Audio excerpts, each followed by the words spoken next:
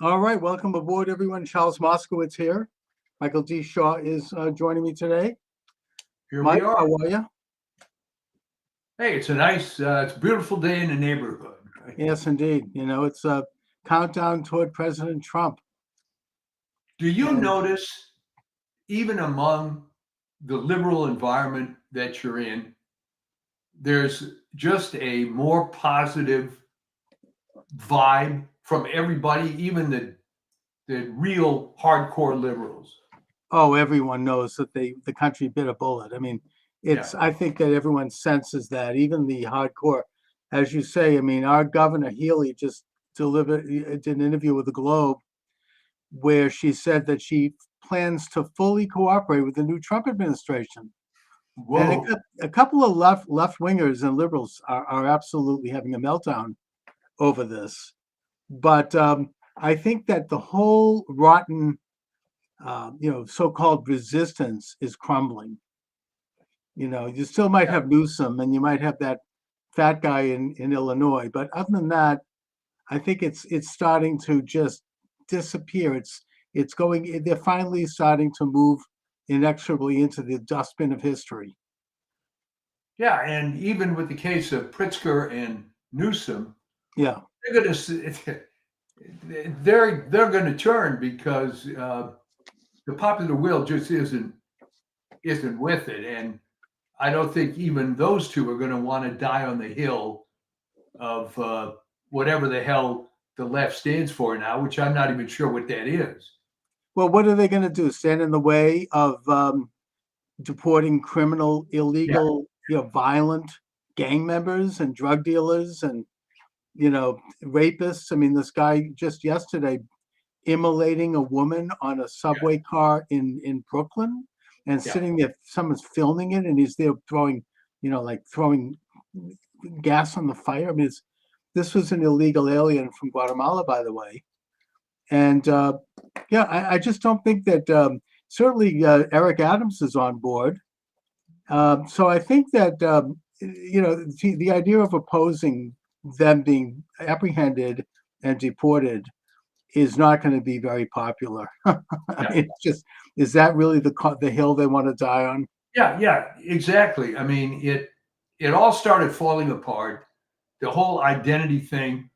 I mean, good grief! If you saw any of the video between Anna Kasparian and Cenk Uygur, where Mhm. she is just freaking out about how she believed all the BS. And then suddenly it's like it hit her like a stroke of lightning that her life has been ruined, not by the Republicans, but by the Democrats.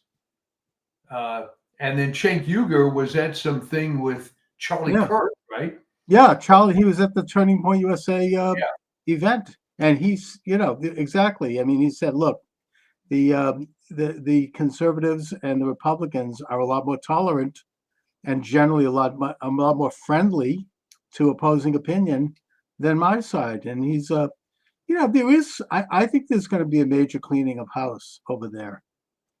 They're just it is kind of like I observed before the election. It's going to be like the George McGovern loss of 1972. huh. Ooh. Right? I mean, they're going to have to really like get their house in order, and it's going to take it could take a decade before they come back from this. And I mean, I don't think that Biden is going to really, he has a few more weeks of mischief. I don't think he's going to be able to do much more. He's already commuted the sentences of some really, really bad people, and it didn't go over as being particularly humane. Now, today, he's commuting the death sentences of, I think it's 24 people on death row. And these are some of the worst, people. I mean, slaughtering children. I mean, Oh really yeah. violent criminals. And I think, does he think this is going to be seen as progressive? I mean, I don't think so. And I don't think most liberals and progressives are jumping for joy over that either. Well, I think what's happening is that it's being revealed that whoever controls Biden is the hardcore lunatic fringe of the left. Because if you wanted to write a recipe to get people to leave the left, you would do stuff like pardoning serial killers and whatever the hell he's doing now. Mm. So it comes down to, our little topic before, this model UN mentality where, well, gee, this was my worldview when I was 13 years old, and I'm just freaking out. The world has to be like this. And it's all falling apart for those people. And I feel no sympathy whatsoever Yeah. because I knew people like that, and they were able to create a fantasy life for themselves. In many cases, I'm thinking of one particular woman who would epitomize this whole thing. She ends up going to what was then called Radcliffe. She creates an academic life for herself and is able to live in this bubble the whole time. But the fact is, most of the others aren't quite as, quote, fortunate to be able to do that, and now are coming to the reality very late in life that this was all a crock. And I'm seeing this, okay? You go on ACSH, and this Henry Miller guy puts up an article, I could not believe it, arguing that the vaccine was beneficial to the nursing home people. Oh my God, that's I mean, completely. Where did he come up with that BS? I mean, it's obviously not science. You can find, quote, scientific articles for anything you want. It was garbage. Beneficial to them after Cuomo put COVID active people in the nursing home. Great. Yeah, really, that's wonderful. So there are some of the people that are just going to keep doubling down for the rest of their lives. Yeah. And there's not much you can do about it. No, but they're becoming, it's a dwindling cult of haters, basically. And, even, now that the Wall Street Journal has done an article that really has said what we've been saying since before the last election, and that is that Biden is seriously impaired mentally and physically, to the point where people surrounding him would keep him sequestered and out of the scene because he was having good days and bad days. I remember you said way back when that it's a symptom of sunsetting. It's a it's a mid to advanced stage of dementia, something we've all observed. They're now admitting it, and it does bring up the question of who was running the country and who was running the executive branch for 4 years. I mean, apparently he'd have good days and bad days, and when he's having a bad day, they just would cancel everything. And then he would basically have to have long naps. He would just come in, maybe he was cognizant for a few hours in the course of a day. He had I think he only had like a half a dozen cabinet meetings in his entire presidency. Yeah. And one of them was headed up by Jill. And he would have to have everything. The cabinet ministers would have to send their questions to him in advance for those meetings, so he could already have a formulaic answer, which he couldn't even do that. So, it's on the one hand, it's pretty sad, but on the other hand, it's criminal that this would have been covered up. This should have been a constitutional crisis issue where he should have been removed from the office. I mean, they certainly talked about removing Trump from the office for 4 years every time he blew his nose.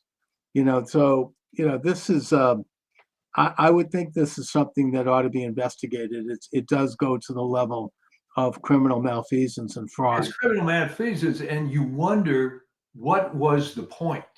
Okay, if this were a family member, it would be sad to see someone declining, but you would lose a lot of sympathy if that guy was a CEO of a business and was screwing up things right and left just to maintain this illusion that he was in control. It wouldn't happen.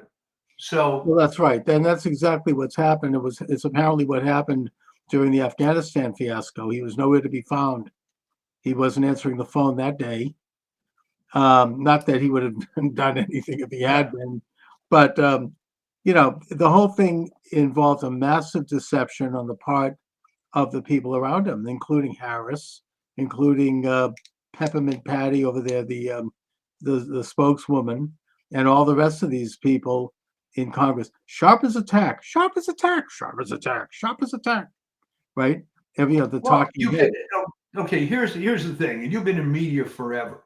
All right, I can understand how all the rest of the mafia around him is going to be part of it, but I really don't understand how a guy like Joe Scarborough can say this is the best Biden ever.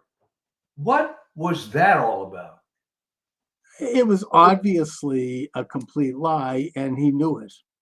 But why do it is what I'm Just saying. like they lied about the 2020 election, just like they lied about the J6 attack. These are all, that they lied about COVID. They lied about the vaccine. I mean, this is why Trump, one of the primary reasons, the basic reasons why Trump was elected. People got sick and tired of living in this context of lies. And it also shows that the mainstream media has completely jumped the shark. They've lost their relevancy at this point openly. Nobody believes them anymore. And they're still doing it. If you watch them now, now Elon Musk is now the president, is the latest. Right. I mean, this is like, they just haven't learned. They're continuing to push, hoax after hoax. And I mean, I've been saying to some of these people in my Twitter, because I go back and forth, I say, look, it's one thing to go into the loyal opposition and criticize legitimate political positions, and even maybe to criticize personality, but to continue on this course of these, of these hoaxes and running them up the flag one after the other, it's a little late for that. You got to move on. No one's believing this anymore. So why are they doing it? Are they playing to this hardcore subscriber base that wants to hear this? I mean, consider that Rachel Maddow, at least before all the cutbacks are occurring now at MSNBC, was at a $15 million salary.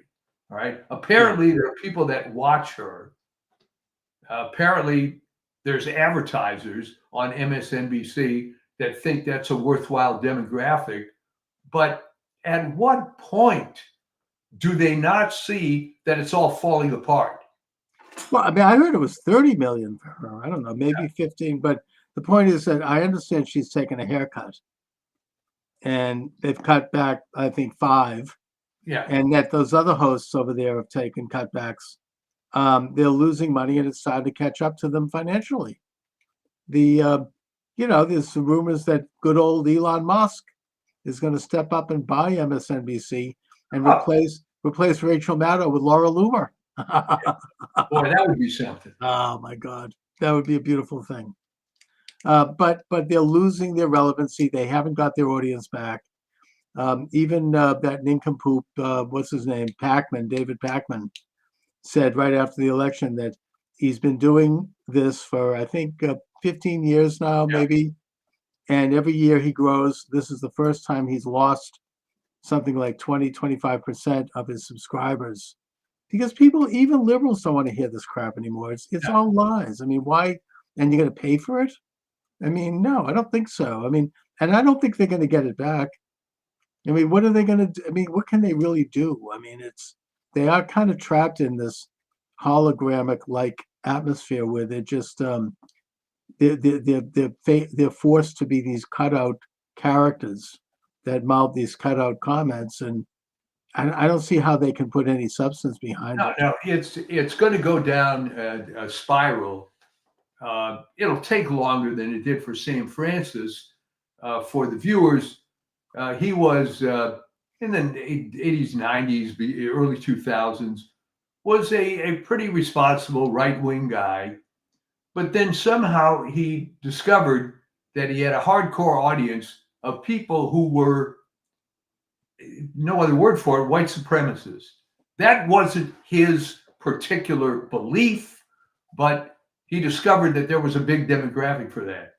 Mm-hmm. So he doubled down and made more content toward this white supremacy thing as opposed to just conservative stuff. And he just spiraled down, down, down. Now, he didn't start out from having X number of million subscribers like MSNBC, but it's the same thing. They're going to keep playing to the hardcore base until it just dwindles and it ends up being what they used to call little old ladies in tennis shoes. Right. Was, the Well, maybe expression. he got wrapped up into a particular ideology. I mean, that happened to Joe Soberin also Yeah, in yeah. terms of his war against the Jews. He just he basically imbibed this ideology. It's a very attractive ideology in terms of answering all of the riddles of the universe, Right. and it makes things very simple and very basic. I mean, you could once It you was the Jews. Right. blame the Jews. I mean, E. Michael Jones is an example of that, right? He's embraced a very, very particular view that's been largely rejected by Christianity and largely rejected by the Catholic Church, and he has added to it. He's created this hybrid, and that everything then gets squeezed into it. Anything that doesn't agree with it is edited out of it, and it reaches a point where someone becomes dishonest. They become warped. And it's a sad thing, actually, in that case to see, because there is someone there who actually is a very pretty substantial intellectual who actually had a lot to say before he went down that deep end. And so, it discredits what is otherwise a great body of work. Well, I've seen this happen a few times. Yeah. And in many fields, and it becomes when somebody comes up with a unified theory of everything and they get hung up on it, it just doesn't work. No, it becomes unreal because that's not reality. I mean, existence and morality actually has a lot more nuance to it. These are things that, suddenly they basically they're playing God at that point. It's the sin of the Garden of Eden. They know everything. They know all good and all evil. And that, it's a form of idol worship. I know, I don't mean to claim that they're involved with some of the aspects around it. Well, that's exactly right. And the trouble is that the people that tend to fall down this pit tend to be smarter people that like the fact that they have an explanation. I mean, one that's current now. There is, and you have to be very specific here, vaccines and autism. Now, the connection isn't so much vaccines as it is the fact that when they were giving 40 vaccines back in the 80s and now they give 220, it might just be this assault on the immune system, yes, caused by giving so many vaccines, but it's not vaccines per se. So this has become a huge deal, RFK and others, and they're trying to hang their hat on this. Life, as you said, is not that simple.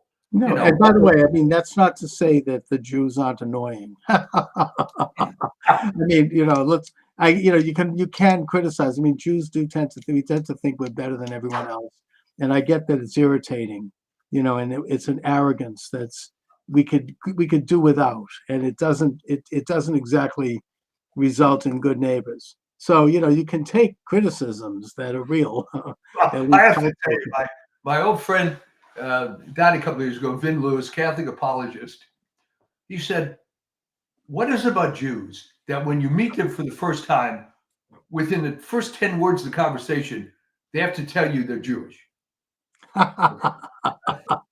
Well, it's this kind of, it is a smug sense. Yeah. And look, in fairness of criticism, you could say that it comes from Talmud. The Talmud is a bit supremacist when you study it. It's sort of like that's how the Jews survived 2,000 years without a country. I mean, there's a reason for that. It didn't just happen by accident. There was this idea: we're a separate nation. We are better than everyone else, and we have to keep ourselves separate.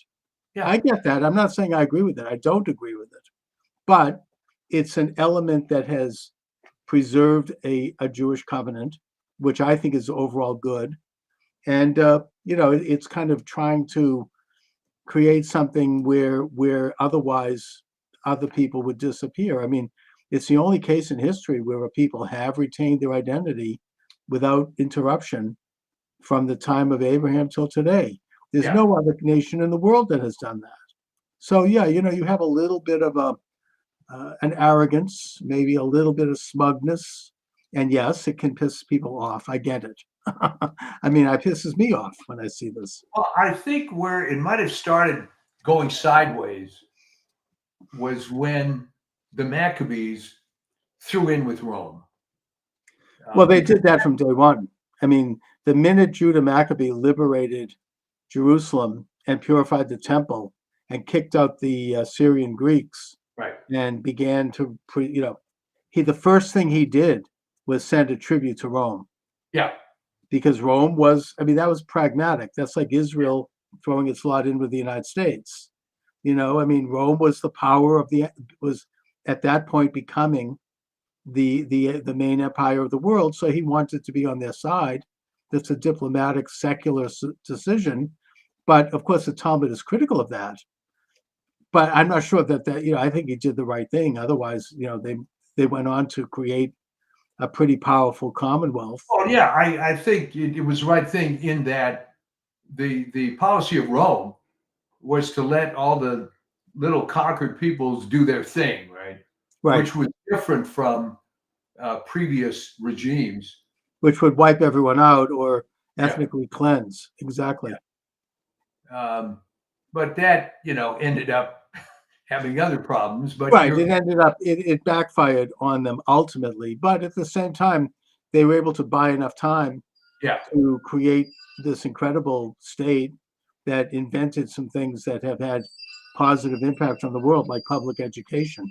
Not Yeah. that it's a great thing today, but I'm just saying they implemented a system of education. They implemented a sort of a unified culture. They did get back to a belief in God and in Torah, and they rejected the Greek elements of the Greek secular state. And at the same time, they embraced other elements of it. Yeah. It's kind of, that's classic conservatism, to take a look at that which is good and embrace it, and then winnow out that which is bad. yeah. Um, Yeah, interesting history with that, of course. It would be nice to have this conversation now of your temple members, of all these hardcore liberals that you're surrounded by. Are you getting a different sense that maybe they're it brings up secretly happy that Trump won? yes, I do. And it brings up a question in my mind that could deal with anything. And that is, how do they know on election day how people voted? Like they always say, well, the Jewish vote was XYZ, the black vote was this, the women vote was that. How do they know that? Where do they get that information? Is there like a survey done? Do they ask people coming out of the poll, are you Jewish or are you black or like, how did you vote? I mean, how do they do that? This is, and okay, the way they do it is with exit polls. But as we've said so many times on this show, if someone came up to me and asked me stuff like that, I'd ignore them and walk on. Yeah, I've never been There's asked a question like there's a that. self-selection process that if you are volunteering to be at that, I don't know that you're that representative. And you're exactly right that I've always thought that this idea that Jews are 105% liberal, I've never believed that because I've met real people. I think it's that the Jews who are not on the left keep it quiet, Yeah. because the left-wing Jews who are holding the high ground are so nasty. They're like regular liberals except on speed. We're talking real ugly people Yeah. who will do stuff to you that is not pleasant. Jews are very good shunners. You're going to be excommunicated, to use a Christian term. And I've seen this. I've seen it in my own life. I mean, it's some of the most vicious. So it's only natural to want to avoid that. So you keep it quiet. But I think that at the end of the day, Jews are a lot more conservative than people realize, and they themselves realize. But it's a tyranny of power that is running the high ground, and I'm hoping that with the election of Trump, that's going to start to change. I think think it that already is is. because you could draw the analogy to the entertainment industry, and I had some experience with that. I was a member of a couple of secret groups, if you will, of Hollywood conservatives. Yes. Um, well, it wasn't all that secret, but there were more people that belonged to these things than you would care, than you would think. Albeit, I remember being at some of these events, one of which was at David Horowitz's house, and Okay. there were people that were afraid to give their name. Oh There yeah. were others.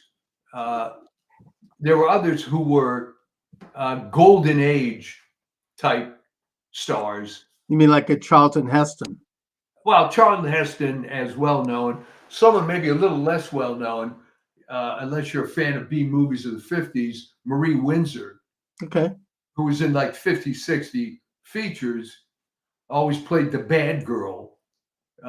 So these events took place in the 90s, I remember. And it was funny. You'd see Marie Windsor sitting over there, and it looked like Marie Windsor from the movies, but older, And she was very outspoken about her conservative beliefs.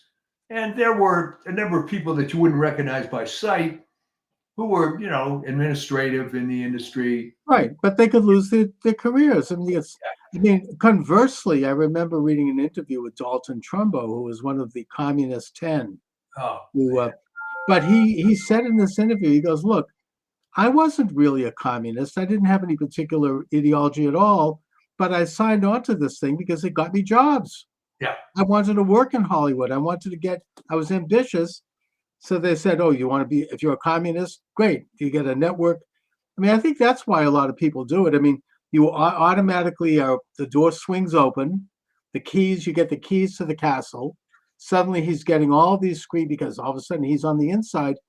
And yet, he didn't give a damn about it. I mean, it was all like, it was just sheer ambition. So that kind of thing goes both ways. Yeah, well, Michael Flores might tend to disagree with that, but with the case of Trumbo, but Right. Okay. there were some people that were just hardcore commies. Oh yeah, no, they definitely were, and they had power, for sure, and that's why you had a guy like a Trumbo, whether he was or not, sign on to it because he wanted to get somewhere. I mean, I think that's why you have a guy, not to go into it, but the late great Reverend Dr. Martin Luther King played footsie with the communists because he wanted to get somewhere. He saw what side the bread was buttered on. He wanted to have influence. I get it. I mean, I think it's a selling out, but he would not have been able to have done what he did had he not at least slightly genuflected to that side. And he did. I don't think that probably was who he really was. Maybe it was. I don't know. But well, okay, but the times have changed in that the prevailing mood is going to become MAGA, and it's people it is. And it's you can already feel it. And it's a I mean, the only fly in the ointment that I see right now between now and inauguration day, well, besides the fact that God forbid something could happen to Trump, if Trump makes it to inauguration day and he's sworn in, then we're home free. Yeah, because all of his cabinet people will be in place. J.D. Vance is pretty good. You've got Kennedy. They'll all be in place. And so that even if they take Trump out, that government is there and that'll continue. So in a way, it's a race against time right now. The other problem I see that is more on the international stage, and that is that Iran is on the verge of throwing a nuke at Tel Aviv. It's a real thing. That's not a joke. They have been seriously set back. Originally, for whatever reason, I don't know if it's radical Islam, I don't know what it is, but Iran has at some point decided to go to war against Israel. I mean, it's a traditional ally to Israel, but under the Ayatollahs and the mullahs, they have focused obsessively on destroying Israel, even though Israel never had any particular beef with Iran. And they set up all these proxies. You got the Houthis, you've got Hamas, you've got Hezbollah, and Israel has disintegrated all of them at this point. I mean, they have completely defeated Hamas. It's still there, but it's no longer a threat. Same thing with Hezbollah. And now with the fall of Assad, Israel has gone in and they've debilitated a lot of the serious, dangerous weaponry that could be used against them in Syria. So Iran is now somewhat isolated, but they still have their nuclear development and they could still use it. And now it's being said that they're within days of getting a nuclear warhead. And you get very naive people in the US State Department and military establishment and in those of others who say, well, I mean, that's fine. Let Iran have a nuclear bomb because it'll be like the United States and Russia. It'll be mutually assured destruction and it'll be a balance. But that's not how Iran is operating. They believe that they're going to have 70 virgins and they're going to create a world order by destroying Israel. And they don't give a damn if they get hit back. I mean, the Hojatollah Islam Hashemi Rafsanjani went on record as saying that. He goes, hey, if Israel hits us with a nuclear bomb, we don't care. We've got 130 million people, but then if we hit them back, we can take them out. So that's the mentality they're dealing with. And that's what, I mean, it's really a race against time because I think that, I don't know if Israel has the capability to do it. They did it twice before. Right, but take out the nuclear development, which well, they did it in Iraq with the Osiris, and they did it in northern Syria a couple of years ago. And in the case, I was listening to an Israeli military, I was reading a site. In the case of Syria, they dropped some very heavy bombs on that site. And also in the case of taking out Nasrallah, the head of Hezbollah, people, how did you do this? He was like 100 feet underground in these airproof bunkers, and nobody was supposed to be 100% secure. They did it because they dropped some big bombs, and they kept going over and dropping them again and again and again until they finally did it. So Israel has the military capability, and it's the kind of situation where it's like if you're in a forest and you wound a lion, you better make sure you kill that lion, or else you're going to be toast. And so Israel has to go in and make sure, if they do this, that they are going to be able to complete it. And I think it's a window of opportunity now. And I do think that Iran is like backed into a corner, and they're afraid of what might happen if Trump becomes president. So there's a vacuum of lack of power, which is something that in the Middle East people understand, both Israelis and Arabs. When you have a vacuum of power, look at what Israel's doing right now in Syria. There's a vacuum of power. They're going in and they're taking out all these sites that they would have liked to have done before, but they were afraid to do it because of Assad. Now that he's gone, they're doing it. I'm just saying that right now there's a vacuum of power in the Middle East, and Iran might step up to respond to that. So these are very perilous weeks as we go toward Trump. Once Trump is in there, he's unpredictable. Biden, they didn't expect him to do diddly squat, because he wouldn't have. But in fact, if anything, he was giving Iran billions. He was releasing funds to Iran that had been impounded by Jimmy Carter. And that helped Iran fund these proxy armies. So they didn't expect anything, they're of the mentality that, like, well, if we appease Iran and we give them money, they're going to be nicer and they're going to join the Western world. But that's not how it works. Trump understands that. And I think that Trump does not want to see a nuclear war in his presidency. It's already been leaked that on the inner chambers of Trump's strategy team, that they feel that they will stop Iran's nuclear capabilities. And they're just worried about whether or not it'll trigger a world war. And I think in the case of Trump in the White House, it will not. because Trump will be in touch with Putin. He'll be in touch with Xi, and they won't let that happen, or it's less likely. Well, let me ask you this. Is there a scenario before noon on January 20th that things could get bad enough that the uninaugurated Trump, would have enough influence to just step in and say, no, I'm not going to let Joe screw this up anymore? You mean before the 20th of January? Yeah. Yes. I don't think so. No, I mean, it's not in the Constitution. It's just that's how our system. That's why there was an amendment to shorten the lame duck period. The lame duck period used to go right through till March 15th. Yeah. And historically, somebody should do a book on this. Maybe I'll write it. All right. Some of the garbage that would happen during that lame duck period, some of the worst sort of policies were put in place because you had a regime that was going out. They didn't care. They were unaccountable. And they were in a position where they could pull off stuff that was not wholesome and good because they could. They just it happens in the state level. It always happens in Massachusetts. Well, no. Let me put it this way. Maybe I wasn't clear about it. Obviously, Trump isn't the president until inauguration.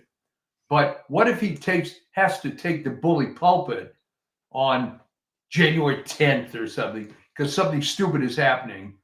And he takes the bully pulpit and forces the current regime to get it together. I mean, I think he could. Eisenhower did this. Eisenhower, after elected and before inaugurated, went to Panmunjom in Korea during the hot period of the war. Yeah. And he had a meeting with both sides and he said, look, I'm going to be president in 2 weeks or 3 weeks. If you guys don't come to a peace agreement, I'm going to use nuclear power. And they believed him and they came to a treaty. Yeah. Well, that's the kind of thing I'm talking about here. And I think that's the kind of thing that Trump could do. I could see that. I could see Trump going there, getting a meeting and saying, hey, you want to F around? Guess what? After January 21st, it's going to be, I'm just saying that you're right. I mean, it worked with Eisenhower. That treaty has held up ever since. There hasn't been a war again in Korea. So, that's use of power and leverage. And Trump could do it. I think he could, I mean, maybe Iran isn't that crazy. I don't know. Well, I actually thought of that. I didn't remember the specific timing, and thank you for the 2-week thing. Yeah. But I mean, I hope it doesn't come to that. But I don't think it, and also I think that Biden at this point is so impaired that I just don't think I mean, the worst thing I think he could do, and he probably will do it, is he'll give pardons to the J6 committee and to Fauci. And that's going to bury the Democratic Party for another century because it's obviously so, already he's maybe these other pardons are kind of trial balloons to see how the public reacts to it. And it's not good. No, it's positive, which is why I wonder what's in it for Joe Biden. Well, I mean, I guess the first they pardoned Hunter Biden. I get that. Maybe he might pardon the rest of his family. That didn't go over well, even with liberals. But then he's commuting of sentences for, 1,500 people, including some really, really nasty characters. Oh, yeah. That's a subversion of our system of justice. It takes a huge effort in terms of due process to get people convicted in this day and age. And to simply overturn that with a pardon, that could destroy someone's reputation. Look what the Nixon pardon did to Ford. It was very damaging. Now, that doesn't mean he shouldn't have done it. I think he should have done it. I think he did the right thing, but it was very damaging. When you give a pardon, you're basically, I mean, the infamous Clinton pardons, right? Mark Rich, and he pardoned his brother, and he pardoned Hillary's 2 brothers. Yeah, and Peter Paul. Right. Yeah, I mean, there was pardons. And at the end, I think I did an interview with someone who wrote about this. I don't remember who, but he literally had people sitting in the White House calling people, cold calling, and saying, offering pardons in exchange for money, Yeah. selling them, like, and trying to get in. He had pardons. He was pardoning people right up to the moment he walked out of the White House. I mean, when George W. Bush showed up at the White House after Clinton left, he found pardons sitting on the desk that hadn't been finished yet. I mean, he was just, that was really, and it completely tarnished what was left of his record. And I don't know if you've noticed, but Bill Clinton now is trying to make a comeback. I noticed a billboard on the highway here in Boston promoting his book with a big picture of him. And now he's going on TV. It's not working. Nobody wants to hear from him.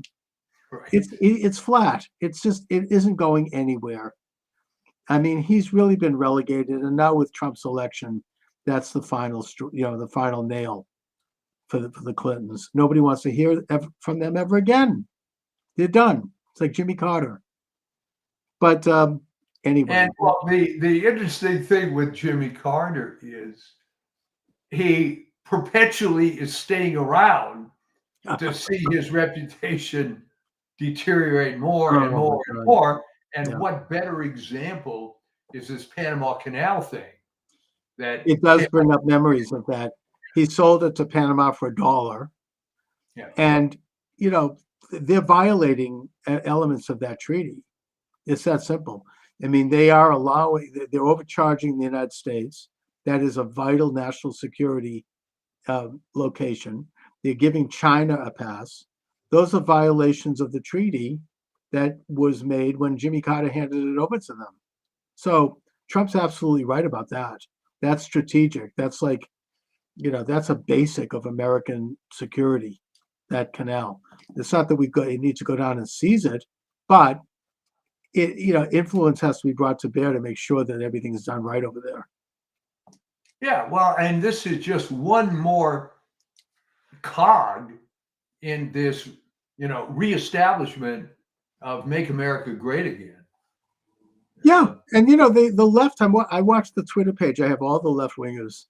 Oh, they were all like, "Oh, this is horrible. How could they do this?" And these Panama taking back the people don't care. People are like, okay, I guess we might have to. I mean, they're not getting what the reaction they were assuming. No. And now he's talking about buying back Greenland. I remember last time around he brought that up. People were in a tizzy over that. These are reasonable. This is the real world. These are real national and international questions. There's nothing wrong with that. I mean, the United States controlled Greenland and Iceland during World War II. Yeah.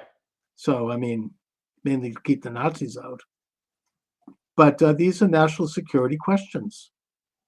Anyways, but there could be a lot of stuff going down between now and January 20th, and it'll be a big, big relief when we have Inauguration Day. That's for sure. Oh, absolutely. It's going to be beautiful, God willing. Yeah, it's and like we said, I think last week, as bitter as 2020 was, it's better that it worked out 2024 because all that momentum built up, which is now being released. I mean, there were people right after the election that I thought I was going to hear from. And one of the guys said, "Why didn't you call me?" I thought, and he said it was just taking me a few days to just drink it all in, It was a complete landslide.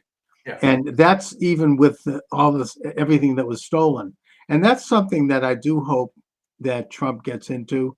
I don't know if it's going to be the top priority because there are a lot of bigger issues, but I hope that they don't drop the ball on election reform. They have to bring about voter ID, same day voting, getting rid of the machines, just like what Elizabeth Warren called for, and getting this country on the right path toward the integrity of one person, one vote, one citizen, one vote. There was still theft in this election. I think Trump did better than he only won because it was such a huge huge victory, but I think it was probably a lot Most bigger. egregious, I think, in Maricopa. Oh, and they stole it again from Kerry Lake. Yeah, That is the where most corrupt. I hope that Attorney General Bondi looks into that. That needs to be investigated. That rotten, that is what the Irish used to call a rotten borough. That yeah, is that and Fulton County, Georgia, and Wayne County, Michigan. These are rotten boroughs, probably Boston. I mean, it's institutionally corrupt, has been for decades. They're run by machines. It's, uh, California, they're still counting, right? They got in those two congressmen in spite of the fact that those districts voted for Trump. yeah. Well, They, that's sort of the whole fallacy. It was most egregious in Maricopa. I forget the exact number, but to believe the results in Maricopa, you had to believe that there were 30,000 plus people that cast ballots where they didn't vote for Trump. Where they voted for Trump but did not vote for Kerry Lake. yeah, they voted for Gallego, who's like a Yeah, real radical left. yeah, Obviously, it's stolen, and it's the problem in Maricopa is that rotten Republican-controlled county with people like Stephen Richer and these other skunks. I mean, they hate Kerry Lake.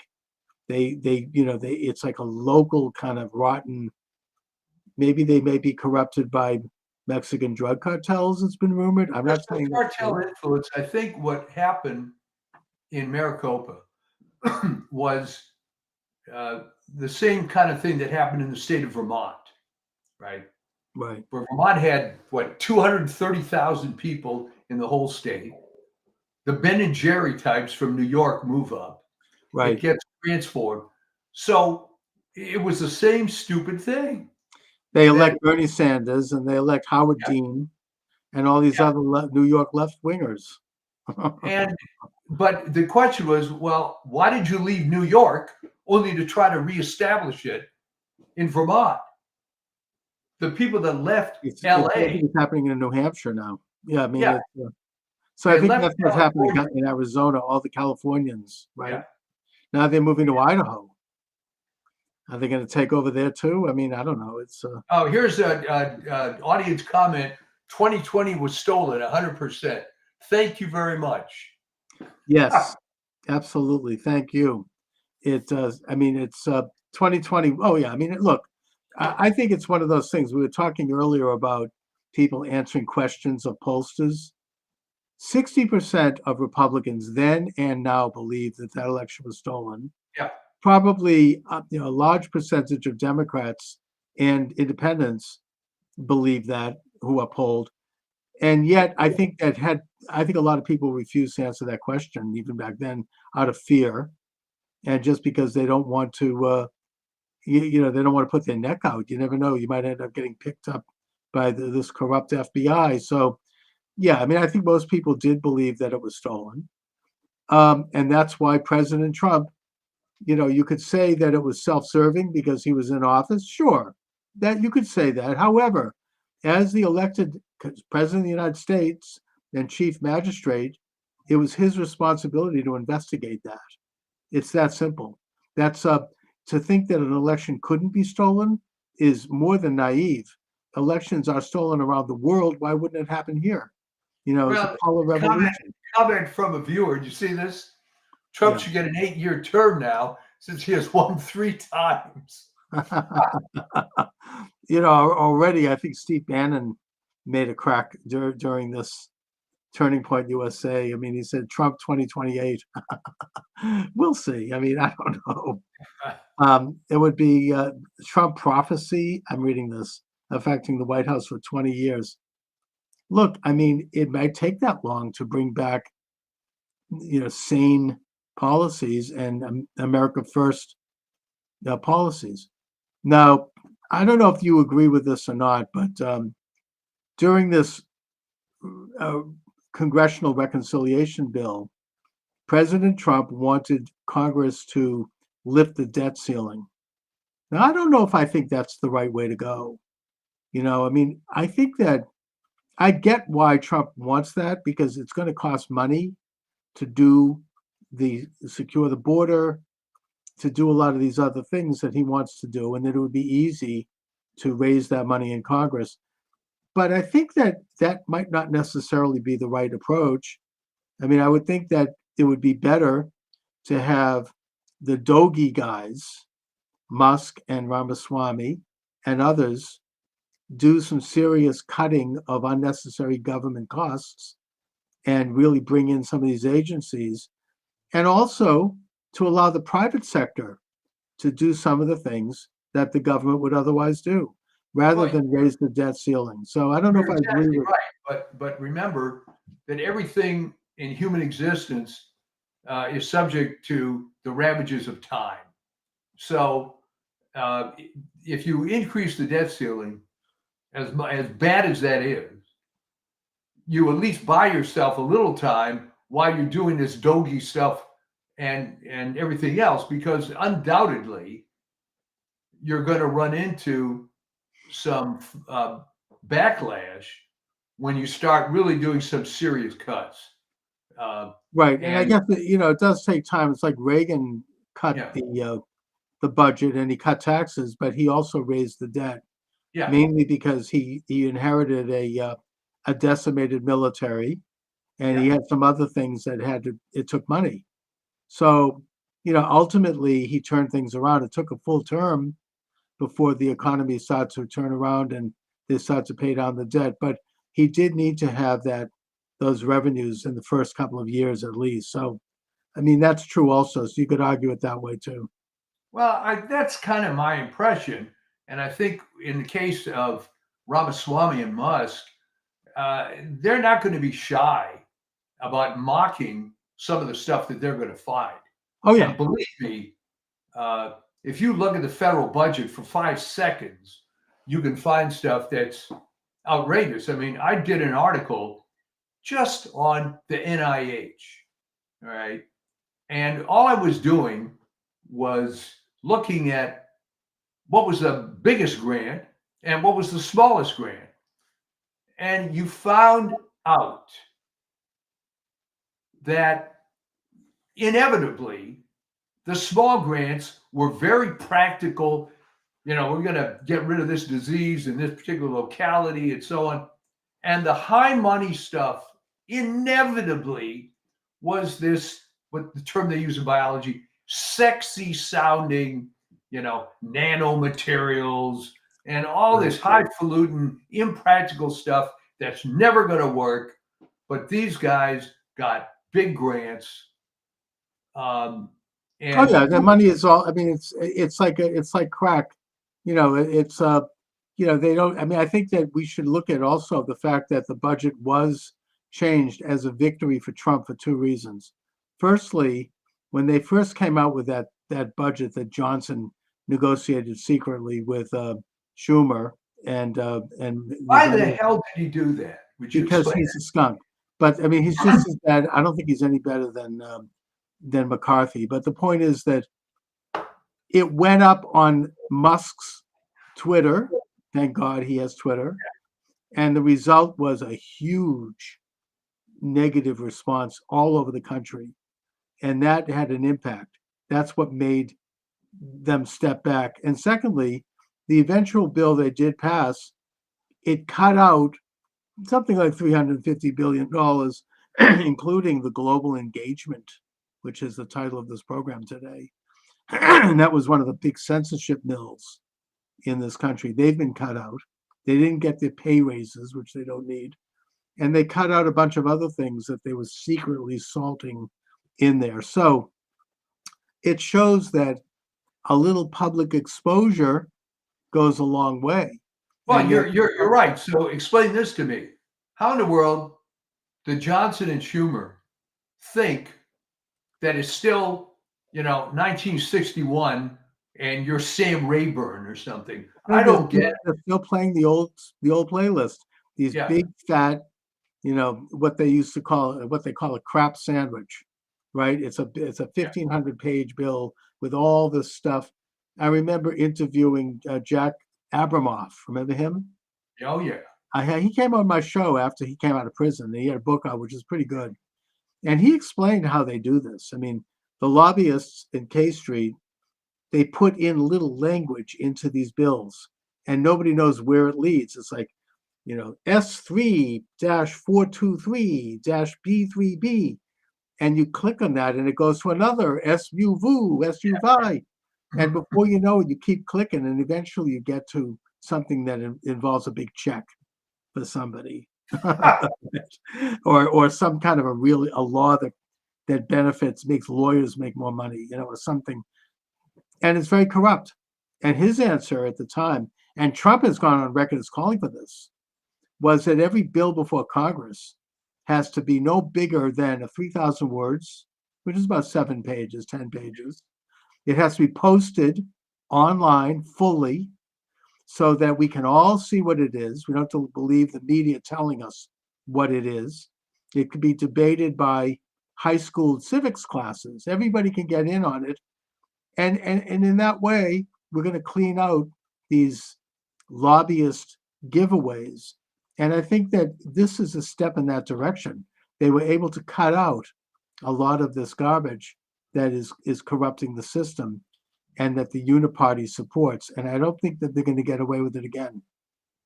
Well, I think there's a book idea for you that centers around the notion of why does the elite media and why do these political hacks still think that it's 1953, that there isn't complete digital everything all the time, that you can somehow operate the way you used to.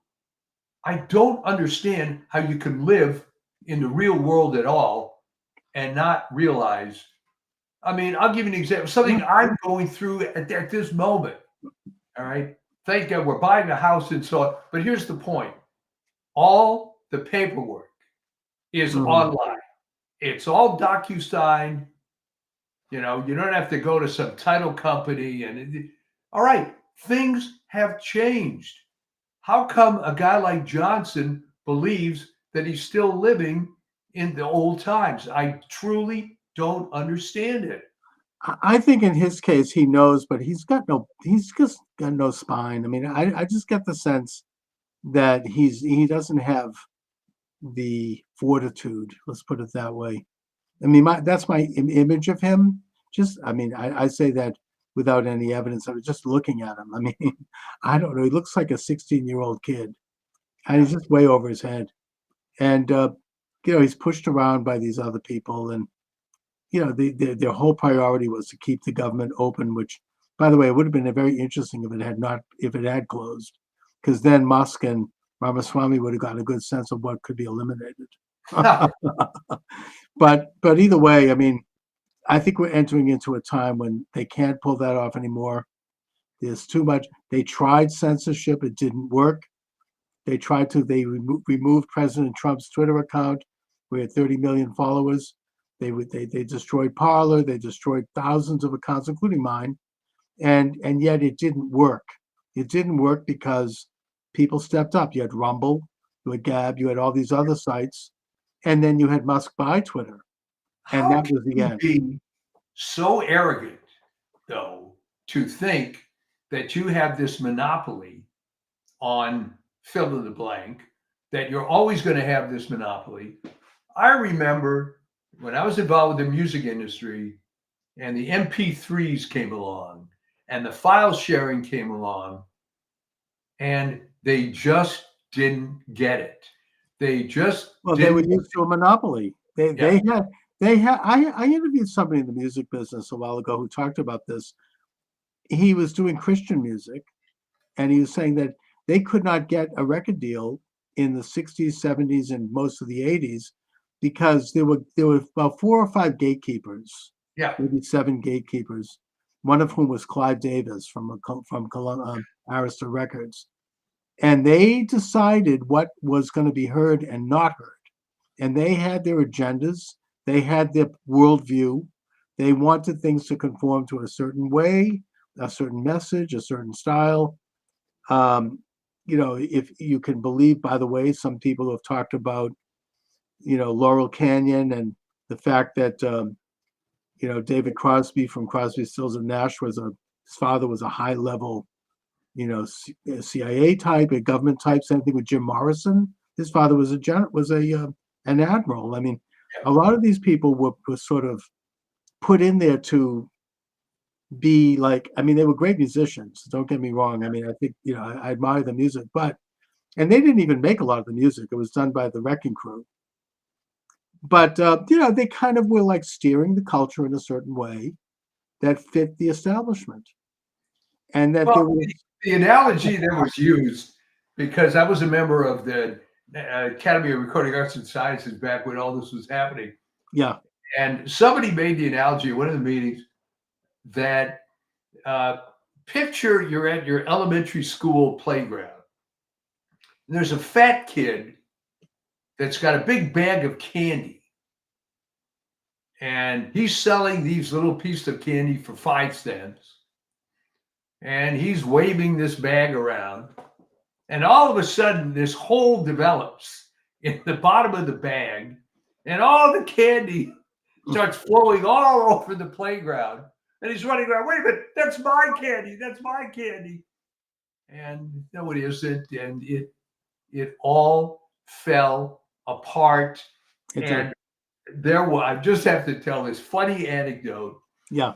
When the MP3 stuff really started, I got a hold of something, and picture what was then a CD. And remember, the MP3 format was about 11 times more compressed than the so-called Redbox format. So you could put more music on a CD than you could before. Right. So this guy gives me a CD. I put it in the computer, and there's images of every Beatles album cover. And if you click on the image, you get all the songs of those albums. All right. Anyway. I mean, it's I think that in a way the whole music industry, it fell apart in the same way that the internet has done to politics. It's like everything now is accessible. I mean, it cannot be controlled. I mean, I've heard that the Beatles, for example, were Tavistock Institute. Now, that doesn't take away from the fact that they were great musicians. I admire the Beatles. I love the Beatles. But, they had to conform to a certain... Oh, yeah. And the Rolling Stones also. I mean, some of these big bands, I mean, they didn't sit in that perch for nothing. I mean, these were like... It didn't just happen by accident. Yeah. They were influencers of not the kind that we think about today. They were there to... I mean, in the case of the Beatles, I mean, they glamorized drug use. They just did. I mean, there's no question about that. They deny it. I mean, John Lennon denied that Lucy in the Sky with Diamonds was about LSD. That's bullcrap. It was.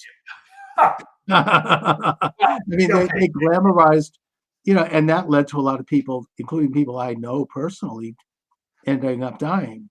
So, I mean, I hope there's responsibility there, and it was a weakening of people, of the culture, of the opposition in a way. I mean, we could talk. This is a great subject. We could go into this deep. Well, let me wrap up this story because it is funny. I will not mention the name of the guy. Yeah. Very well-known songwriter. Will not mention his name. Anyway, he's in my office, and he's decrying the fact of the MP3s, and it's terrible and violating copyright. And I said, okay, you want to see something really illegal? And I showed him this Beatles CD. So I expected him to blow his mind, right? Right. Instead, he says, Mike, can I get one of those? By the way, we have one final comment here from our texting friend. The Yellow Submarine song. Adolf Hitler escaped to South America on a yellow submarine. Coincidence? No, Jerome Corsi, who's been a regular on mine, did a book on this topic. And he does say that there is a possibility that Hitler did escape to Argentina, took on a different identity, and had to live the rest of his life quietly in Patagonia. I think that's possible. I mean, when Truman met Stalin at Potsdam, Stalin said to him that he felt that Hitler had escaped. He probably did. Why wouldn't he have? I mean, putting myself in his shoes, right? He knew it was all coming to, he knew that everything was crashing down. I mean, that he wouldn't have had an escape route? Well, I remember as a child, that was a huge rumor all the time Yes. that Hitler wasn't really dead.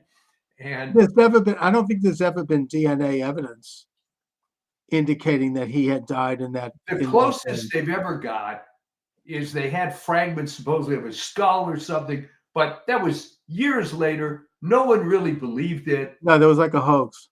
Yeah. Now, I'm not saying I know, look, I don't know any more than anyone else, but it's entirely plausible. I mean, Well, there were plenty of lower level Nazis that escaped. yeah, including Mengele, who ended up in Paraguay. I mean, and Eichmann, right? He got to eventually hunted down by the Israelis, but there was plenty of people who got out, and they knew it was all coming down. I mean, they knew everything was. The only reason that Mengele escaped was, and the official And by the story. way, I agree with you on the call. Jerome Corsi is very trustworthy. I've had him Yes. on my program many times. I admire his work. He's had nothing to gain by writing that book.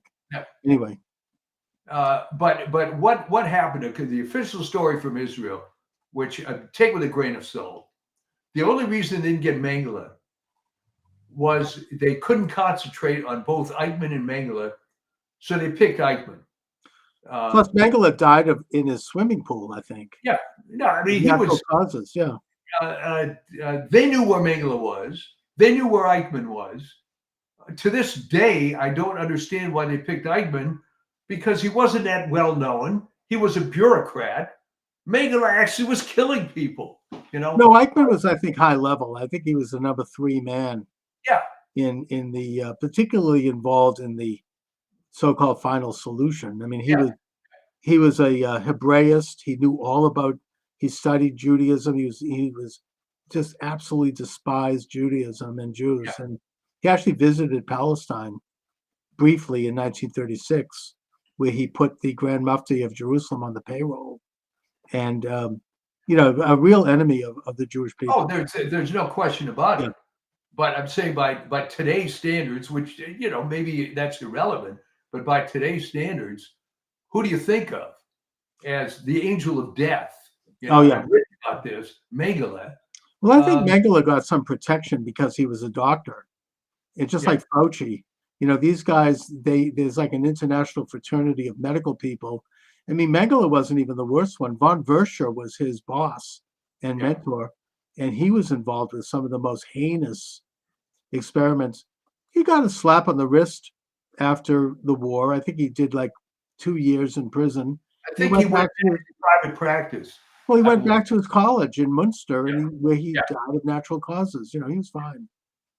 Anyway, but great topic. We'll have to get into it at another time. What do you have coming up on the Substack? Well, now that some of the, I've got a little bit of time now with the holidays and so on. I think I'm going to get into, it's going to help you with your book idea Yes.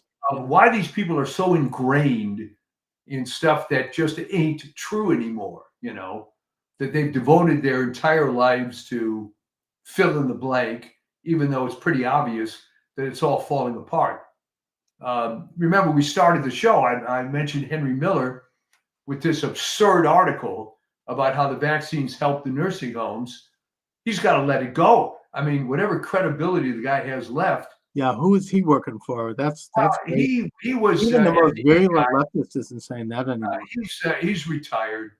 But if you truly, really, really believed that every vaccine has an image of Jonas Salk in it and is saving the world, and you just can't bear to hear the details about what happened with this one,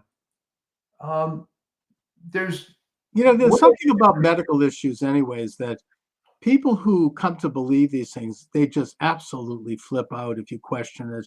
I mean, I even recently had a situation where I mentioned to someone that I had heard that all these hand sanitizers are not exactly healthy. And this woman had a meltdown over that. How could I say? because they're invested in it. It's like they've been doing it, and you don't. I mean, it's almost like maybe it's the new religion. I don't know, but it's there's something about. I still see people, even like at my synagogue, who are still fully masked Yeah. 4 years after the pandemic, assuming masks were ever any good anyway, which they weren't. But putting that aside, I have never seen their face. I mean, they're still completely with heavy masks, and they put this one couple, they have their son in a mask. I think it's almost child abuse.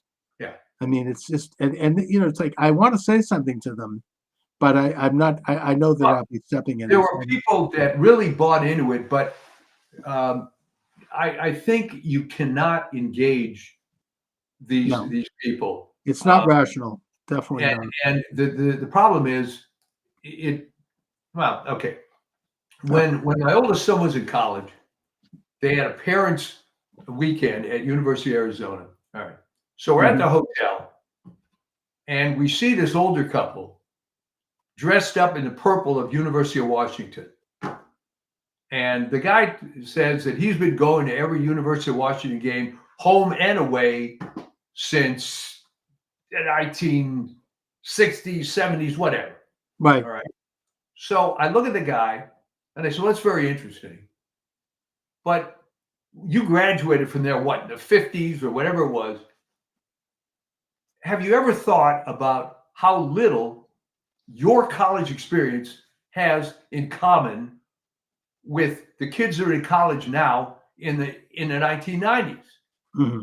Okay. So I've got to ask you this. What are you identifying with exactly? The logo? I mean, what is behind all this? And the guy turns ashen and silent. I realized, why did he even do this? And it was like a fundamental thing of his life to follow. It's very tribal. It's like criticizing the Boston Red Sox. It's just right. It's very tribal. Anyway, Mike, but I want to wish you a Merry Christmas. Well, thank you very much. And this is one of those rare years where Christmas. I want to wish all of my listeners a Merry Christmas. Merry Christmas, Happy Hanukkah, Happy New Year. God bless America. And we could look forward to, God willing, a very good and interesting and positive year. So I'll talk to you. All right. Sounds good. All right. Thanks a lot. All righty. All right. Welcome to the program. Charles Moskowitz here. By the way, we have call-ins on this show. I don't know if too many programs online can do that, but we do it the old-fashioned way, like you would do with a radio talk show, where you can literally call in at 508-637-5596. The number's listed here on the screen, 508-637-5596. Not taking TikTok today, mainly because TikTok's canceled the account. But I am up on Rumble if you want to send in a chat or whatever. Anyone listening knows I'm really ham-handed when it comes to technical matters. My guest is Thomas Gorenc from the Paranoid American. Thomas is a comic book publisher, a military veteran, an ex-Disney animator.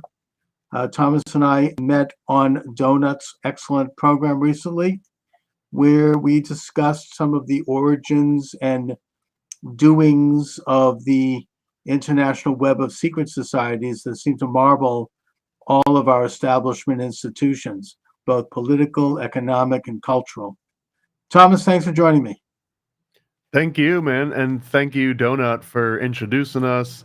And also, that's dangerous. You just have live call-ins. How does that usually go? I've been flirting with that idea, but I'm not sure if I can handle it. Well, I mean, I've only gotten a few calls, but I'm just introducing it. I hope to, in the coming year, as I feel more encouraged over what I hope is a lessening of censorship, I think that I'm going to be able to do broadcasting more consistently, maybe even every day at a set time. I think that helps, in which case I'm hoping to get more calls by having people get used to seeing and listening to the program at the same time each day and covering, current issues. And if someone calls in, I get a beep, I press a button, and off they go. The only thing I ask is community standards within reason. And also, I'm not on YouTube, so I don't have to worry about that. But Same. the main station is Rumble for this show. But also Rockfin is very good. I don't know if you know about them. But there are alternative medias. I think when President Trump was removed from office and they deleted his Twitter account, where he had something like 30 million followers, right after what has now been proven to have been a government inside job, that being the Capitol protest. There was an expectation, I think, on the part of the establishment that they'd be able to really launch a full-bore censorship, and they deleted thousands of programs. They deleted Parler, which at that time was really moving up and taking on Twitter, which was the ultimate in censorship. But it didn't work. It didn't work because people got involved in alternative sites like Getter and Rumble and Rockfin and BitChute and a bunch of others. So, freedom prevailed, and ultimately, because they could not censor, I think that's what led to a huge victory for President Trump and his incredible comeback, and I think that the vote there and the level of that was much bigger than we even know. But here we are with the hope as we enter into the new year, and I do feel hopeful that we're going to be entering into a time when more people in this country are aware of the insidious agenda of an establishment that does not have their interests at heart. And so I think that's what this is all about. Now, Thomas, could you talk a little bit about how you got involved in broadcasting, and what were some of the events, if any, that kind of woke you up to realities in our political and social system? If we're talking specifically broadcast or doing podcasts, the main thing was far less noble. It was just that I've been publishing comics about conspiracies for a decade, and operating it from behind the scenes just wasn't really cutting it as much. And I got to guest on a couple friends' podcasts, and I immediately liked the interactive nature of it. Like, it basically completely replaced my media consumption, where instead of watching a movie or binging a TV series, which you can't ask questions of and you can't really engage with, aside from going online and posting your opinion and getting into arguments over, but actually having long format conversations with friends and new and interesting people, that ended up being the real motivation to keep me going. But the original spark was I just needed to promote my wares. I just needed to tell my tchotchkes. And it turned into something way different than that. So it didn't start with noble causes, and even now I don't even consider it really noble. It's just to entertain myself, and almost like a self-fulfilling need to engage with people more directly than just reading an article or reading their bio or something. So those are really the main reasons. But I mean, I've been I guess you would say awake, I think, since maybe the mid-90s, when I first searched for the term Illuminati and came across Secret Teachings of All Ages. I came across Fritz Springmeier's work. I think I was 12 or 13 at the time. And then right from there, it was just a lifelong fascination with secret societies and occult knowledge and sacred geometry and everything in between. So then the writing of comic books on conspiracies obviously led you to do some deep research to develop some interesting themes and characters and storylines. And that led you to a study of the international secretive establishment that in modern times, I think, is exemplified by the Illuminati. And also this long format where you can really stretch out and talk with someone, rather than these canned interviews that we see on the mainstream media. It does lead to a deeper understanding and greater thought and a greater exchange. And it's one of the great powers of this new media. So I certainly get that. Now, you also worked as an animator for Disney. So I need to ask you about this.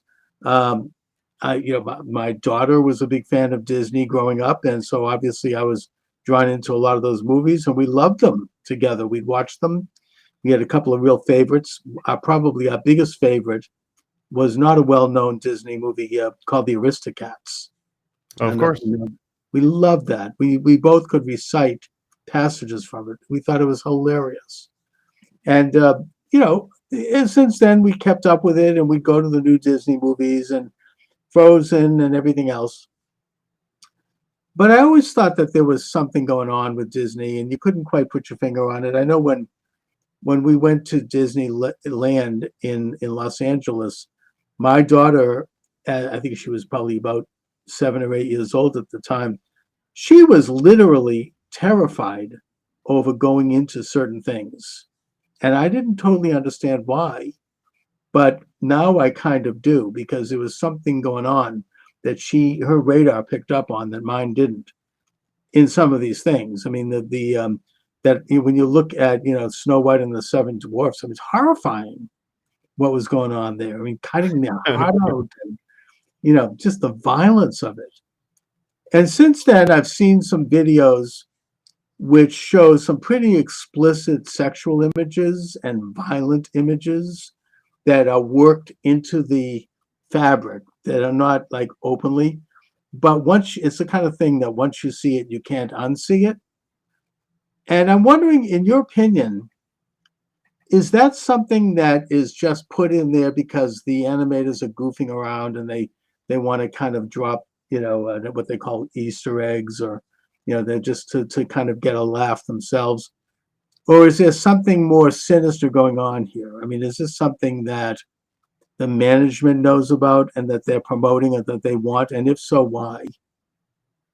I mean, I would say yes to both, but not in maybe congruent ways. Like they might not be as directly intertwined in such a simple sort of fashion for that. So let me rewind and just preface this with the term Disney animator is very charged. Like people assume that I was like hand illustrating Lion King sometimes when this comes out. I was known as a tweener, which is an in-betweener, which means that the big illustrators with the big names on the movies and everything, they draw the keyframes. They draw the individual action poses where these big establishing shots. And then all of those frames in between, if someone's like throwing a ball or something, right? The keyframer will show the character holding the ball, making a goofy face, and then they'll draw another keyframe after they've thrown the ball. But all those frames in between, those are sort of up to these other teams of lower tier sort of animators called in-betweeners, or just tweeners for short. So without going on a whole entire diatribe of like the technical aspects, I was essentially a tweener for Disney for a long time, specifically doing digital animation. They had already transitioned to digital. I started working there in 2006, I believe. And at that point, it was a lot of just 3D and 2D sort of software packages. So I did that for about 10 years, a little over 10 years. I got to work with a lot of their IP. And this was on the back lot of Disney World. I went to Disneyland a couple times. Went to the Burbank studios for some like work meetings and stuff. But for the most part, I worked on the back lot in the Roy O. Disney post-production facility, Walt Disney World, directly attached to the animation building. So I've seen a lot of stuff. I've heard a lot of all the different theories. And to directly address what you're getting at, of like the sexual like symbolism that gets worked in, some of the violent stuff. You even mentioned Snow White and the Seven Dwarfs. All of those things represent vastly different chunks of like Disney's chronology. Just even the difference between LA and Orlando, for example, is like two completely different timelines for Walt Disney. I think he saw what was going on in LA and realized he needed more space, more land, more freedom to do exactly what he had envisioned, and it was just never going to happen in LA. Right. Side tangent, your daughter was right to be a little bit creeped out by Disneyland. Aside from all the Disney vibe, that actually is the site of one of the most gruesome theme park fatalities that I've ever read about in existence. It was the Who Framed Roger Rabbit ride. Anyways, if you look into that, it's one of the worst things that have ever happened in a Disney park. Disney World claims that they haven't had any like catastrophic like fatalities that same way. Although I can get into that a little bit later because that's one of the weird Disney anomaly kind of like fabrications, like one of those illusions.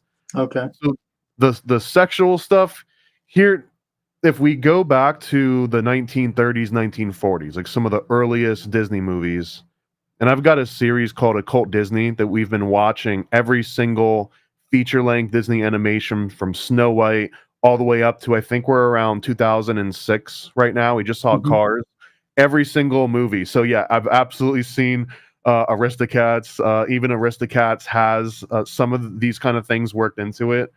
Fun fact, that was the very first Disney movie, I believe, that took place in the same time period in which it aired. Almost every other Disney movie prior to then kind of took place in the past, and a Right. lot of it was like based around that. So that's an interest. It didn't work out for them as well, so they departed from that a little bit.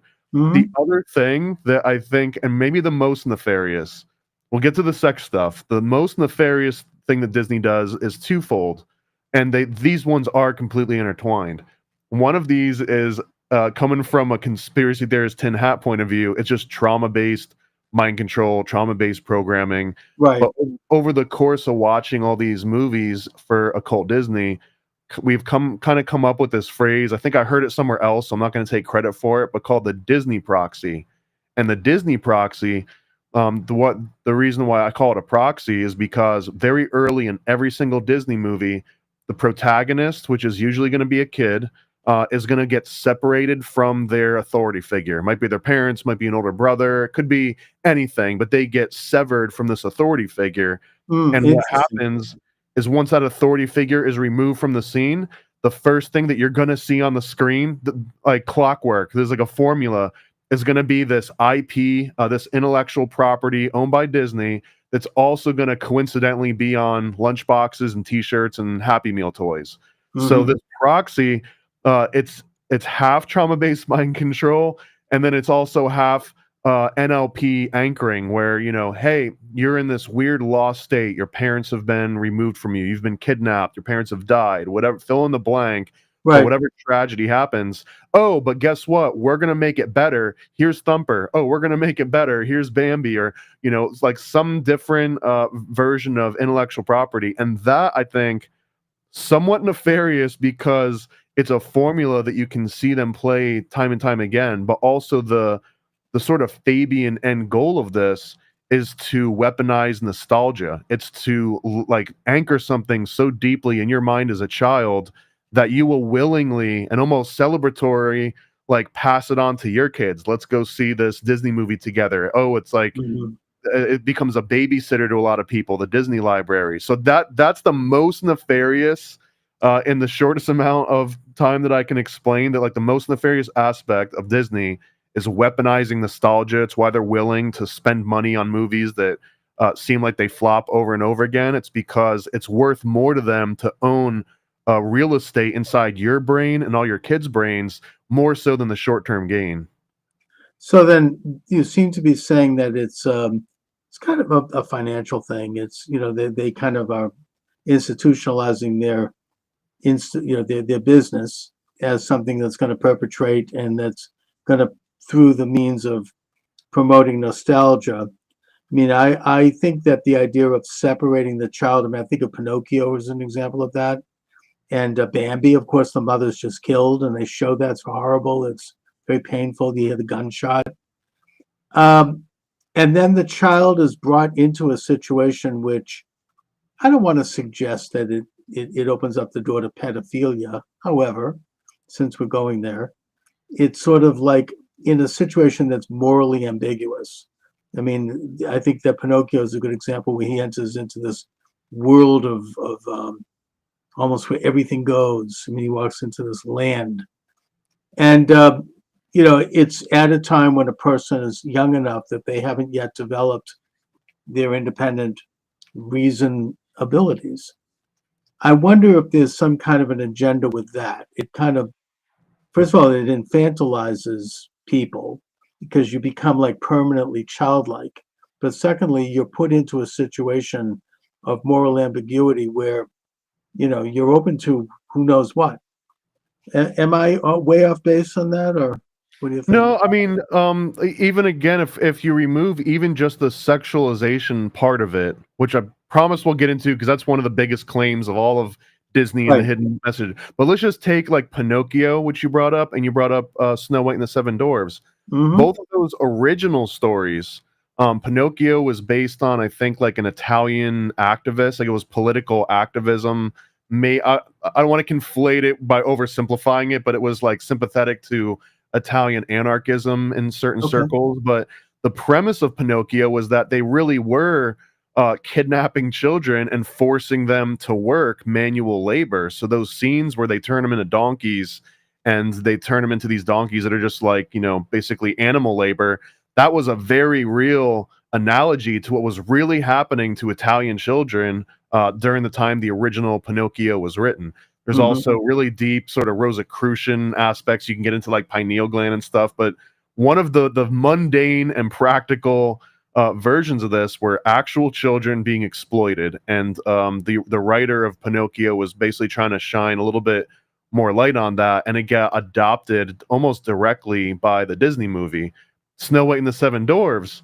This is another thing that was based on at least 3 different historical accounts, all the way down to the talking mirror. This was an actual item that was said to have existed in 2 or 3 different families' histories, dating back, I think, at least to the 14 or 1500s. Mhm. But on top of that, the Seven Dwarves was also sort of this euphemism for sending children into the mines because their tiny little bodies could get into the little nooks and crevices better. So there are a lot of analogies of even darker. I mean, the sexual connotation adds to it, but deep, not even that far beneath the surface of these Disney movies, the original concepts were all about child exploitation. So if you Well, just throw the sexual aspect on top of that, it's not like a far skip and a jump from forcing, like kidnapping children and forcing them to live in mines, and then someone saying like, oh, and they had sex with them too. It's like, okay, yeah, no shit, they did. okay. I mean, look, what you're describing actually doesn't bother me. It's actually good political commentary.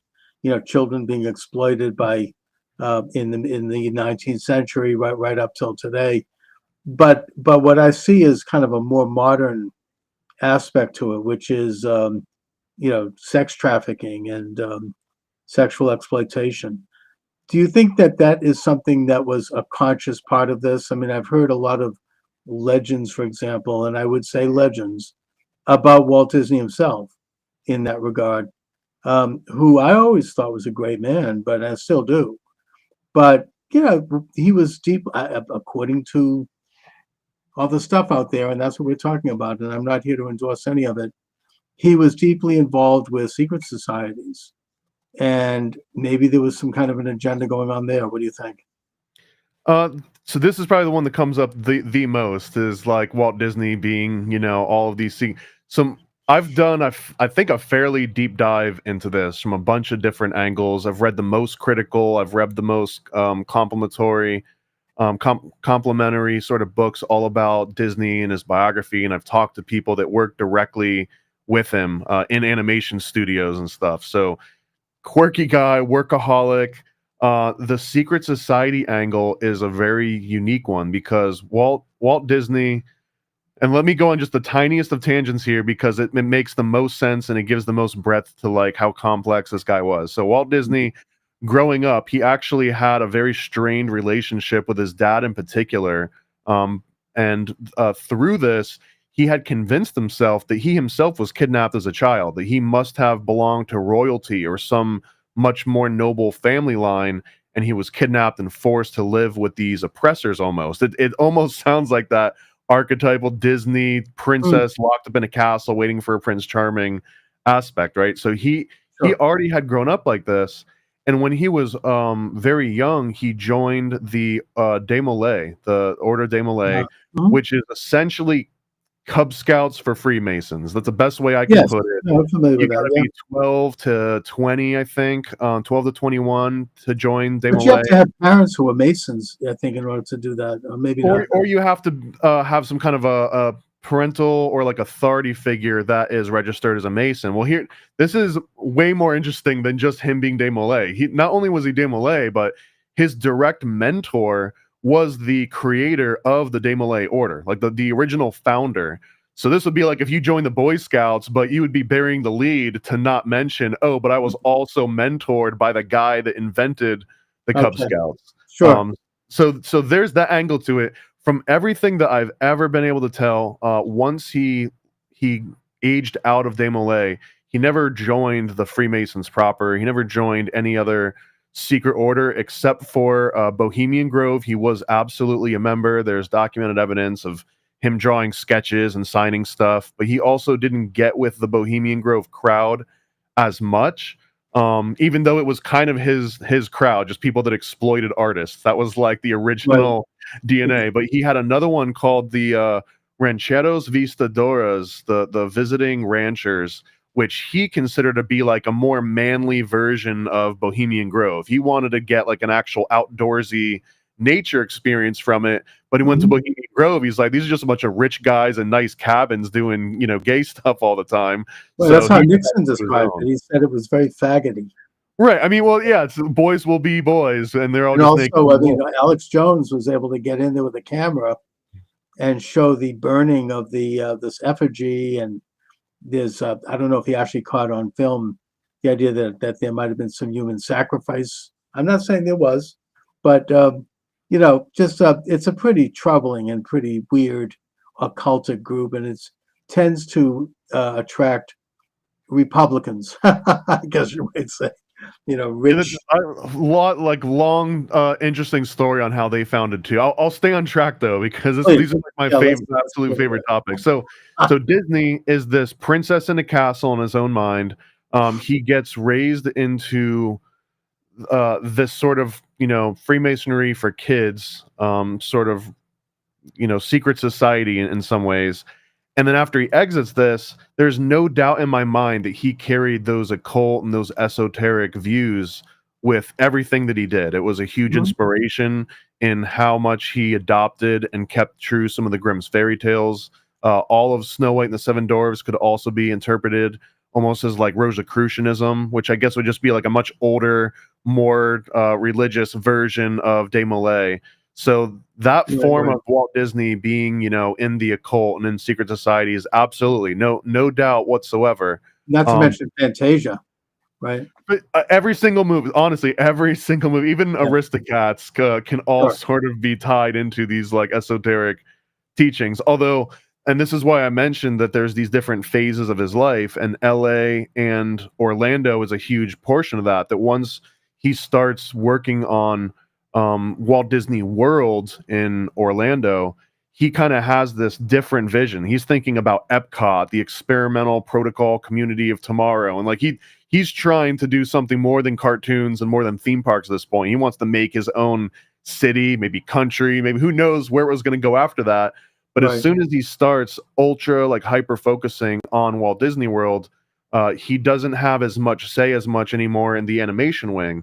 And then as time goes on, he just becomes a delegator as opposed to boots on the ground, rolling up his sleeves and doing the things, which is natural for anyone that's at the head of this huge global conglomerate that keeps scaling and scaling and scaling. So Right. when we talk about Aristocats and anything after that, there's really no participation from Walt Disney proper at that point. At this point, Mm. and I guess to summarize the whole occult Disney series, is the movie Fantasia is a literal spell, some literal magical ceremony that creates the world of Disney. It creates an entire universe known as the Walt Disney Universe that will outlive us all because it's now an egregore. It is one of the most powerful egregores. They sort of introduce all the different archetypes, all of the DNA that goes into the rest of the movies. Even characters are introduced in Fantasia that you see recurring out through other Disney movies to come for, over a century at this point, or getting close to it.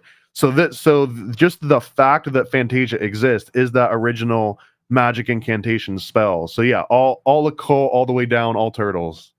Well, and plus there was some very frightening scenes in Fantasia involving nuclear activity, and I think the last Disney movie that Walt Disney was directly involved in was Mary Poppins. I think I could be wrong, but Also, another movie about child exploitation, because they put so much emphasis on the chimney sweep and how lucky the chimney sweeps are. But if you look at actual chimney sweeps during that time period, they were kids. They were sending kids into these chimneys to sweep them out because adults wouldn't because they fit. could get up there. Yeah, they're wiry. They could fit into the crevices.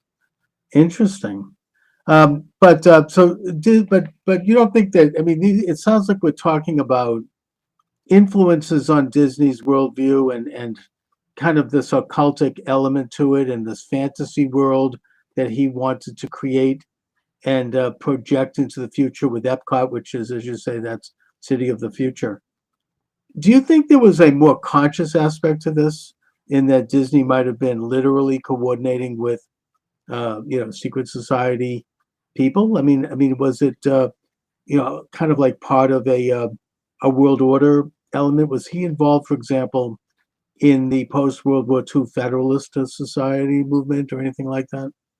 It's really hard to pin Disney down in particular on a specific. There is one thing, and this is from Dark Prince, or Hollywood's Dark Prince, I think, is this unauthorized biography that the Disney family absolutely hates, but it presents this case that he was sort of working in like a McCarthyist way to root out communists in the animation industry in particular.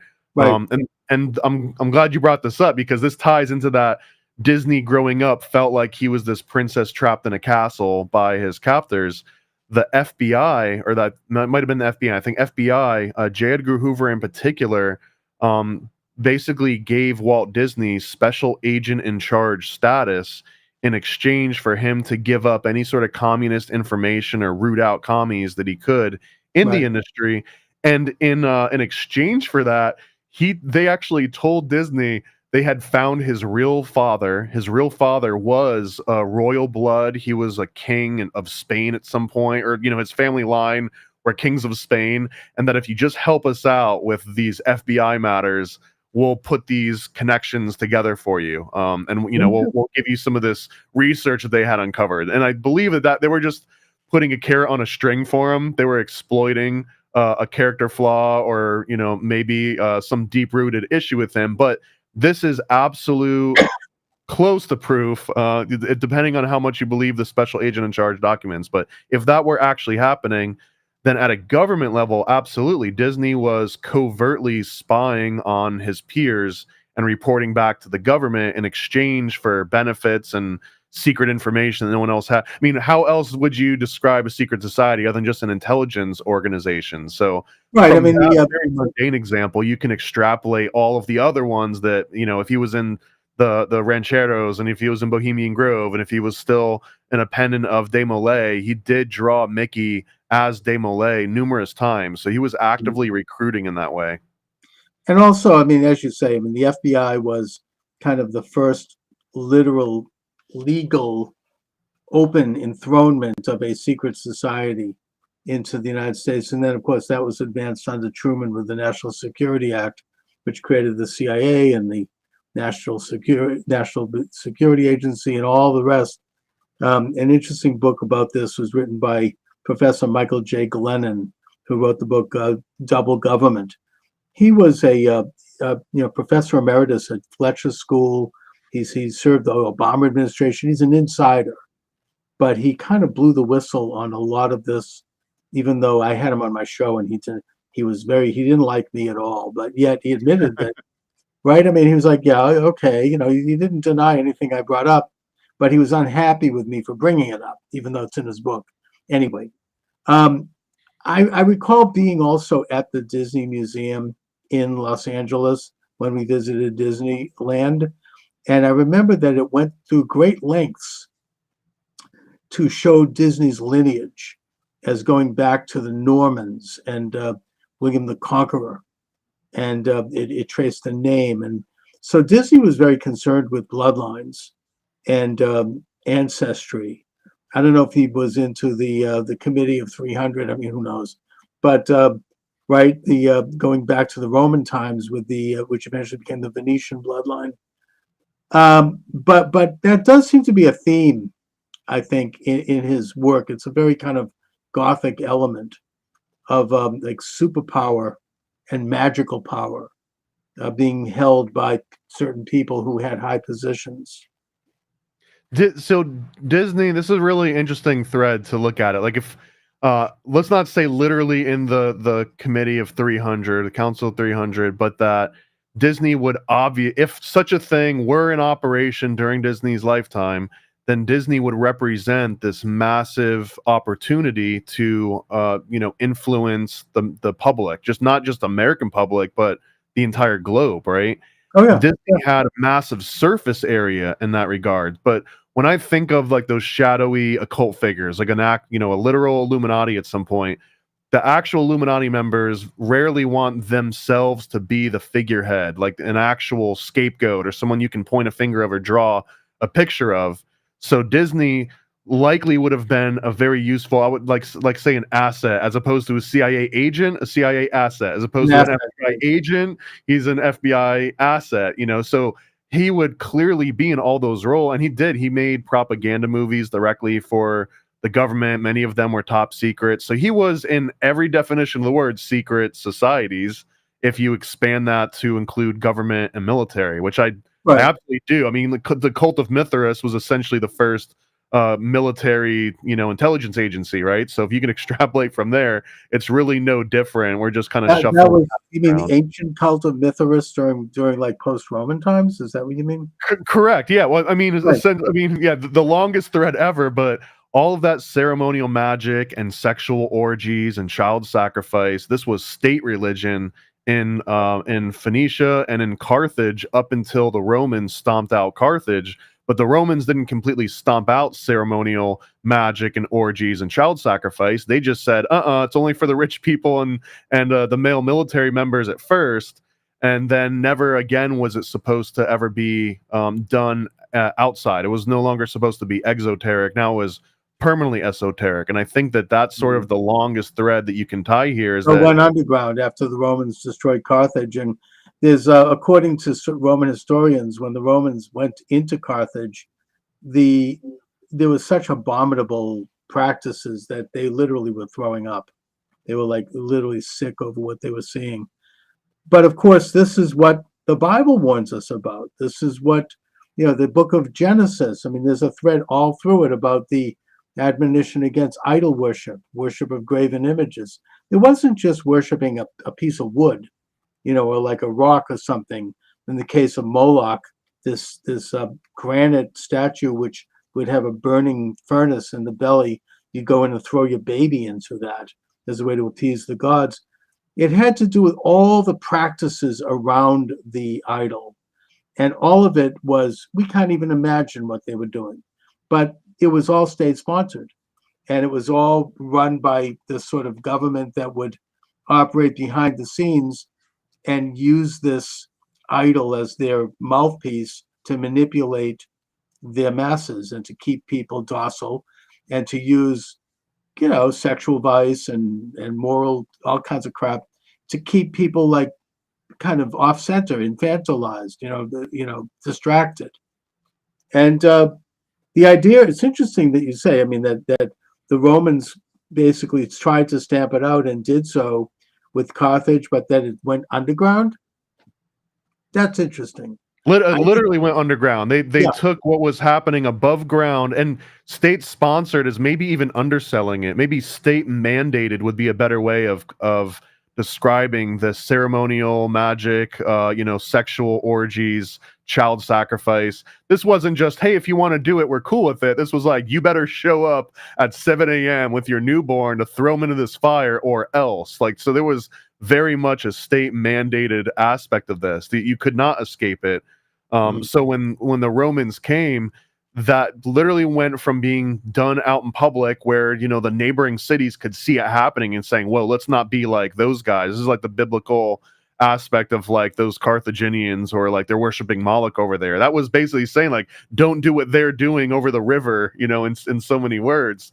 But then the Romans just stomped that out above ground and literally made them do it in caves underground. Like all the Cult of Mithras original meetings usually happen in underground caverns or under temples or in subterraneous sort of settings. So it There's a turned lot into of that even underground. to this day in Italy with underground Rome.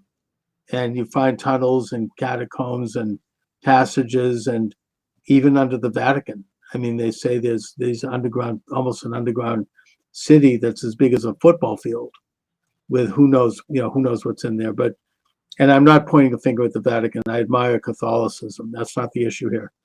But what you're saying here, Thomas, is sensational. You're saying that this cult of practices that was, went underground after the destruction of Carthage. Are you saying that that's still here? I mean, are you suggesting that this Oh is yeah, yeah. something- I'm not just suggesting, I'm outright, directly Okay. claiming it. And Fantasia maybe being the best example. My favorite scene, even growing up, like the scariest one, where they show this huge black demon god with two horns. He Oh, literally yeah. represents child sacrifice, and he represents pagan gods and the horned bull god of agriculture and fertility. The actual name of that god is Chernobog, which means black god, and I think in Serbian or Slovenian. And this happens on Walpurgis Night, which is essentially like an actual pagan ritual in which these witches would get together and they would do orgies and sacrifice in order to basically release their own magic out into the world. And the whole premise of the magical ceremony and ritual is to keep doing that over and over again in that exact same spot and the exact same incantations for centuries, so that it harnesses real magic. So that premise is what Fantasia is. Fantasia is just a animated version of these, ancient rituals to not just Chernobog, but every other two-horned deity that kind of came before it. And through syncretism, it's easy to sort of like oversimplify and just like combine different cultures and religions, but that's kind of what we're doing here, because that's what Fantasia is. Fantasia is syncretism animated all together in like a 2-hour presentation. Mhm. Now, I mean, I want to just move history up a little bit here, because maybe I tend to embrace conventional history here, but I do believe that the Israelites were the first attempt to reform some of these practices. The Torah basically laid out moral and ethical laws which emanated from Sinai, according to the Torah, and which rejected these practices, even though the children of Israel struggled with it, and sometimes they were good and sometimes they weren't. At least they began the process rolling. And then, of course, the ministry of Jesus resulted in bringing that to the world, and it was eventually became the official faith of Rome under Constantine, which I, as conventionally looking at history, believe was a good development. It was an attempt to stamp out these practices and an attempt to bring about a more moral order in the universe.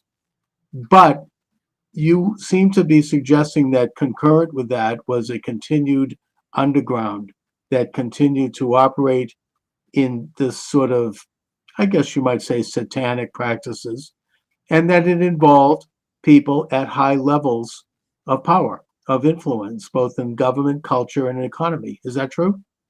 Yeah, absolutely. And actually, this is highly controversial, and I'm aware of that. Although one of the most compelling takes on this particular dynamic I've come across so far is essentially that the Israelites and the Carthaginians or the Canaanites or the Phoenicians, or whatever name you would give to that sort of crowd that was into the state mandated magical orgies and sacrifice and everything, that really the Israelites and the Phoenicians or the Carthaginians were worshiping the same God. It's just that the Canaanites were doing it in this abhorrent way. And this is where the Israelites were saying, like, don't do what they're doing across, the river over here. Like, they're having a great time with their agriculture. They're worshiping these agricultural gods, and they're making these sacrifices, and they're doing sex out in public, and business is booming. They've got crops, all over the place that's actually working. And they had just come from the desert. Even if that's just the metaphor, it was really the difference between desperation and abundance. And it was a way of saying, like, just because they're going through a boom right now, do not adopt their particular practices of worship. But that also means that when it gets stamped out, all those people that were doing so well and had accumulated all sorts of capital, not just, wealth, but like political capital, goodwill amongst all the other people that they had spread their riches of agriculture from. They obviously can flex that. And by flexing that, it's to, well, let's preserve this culture that gave us everything that we wanted, but obviously we can't do it out in public anymore. We have to only do it at night, burning charcoal in the middle of the forest or going into these caves, or better yet, join the military, where the military, you could be easily weeded out just depending on not only your physical aptitude, but if you were like in it, if your mind was in the same mentality as everyone else. And they also had the luxury of just killing you if you applied and you didn't get the job. They weren't just like, okay, go home. They could just eliminate you for any number of reasons. So it was a very methodical and powerful way to preserve everything that had been going on above ground and make sure that it maintained itself below ground. And there's a wild tangent we wouldn't even get into, but you can trace this exact practice go through Tunisia, the northern coast of Africa, all the way down into the rest of Africa, and make its way through, Haiti and Dominican Republic and all these all these other adaptations of the same sort of fertility rituals, the same orgies and sex magic and black magic and sacrifice. It continued even all the way down to the two-horned gods. So it never really got fully stamped out, despite Rome's best efforts. No, but I maybe I don't know if I'm taking issue with you here, but I think that the Israelite movement, the thing that made them different than all other nations was that they rejected these practices. That they continued with animal sacrifice, but not human sacrifice. Absolutely, no. I think we're not in disagreement there. That the Israelite was a complete reformation of how they were worshiping. And I guess the contentious part that I injected there, based on other things that I've read, was that a lot of people claim that these Canaanites were worshiping, Satan, or they were worshiping some other deity, but it seems more reasonable and complicated that they were literally worshiping the exact same God. It's just that the Israelites were doing this. I don't think so. Only in that I think they were worshiping idols. They were worshiping Baal and Molech and Asura, which were man-made idols created by the state, whereas the Israelites were worshiping something more transcendent. I mean, a universal God that was not. Fair point. I guess the difference being like one of them was doing it the right way and one of them was doing it the wrong way. Right. Well, I guess you could say that, but the thing is, and I do think that Christianity brought that to the world, this idea that you can't create a God on earth, and it's not a man-made thing that a government or that a group of elites can decide what it is. That there is something that's separate from our own existence that is real and that is, that we can't manipulate. That God is outside of the ability of the human being and the human mind to create or manipulate. That we're images of God. We're not God. That's the sin of the Garden of Eden. I mean, that Adam and Eve thought that they could be as God. They could know everything. They could have cosmic consciousness, eternal life. But they were going to overthrow God, and that's why they were banished.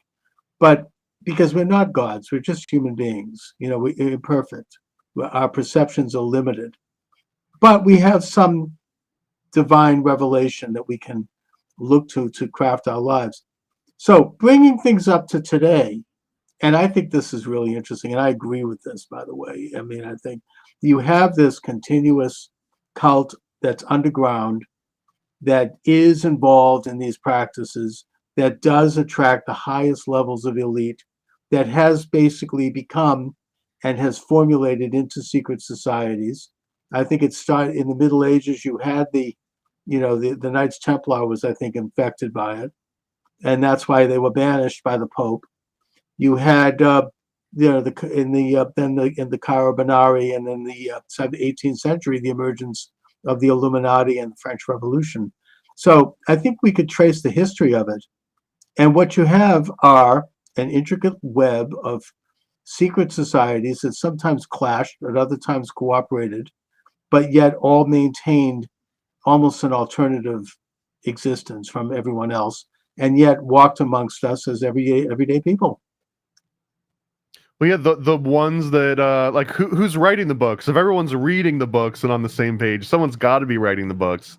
So there's already going to inherently be some sort of aspect of these like secret societies. Even in Catholicism has Opus Dei, which is their version of Freemason. I mean, that maybe the wrong way of phrasing that, but like they can't be compatible with Freemasonry, but still have the same need to have this internal intelligence structure. So Right. every single group seems to form one of these, regardless of what they call themselves and whether they're political or religious or apolitical or what have you. There will always be this like weird pyramid structure that I think the Bavarian Illuminati in particular, I think sets the most obvious template, so that if you can understand how the Illuminati worked and why it worked, why people joined, how sort of potent that entire structure was, and then just say, okay, yeah, how do you apply those particular properties to any organization that technically they become a Illuminati in a way. And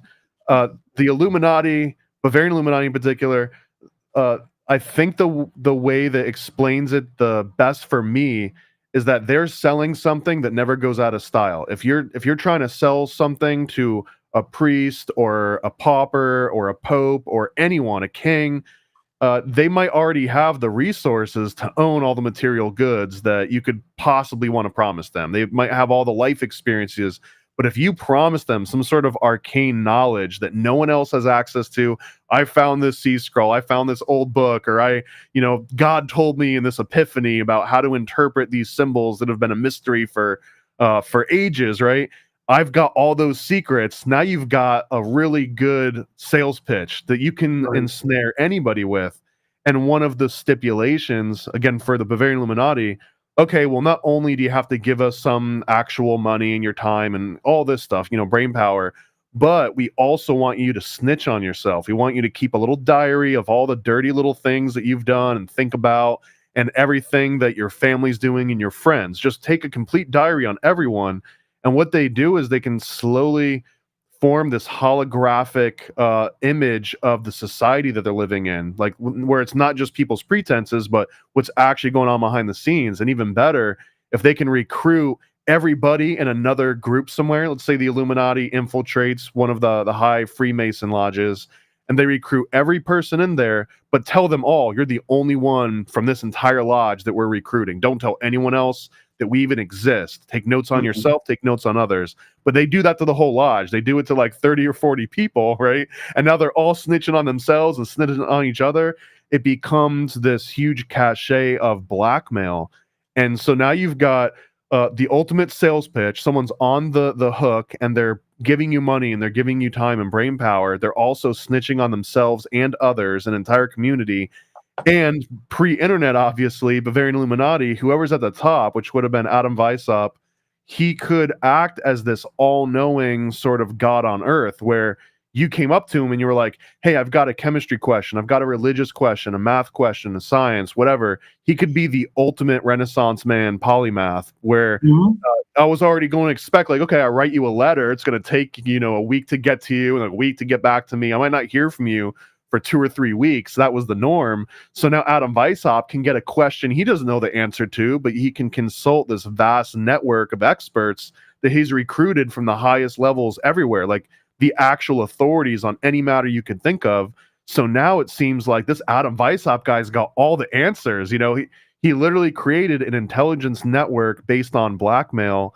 And for Mhm. those that even maybe figured out the game far too in, that fallacy of sunken costs, where it's like, well, now, it's going to be the emperor wears no clothes. Like, now I'm going to look like an idiot if I got swindled by this guy. So keep that thing going, or even better yet, kick Adam Weishaupt out. Maybe he didn't have the greatest intentions, but I know what this thing could be. Let's just keep this thing on track and make it what it could be. Which is a sort of another false premise, right? The Right, thing becomes eventually falls corrupting. apart. But that particular formula, sell someone knowledge that they can't get otherwise access to, blackmail, and then acting as some sort of an authority. That's, if you read modern CIA recruiting documents on how to secure assets or recruit for other agents, it's this exact same kind of premise. There was something called, I think it was called RATS or something, which was like repertoire and opportunity, or I forgot what the actual acronym was, but this is exactly how you sell anyone on any covert agency. Well, I suppose when you strip it down to its basic essence, it's the lie of the serpent in the Garden of Eden. We can offer you eternal knowledge. We can offer you eternal life. We can offer you the meaning of life and full understanding of good and evil and everything in the universe. In other words, you can become God. And, it was very alluring, and every generation deals with it.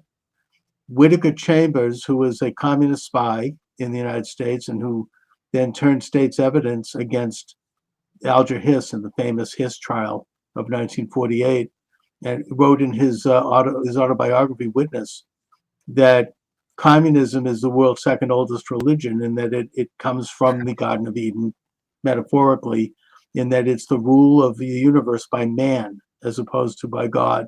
That man will be the highest elite. An elite of man would be the highest level of knowledge, and that they would control others for their own good, and that they would create a utopia. They're offering utopia. They're offering all the answers to the pain of existence, because we live in a vale of tears, as Catholics like to say, and that you can alleviate yourself by seeing this greater knowledge. It's a very alluring sales pitch. Now, having said that, I think we can identify the nature of the Illuminati, and you've done that in, I think, your most recent book, Thomas, right? About the Illuminati. Donut and I. We just call it Illuminati comic. The cover actually says, "Are you being mind controlled by the Illuminati?" Because it's meant to be something someone will walk by and be like, "Oh, what's that?" and pick it up.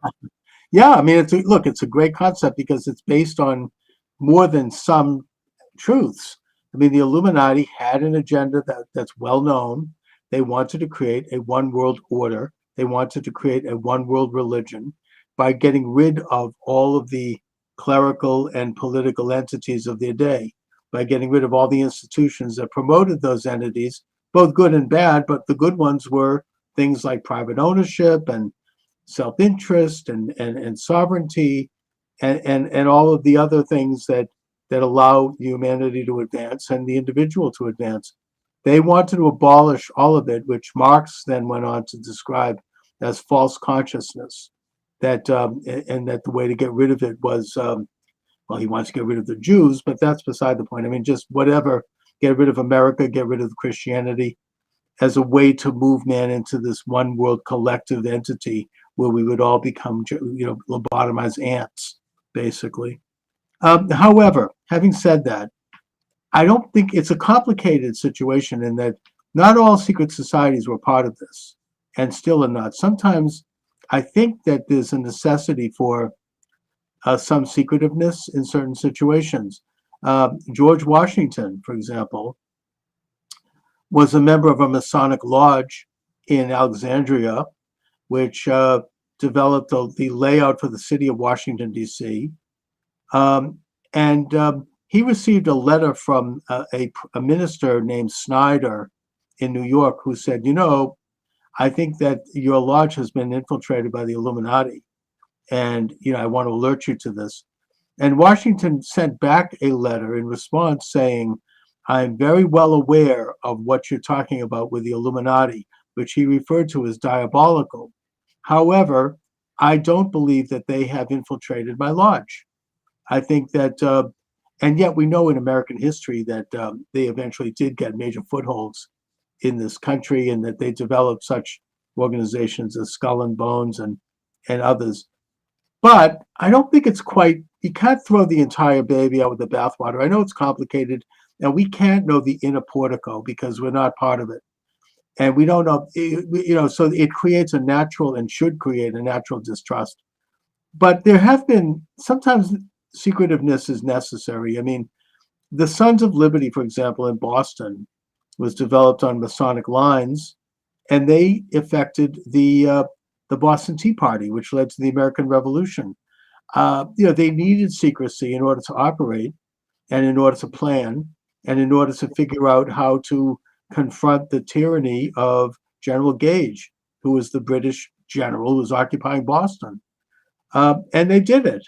And I think that sometimes when you're in a situation where there's political oppression, people can organize in secret and make plans in terms of how to counter it. So it's not, ultimately when these things become established, they probably are infiltrated by the Illuminati. But, I think we have to be, we have to kind of look at this on a case by case.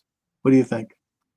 I mean, yeah, it will just be like saying any intelligence organization can't really be inherently good or evil. Some people have inherent distrust of anything that's secretive, but like you just mentioned, without Sons of Liberty working on the backbone of these Masonic lodges, which at that point a lodge was just somewhere that you met. Most of those, if you've gone to that area, they're just pubs. They would just meet at the bar after they Right. kicked everyone else out. They would hang out and they would make their plot. That was the Masonic lodge, was them hanging out after. But they did have a society that was built on Masonic lines. Right. Well, and again, this is like that template where they understand that, okay, here's the Masonic template, is that you have to know the code name of the different people in your lodge, the code That's name of right. the city the lodge is in. You wouldn't actually say the building that you're meeting in. There would be like a code name for that. There's going to be a secret handshake. And, There's and going to maybe be it's a way to winnow out people that they couldn't trust, and try to like verify people who they could, and sort of there's a necessity to that, because in a way, I mean, it sort of stops infiltration by people who don't have the right intentions. Another really practical, I guess, example. If you look at Prohibition era, speakeasy, you would have to know someone that was already Yeah. kind of in that speakeasy, and they give you the password, and you knock 3 times, and That's they a say, lot, "What's the code?" That's essentially what that may be like this one is just based on gambling and drinking, but Right, but all the same, this was a secret society in many ways without maybe even a name to it. So I think that there is always going to be a need for these sort of secret. This might be another contentious point too, but I've heard the most compelling argument against this was like, well, Jesus in the Bible is against secrecy. It's the antithesis of secrecy. But there's one in particular passage, and I'm not a theologian that can quote the exact verses. Hopefully, someone else knows this one. But Jesus is going around telling a whole bunch of people, like, I'm not going to go into town today, and he's basically telling everyone that you're not going to be under my purview. Don't worry about it. I'm going to be busy over here. But then he puts on a disguise and he sneaks into town anyways. And he observes everybody acting, thinking as if he weren't watching, to just see if they were still. And that's one of these interesting examples of even Jesus would Of course. put on a costume and like sneak into an area and spy on everyone just to see if they acted differently. So there is a use for secrecy and deception in almost any context. I mean, I suppose that Jesus's apostles, his disciples, constituted a society that was somewhat closed, and then, of course, they then had a traitor in their midst in the form of Judas. But I mean, secret societies really affected the Irish Revolution against the British. It affected the plot to assassinate Hitler. It probably affected the overthrow of the Soviet Union. So, China possibly has that too. So I think that there are positive elements to it. The problem is that it also is prone to corruption, because not only infiltration, but because it's often the illegitimate and deviant use of power, and that is corrupting, and that can have, especially when you have bad people get involved in it, which inevitably they do, because power, as Lord Acton said, power corrupts, and absolute power corrupts absolutely. There are very few political figures that are good people.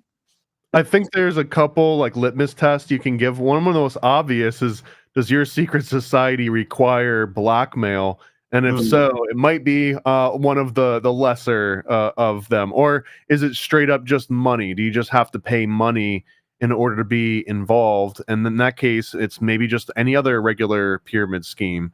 So there's a lot of different aspects to like the good or the bad and the actual uses of all these.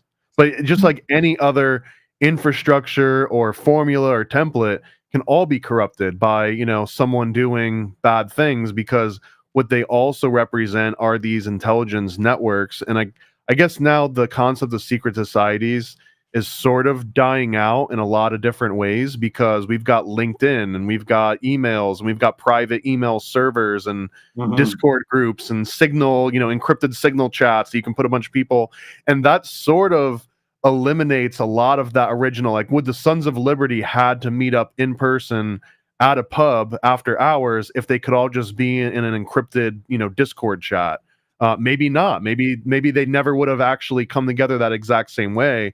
It was just the limitation of technology, just the same way that sending letters back and forth in Adam Weishaupt's time by like horseback, that might have been their version of Discord. And if they could have just emailed everyone or just sent like a top secret correspondence, they would have had to have still done that. I think it would have changed the shape of all of that. So right now it's harder to say like who's the current Illuminati or who the current secret societies. It's just an email chain. Like the most secret society on the planet is probably just a whole bunch of boring email chains at this point. Right. Although those emails, once they are put into place, they exist, and it's hard to remove them. And there's a certain amount of transparency around that, even though, like, Hillary was like destroying her emails with the With bleach bleach. bit. I don't know, yeah, boring. But nevertheless, it's still out there, and it's hard to conceal. But I would argue that in modern times, particularly since the launch of the Illuminati in 1776, the secret society infrastructure has become overall corrupted. And that was advanced by the Rhodes Roundtable Group, which was at the turn of the century, the Anglo-American establishment, and that it kind of has grown up in other societies, and oftentimes there's intersection and interaction. The central banking establishment, which also launched in the 19th century, plays a major role in it because they get to decide the value of things. That's a huge power. They decide how much your property is worth by how much currency they emit into the economy. It's a huge power, and that they do informally, and it's been written about. If you read the work of Carroll Quigley, he gets into this in Tragedy and Hope, who was a supporter of it, and he's a professor at Georgetown University, that the interaction and intersection between economic, cultural, and political forces, both in this country and around the world and with each other, has created an atmosphere which can only be described as an informal world government, and that they leave in place the official governments, the official offices, the official ceremonies, but behind the scenes, they increasingly control everything, and that their motives and their means and their agenda is not holy. Let's just put it that way. And it's certainly not wholesome in terms of the right of the individual under God. Anyway, Thomas, I got to run, and this is really an interesting conversation. We've just touched on the surface here. I could do that. We could talk for hours. Well, let me tag in really quick too, since you asked like the sexual Disney Yes. stuff. I just want to tag in here without going on a wild tangent on it, but an interesting dynamic that people seem to leave out, especially in the earlier Disney movies that they claim get very sexualized. But those artists, when they weren't drawing cartoons for Disney, were pretty much drawing pinup artwork. These are also the same artists that were literally would be working on a feature-length Disney animation, get sent off to war, see combat, see friends die, kill people themselves, return back to the States, and then finish out that Disney animation. So the amount of literal trauma that these people were going through, there's a lot baked into those early classic animations. There's so much more than just wanting like, hey, let's see if I can sneak a nipple in this scene here. I think it's way deeper than that. Interesting, and you can kind of tell, but it definitely opens a door, or you might say a portal, to some insights into the Disney animation series, and it's something that I think we all sense. Anyways, Thomas, where can people get a hold of your excellent books? And I know you have a podcast that's up, The Paranoid American, that's available at Apple Podcasts and elsewhere. So let my viewers know where they can find out more about you. Yeah, if you search for just Paranoid American on any platform, you'll find something of mine, whether it's a podcast, a documentary series. You search it on Amazon, you'll find some of my books, but you'll find all of the stuff that I got at paranoidamerican.com, which includes things that I'll never be able to list on Amazon or elsewhere, like a Hillary Clinton adrenochrome playset, things like this, a little severed head and like a blinking light. So yeah, I've got every kids books, adult books, stickers, toys, everything. I'm trying to really make conspiracy theory and occult research fun and approachable to everybody. How to get superpower through the blood of babies. Anyway, correct. We literally have a book called the Homunculus Owner's Manual. Yeah. That maybe not babies, but it's about raising homunculus and then like cutting their head off and spilling their blood on your toes, and you can walk on water for a couple days. Very important work and great imagination too. All right, Thomas, listen, thanks so much for joining me. Great conversation, an honor. Let's do it again sometime. Thank you, Charles, and thank you, Doug. All right, welcome to the program. Charles Moskowitz here. I finally figured everything out, Mike, in terms of the technicalities of this, which are wonderful when you can do them, But it's always good when it works. yeah, I mean, but here it is. It's working. And I just want to make sure I'm signed into Skype in case we get any calls. Yep, there we are. We're at Skype. We can take calls, by the way. 508-637-5596, 508-637-5596. I wonder if I should take the ultimate risk and go live on TikTok, which is a place where I'm generally not welcomed, but I'm going to do it.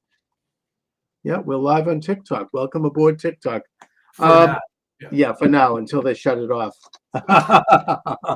But here we are.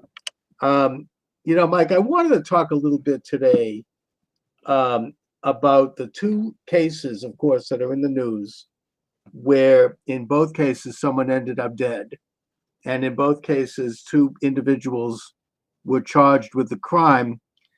And that is the case of Luigi Mangione and the insurance man, and also the case of Daniel Penny on the subway in New York. These things seem to have coincided in terms of Daniel Penny's case being dismissed and Mangione being caught at a McDonald's in Pennsylvania. And I think that there's an element to... Hang on, Trey. It wasn't dismissed. He was acquitted. He was acquitted, exactly. Thank you. Yeah. Now, I want to just comment on each of them. On the first one, the case of Daniel Penny, this is an example of how critical race theory has taken over the minds of this country, at least the elite minds, the legal minds, the high ground. And in that everything comes down to race. Race had absolutely nothing to do with it. I mean, this guy was dangerous. He was wielding a knife. He was threatening to attack people. He had a long record of extreme violence. He was not sane. And Daniel Penny, being a Marine off duty, conducted a function by which he subdued him and saved a lot of lives in that subway, according to everyone who was there. Well, not only that, there was at least one black passenger that helped Daniel Penny subdue the guy. Right. So race wasn't involved in this at all. No, I mean, and it just happened to be a coincidence that the guy happened to be black. It had nothing to do with anything. But the fact that it was made into an issue and then it was brought to court, which it never should have been. And then you had this radical leftist attorney trying to put Daniel Penny in prison for life. I mean, or put him in, charge him with manslaughter, shows how out of whack our system has become. This guy ordinarily would be hailed as a hero, which he is. He saved lives by stopping this person from going on a violent attack.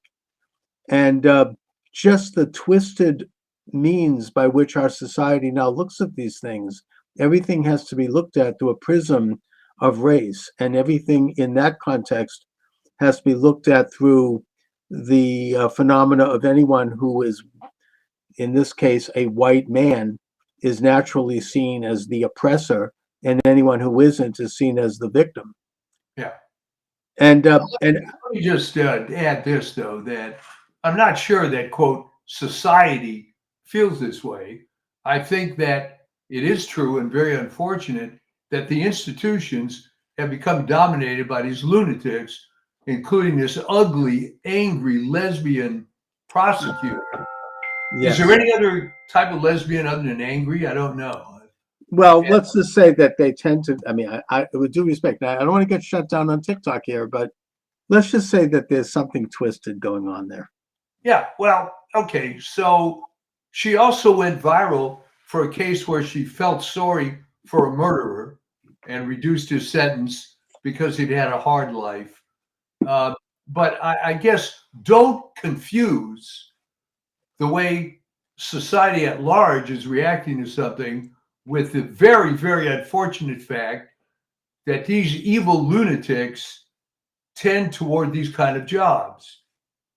No, I think that society at large views Daniel Perry not only as a hero, but as someone who stood up and took, like an ordinary situation where you would protect people's lives. I mean, I think that most New Yorkers, including most liberals, think of that, think this way.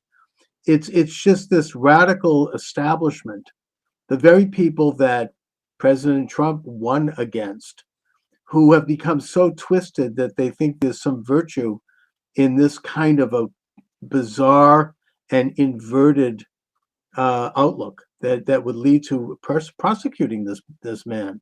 I think what helped is that, and maybe we can use this as a sort of BCAD kind of thing, before COVID, after COVID, all right? I think there were a lot of people who for their whole lives have been brainwashed into the idea that their betters know the way things should be.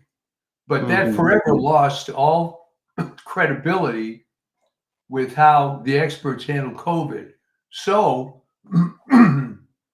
when it came to this case of Daniel Penny, the elite were trying to say, well, it's terrible.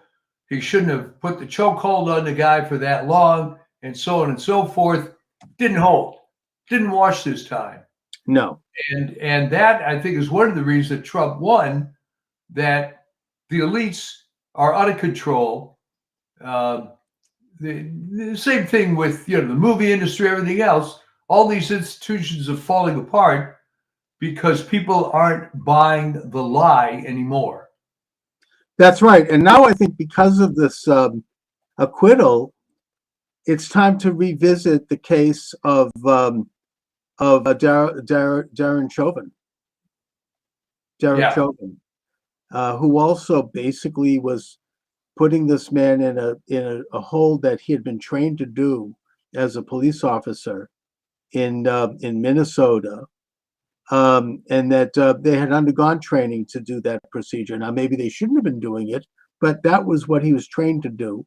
It had been done many times before, and that he did it because this man was resisting arrest. He refused to get out of the car, and he was behaving in what all observers said appeared to be violently. The fact that he died is something that they could not have foreseen. The man was on fentanyl and he was on other drugs they found in his system. Then he had an enlarged heart. And yet this became another one of these successes for this leftist establishment that then ginned up this case with somehow the fact that he happened to be black had anything to do with it, which it didn't. And that it was he became like a symbol of all of the situations historically, which are real, where black men were attacked, yes. But this particular case, it didn't really add up to that. It became more kind of an archetype of something else. And that's sort of how they use the legal system in a way. Well, yeah, what happened here was, and there were a few people that spoke out at the time. Not only was this guy a career criminal,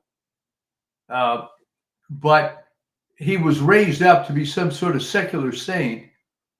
So I think they overplayed their hand, but the establishment in Minneapolis felt that they were trapped into going along with the crowd,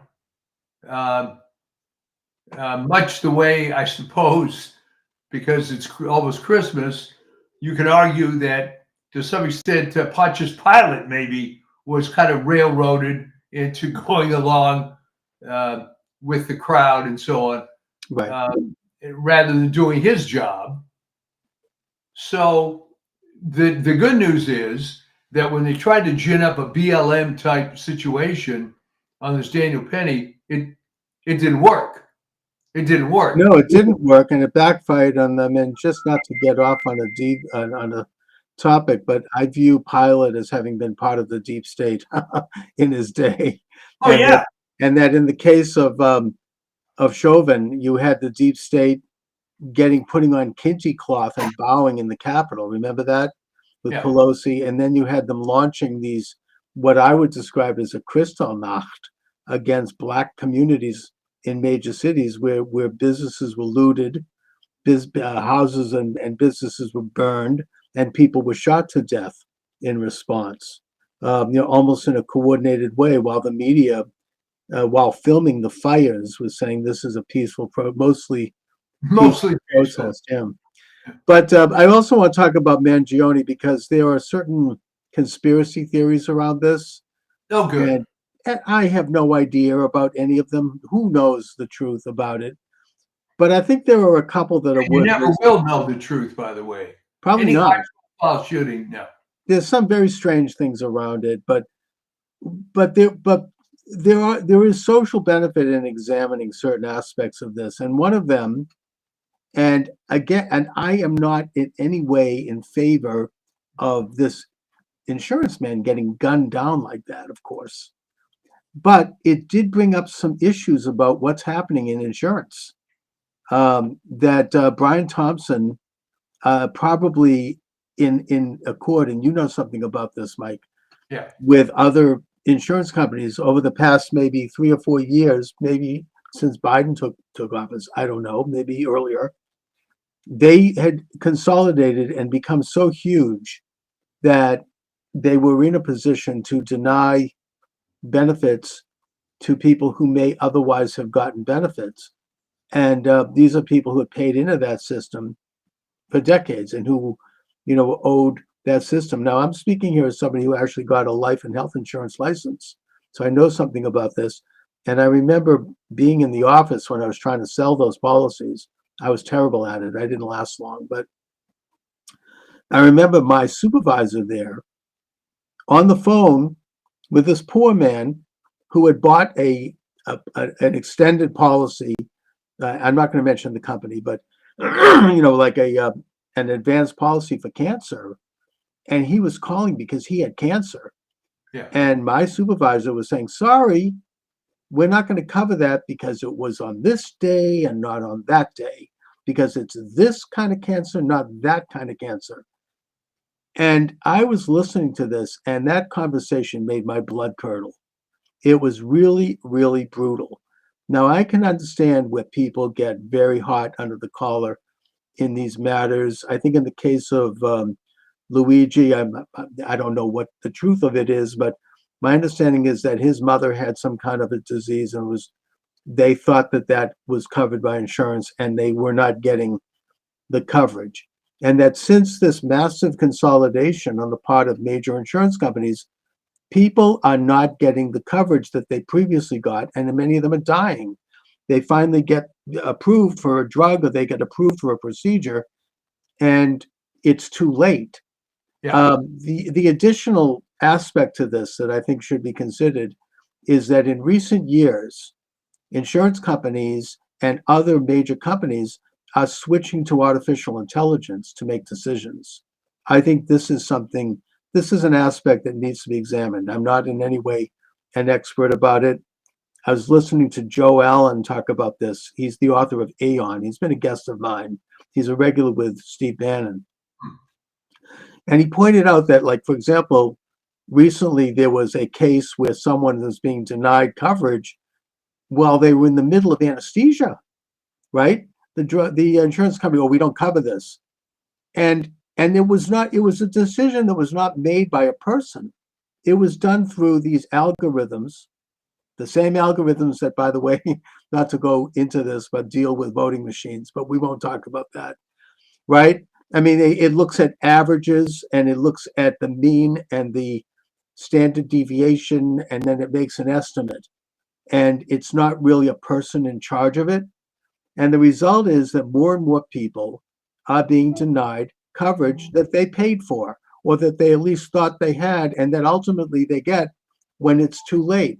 So he's expressing a rage over that is actually a real issue.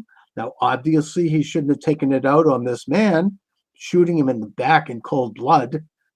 However, it is a cry that does resonate with people. And the other factor with regard to Brian Thompson is that he had been making tens of millions of dollars more than anyone had made in recent years in that industry, and he's not the only one. And I think that I'm a small government guy. However, with insurance particularly, there is and there was pretty significant regulation over these sorts of things. There certainly is regulation in terms of them having to have a reserve account to cover policies and a reinsurer and that sort of thing.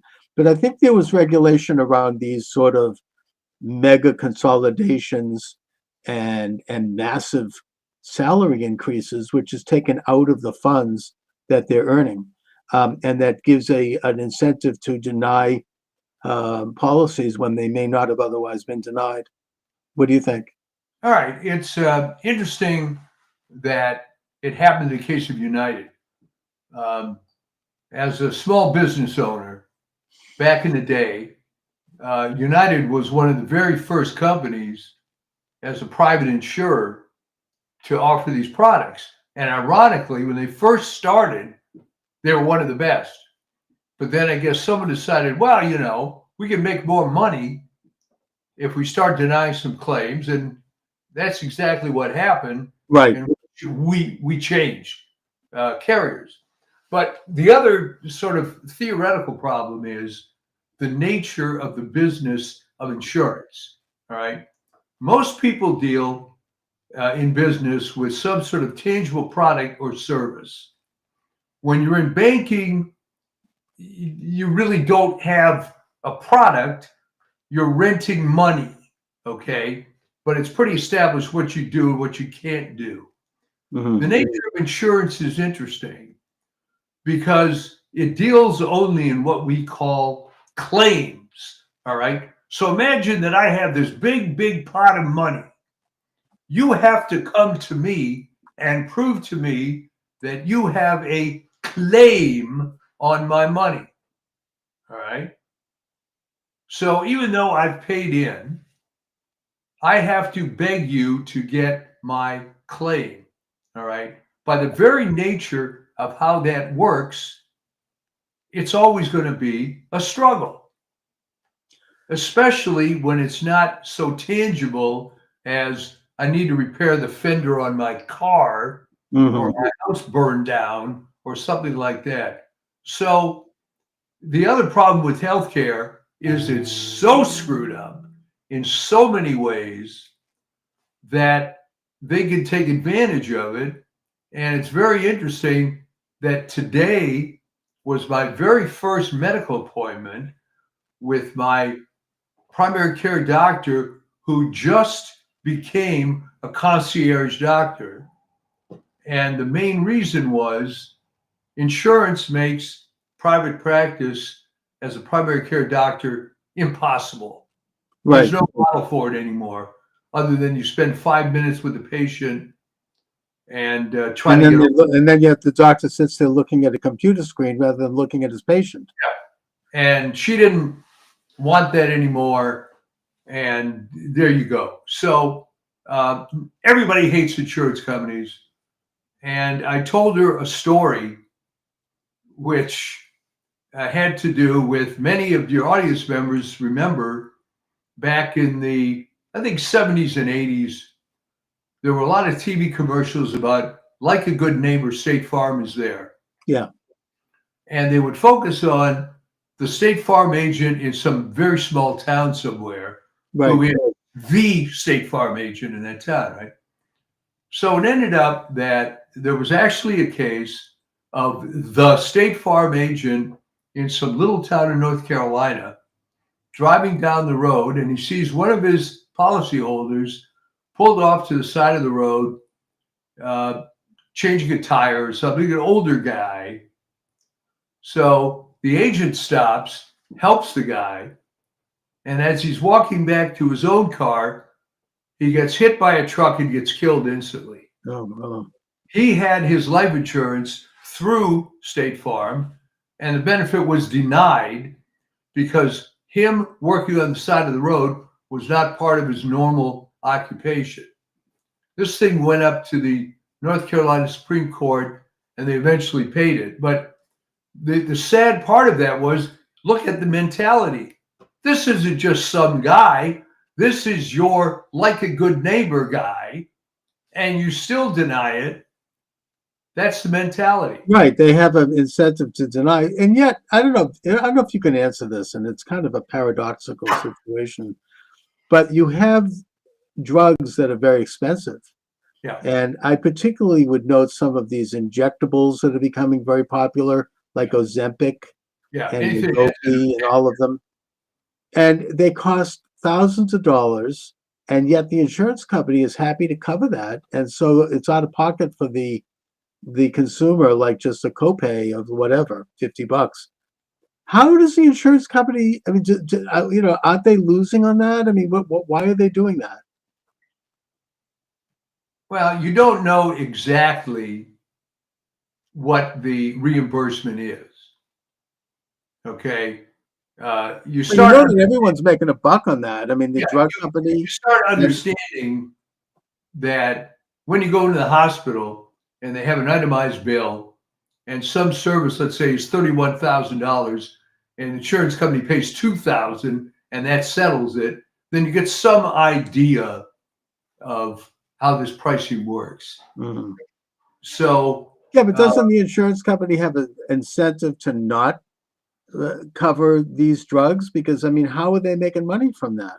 I think the theory is that it's the flavor of the month, and maybe this one they're going to take it on the chin, because look how good we are. We're Yeah, paying. but you can say that about a lot of things. Like, for example, I recently read that the industry of doing sex change operations for children is like billions of dollars. Who is covering those costs? Not the people that are doing the sex, the family or the paying for their child. God forbid anybody does that. But I'm just saying that this is a huge boon. Well, there's all kinds of things in the background. There's foundations that are created by rich lunatics. Right.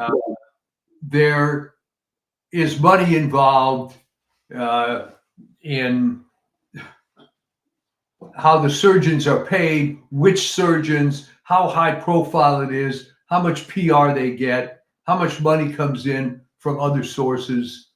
Well, somebody's making a pretty good penny on that, and there's that's all. I get the sense that entire thing, besides having a political and social aspect, is all about money. I mean, there's huge, usually these hospitals are making a great, and then of course that even brings up the bigger issue, which is COVID. How did they make money? I mean, hospitals made money every time that they called a case COVID. If somebody went to the hospital with a broken arm and they tested positive for COVID, they call it a COVID case and get money for that. Who was paying that? I mean, in that case, I think the government was paying the money. Yeah. Now, you have to understand, when you get into complicated issues, it's very difficult to figure out where the money's coming from. Let me give you a real prosaic example. Many years ago, I had a good friend that owned a car dealership. All right. Long story short, no one knows the dealer cost of any car. Why do I say that? Because there's an arm length list of incentives that the dealer gets at any time. Okay. So factory invoice doesn't mean anything. He could be getting another $2,000 for selling that car because for some reason the factory wants to move it. So imagine now in a situation as complicated as healthcare and as corrupt as healthcare. I mean, I wrote an article on this many years ago. They Right. estimate that 40% of the money spent on healthcare is fraud. Well, So, yeah, but in the case of purchasing a car, you do pay for that. I mean, I had to take a loan. no. Well, what I'm saying, Chuck, is you pay for it, and it might be below quote unquote dealer's cost, but nobody knows what dealer's cost is. Yeah, but I end up paying a lot more than that because if I take out a loan, I probably am Yeah. spending an extra year of payments to pay the interest on the money.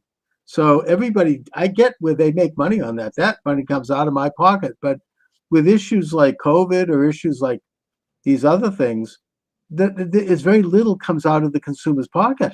Somebody's making big money. Well, let me answer that with this wonderful statement. To give people who aren't familiar too much with how corrupt the federal government is, I think the tally was made in the early 2000s. The war on poverty, which started in 1964, by that point had spent $26 trillion on the war on poverty, and lo and behold, we still have poverty. So what that proved is that money doesn't cure poverty. All right, why doesn't it? It doesn't because God knows how much money went to NGOs. Beltway. I think that we know that a lot of the money in the so-called war on poverty, which was taken out of the Social Security Trust Fund, went to all of this whole cottage industry of social workers and social scientists who were there to handle poverty and who were basically had incentives to not solve the problem. Yeah, because, poverty camps. Yeah, I mean, the more cases they could show, the more money they get. You know, it's kind of okay, but by the same token, healthcare, which costs a lot more than anti-poverty, has all sorts of parasitic organizations connected to it. And I mean, isn't this an example? I mean, even like we look at Nixon launched the so-called war on cancer, right? One of the first things they did was, and not to get into a topic here that I could get banned for, but they got rid of Laetrile, right? Which is basically the inside of a peach pit, and which has proven to help cancer, cure cancers. I think that's now being admitted that these things, have a benefit. I don't know if they cure cancer, but they have a benefit in terms of managing it. But the drug companies couldn't make a buck on that. Yeah. So they got rid of it and they denounced it and they had it. It's not totally off the market, but it's been vilified. It's sort of like what they did more recently with I shouldn't say this because I'm on YouTube today, but hydroxy, you know what, and Ivor, you know what. Right now, 3 years later, the medical journals are acknowledging that these things are standard treatment for viruses, and probably had they been promoted, they would have saved a lot of lives, and they would have reduced the involvement of COVID, which was a real thing. And by the way, this is probably one of the few issues that I do blame Donald Trump for as president. I think he could have done a better job of standing up for those things. I think he was listening too much to Fauci and Birx and this whole rotten establishment around him. So I do hold that against him. But the point is that those drugs, long ago FDA approved, the long standard record of reducing virus and his treatment of virus if it's taken early, they were denounced. I mean, there's a perverse incentive to perpetrate these diseases. I don't know if it's a financial thing. Probably is all of it. It's financial. They're making money on it. It's financial. But what supports a social agenda?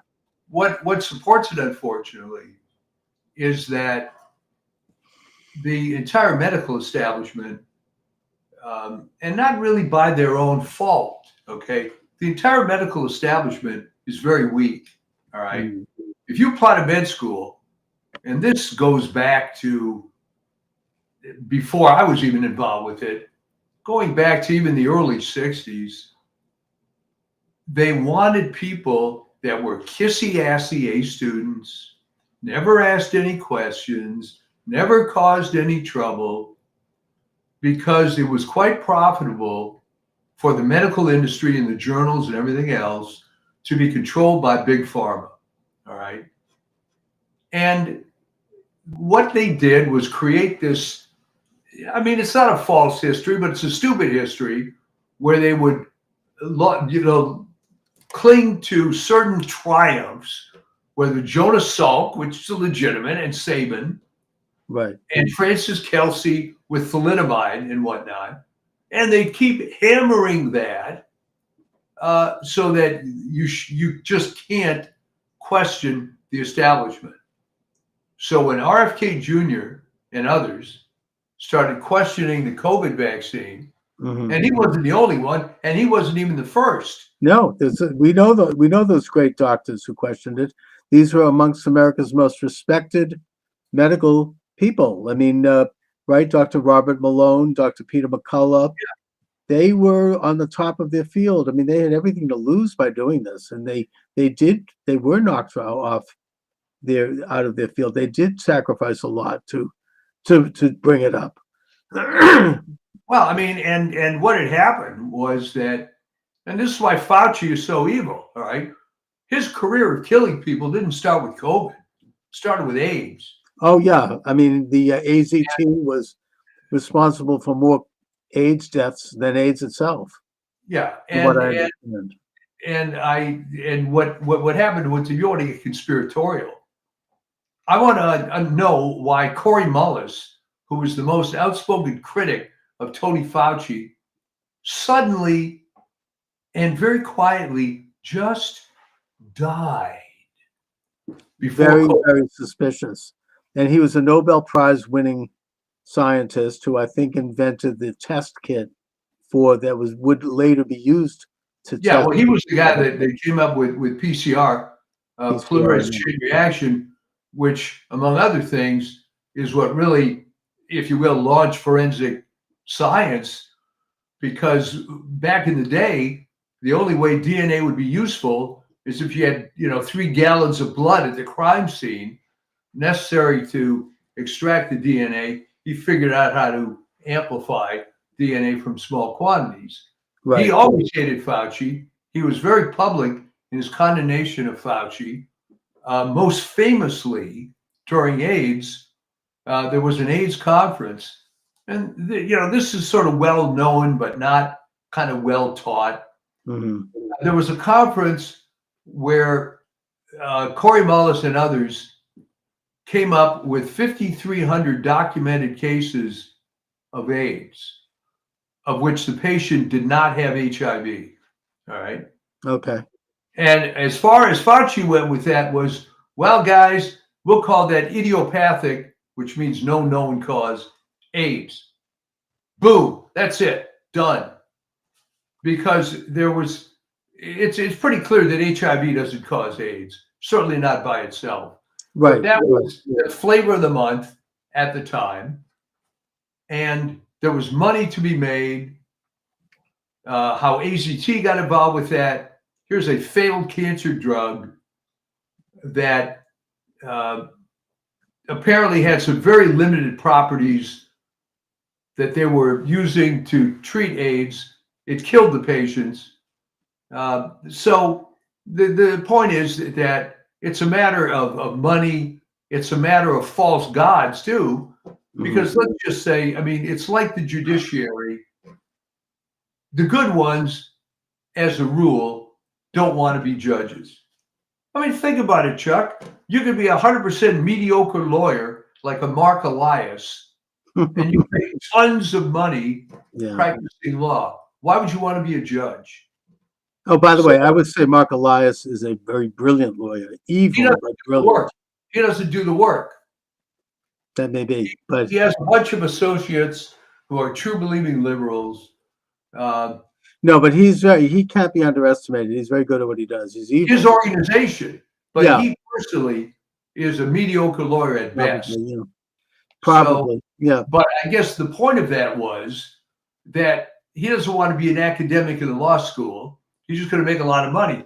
He billed out $650,000 just for, what was it, week and a half, 2-week attempted recount in the Pennsylvania Senate race. Oh my God. Yeah. And not to mention the fact that I think they all got rich off of Cackles, the Cackles campaign, right? Yeah.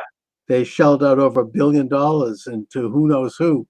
Consultants became multimillionaires overnight. But by the way, just for the record, I should note, I've just been shut down on TikTok. I don't know what something you said, Mike.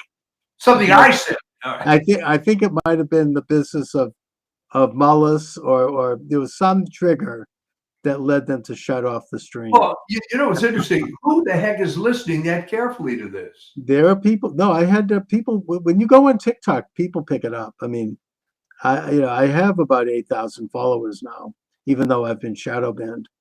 Well, what I think happens in, and There's this people is keeping tabs on me on TikTok. what illustrates my point here. Yeah. Is that people generally in an atheist society like we have worship authority. And believe me, I have been attacked mercilessly on various forums for trying to tell the truth about Tony Fauci. Oh yeah, well that's taboo. I mean, and now of course there's rumors that this corrupt, illegitimate regime is going to issue some kind of a retroactive pardon for Fauci before they leave. But you touched on something that gets into the second conspiracy theory around Brian Thompson, the insurance man. And I'm not going to be articulate about this. I'll be general, but generally speaking, they were under investigation by the Federal Trade Commission for antitrust activities. Yeah. There was rumors that there had been insider trading, in that Thompson and several other figures who are these people are super rich. They had been alerted in advance that they were under investigation, which they then took that information and sold all their stock, pocketing tens of millions of dollars and basically screwing over the shareholders and their own employees in the process. And that this case was coming up for hearings, and that Thompson, rumor has it, was planning on spilling the beans on a bunch of things in order to save his own hide. And he was in a position, he was one of the top figures in the insurance industry, who probably knew everything about everyone. Yeah. And including, apparently, not to mention names, but Nancy Pelosi and her husband, who apparently made a few bucks on that deal as well, and some other people in Congress. So there may have been an incentive to knock him off. I'm not saying I know anything about this. I don't. But that is one of the theories that's out there. It all looks a little too neat, and in terms of the timing. When you have a situation like this, you have to look at the timing. Well, of course, there's got to be intel involved saying that this guy is going to be here at this time. Yeah, and you have to take a look at who benefits. Yeah, Who benefited from this? Somebody. So this Mangione guy had to get that information from somebody. Right. Nobody knows this guy's personal schedule. No. So, and he strikes me as the classic patsy, right? Like Lee Harvey Oswald. You know, it's like I was talking about this the other day with as a guest, that there's this historic medieval group called the Hashishim, the assassins that were operating out of Islamic Persia, who would do this thing where they would, I don't want to use the word brainwash, but they would find some young, disaffected, disillusioned man in a community, in a village somewhere, usually poor and just kind of aimless. They would whisk him up to this palace in the mountains of Persia, where he would be indulged with everything you can imagine. He would have everything in his, every kind of like vice, and he'd live this enormously luxurious experience. And then and not to mention a lot of hash and a lot of drugs. That's where the word hashish Right. comes from, the hashishim. And also it's where the word assassin comes from, the Yeah. hashishim. These are all come from this cult. Then after living that wonderful life for about 3 weeks and thinking he's in some kind of a nirvana or some kind of an Islamic heaven, and actually being told that he had passed away and that he was in heaven, they then send him back to his village with the job of taking someone out. You have to kill this person. And when you do, their essence, their soul is going to enter your body, and you are then going to fly up and have eternal joys of everything. You'll live this life with the 70 virgins and all of that. And then they send him out and he commits the assassination. Now, there's obviously more modern versions of this. I would note that another example of this, I think, is, and I've studied this a little bit, not too deeply, but enough, would be Sirhan Sirhan, who assassinated. Yes, I was going to mention that. Yeah, I mean, he's been interviewed. I think that RFK Jr. believes him. He's the longest held man in American prison. And he does not remember what happened. It was almost like he had been tampered with mentally. The night before the assassination, he was having at a party with people who were involved with Charlie Manson, okay? Who was another one who was part of maybe this sort of, I don't want to use, say CIA, because I don't know, but there was this kind of mind control thing going on there. And he said that there was some kind of a trigger. He was at the hotel, and there was like a sound that went off, or he saw this woman in a red dress, and there was something happened, and then he felt like he passed out. And then before he knows it, he's awake and he has the gun. And, I think that there's a lot of people, who have interviewed him over the years, who believe this story, that he really didn't know what was going on. Another example is this guy who shot up the gay nightclub in Orlando, Mateen. I actually wrote a short book about this for my college.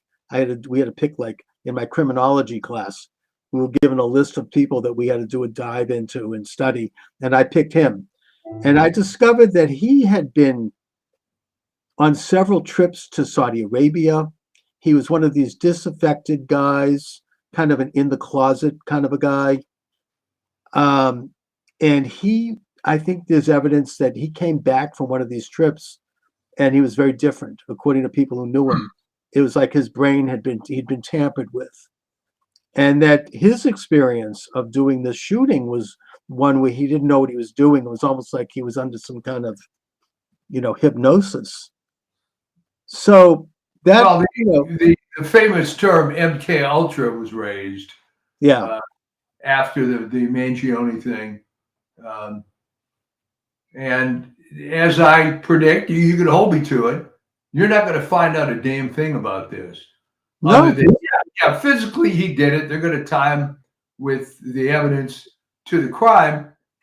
But, I mean, it would have been very clever if this Hashim organization, so to speak, the Hashim, some guy that has a vague connection to this insurance company by the fact that his mother was denied benefits or whatever it is, and he's groomed to be the assassin. Well, that's the theory. And like the Israelis have found that some of these guys who will show up in a pizza parlor with bomb belts and pull the trigger, some of them like were caught in advance and they were stopped. And they were interviewed, and they said, "Look, it's almost like I was I didn't know what I was doing.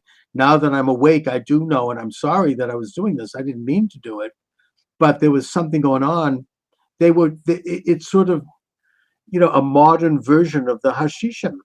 I mean, our intelligence apparatus. I mean, what Michael J. Glennon calls the double government. They've studied and they've gone deeply into psychological conditioning on a mass scale And I think the master at that and the one they emulate is Hitler. But also on the individual scale, by using psychotropic drugs and by using other means to get people to do things that they want to do. And there's a certain type of personality that they seek out who might be vulnerable to that. You know, people like Hitler and Goebbels claimed that they got it from us.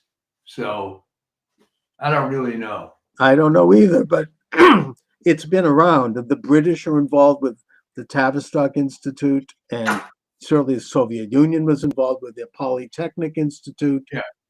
And the Israelis are involved certainly with Mossad. I mean, this isn't new.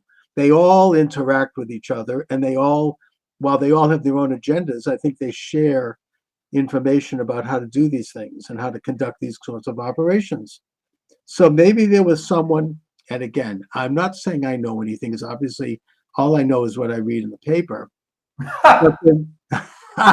But there might have been someone on the inside, what Michael J. Glennon would call a Trumanite, who wanted to take out Brian Thompson, I mean, from the insurance. You know, there was an incentive to do this, and so they had this. Well, I will tell you this, because I've heard this from people that you wouldn't suspect. Let's just say Brian Thompson is not being heavily mourned. All right. No, I mean, we talked about that. I mean, he's screwing people left and right. There were a lot of people who were angry, and plus the amount of money he was making, that's just greed. You know why? You think that he was getting, his salary was almost $10 million a year. I mean, the guy's living in Minnesota. There's pictures of him with his yacht on a lake with his beautiful wife and two beautiful young sons and this magnificent mansion. Did he need more money?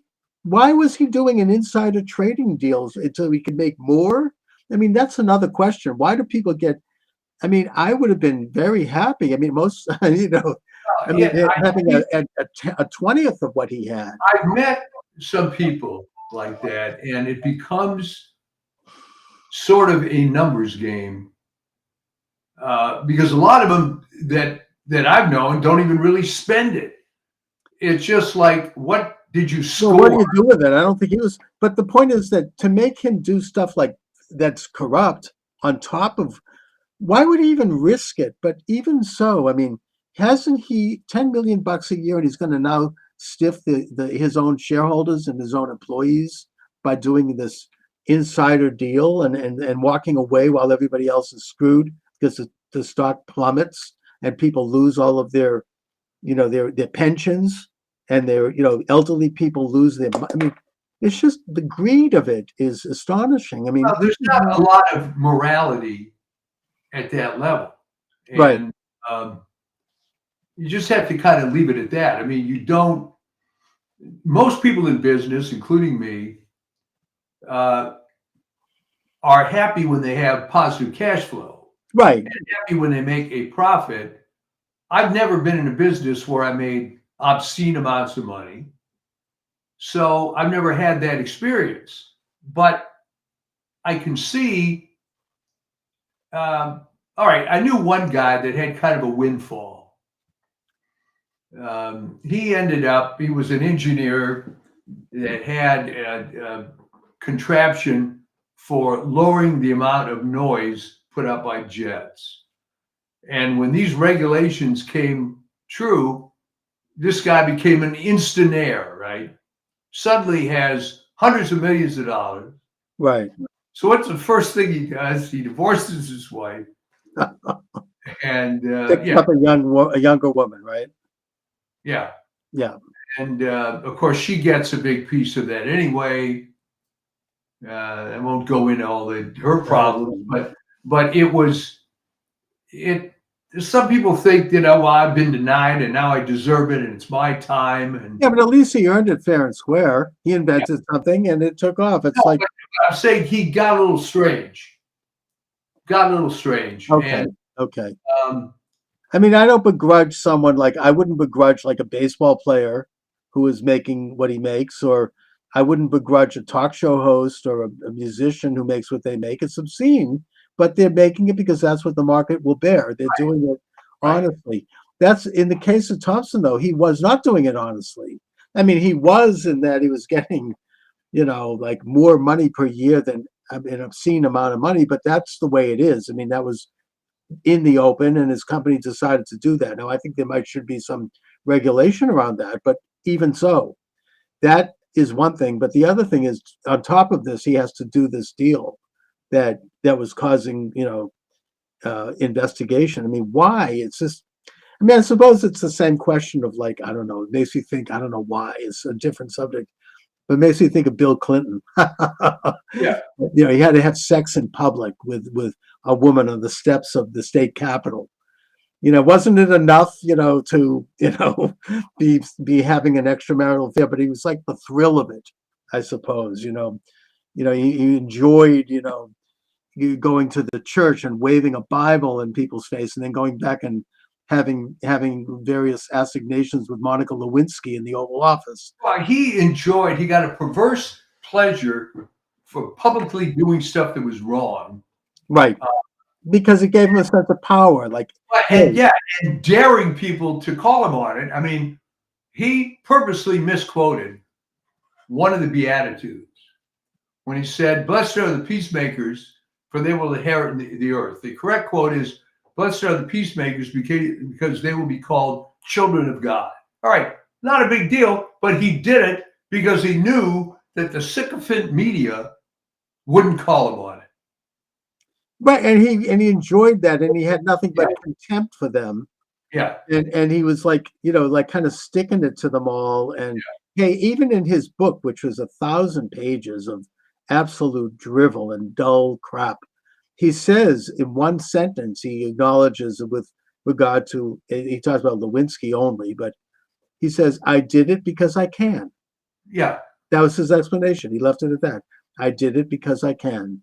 This kind of arrogance and this sort of, sticking it in the eye of the very establishment that created him and that he served so servilely, right? I mean, it's, I don't know how I equate that with Brian Thompson. I mean, I don't think his kind of corruption is different. Well, you get to the point where, you do a little chiseling and a little more chiseling and a lot more chiseling. Before you know, you're attending parties with P. Diddy before you know it. Yeah.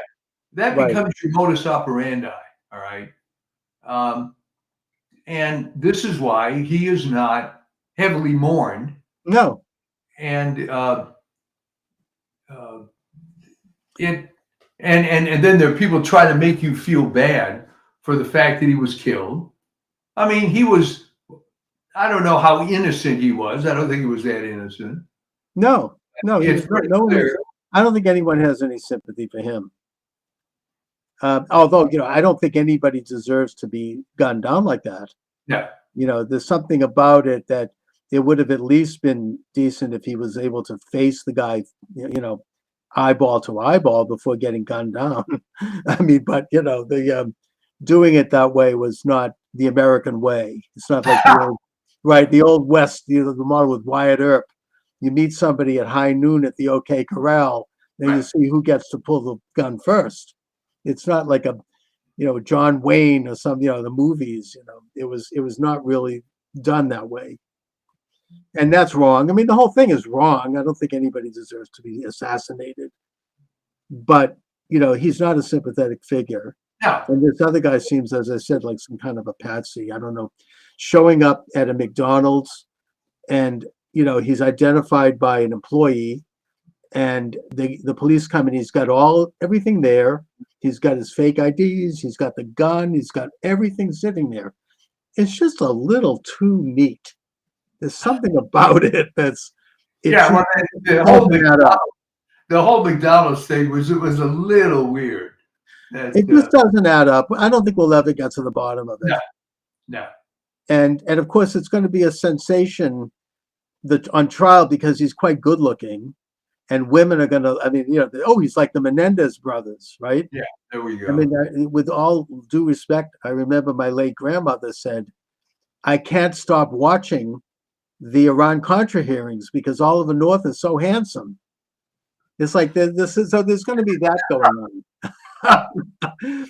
Right? I mean, unfortunately, maybe that says something about women. I don't know. I mean, I'm not trying to cast aspersions here, but there's going to be it's going to be a show. It's going to be like it'll be like Hollywood, and that's why all the media was covering Oh, it. it's already starting up. His defense attorney said, "I don't know of any evidence they've got against him." Really? All the stuff they got. Okay, so, but And I've seen images of him on TikTok where he's dressed like a Catholic saint and with holding like a heart. He looks like almost like Jesus. So there is this going on, and that's not good. That's not healthy.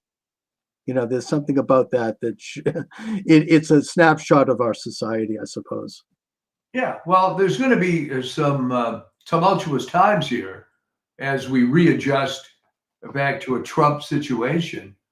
There are people in the establishment that are really scared of what's going to come down. Oh yeah, and by the way, all of Trump's nominees are going to be approved. Yeah, they've got 53 Republicans. Even if they lose like Murkowski and some of these rhinos, they still have enough. Between 53, they've got 3 extras, plus they got a tiebreaker, which makes it 4. They're going to get them approved, and there was just another hoax or another smear job attempted against Hegseth. I don't know if you saw this, but the media was big establishment magazine was about to go out with the latest. They were going to claim that he never really was accepted at West Point. And somebody on the inside at West Point was working to make sure that he was information about that was taken out. But Hegseth fortunately saved his receipts. He had the letter of acceptance. He had the documents which showed that he was accepted at West Point. He chose not to go. Instead, he went to Princeton. But he had it. He put it. He posted it. He brought it up, and they canceled the story. And and West Point changed the record back. So, you have to be careful. I mean, they're going after these people and they're failing. It's not going to happen. All of them are going to be approved. And it's very exciting. Trump is going to hit the ground running. Looks good. Yeah. I think 2025, we're going to have more positive attitude shows than maybe we did before the election. You seem to be a changed man. Yes. I mean, I feel very hopeful. I really do. And I was, they're into the same old crap. I was listening on the way over here to do the show to NPR because I want to see what the other side's saying. And they were interviewing you can guess, none other than McCabe, right? Lied to Congress something like 20 times. Yeah. Never charged, disgraced, part of the FISA fake dossier case against Trump, the Russia. And he's just spouting the same old garbage. I mean, it's just not working for them. Oh, Trump tried to, was trying to assert power, and he was like trying to overthrow the election results. And nobody believes that anymore. And like I said before the election, they don't have any talent. They're pulling out the same crap that maybe worked for them 20 years ago. Right. But it's not. It's already been rejected by the American people. Yeah. It's not. Nobody believes that stuff anymore, and yet it's like they're a broken record. And so now McCabe is forced to do the circuit of these NPR people. Great, good for him. They're all there drinking the same old Kool-Aid that they've been into, and it's not. I don't even think the host was buying it. It's like you could just tell. Yeah. I having been a talk show host, I can hear things. Yeah. Because I'm sort of tuned into what people are really thinking, and they're not even buying this anymore. It's just it's over for them, and hopefully he might be held legally, called down to the carpet for first of all for lying to Congress. I mean, Steve Bannon and Peter Navarro went to prison for a lot less Oh than, yeah. than what he did. I mean, they just refused to testify to this phony committee that all of those people should be held accountable, especially Liz Cheney. God, I mean, the worst. Stealing, the She's really destroying. begging for a pardon now. She's going to need a pardon because she's in trouble and she should be. Yeah, destroying evidence of federal investigation. Yeah. They destroyed everything before the Republicans took over, and they don't. It's like the whole thing was illegitimate from the beginning, and even Speaker Johnson has said that publicly, that they should reconstitute a legitimate committee and actually look into all of this stuff. I hope they appoint Matt Gaetz as a special prosecutor to look into like the 2020 election for starters. Maybe that might be asking too much, but we'll see. Yeah, it's going to be interesting. They should, because they need to get to the bottom of that once and for all. After all these years of gaslighting and attacking anybody and who questioned that election as almost being like a subhuman, it would be a beautiful thing to see them get into it. But that might be too much to ask. I'm happy that Trump's been elected. You have to ask. I mean, Bill Clinton is asking for a pardon for Hillary. Oh, really? So, yeah. They're going to need they want all these rotten criminals, Hillary, Fauci, the whole stinking Schiff. They'll all get this blanket pardon before Biden leaves office. It's going to destroy whatever's left of that awful party. I don't think any American is going to buy that. It's just it's just an ugly, sickening, and pathetic way for this illegitimate regime to go down the tubes. Anyways, so Mike, what do you have coming up on the Substack? Well, I was going to try to do a few more articles before the end of the year. Fortunately, we've been busy in my other business and, just trying to keep up. But, and I feel kind of embarrassed because, there are people that, they make a living on Substack, but they're writing all the time. Mine is free. So, whatever I put out is there when it is. Well, you do it as a passion. I mean, it's not necessarily. Yeah, it's right. It's a passion project. Yeah. Other things going on, house hunting in a crummy market and all this sort of thing. But okay, good. This is what we do, and it's always a highlight talking to you, especially now that you're this positive individual. I know. I don't know what to do with myself after 4 years of like, it's like it's almost like you have to shift gears. Well, it's a good shift, though. It is. Believe me, I'm grateful, and I feel very excited as we enter into the Christmas season, and it's just a beautiful time, and it's beautiful to watch these criminals scurrying around. And thank God Kash Patel is going to be there. Yeah. What a great guy! He's going to clean out that rat's nest at the FBI. He really is. And so these are all great. Pam Bondi, she's fine. Yeah. These people, every one of them is excellent. A couple of bad ones, but so be it. But the important ones are in place, and they're ready to go. So anyway, Mike, but so I'll talk to you next week, and be well. You too. Talk to you then. All right. Okay, welcome aboard, everyone. Charles Moskowitz here. Michael D. Shaw is joining me, slightly delayed due to computer issues, but here you are, Mike, cranking it out. It's funny, Chuck, how within really a few years of the advent of the internet being publicly available, people started relying on it to an extent that it's unbelievable. I mean, if it's down for a minute, people get upset. Oh yeah, and, rightly so. No, you freak out. I mean, can you imagine? Like my phone, I remember my computer's not working. I'm there having a complete meltdown. Yeah, it's just so. And in the famous words of, I have to tell you, the first computer I ever bought, I had a friend who was an old-time mainstream guy, right? And this was an IBM PC, if anybody remembers that. Was this the old-fashioned big desktop? Oh, yeah. No, I had one of those. So what happened was they came out with their first model that had a hard drive in it. That was the IBM XT, which I got. And my friend Alan Stewart, and again, old mainframe guy, older than me, he opens it up and said, "It's a miracle this thing works at all," because he was used to the huge IBM 360 mainframe, takes up a whole building.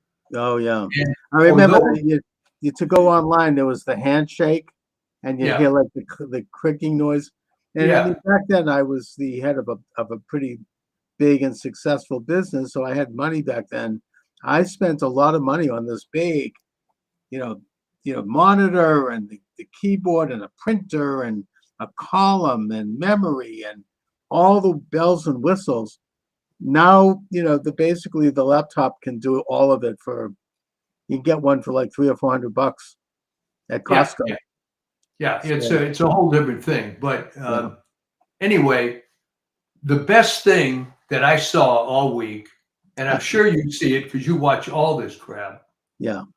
was that joint press conference of those Senate Democrat leaders. And you know what I know why you're laughing. With Schumer. Yeah. And Oh, that was they were hilarious. asked, okay, Schumer was the head of it. And he's asked, what about the pardon? Well, I got nothing to add. And then the next reporter comes up, what about the pardon? So he's asked 5 times. All right, here is my sincere question to you in the audience. Biden's a dead duck.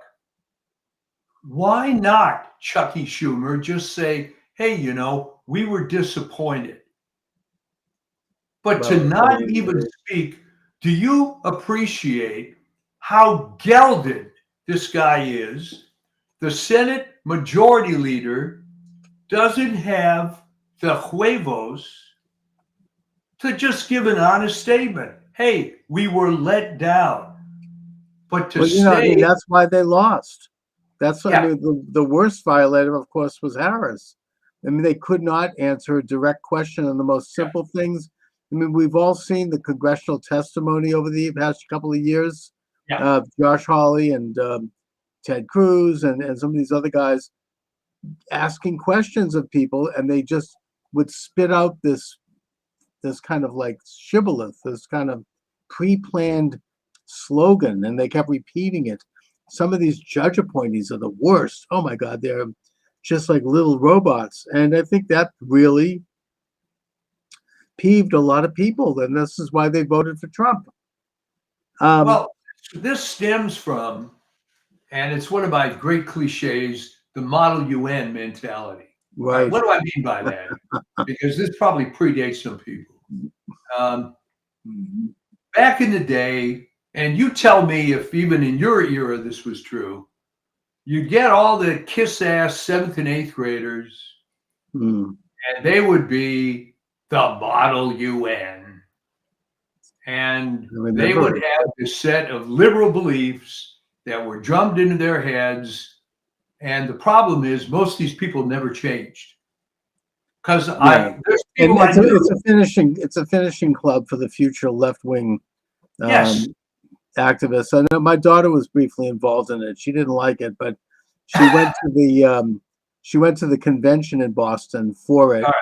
And one of the main speakers was Noam Chomsky. Oh, there you go. And he's there rambling along, and all of a sudden he said something outrageous. He goes, "The United States got what it deserved on 9/11," or something typical. Yeah. And all of a sudden, my daughter's like, she's like, "What?" Her ears pricked up. Yeah. But yeah, it's She a was big, smart. I mean, she was actually smart as opposed to just being a quote good student. So Right. the point is, and I think you'll agree, that the ones that weren't smart, like your daughter, there was it. They they were just very was spoon-fed, and it's kind of how to act, how to walk, how to talk. Yeah. It's a finishing school for the left, and for the future, rulers of the world. and they Yeah, never change. Then No, and they it's pathetic now, really, to watch it, because I knew people like this that had some intelligence, but despite all that's happened, they don't change. And No, they can't. They're locked in. I mean, as I've said, a classic example is Harris, who obviously is not the sharpest knife in the drawer, complete tool, but nevertheless, she just could not answer a question. I don't think she's capable of it. So programmed at probably such an early age, probably by her Marxist father, that it's like there's no one home. It's like a robot. It's a hologram. There's lights. It's made up of like pieces of particles of light that look a certain way, but that there's nothing really there. It's I know I use that analogy. Oh, I always use that. It's a hologram phenomenon. Smashing the Hologram. That's the subtitle of my new book. It's not out yet. I'm writing it. But look, there's a lot to celebrate right now. I'm cautiously optimistic, but I think that there are some damn good things going on. I can't believe you're in a good mood. What's wrong? I know, I'm not used to it. I don't know. I almost don't know what to say. It's like I'm used to this kind of, I don't know what to do with myself. I mean, it's one victory after the next. Even this most aggravating story that's just coming out, that Biden, after pardoning Hunter, which in the broad sense, I suppose I don't blame him. If it was my son, I'd do the same. However, there's now talk within that administration, whoever's running it, that they're going to pardon all these rotten people. I mean, Fauci and Schiff and Liz Cheney. I mean, it's aggravating. It is. I mean, I think it's the last miserable gasp of a dying, illegitimate regime that has just weeks to go. They weren't able to trigger World War III in Ukraine, even though they gave a green light to mines and far-range missiles to hit Moscow. That didn't work. They're on their last legs. So Biden has just done something that involves some kind of an executive order that they claim will have legs after he leaves, that allows something like. But they always talk about that. I mean, they're trying to do all of this crap. This is like, I mean, Massachusetts is a microcosm of this. They say they're leaving the candle on at night, the day before the legislative leaves for Christmas and the day before the governor leaves for a new administration. They're there at like 11 p.m. at night on Christmas Eve, signing laws and signing legislation and trying to ram through. So this is a very dangerous time, but the days are waning, and the big stuff, they're not going to pull it off. But he did sign this one thing that is aggravating, and that is that it allows something like upwards of 42,000 federal employees to not show up to work. Did you see that? Yeah. Yeah, I mean that as it is, apparently it's very revealing that they're allowed to they only have to come in and show up one day out of the month. I mean, these people what are they doing? It's like a no-show. I mean, the real work is done by consultants who are also ripping everyone off. Well, right. I mean, the story on that, and this is not well known to the public. Yeah. Right? Remember, I lived in the DC area for almost 20 years. There were people that I knew, obviously not going to mention the name, but this guy worked for a contractor for Department of Agriculture. Right. He was getting paid 3 times the salary of the agency guy who was supposedly a supervisor. And that's not uncommon. And he was a subcontractor. He was because look at, I mean, Harris pissed through about over $1 billion of, no one knows where the money disappeared. Now they're 20 million in debt. And, it's been, I think there's some whistleblower has said that consulting firms and consultants became multimillionaires overnight. They just put the money in their pocket. They did nothing. And, I mean, I could just give a personal anecdote here as well. This even happened to me. I mean, in my campaign, people got checks for doing nothing. that I didn't know about.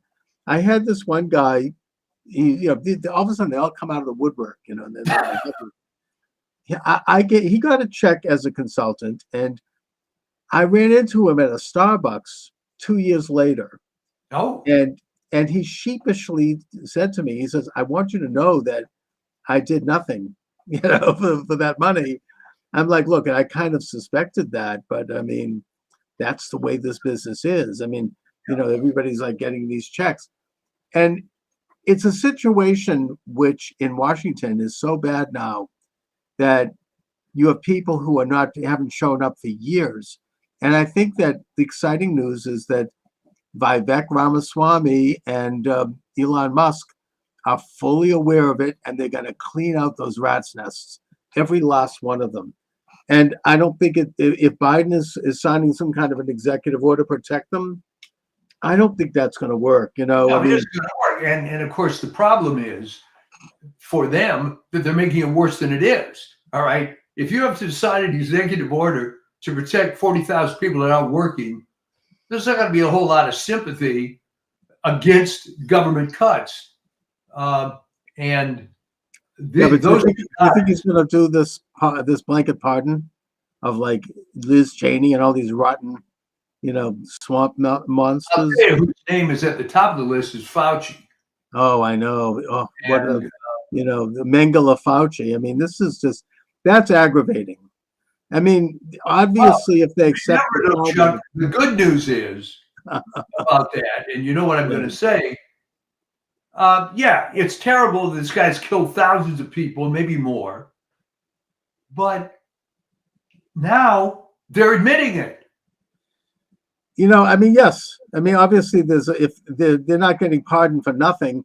I think that the party line is, well, this is all Trump's fault because Trump is going to prosecute these people.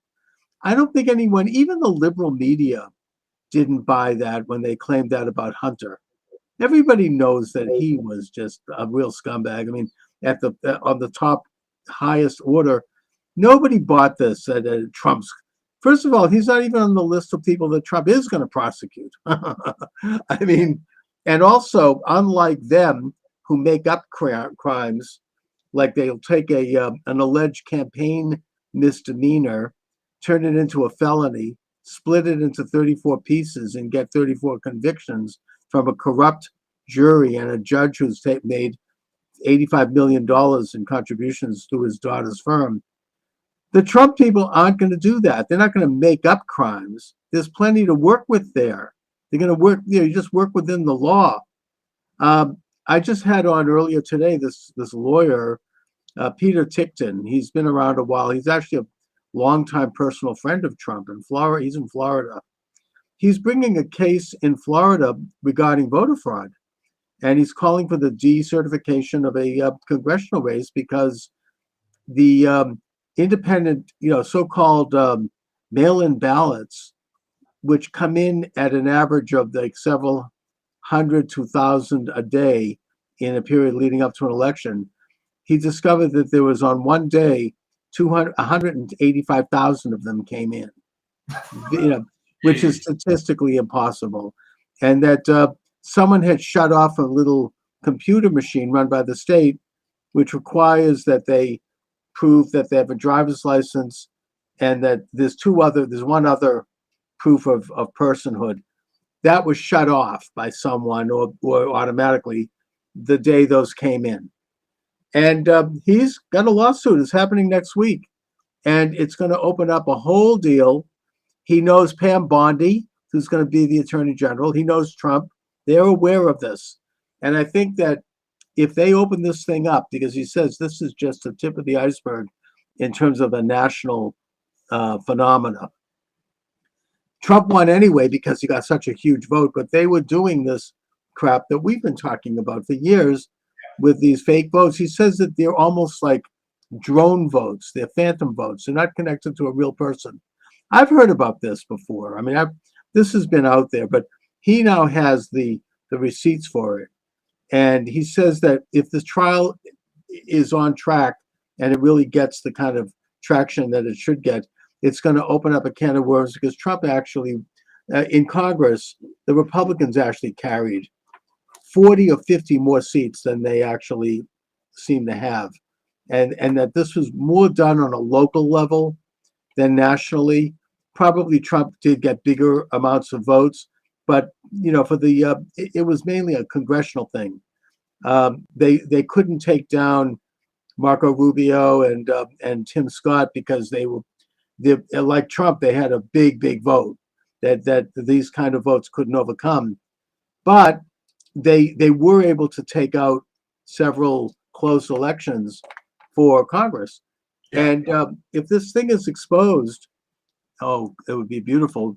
I mean, we'll there'll be a lot of new congressmen coming up.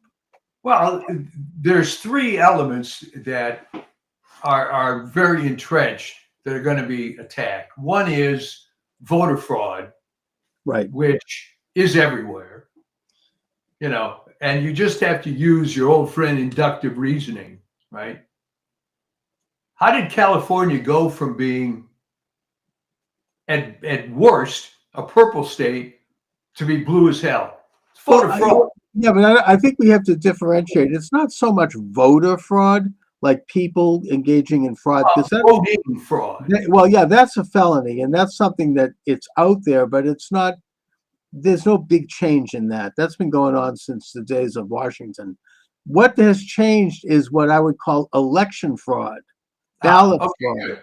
These are not real people. These are fake ballots. This is, Attorney Ticton talked about ballots that are made up of algorithms that are entered into the computer system, that somehow they appear and then they disappear. It's like a ghost.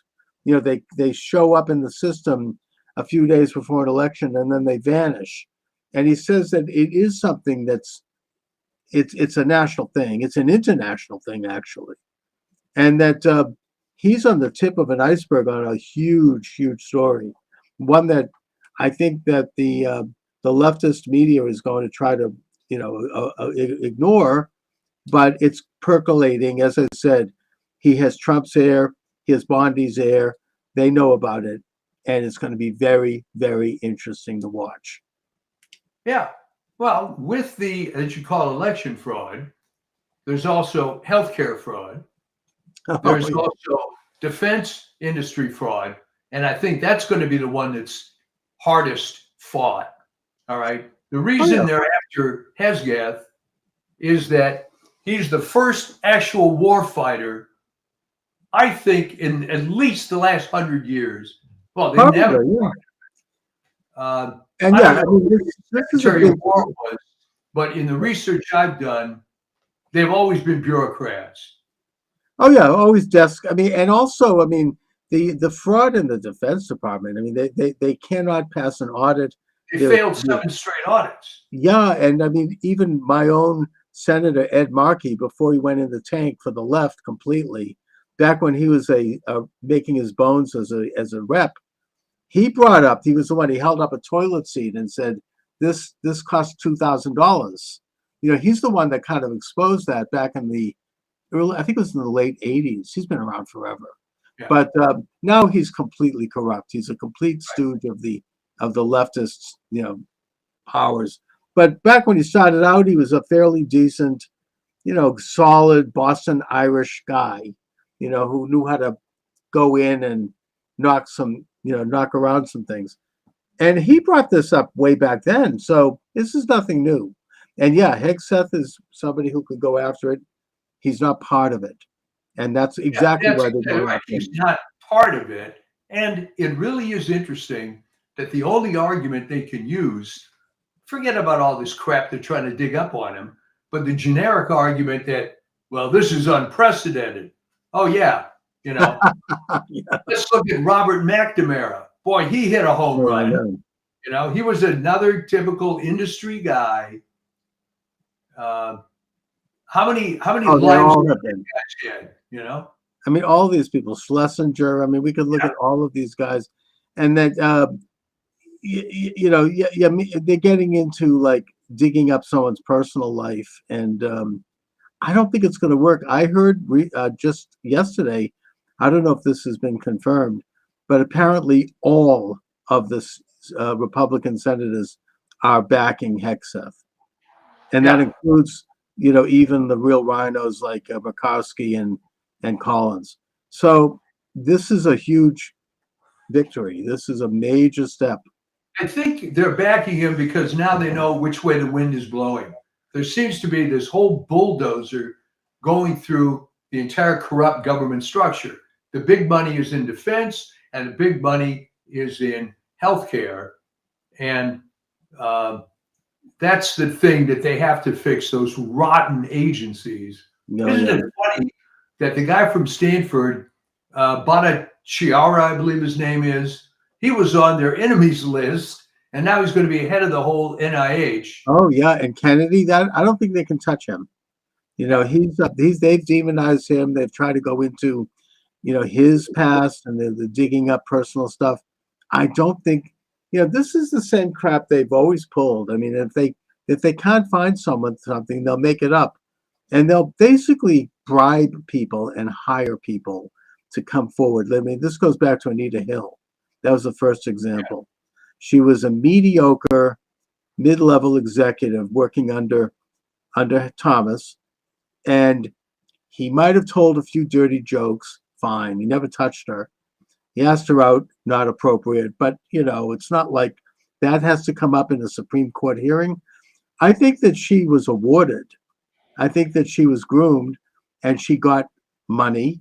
I think that apparently afterwards she was charging $10,000 to appear as a Right. as a speaker at a college, and she got a big fat book deal. Then she got a tenured position at Brandeis, and she was rewarded. Yeah.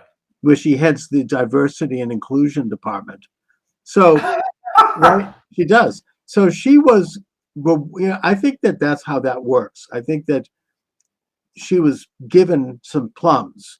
Well, you're from that area, so you tell me, how does the destruction of Brandeis University reputation comport with the Brandeis family, if it's still even involved? I don't know if they ever were involved. I just think they named it after Brandeis because he was America's first Jewish Supreme Court justice. Right. It has nothing to do with Brandeis. It's just they wanted to come up with a good name to kind of give a brand. But even now, I mean, there's a woman making the rounds attacking Hegseth. For what? He was seen publicly drunk. There's no one's ever charged him with anything. But I think she's getting an award. She's going to get a book deal. She's going to get her fat face on television. How about that? If everything she says is true, it doesn't matter anyway. So she what? The guy's room. I mean, these are like the worst kind of like attacks. I mean, and she's appealing to the cottage industry of Trump haters, which are people who do spend money on books. Trump's own niece made millions, peddling her book. Right. And she was a disgruntled family member. It wasn't even against Trump. She was angry because the family screwed over her father. Fine. But she's used that anger to, hook into the Trump derangement industry. I mean, and as I said, such a large percentage of book sales are based on this vicarious sort of weird sensation. Okay. If you go to any fat person's house, you'll see 2 bookshelves full of how to lose weight books. Right?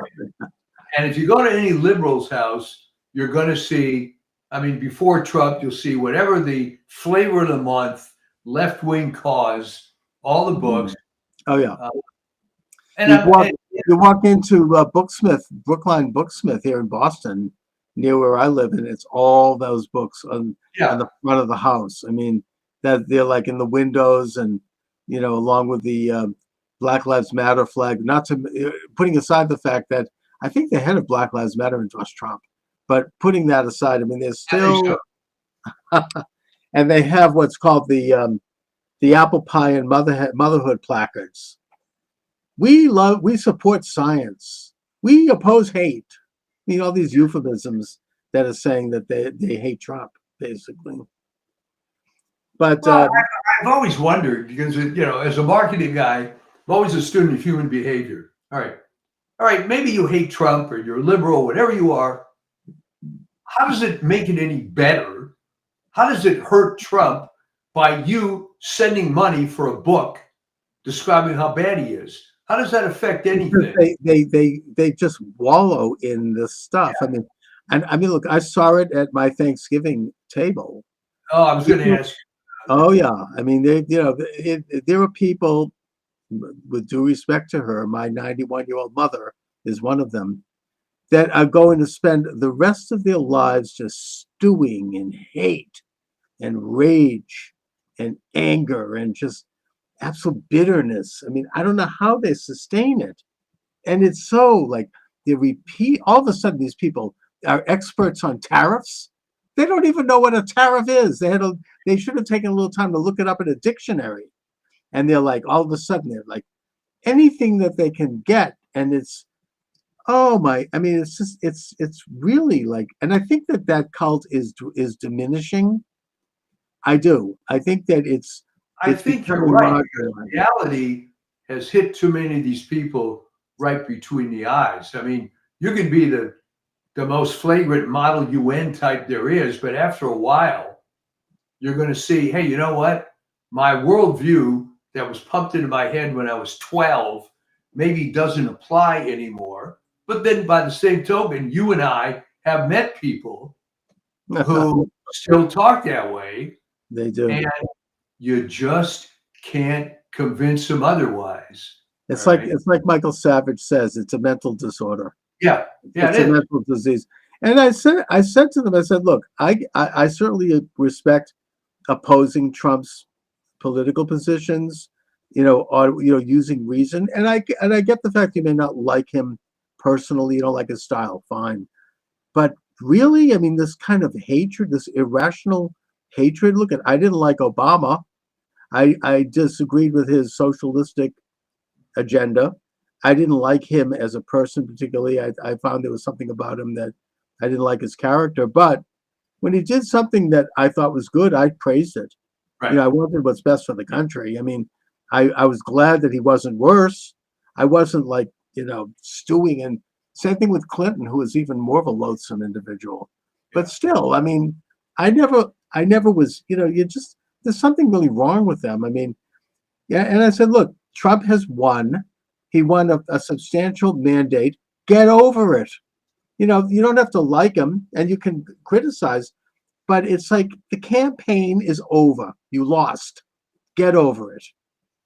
It's like Some of really them no. Although I because will tell you, I haven't seen any. I mean, after John Kerry lost in Massachusetts, you still saw those signs up on the lawn a year later. yeah. I haven't seen that with Harris. Those are Yeah. gone. Nobody's. She's bad. I mean, she's like, just as I said, it's going to be like Dukakis. People don't want to ever think about her again. Well, no one voted for Harris. And by the way, you're right. I think her husband is leaving her, from what I understand. It was pretty clear to me, Yeah. having been around, the Hollywood situation, but that was just an arranged marriage. Right. Obviously, she had to have some quote husband. Sure. She was going to be on a political trail, but just Terrible. you almost feel bad for them because, good God, what a terrible candidate. Oh, just the worst. I don't think there was a worse candidate in history. I mean, it was horrible. And Well, now people have made the argument that she was the worst. oh yeah, president well, in history. hands down the worst figure to ever reach that level in a presidential campaign. And I mean, I think most people are relieved, even people who hate Trump. They're not happy. They would not have been. They're happy that she's gone. I mean, it was awful. And they may hate Trump, but Trump is, at least, even for the worst Trump haters, they understand that Trump is consistent. He is who he is, and we know what to expect from Trump, and he delivers it. I love that stuff. But even if you don't, there's a virtue to that. Same thing was in a way true of Reagan, even though I'm not a big fan. But he was consistent. He carried himself in a certain way. He stood for certain things. You knew what to expect with Reagan, and there's something to be said for that. Yeah, So yeah, I would agree. People have asked me, what do you think she's going to do now? She's going to disappear, right? Who the hell wants to interview Kamala Harris? well, on I TV? mean, Bill O'Reilly says she's going to run for governor of California. Now, well, if she does, we'll She's going to probably have to run Republican. against Caitlyn Jenner. She's not popular. I don't think She so. doesn't realize everybody hates her. It's She kind of doesn't like seem to realize it. you could almost compare her career, if you follow the movies, to Rachel Zegler. It's the same thing. Some pumped up situation, and in the case of Rachel Zegler, it's even worse because she torpedoes herself nonstop. At least Harris would generally keep her mouth shut. Yeah. Imagine being Disney, already spending over $300 million on the live action Snow White. Everybody hates this broad. Everybody. The trailers have come out, ratioed 10-1, 15-1 on YouTube. Yeah. I just don't get it. And they changed it. Here was the latest thing to come out. Well, in the original story, it's Snow White because her skin is white as snow. I'm not making up the following. No, I know. They changed the story to she's Snow White because she was out in a snowstorm as an infant and survived. That's a good one. Oh, So brother. Can't have a white girl, and of course the other problem, which is just killer. Magic mirror on the wall. Who's the fairest of them all? All right. If you look at Gal Gadot and Rachel Zegler, who's better? Enough said, yeah. Oh man. Yeah, that's a huge So debacle. the DEI thing is just dying a well-deserved death. Yes. And it couldn't come any sooner, It's yeah, I mean, so yeah, these are all great and wonderful byproducts of this election. It really, and the I don't know, the Democratic Party could be in the wilderness for another 40 years. It'll be like the Israelites in the desert before they finally find a new promised land. I mean, they just, I think they're clinging. They're like, it's like the reverse of what Obama said, bitter clingers, holding on to their. Exactly. I mean, the whole thing was based on, it's basically a communist model, right? You find the hobby horse du jour, all right? In 1917, it was the peasants and the poor workers. There's always some oppressed group. Right. There has to be like that's part of like the critical theory. You need to set people against each other, find a group that's, being oppressed. I mean, it's the great conspiracy theory of exploitation. I mean, let's face it, it worked for a while. You could be sympathetic to the peasants and the low-paid workers. Right. The trouble is they ran out of victim groups. Not that many people are sympathetic to trans women playing collegiate sports.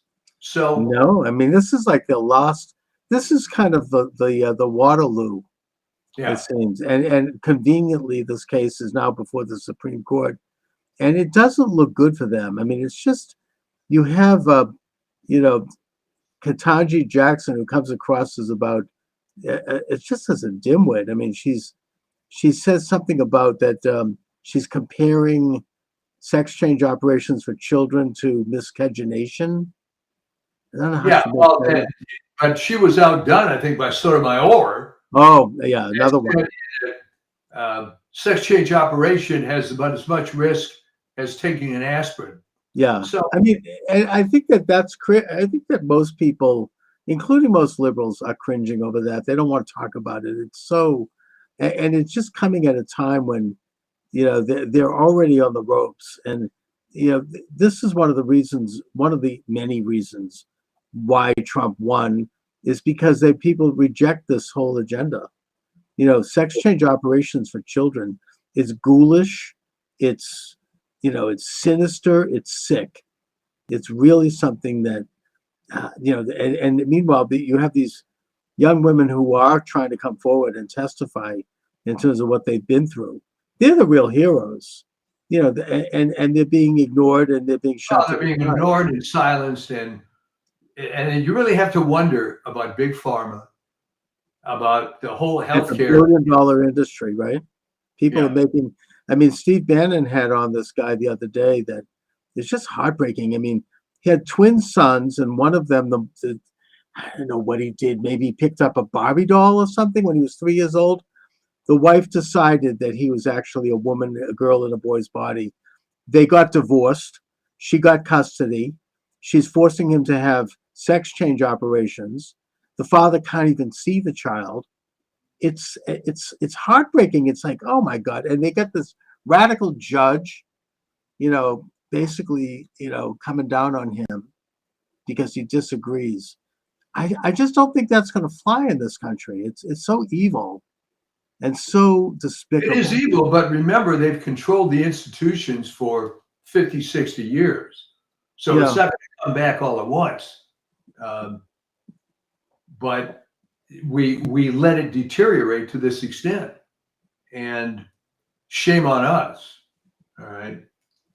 So. Yeah, I mean, this is how far it's gotten. Sterilizing children, removing a young girl's fallopian tubes and a boy's testicles. That's what we've come to. That's the symbol of the opposition now. That's what they're fighting for now. I mean, that's how low it's gotten. Have they run out of everyone else? I mean, this would have been unthinkable even 3 years ago. Yeah. Oh, yeah. Always something. No, they want to call in the show. Okay. Tell them to come on. Yeah. So By the way, I mean, just I think this is as low as it's probably going to go. And I have zero sympathy for these idiots that have followed this train from championing the peasants and the workers down now to this transsexual stuff. And people, nodding, yes, that's the cause. It's all despicable.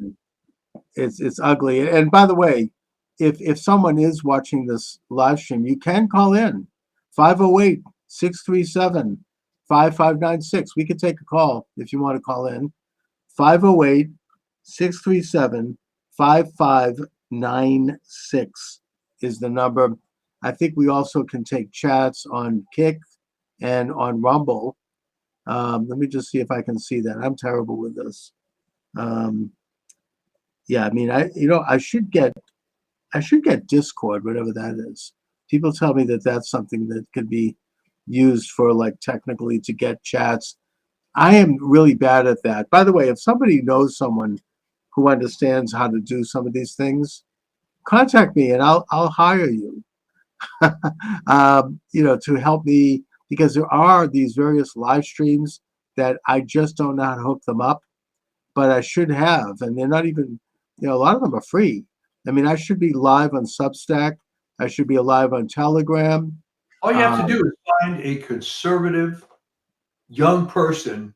Yeah. In the Boston, Brookline area. I should. I mean, 2 or 3. That's what I need. I need some kid maybe from BU at the BU Quickie Job Service, who it probably could do this in their sleep. They just line up. But I don't really have the wherewithal for it. I mean, I've done some things, but anyway. So you're already on 33 networks. Yeah, I mean, I am up there, but I need help to get them on more of them and eventually get some consistency in terms of regular times and all of that. So anyway, what about your upcoming book? You dropped a hint on that. Well, yeah, but that's not going to happen anytime soon. I mean, I'm working on that slowly. What's the subject, if I may ask? Well, I am studying. So I'm going to get a degree in sociology through Arizona State University, and I'm using a lot of this assignments and materials and research for the book because it goes into what's happened to education. It's so far left that, and you know, some of the people that are taking these, as you say, like with Model UN, you have young people who are taking these courses who really don't know better and who are just steeped in this stuff. And it's real, you know, it's Marxism brought up to today and put into today's paradigm about you know, the different causes. And so I'm writing about that, and I'm taking notes, and I'm writing papers, and I don't like to leave anything unpublished. So when I write a paper, I'm then incorporate. It's kind of easier that way, you know. I have a paper I've written, and then I incorporate it into the book. So it's In kind the of case of your old friend Sam Blumenthal, yes. how long ago did he notice this trend in education? Well, Sam has written a shelf load of books on this. His magnum opus, I think, is NEA Trojan Horse in American Education, Yeah. where that was the first book that really launched him, and very influential, where he goes into the history of how this kind of behavioristic leftist modality took over public education and how it originally was not that. He shows how Harvard really started out as a Puritan thing. I mean, it was congregational, and how it changed. And same thing with Yale and all these colleges. They started out as Christian colleges, and they changed. And he goes into when that happened, how that happened, and points to several major figures, including particularly John Dewey, as coining the phrase change agent, and turning education into a tool of world change and reconnoitering the human being, as opposed to teaching people how to think. So yeah, I mean, I think Sam, if he were here today, he'd be very pleased with what's going on. Trump has said that he's going to abolish the Department of Education, and he will, because he means it. And Reagan. That was absolutely the low-hanging fruit. Okay, Yeah. you could get rid of the majority of federal agencies, but if you wanted to pick the absolute easiest one that has no justification existing at all, that would be it. Oh yeah, I mean, and that's just the beginning. I mean, there's this what do they call it? Council of Democracy or something. Yeah. It was started actually by Jesse Helms, and it was started as in a sense, it was good in the beginning, but now it's run by Victoria Nuland and her husband, who basically wrote a column in the New York Times calling for Trump's assassination, and you know, who is instigating color revolutions. They're behind the Ukraine revolution. Now they're starting trouble in Georgia. You know, and they're out there. I mean, they get something like an annual $300 million check from the taxpayer. I think that Musk and Ramaswamy are going to cut them off at the knees right away. And these other things are just, we're going to, you know, it's a beautiful thing to watch. I mean, I don't think that they're going to be corrupted. You know, we'll see. But I think that these guys mean business. I think that, you know, the wind is on their back. I mean, it's going to be, I think that all of Trump's people are going to be confirmed. You know, you got Mike Davis out there, who I think would have been an interesting attorney general pick. He's the Project 21 project outfit. He was involved with helping shepherd in the Kavanaugh to U.S. Supreme Court. He's been around. He knows the score. And he's like, if any senator votes against, you know, the Senate is there to advise and consent. And if someone has to have a pretty damn good reason to vote against a nominee of a president, you know, they are there simply to look at whether or not someone's fit for the office, or if there are anything really major reasons why not. And there isn't. And so he says if they try to pull any crap on any of these people, those senators are going to feel a certain level of wrath. You know, not just in terms of being primaried, but there's other things that he's in touch with that I think he can do. You know, maybe some of the old, you know, going back to the old J. Edgar Hoover approach. I don't know. I don't know what he has in mind, but nothing violent at all. I'm just, you know, that there's going to be a price to pay if they don't vote for the nominees. Trump won the election and he has a right to appoint his cabinet. And that's that, just like any other president, you know, unless there's a damn good reason. So I think that Trump is going to get his people in and it's going to be great. I just, Yeah, you I'm know, really looking forward to it. And what's nice is what an attitude change on your part. yeah. My goodness. After 4 years of traveling in the vineyards, you know, and just being disheartened. I mean, it's it's exhilarating. Yeah. You know, it's a beautiful thing to have seen. And it doesn't mean we dropped the ball because, as I said earlier today, I had on this attorney Peter Tickton, who is bringing a case in Florida of voter fraud or election fraud. We have to stay on that. They still have that apparatus. It's still in place, and they will use it again. And they have used it around the edges. You still have Mark Elias, who almost got, stole the election in Pennsylvania, right? The Casey. I mean, they meant business. I followed him on Twitter. They were trying to get him in. And the only reason people are going after him now. On his Twitter feed was full of lawyers that claimed they knew the guy that said he's got a serious, not making this up, BO problem. And they were arguing with him in Supreme Court, couldn't stand within 10 feet of the guy. Oh, he's obnoxious. I don't doubt that. He looks like a hound. But the only reason that stopped is because even Shapiro in Pennsylvania finally stood up and said it's over. Forget it. Yeah. So, you know, I think that they're still out there. They still have this machine in place, and we still have to stay on it. We still have to interview people. We still have to examine it. There still has to be challenges to it. It has to be pulled out root and branch. It's like weeding a garden. These are deadly, weeds.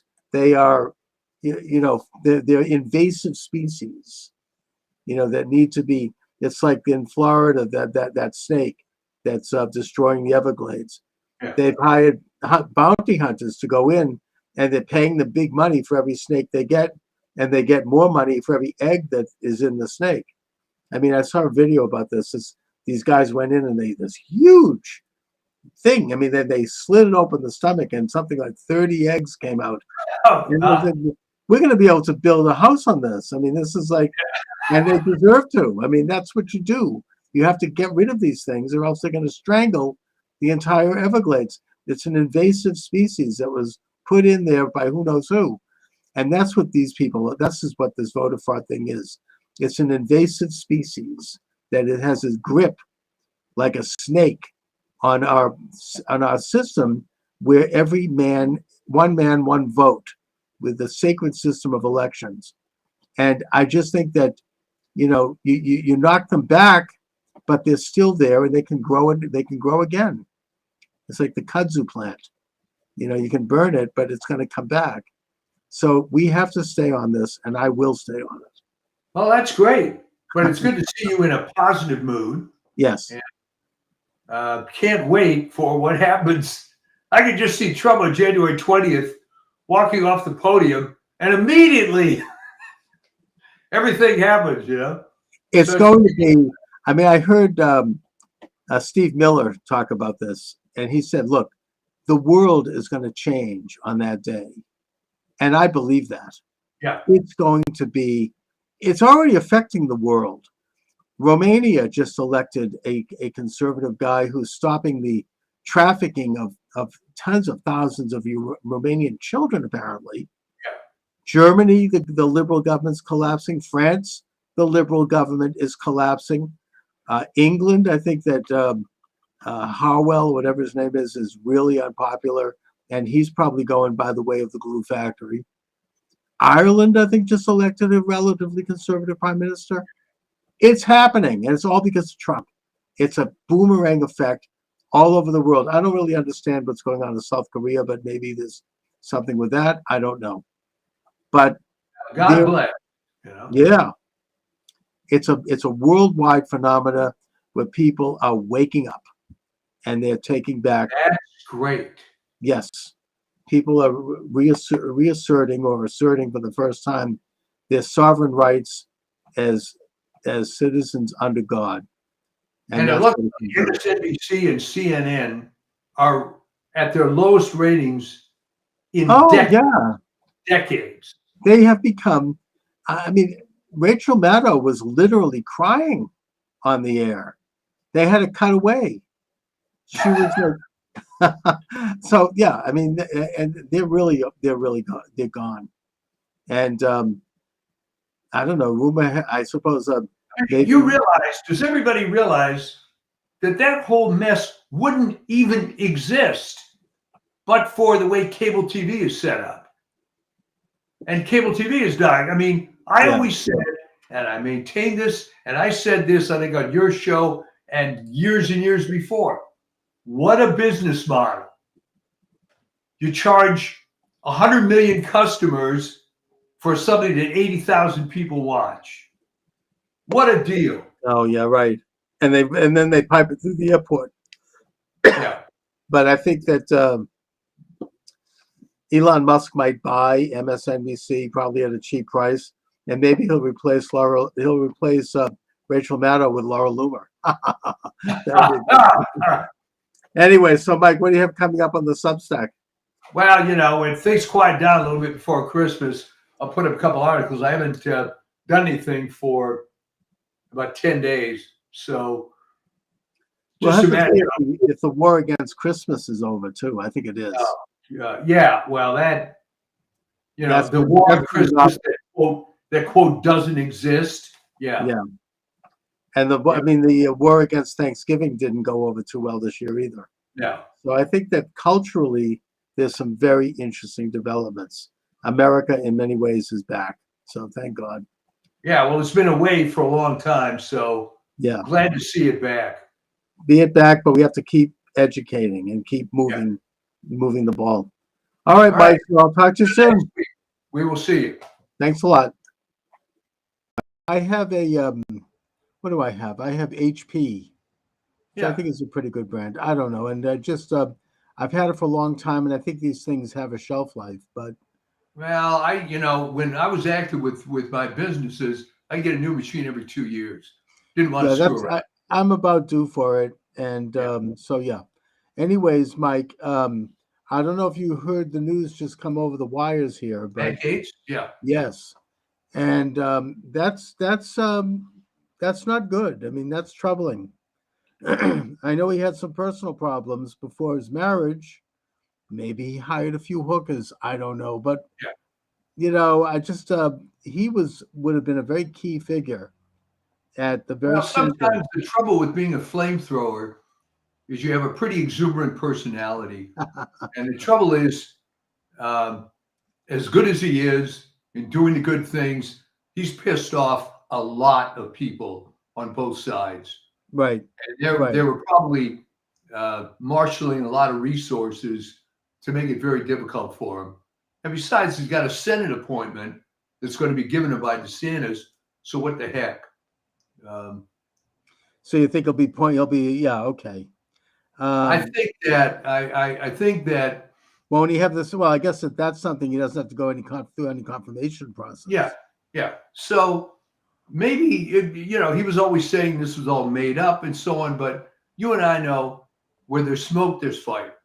No, right? I mean, look, the man obviously had some issues, but I think that look, I think he kind of cleaned up his act after his marriage. Whereas you take a guy like Bill Clinton, and the problem started after his marriage. Yeah. So I mean, it's obviously a double standard, but there you have it. I think that I'm worried that any attorney general in Trump's administration, that's such an important position, not only because they can protect Trump in the same way that Janet Reno protected Clinton, by the way, or Holder protected Obama. She was completely incompetent anyway. I mean, that was a joke appointment. No, but she stopped any attempt to try. Clinton Yeah. was surrounded by scandal. I mean, if you look back, you could look at the archives of news. He had a scandal a week.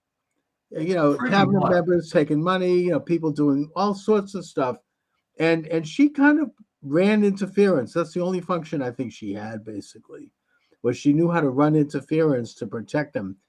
And that's when you're a person, when you're a figure like Trump, you have to have that. He's going to have, we're talking here mainly about the lame duck period here. They are going to throw they're not stopping. I mean, the Trump hatred is as vigorous as ever. I think that they are, besides the fact that they're trying to start World War III with nuclear Russia. Yeah, So, I mean, Biden should be, just for that, impeached. oh, clearly. I mean, who knows who's in charge of that, anyways? I mean, this whole policy of giving Russia a green light to fire missiles, or Ukraine Ukraine, to right. fire these advanced missiles, and also lay landmines. This was done. Biden wasn't even in the country when that was done, which brings up the broader question of who ran that illegitimate, rotten regime. But putting it aside, probably, yeah. They're trying to set a trap for Trump by launching a war that Trump will be embroiled in. They don't give a damn how many people they kill. And on a domestic front, my understanding, according to the reporting of Natalie K. Winters, who I think is a pretty in-depth reporter, they're doing some of the same crap they did when Trump came in the first term. And Obama basically embedded various figures inside the government that could not be easily removed, could not be easily discovered, and that would basically thread and marble the Trump administration and just run interference every chance they could get. They're lining up people like Mark Elias, who's not going away. I think he's ended the big steal in Pennsylvania now that even Shapiro has come out against it. So he's now lining up, according, again, my source on this is Natalie Winters, lawsuits to bring out against Trump. Every single thing he does is going to be a lawsuit. There's going to be lawfare. Is going to go in a high gear. That's not going anywhere. You've got a shadow government set up. I forget who was talking about this openly on NPR. I believe he was a congressman who was like, we're setting up a shadow government just like they have in Great Britain, where you're going to have, for example, the shadow attorney general is going to be none other than Shifty Schiff and the shadow secretary of state. And each of these people are going to be there to attack and criticize every time one of Trump's cabinet members and office holders, whatever they do, they're going to get attacked. They're going to get criticized. Well, here's the good news. All right. Yes. No, seriously. This is not his first rodeo. All right. Right. So this second term, he's got pretty much more of a free reign, and he's figured out, I think, who his loyalists are. So this may sound threatening and so on with all the stuff they're doing, but you got to look at the other side of it. This is all they've got. They're destroyed. And I believe that Democrats are going to be out of power for a long time. And I'll tell you why. They haven't figured it out. You keep doing this crap. You keep, and I wrote about it. I think it's a good example. There's Alan Lichtman, idiot.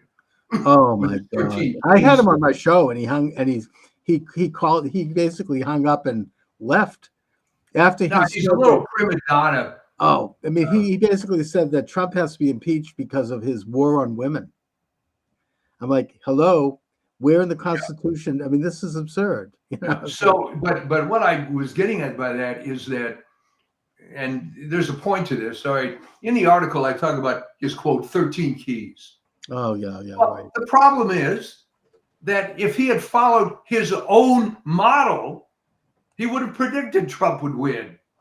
If you take his 13 keys, it's incontrovertible that Harris was going to lose. So his head was so far up his ass, so to speak, that he couldn't even use his own model correctly. And by the way, that also applies to this primary model guy who's used this to predict supposedly every election since 1912. Well, here's the problem. There wasn't a legit primary candidate on the Democrats this year. Whoops. So that all fell Right. apart. Well, the whole thing is. Yeah, that won the primary was Biden, but he didn't run. Okay.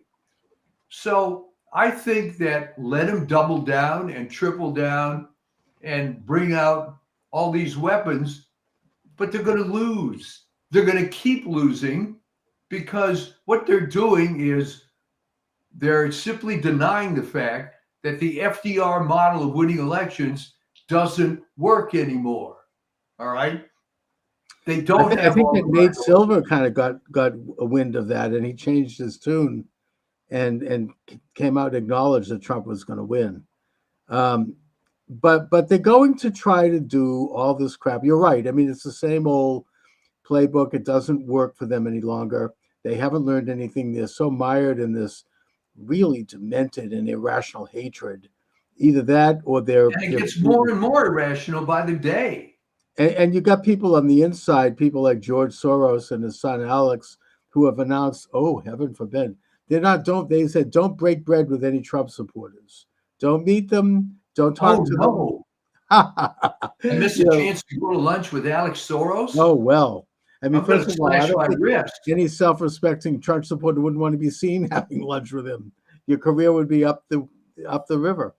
But putting that aside, I mean, they obviously haven't learned any. It's the same old bit of stuff. I'm seeing it still. I mean, they're just it's like they're locked into some kind of and their brains are locked into some kind of an iron cage. And Well, they're it's just, very sad. I think we talked about this before. And the shorthand I use for it is the model UN mentality, yes, which may be lost on some people. The idea was back in the day, the little kissy-assy smart kids in junior high would be appointed to the model UN. right. And this was a big deal. And these were all the smart kids. And this was the worldview they had when they were 13, 14 years old. The trouble is, it doesn't apply anymore. But instead of modifying their view, they're just trying harder and harder and harder to make it work. It's pathetic. I've seen this in high school sports all the time, where the team is losing by 30 points at the half, and what we have to do is double down and do even more on the same losing game plan we've already done. It's the definition, as I said, it's the definition of insanity. Yes. You had that pop psychologist Dyer, I think his name John Dyer, back in the 70s, the erogenous zones. He wrote his research based on spending many years working in mental hospitals and observing mental patients and their patterns. And one of the things takeaways from that was that the pure sign of mental illness is that someone would do something over and over again, even though they knew it didn't work anymore, but they would keep repeating it. That is someone who's mentally ill. And that's what they're doing. They're mentally ill. I think that's true.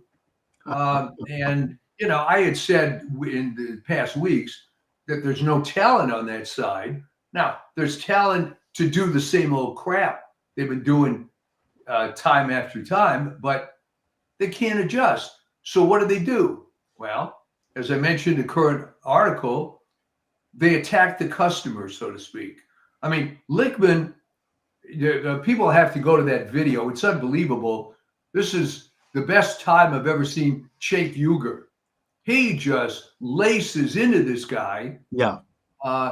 And now he wants to be on Musk's Doge, I guess. Yeah. Apparently. And they're all basically, selling out to Trump.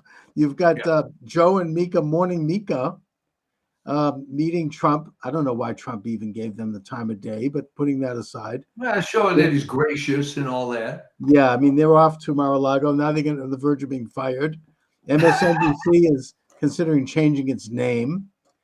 All these leftist media outlets are going down the tubes.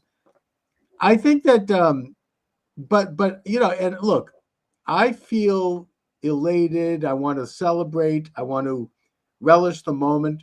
But at the same time, this war ain't over. Oh It's no. just starting. I mean, Obama laid some very ugly traps for Trump as he left the door, including the Steele dossier and all of that stuff. You know, that all was. This is a matter of public record. I mean, that was devised in the Oval Office with Obama, and Biden was there also, and they all basically put this thing together. Yeah.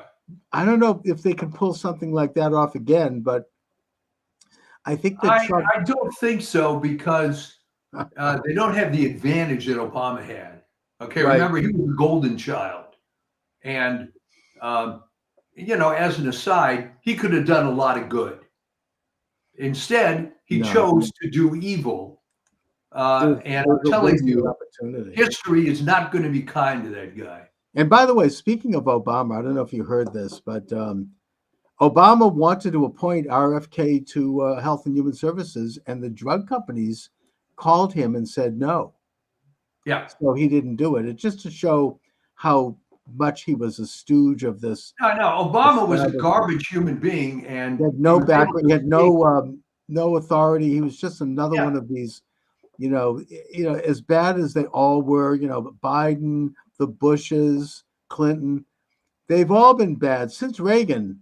Since Reagan was shot, it's all been bad. This. would I agree. mean, I think that's of course why they despise and fear Trump. And I think that this time around, Trump isn't going to he's not going to step into another Steele dossier thing. No. He does need to get a strong attorney general, though. I don't know who it'll be. And I hope it's someone that maybe Matt Gaetz could be brought in as an advisor, to That's a good whoever, idea. right? Let Gaetz be the kind of informal attorney general if he can't. Well, what do you think a Street Fighter type like a Peter Navarro? I don't know if he has a legal. Oh, background. I think he's great. Yeah. Well, I put Steve Bannon in there. Yeah. Well, first of all, I don't think he's a lawyer. So yeah, I think a attorney general has to be a lawyer. Pretty much. Maybe if Trump can get the recess appointment, he could still put Matt Gaetz in there. Yeah, I think the trouble with that is that would just be a flashpoint forever and Well, ever. yeah, I mean, unfortunately, they've got so many things on him that it's a big distraction. It's too bad, but that's where we One are. way, and maybe I'm glad that Trump chose not to go this route. I was kind of relishing a real street fight in that, okay, bring it on against Ed Gates or whoever. And believe me, there's no shortage of dirt on the other side. Well, when they talked about releasing the ethics report, I think that Marjorie Taylor Greene made the very good point. She said, fine, release all the ethics reports. Yeah. Right, on all sides, both parties. They have an immunity fund in Congress that they basically use to pay off people who are making accusations. And it's been used, I think, many dozens of times. Let it all come out. If they want to have it come out, fine. Let's have it. So, but the point is that maybe that's why he's stepping aside. Well, the trouble is, that sounds fun, but it's kind of a distraction from getting stuff done. I think you'll be able to find. And you could be blackmailed. It's like I understand that like J. Edgar Hoover used to show up at the LBJ White House, and he'd bring lots of these files with him, and they would go through it and look at all the dirt, and they'd have big laugh, and they would just go through everybody and what they had on them. So I mean, this is all blackmail material, and I mean, obviously, this wouldn't happen if it was a Democrat appointee. We know that.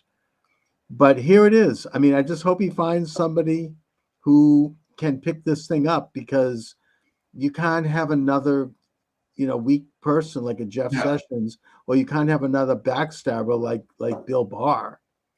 You have to have somebody on the outside who is going to come in and do this is such an important position right now. I mean, I don't know who it would be. Peter Navarro would be fine. Yeah, I don't know if he's a lawyer. I don't either, but he'd be fine. I don't know. I can't He's think a of him. tough guy, He is. and ideally a tough guy without a lot of past. And also, Mike Davis is good from the Yeah. Century One Project. He would be a tremendous attorney general. Recently, Tish James made some comments about continuing with the lawfare in New York, and he came out and he said, "I dare you, go right ahead. I'll have your fat ass in prison so fast your head'll spin." And that's what he said, and I'm quoting. Yeah. I mean, he's like, he would. Well, be he good. could be the guy, He could be. That would be tremendous. Okay, so that would be. I'd feel a lot better seeing him in there. He is like the real. I've listened to him this past year on with the Steve Bannon and filling in for Steve Bannon while he was in prison. He's tremendous. So Well, what I like about him too is he got this sense of humor. I mean, in the same speech where he went after Tish James, and he was talking about Alvin Bragg, Fannie Willis, and Tish James, said, "Where the hell they get these people? Weight Watchers?" Exactly. Yeah. Right. And I'd like to see them investigated for how much money they've gotten from all this, and throw in Fannie Willis, big fan. Well, let's talk about money for a second. Yeah. All right. What happened with the total of tens of millions of dollars that the Harris campaign spent on celebrities, this was just incandescently stupid. All right. They were reversing cause and effect, right? Well, because we spent all this money, it's going to do all this good. And can you imagine giving $2.5 million to Oprah to make some kind of speech that essentially slavery is going to come back under Trump? Oh, it was horrible. I don't get it. What is in it for her? She's a multi-billionaire. Does she have to now go on TV and expose how stupid she is? Well, she did it for Obama too, and she did it for Biden. She's a hack. She's a liberal. She's drank the Kool-Aid. She's just. I mean, you could see from her interviews, and she's kind of. I never really got what her appeal was, but whatever it was, it's gone. I think that she kind of bit the dust after she left her show.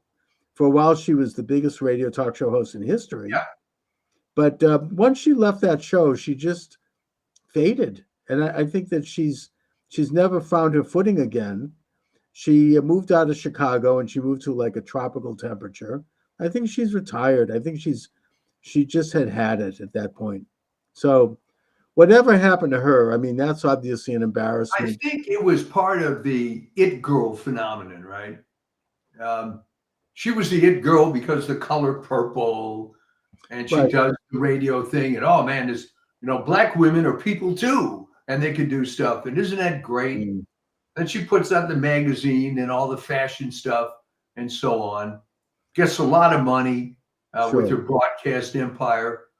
But then, as with all these it girls, Clara Bow being the original one, people start thinking about, wait a minute, why is she the it girl? What's behind all this? And then the facade sort of falls apart. And unfortunately, in the case of Clara Bow, went kind of negative. But Oprah had enough money that she was able to withstand. She doesn't need this anymore. Although she did take the $2.5 million from. Yes, I know. Really, what the hell? I mean, she's one of the richest women in America. This is so important to me that I'm going to charge you $2.5 million.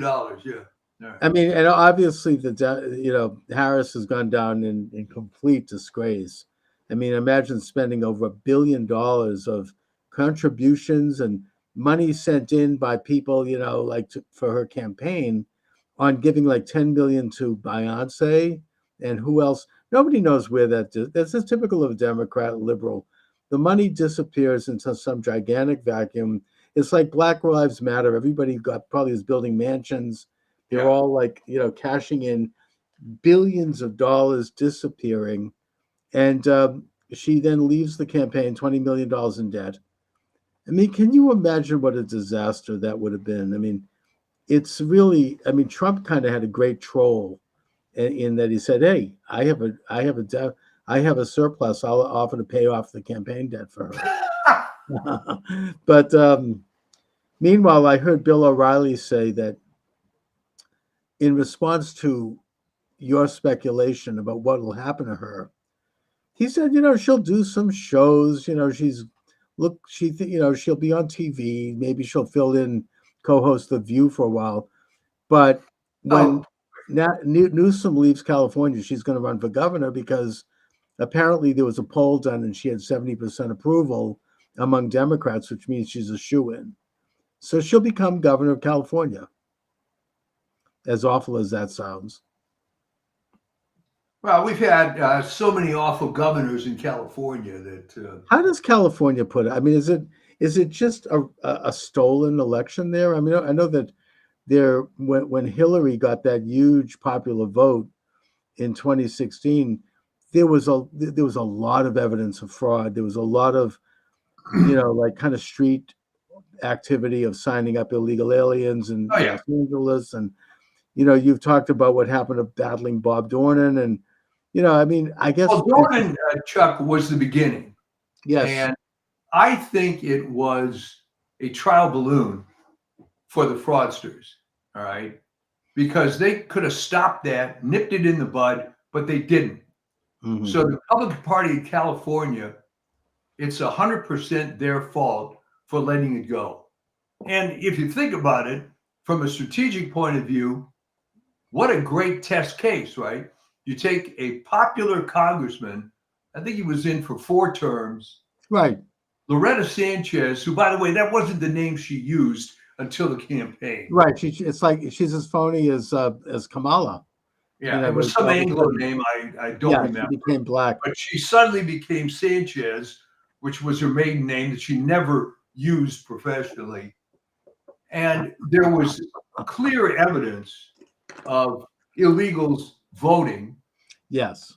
There was also clear evidence, unfortunately, of complicit Catholic churches allowing her to speak. And you don't do that, all right? No, This is a that's tax why exempt- were they cozying up to this?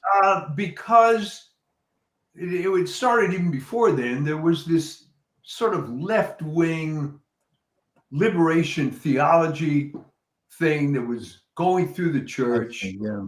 Unfortunately, the Pope you have now is part of that. Right. So this allowed the massive corrupt infrastructure to start.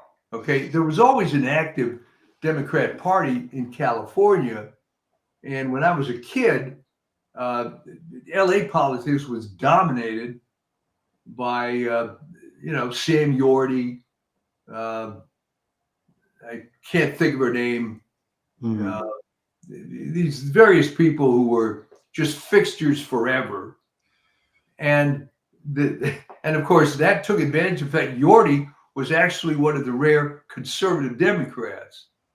Didn't he run for Yeah, president? Ross Wyman was the other one. They were working on this since the 1940s, and I think they let Schwarzenegger come in as a token, quote, Republican, but they were just vicious. I mean, Gray Davis was recalled I remember that. Yeah. as a Democratic governor, and here was a guy who was a perfect candidate, right? War hero, worked in the party forever, and all the chickens came home to roost when he was up there. The power issues, no, it's been a mess. It's been a corrupt mess forever. Not maybe quite as long as the state of New York, but close. But pretty rotten. And I mean, I suppose that in this, kind of war to MAGA-ize the country, which is, I think, something that is ongoing. Yeah. And then when President Trump puts his hand on the Bible, it's going to be enthroned. And we need to make sure that we identify and call out all of these enemies. Every time they file a lawsuit, I hope that we can file a counter lawsuit Every time they bring up, we should be the shadow government. Every time they do something, we should expose it. Not because we'll ever change the core of it, but because we can all continue to peel off percentages of the population who are sick and tired of it, especially if Trump is winning and doing well, which I think he will. And but I don't know where I was going with this, but Well, how California got California, corrupted yeah.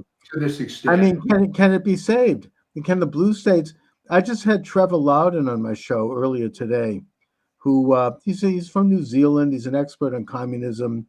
Interesting guy. They have this new movie out called Behind Sheep's Clothing, which is really interesting. He talks about the influence of China in the United States and how strong it's become. We even talked about in Massachusetts. He says there's this Chinese Progressive Association that really owns the state. We don't know it, but they control a lot of what's going on in our state. And he shows that this is like part of Minnesota with walls, and California, major infiltration by the CDC, Chinese Communist Party, the CCP. Well, it ends up being, and I think you'll agree, a major cultural issue. All right. Oh, and by the way, just in the middle of my interview with Trevor Loudon, TikTok canceled my they canceled my live stream, and Trevor said, "Oh, well, you mentioned China, that's a no-no for TikTok." Yeah. I think that happens, and the cultural problem is this. All right. Generally speaking, people on the right are normal. They have families, they have careers, they have things that they truly care about. Yes. People on the left are freaking animals. All right. They don't care about family. They don't care about anything other than politics. It's almost like everybody, in a sense, is Ethel Rosenberg. And, you just have to look at it that way. So that's all they do. It's for the great cause. And the people on the right just aren't wired that way. Okay. So we're always going to have a disadvantage because you're up against these psychotic zealots. But their fatal flaw is their platform and their programs are terrible, and they don't know how to get to normal people. Now, the question that you and I have been struggling with, whatever happened? How did suburban white women become so deluded? I wish I knew. Well, that is the core. I mean, I don't know what exactly. I know what you mean. I know this personally. I mean, it's like what is it? Abortion? I mean, I don't know. It's there's just something going on there in the water. Suburban white women used to be conservative. They used to be the backbone of conservatism. I don't know what's happened. I mean, it's there's been like there's something manipulating going on. I don't know. Well, I mean, my friend, the late Vin Lewis, said it ended up being sort of pure hatred, right? They're raised with feminism, but then they get trapped into having families and kids. And all that would have been avoided if they'd only had aborted everybody. So they're walking around with this huge chip on their shoulder. Yeah, but are they happy to have a family with kids? I mean, don't they love their husbands and their children? A lot of them aren't. A lot of them aren't.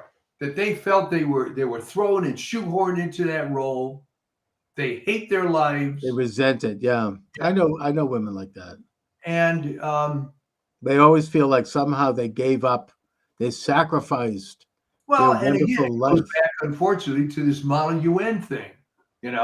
When you were a bright college student at age 19 and they filled your head with all this feminist BS and you thought that was the gospel, then you come into real life and find that, no, it doesn't work that way, which comes back to maybe my all-time favorite cliche, is real life more like high school or college, all right? Mm-hmm. And the people that thought real life is more like college are pretty damn unhappy as they grow older. Right. No, it's true. And the colleges, of course, speaking as, I'm continuing with my own college. studies with Arizona State, and it's real left stuff. I mean, it's really like, I mean, I keep notes, and I'm actually going to Already probably, surprised, right? yeah, I mean, I'm going to publish a book using all the information I'm getting. But it's become I mean, this is what I mean. Trevor Loudon talked about this in my interview with him. I mean, they control the high ground, the culture. They control the academia, media, entertainment, Hollywood, television networks, all of it. Publishers, historians are all on the left. You take a look at Wikipedia, it's all left. I mean, they've totally, Wikipedia, when it started, it was a great resource. They actually, I could get a lot of information from them in my own books and my research. It's all now been deleted. It's not, I mean, I'll give you just as if anyone wonders, let me make a suggestion. Look up a page on Hunter Biden on Wikipedia, okay? And see what they have to say about him. That will tell you everything you need to know. It's complete bullcrap. It's complete propaganda. And they have And the removed. sad thing, if I could interrupt, is that if you pick a topic that isn't political, the material is usually fairly accurate. Right. Well, the one thing that you can still, the one redeeming quality with Wikipedia is you can still go to their footnotes and get source material. Yeah. Even though they've also removed some of that, but you cannot get to a lot of the great stuff that I used to be able to get to. Yeah. The alternative history of this country, and it's all gone. It's all been deleted. I hope that one of the byproducts of this new administration is that we're going to get away from the censorship. I don't think it's going to ever be completely, but I think that we're going to move into a little bit more freedom. The real censorship started in 2018. It was before the pandemic. That's when I first had my YouTube channel taken down. And there are a lot of groups that are coordinating in that. Unfortunately, one of the big ones is the ADL, and they really are trying to control what we see, what we learn. Let me ask you about the ADL, okay? When was the Rubicon crossed? Where they changed they've always been a left group. I mean, since I mean, they started with this the Leo Frank case, in Atlanta, and they saw an opportunity to essentially make anti-Semitism a national issue and use it as a way to raise money and organize in the same way that the NAACP uses racism. I mean, unfortunately, Leo Frank was guilty. However. Leo Frank was he brutally raped and murdered that girl, and then he tried to blame the black security guard, and the trial was the most racist thing. I mean, you're going to trust this black man? You look at him; he's completely innocent. And the ADL came down from New York, and they orchestrated the whole thing with their lawyers, and it was really a disgrace. They still stand by that. Had nothing to do with anti-Semitism. No, they still do? They haven't disavowed it? Oh my word. He was convicted. He was convicted several times. And then when they pressured the governor at that time to commute the sentence, I guess that he was corrupted. He was working as a lawyer. He had worked as a lawyer in one of their offices. And so he did commute the sentence. And just as Leo Frank was leaving prison, he was kidnapped and lynched, right? And he deserved it. And that governor had to leave the state. I mean, it was. And wait, and they're hanging their hat on that still? Oh yeah, there was just a Broadway show about this with Leo Frank. The evils of that anti-Semitic incident, nothing to do with. I mean, it's a disgrace that he happened to be a Jew, but it had nothing to do with that. I mean, and the South is not generally anti-Semitic anyway, putting that aside. They generally, are very tolerant toward Jews. They admire Jews, especially with Judah Benjamin, one of the main figures in the Confederacy. Yeah, and he was Jefferson Davis's right-hand man, and he was a true Confederate. Yeah. So, I mean, generally speaking, it was a non-issue that they made into an issue. for political reasons and for social, for I financial learned something reasons. today. I thought they had disavowed that finally. No, absolutely not. Oh Oh, no, they still okay. stick by that story. They'll never change that. So So they've that's the been story of rotten the from day ADL. one. All right. They've been leftist since day one. They are like the ACLU is to the establishment. They're Fabian socialists. They want to gradually change the country by changing the meaning of words. Well, here's And- okay, but like the ACLU, and you know more about this than I do. I mean, to his credit, Roger Baldwin, who founded the ACLU, was a communist. All right. However, was. he disavowed the Communist Party some years later. But now you're going to tell me that the origins of the ADL, they never disavowed that. So they're No, just and I don't know if he might have disavowed the Communist Party, but he didn't disavow communism. no. I mean, the ADL, I mean, the ACLU to this day, I mean, they will continue to promote leftist causes and denounce, I mean, do you think that they would take a case against the Black Lives Matter? I mean, never. I mean, they're very much an apparatchik of the international illuminated left-wing establishment. And I think that they ran a full-page ad denouncing Trump, calling him Hitler, this kind of thing. Well, here's the good news then, going back to how we started the show. The left hasn't learned a damn thing.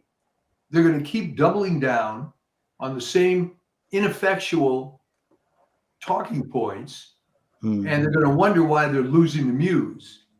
A good book on the history of this, and I probably have it in my book collection, is None Dare Call It Treason by John Stormer. Oh, man, I wrote about that. Oh, John Stormer. John Stormer. 7 million copies, baby. Self-published. Yes, and not only that, but I think that he came out with a revised edition that was double the size, I think in the 1990s.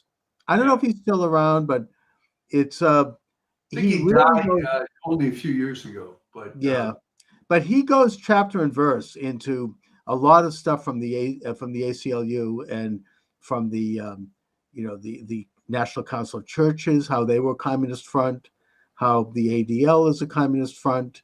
He shows all of the communist takeover of these, or creation of these establishment institutions, and how they then went ahead and became dominant in the media in terms of what would be, the official and approved narrative.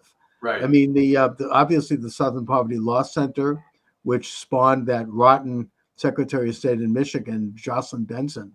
I mean, they're very much part of this communist movement, and that he goes into it chapter and verse. I have to get that. I mean, he really quotes it, and he does a brilliant job. You have the whole perpetual war for perpetual peace movement. Yeah. He shows how they wanted to have what's called, quote, convergence, and that this is a policy that was openly espoused by Roosevelt. That basically the idea was that the United States would move to the left, the Soviet Union would move to the right, and they would both meet and converge at some point in the middle to create a world government. You think I'm making this up? There was this, no, I mean, this is documented. This guy, Rowan Gaither, he was the head of the Ford Foundation, I think, or the Rockefeller Institute. He was interviewed by Norman Dodd, who was a researcher in the late 1950s, as part of the Reese Committee hearings, which are not well known today, but they were very pivotal. They investigated the big foundations and how they had been infiltrated by communists. And he interviewed Rowan Gaither, the head of the Ford Foundation, and he went on record as saying all of this. We were working toward convergence. We were working toward creating a new way of being, a middle ground that would merge, capitalism and communism, Sovietism and Americanism. And we were pouring money into doing this from these big foundations, which were created thanks to Wilson in 1912, 1913. Anyway, interesting history. But that's well. so. I mean, the good thing is it's history, and they keep using this, and it ain't working anymore. Well, it never worked. But the point is, they're still doing it, and they still have that kind of power. They have, George Soros is no piker. I mean, these guys have international power. They have a way of framing narratives the way they want them framed. They will create a world war if they think it's going to benefit, and they're trying to do that right now. We have about how many weeks left of this corrupt, illuminated, illegitimate administration? I think the rest of this month in December, and then 2 weeks in January. During that time, they could create a world war. They're already, firing high-end advanced missiles into Russia. And Russia's firing back. They just hit a power plant in Dnipropetrovsk in Ukraine. The people that are going to suffer from this are the Ukrainian people who would like to see some kind of a peace agreement and who are willing to give up a couple of those Russian provinces. Who cares? I mean, they're Russian anyway, in order to get peace. But they're going to try to push for this massive war. I mean, this is what I wanted to talk about today. Between now and January 20th, there's a lot of things that could go down. There are we don't know what could happen in the world, but it's a very, very dangerous time, the lame duck period. In the 1930s, I think it was, Congress actually passed, I don't know if it was a constitutional amendment, it probably was, to kind of reduce the lame duck period, because it used to run from through March. November, it's all the way through till March of the following year, almost 6 months. Right. And it was a lot of crap went down. I mean, it was a very bad time because you had an outgoing administration, and if it was from another party, they could do all sorts of things. I mean, thinking in Massachusetts, it says they have this idea where they have the lamp in the State House on the night before the governor leaves. He's burning wax, signing legislation, passing laws. You've got Elizabeth Warren trying to shove through, along with Schumer, radical judges. They've got 50 openings, and it's and shame on J.D. Vance and Rubio for not going and doing their work right now in the Senate to stop this from happening, because there were votes, and they went home for Christmas? I don't know. It's like they have to be. This is a fight. They just passed through this radical appeals court judge who had given a pass to child rapists, saying that laws against child rape are racist. I mean, this person is going to be on the bench as a fairly young man. He's going to be there for decades. And this is in the South. I think it's Alabama, Georgia, and Florida. So, I mean, they're putting in position people that will never get rid of them. I mean, they'll be there forever. And, this is all lame duck. As Congress goes out, they're keeping the midnight oil. They're burning candles at night, signing who knows what.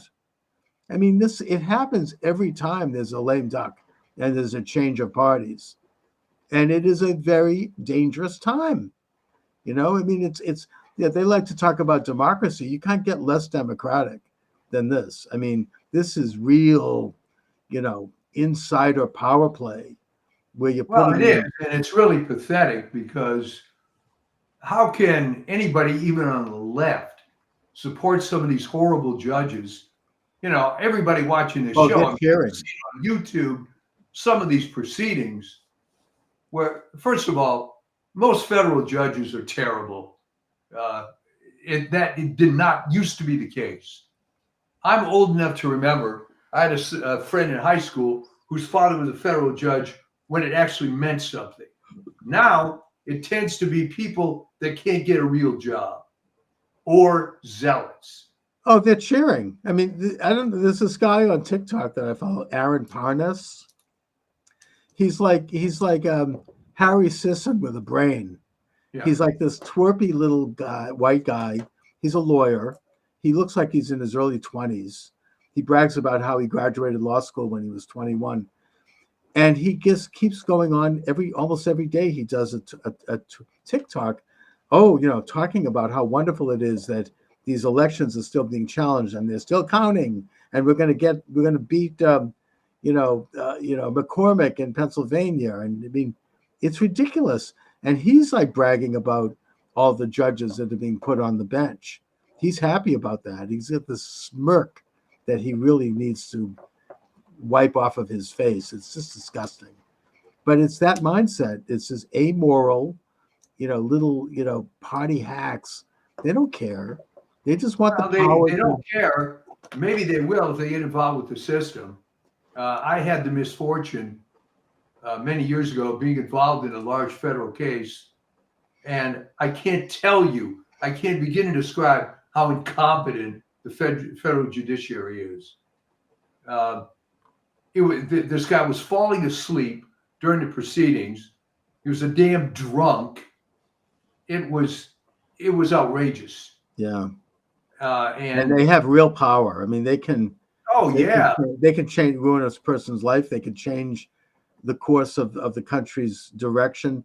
I mean, I think, and Elizabeth Warren, of course, is all, she's working, 18 hours a day trying to get these people jammed through in these last miserable weeks. Who knows what else they're doing? It was just a numbers game, because even Warren would admit that some of these people are just total scumbags. Oh, she doesn't care. They don't care. Yeah, they don't care. They want to have their seat warmers. They're going to do. I mean, you see them being interviewed by people like Senator John Kennedy. He's hilarious, and he just asks them basic questions about, are you familiar with the Clark versus so and so? No, they never heard of it. I mean, these people are dumb as bricks in some cases. Yeah, but think about it, Chuck. Who would want that job?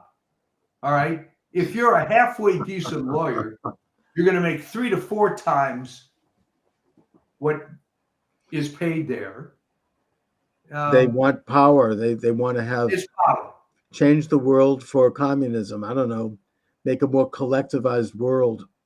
These people they have that glassy-eyed look on their face. You could tell with that smirk. It's like Rachel Maddow on Speed. They just, of course, she's getting $6 million a show, but putting that aside, I mean, they want power. It's a very powerful position. It's these people who have like low egos and low self-esteem, they feel important, and in a way, they are important in a position like that. They can change lives. Yeah, I mean, in fairness, there is a small number of people that seem to really want to be on the bench to do some good. I mean, right. I knew a guy who was a really, really good litigator with a big firm in LA and making serious money. But he got the call from whoever the president was at the time. Yeah. We want you under the, and talk about taking a pay cut. Good God, But I guess he was a true believer. The guy was, not necessarily liberal. Right. But this was some sort of brass ring. I truly don't know why. No, I think that most of them are good. I mean, in Massachusetts, the federal bench is very good. And even though many of them are liberal leaning, they're pretty good. I mean, they are committed. They're hardworking. They do want to try to be fair. But there are these political appointments that Biden seems particularly involved with that are just rotten apples. I mean, it's very bad. But I'm not trying to, it's like most Catholic priests are religious people, but you have some bad ones that give the whole bunch of bad names. Yeah. Yeah. I think the same thing is true with the judiciary. Most of them are good.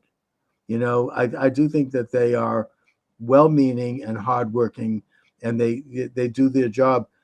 But you do have what I'm talking about here particularly is these really rotten Biden appointees are just bad news. I mean, they're just being shoved onto the bench, and they serve the purpose of basically siloing power as Trump goes in. And then, of course, you have others on the bench who are now not going to leave. They won't retire because they don't want to have Trump have an opening. I mean, right? I mean, of course, that backfired with Ruth Bader Ginsburg, but, Yes, it did, didn't it? Yeah, and I think Obama actually asked her to step aside, and she said, "Nope, I'm going to live forever. I'm not going anywhere." So they blamed Trump because he had an appointment. I Now, mean, she was rotten to the core, and and this friendship between her and Scalia, I will never understand. But whatever. I mean, the thing is that they become there's a sense of invincibility after a while yeah, that they're indispensable and they're never going to go. And but here we are, Mike, in these final miserable, decrepit days of this rotten, illuminated regime, this illegitimate regime. I just I don't know what they're gonna. They're kind of dismoored of any responsibility. They can pretty much now show their cards and do whatever they want to try to perpetrate their power. I think they're still in denial in a way that they have been beaten and that they are going to go. You know, Donald J. Trump, assuming they don't, something drastic doesn't happen, God forbid, he's going to put his hand on the Bible on January 20th, and he's going to be president. And it's going to be a great day because he's going to go in there and he's going to kick ass. And he has a lot of things that are going to happen. I do believe that, assuming he gets there. And they don't really, they're trying to figure out these sort of sneaky, miserable, end runs around that. And I mean, again, I mean, Obama tried to do it, and it was bad. But I don't think they're going to pull that crap off again, because Trump, isn't going to be fooled this time. no. I just hope that we don't have I hope we don't have nuclear missiles hitting Boston anytime soon. That's all. I mean, who knows what they're going to do? Well, what about your well, not your mayor, because I don't think you're directly living in Boston, but I do live in Boston. oh, all right. Oh, yeah. And Michelle Wu saying she's not going to cooperate. Yeah, that's what they're. I mean, look, you've got Pritzker in Illinois. You've got. I mean, they're all saying this. Yeah, well, they're talking big, but when And one of in a them, way, there's actually a silver lining to all of it, because what they're doing is they're asserting states' rights. yeah, Right? That's good. Even if they're left-wing states, it's states should reassert. I mean, they were, they're complaining about that with Roe versus Wade.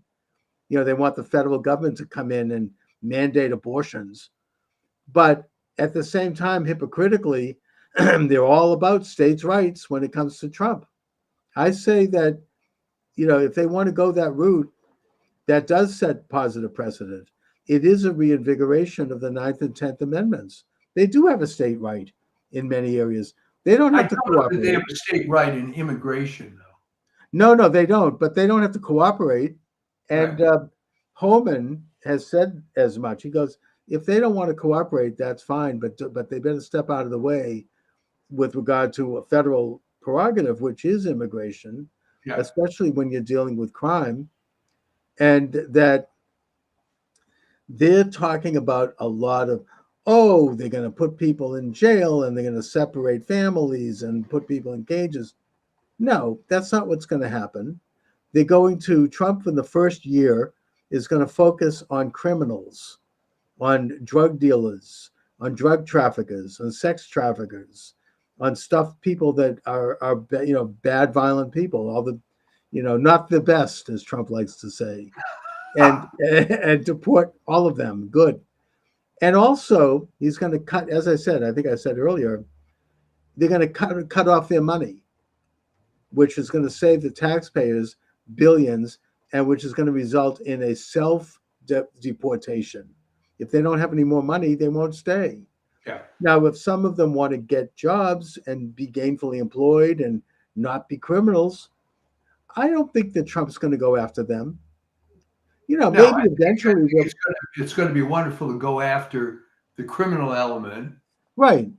and look into all the corruption involved with putting these people up in hotels and whatnot. That's right, and that's exactly what's happening in Massachusetts, and in other states. I mean, the state is going broke, putting people up in fancy hotels. They have this meal plan. They get $75 a day. I mean, and they have the state's hired a caterer to feed them all. I mean, The state is going broke. There's no logic to that. There's no, what are we supposed to get out of that? Meanwhile, so I think that once you cut that off, they're gonna leave, and we're gonna have millions of people. Well, what it is virtue signaling with somebody else's money. Yeah, but why is this a virtue? What's virtuous about bringing people I in? hate to go back. I've mentioned the third time. It's this Model UN thing. You see, we have to do right by these people, and to take an old term from Rudyard Kipling, white man's burden, right? And, I thought that there was a hilarious YouTuber. I don't know who he was, but he went to, during the campaign, he was knocking on the doors of people with Harris Waltz signs. Oh yeah, I saw some. Hey, we have an illegal alien here. And some guy would come out of the van. He wants to move. He wants to live with you. Will you take him in? It's like, so I mean, to a man they said no. Of course. What do you mean? I can't. I have children at home. I can't do that. No, you'll send them all. I mean, it's like what DeSantis did with Martha's Vineyard that time. Martha's Vineyard. It was hilarious. Martha's Vineyard deported them. They hired 150 National Guardsmen came to the island. They put them on a bus and they deported them, sent them to a camp, I might add, at Otis Air Force Base in the Cape. That's what the liberals did when it came to actually dealing with illegal aliens instead of sending them to the red states. Anyway, it's going to be very interesting to watch. Oh, absolutely. I mean, it's, they're going to complain, but the point is that the American people voted for Trump, and it was a mandate. And that, you want to talk democratic principles. That's what we have. Democracy. We have democratic principles. They're complaining, well, Trump is going to get rid of agencies and he's going to fire all these people. Guess what? That's what every administration is supposed to do. Every administration actually has done degrees of this when they take office, because that's why we have elections. Why bother having, if you're going to just keep people in there forever, why, that's a dictatorship. It's an oligarchy. Why bother having an election, really? Yes. Well, why was it okay for Roosevelt to create all these agencies, but someone can't come back in and either consolidate them or eliminate them? Or get rid of them. And that's exactly what I think Trump's going to do, starting with the Department of Education. You get rid of about 80% of it, and maybe the rest of it can be absorbed by another department, the little piece, the tiny piece that they do that's actually of any worth. But you get rid of all of these federal agencies. And I think that with Musk and Vivek Ramaswamy, that's exactly what Ramaswamy just gave an interview where he said, yeah, we're going to consolidate agencies, get rid of them in some cases. We're going to pare them down. That's what Musk did at Twitter, and it worked beautifully. That's what's going to happen. And I say hallelujah. I never thought I'd see the day. I remember the late Sam Blumenfeld back in the Birch Society. They've been talking about this for a generation, and you never thought it would happen. Well, it is happening. And they can, and as Steve Bannon would say, they can suck on it if they don't like it. He's on fire. You got to listen to him. I don't miss a show. Oh, he is. Since he got out of prison, he is like kicking. I mean, he's like amazing. I mean, he's great. I mean, I'd love to see Trump give him an appointment. He's tremendous. Although I'd like to see him stay at the War Room. I mean, he's doing he's got millions of followers. It's huge. Yeah. I mean, he's doing gangbusters over there. Yeah, so he said his go to prison really helped his game. He didn't. He just came out. He's better than ever. He didn't miss a beat. I mean, he's roaring, and I just think that he should continue right where he is, where he's really playing a big role, in a way very similar to the role Rush Limbaugh played, except, he's taken the glove. Rush Limbaugh, in a way, kept the kind of. He was. I mean, he didn't go too far outside of certain lanes, because he knew that they could pull the plug on him. But I think that with the internet, with Bannon, he doesn't care. He was already thrown off of Facebook and Twitter years ago. It didn't matter. He just keeps moving along. He's got his own network. He He's consolidated it. I mean, to my way of thinking, they can't do to him what they could have done to Rush just because of technology now being what it is. And so, yeah, I mean, I think that he should continue on doing exactly what he's doing. I mean, and other people, I mean, I certainly emulate that. Other people should try to create their network as well. It's going to be an interesting holiday season. and a festive one, I might add. Yes, festive. So, Mike, what do you have coming up on your Substack? All right. Well, I had that piece that went out last night called Victory, but we focused on the issue of blaming the consumer and your favorite guy, Alan Lichtman, who just gets to be more of a joke with every passing day. I mean, after he was pilloried on all these video forums, he gets interviewed on a YouTube video by his son, who said essentially that, well, even though there's the only one left that will interview him. Yeah. I mean, and some of these left-wing historians, some of these left-wing historians have really gone off the deep end, like Mitchum, who has written some pretty good books, completely Trump deranged, and Michael Beschloss, he wanted Trump to be executed. Yes. Remember that? Because of the after Mar-a-Lago was raided, because he had papers that might reveal some national secrets.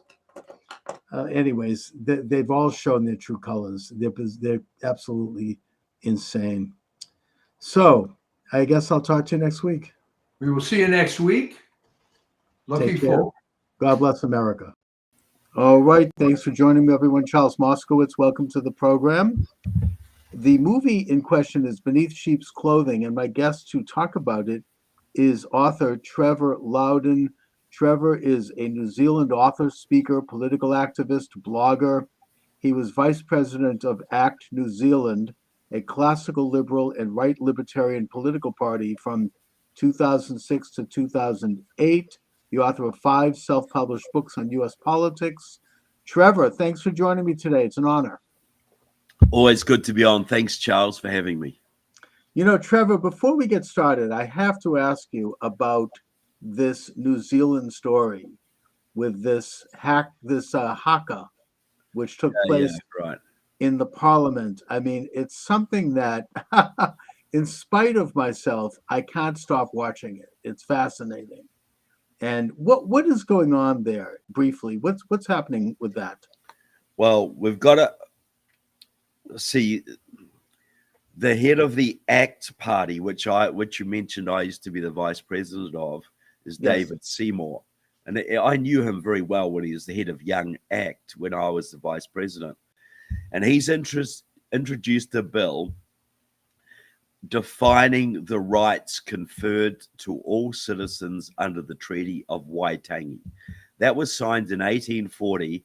It's like your Declaration of Independence. It was a founding document of New Zealand. And what it was the Maori citizens, a native race, transferred sovereignty over New Zealand to the British Crown in exchange for British citizenship. Okay. Mm-hmm. They became citizens. Now, the left, the communists, ever since then, have been trying to say, no, this was a partnership. Maori are equal partners to everybody else.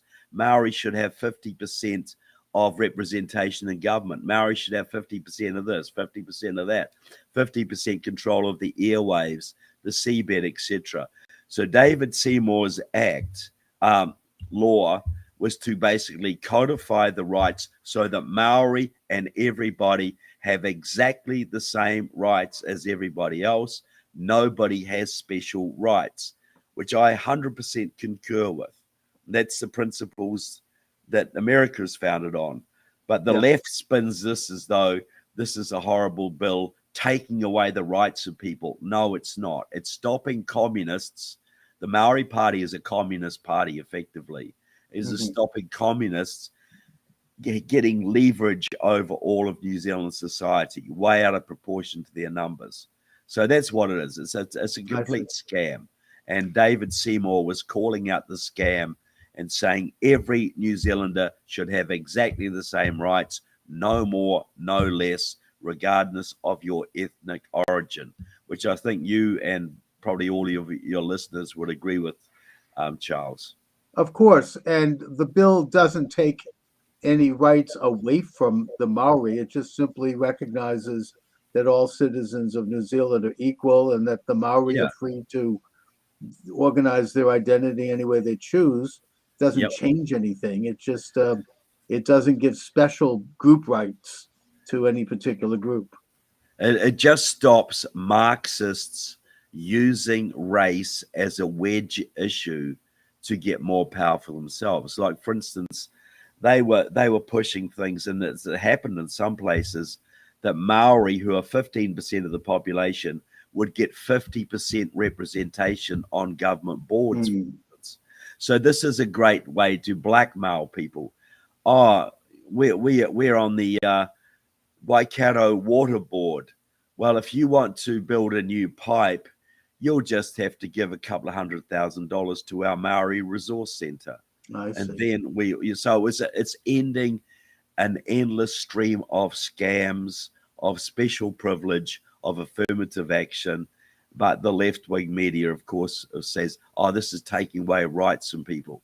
It's like saying if you arrest the mafia, you're taking away their rights. Do the Maori have a particular geographic part of New Zealand, or are they well distributed throughout the country?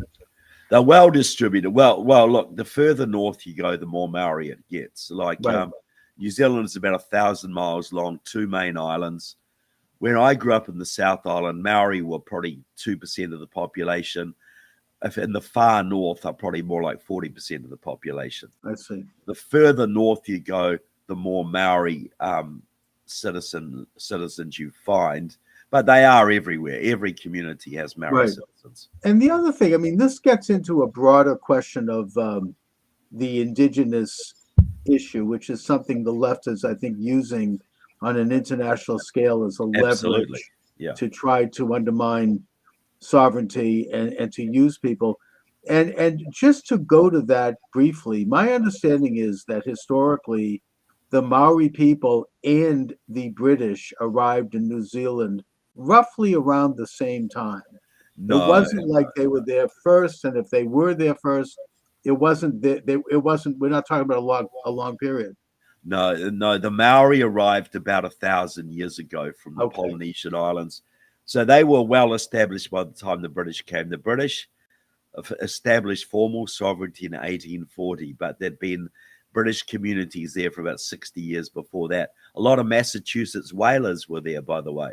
Oh, There's sure. a lot of Massachusetts blood in certain communities in the northern, Interesting. Yeah. because the sailors had to have something to do in their time off, you know.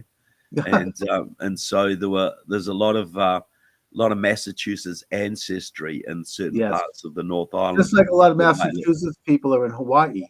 They Well, settled here.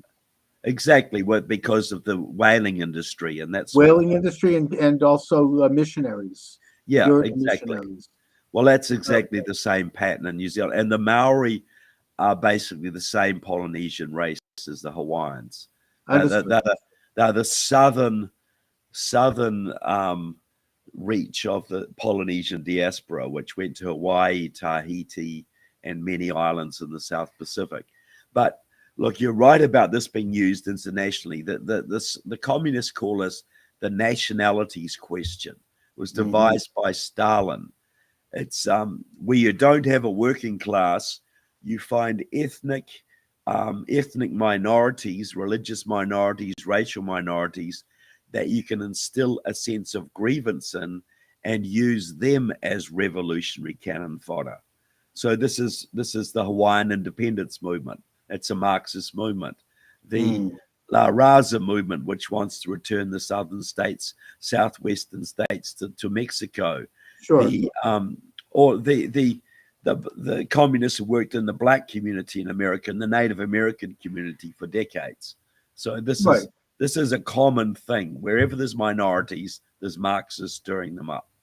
Right, and they want to sow division, and they run on this assumption that somehow if a timeline indicates that a group of people were there before another group, they have some kind of a divine right to that country.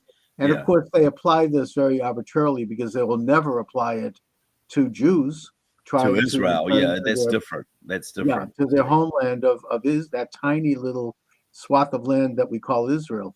I want to bring things to politics right now, and I feel remiss if I don't talk about the fact that after the resounding victory, thank God, of President Donald J. Trump to serve a second term, he received both the electoral vote and the popular vote. It's interesting that all those states that were trying to get rid of the electoral college by signing a pact saying that all of their electors will go to the whoever wins the popular vote, they're now going to have to send all their electors to support Trump, Yeah, including isn't that a California. sweet injustice? Isn't that sweet justice? Yes, and But also that Republicans have taken both houses of Congress, and it does look like we're moving toward a significant realignment politically, one that is as profound as any going back to the Reconstruction after the Civil War. yep, But they are causing a lot of problems in these miserable final weeks of this lame duck, illegitimate, illuminated, radical regime. They're trying to trigger World War III in Ukraine. And I do think that that's obvious. Now you have green lights for the Ukrainians to fire advanced missiles into Russia and place landmines. And it's all happening in these final weeks.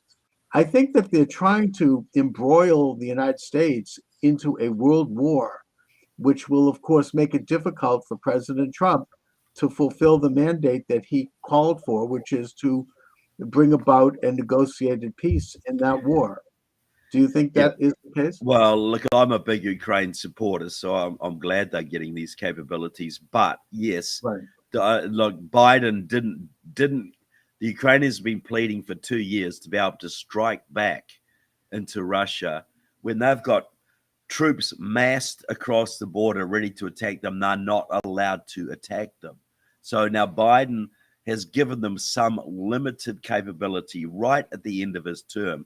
I think this is basically to take a card off President Trump's table. Okay. Basically, there's nothing to do with helping Ukraine here, though I'm glad they have the ability to defend themselves. This is all about sabotaging President Trump. Well, that's right. And I think that both sides want a negotiated peace at this point. And I don't think it's realistic for the Ukrainians to expect Russia to return Crimea or some of those eastern provinces. So there's going to have to be, Russia wants all of Ukraine. Russia's not going to well, negotiate. that's right. That's why there has less to be a than negotiated peace. all of Ukraine. So Of course. there is no negotiated peace. Okay. Really, in my opinion, because All right. Russia said quite plainly, we want all of Ukraine, not just the parts we occupy, all of it. Right, but they're not going to get all of Ukraine because Well, they're not going to negotiate till they do. Well, that's just it. There has to be painful concessions. A war can only end with a total victory by one side or painful negotiations to result in the compromise. And I think that Trump's position is that to protect Ukrainian sovereignty, there's going to have to be, and to stop the war and the killing, there's going to have to be a painful negotiated peace. And that's sort of where I am with it. But let's go on to your movie. It's not mine, it's Julie Bieling's movie, but I'm interviewed in it. You're interviewed in a it. role in it. Yeah. Well, let's talk a little bit about the movie because it gets into a topic of how much communism and communist ideas have infiltrated our liberal Western democracies, and something right under our eyes which we don't see. It's imperceptible, but yet done in the broad daylight. So yeah, well, look, the movie is Beneath Sheep's Clothing, and Julie Bieling did it. She was a missionary in Russia not long after the collapse of communism, and wrote her thesis on how the Russians suppressed, how the Soviet communists suppressed religion specifically, the techniques they used. And she found that when she got back to the States, she found that the Democrats were using exactly the same tactics against Christian churches and conservative Jews, Catholics, etc. here, even Mormons. And so what she's done the movie basically showing us how we're in a communist revolution. That's what we're in right now. Now, Donald Trump has put the brakes on that, and he's going to reverse a lot of it. But we got to understand that's what we're in. Right. You know, we're in a 70% completed communist revolution. They have our education system. They have Hollywood. They have sport. They have most of the universities. They have the Democratic Party, the unions, and they're trying to consolidate their power by winning one more time and legalizing 30 million illegal immigrants, so who will then vote Democrat religiously. So we're in a revolution. Donald Trump is putting the brakes on, but they ain't going away. They're going to be fighting tooth and nail, and I mean violently, lawfare, everything. And Julie's is the best movie I've seen out there that actually makes it real to people that that's what we're in. You know, that we can understand that this isn't just stupid Democrats or silly liberals. Open borders, the indoctrination of kids, destruction of the energy industry, all of it is communism. All of it is a manifestation of the American communist movement, which is allied to various foreign communist movements. Yes, I mean, well, more philosophically, I think that Whittaker Chambers got it right in his book Witness when he noted that communism is the world's second oldest religion, and that it goes by different names at every generation, but what it is essentially rule by man, as opposed to the sovereignty of a creator of the universe, with man under God having a limited sovereignty. And that every generation has had to grapple with this idea. It really, in the modern times, was launched with the French Revolution. In the United States, it was launched, I think, or got the successful foothold with the election of Wilson in 1912, and the transfer of sovereign powers to unelected bureaucracies like the Federal Reserve and the Council on Foreign Relations and all these other groups that are shadowy and unelected and don't represent the people. President Trump has thrown a stick into the hornet's nest by basically openly calling for a return of sovereignty to the people under God and not to this clique of internationalists who want perpetual war and the erosion of sovereign borders. And for that reason, while he won, the war goes on. It's not over. In fact, this is just the beginning. They're not going to sit down and allow for a reversal of hundreds of years of setting the stage for their creation of this international beehive of where nation states become just pro forma and provinces of a world order. Yeah, look, and you now analyze it perfectly, Charles. This is ultimately satanic. You know, the natural order of things is God, man, nature. You know, and there's hierarchies. You know, we're given institutions to govern ourselves, like the church, like civil government, like the family. They're the godly institutions. So communism in its various forms, and you're right, it's gone back thousands of years, has always sought to overthrow and undermine the church, to overthrow and undermine the family, and to overthrow and undermine civil government, to basically give Satan the upper hand on earth. That's what communism it is, and its various names. Today we call it sometimes globalism or the deep state, but it is communism, and it's heavily influenced by China, by Iran, by Cuba, by North Korea, other countries who have control over large numbers of our senators and congressmen, and have their agents working all over our communities. Like if you look at Boston, you know, there's a group there called the Chinese Progressive Association, which is a communist group, works with the Chinese Communist Party, and basically runs the Boston City Council and runs Elizabeth Warren and many of your other Congress members. So all over America. Yeah.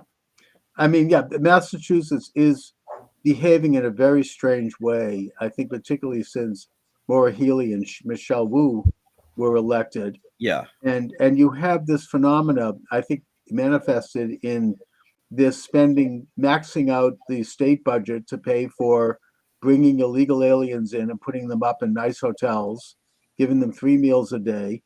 There's no sense to it. There's no logic to it, and the state's going broke over it. Unless it's part of a revolution. It Yeah, and doesn't now they're make covering any up a sense. pedophile scandal that involves these people.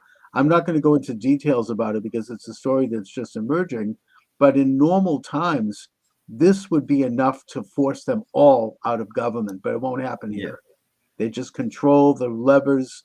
I mean, the Boston Globe is a huge power in the state, has been for many, many decades, and they kind of call the shots in terms of what is permissible and what isn't in the public sphere. And I'm sure Massachusetts is just a microcosm for a lot of other states, not all.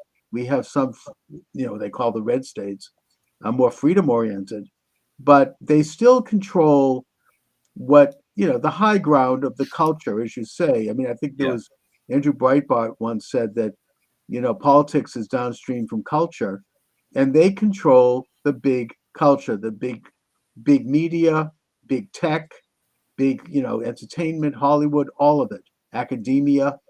They really have, and they have worked to develop this stranglehold on it slowly over time. It's like a Fabian approach where they Yeah. gradually weed out their opposition and install their friends and agents. That's exactly how it works. How do you take over a university or a union or a church or a government?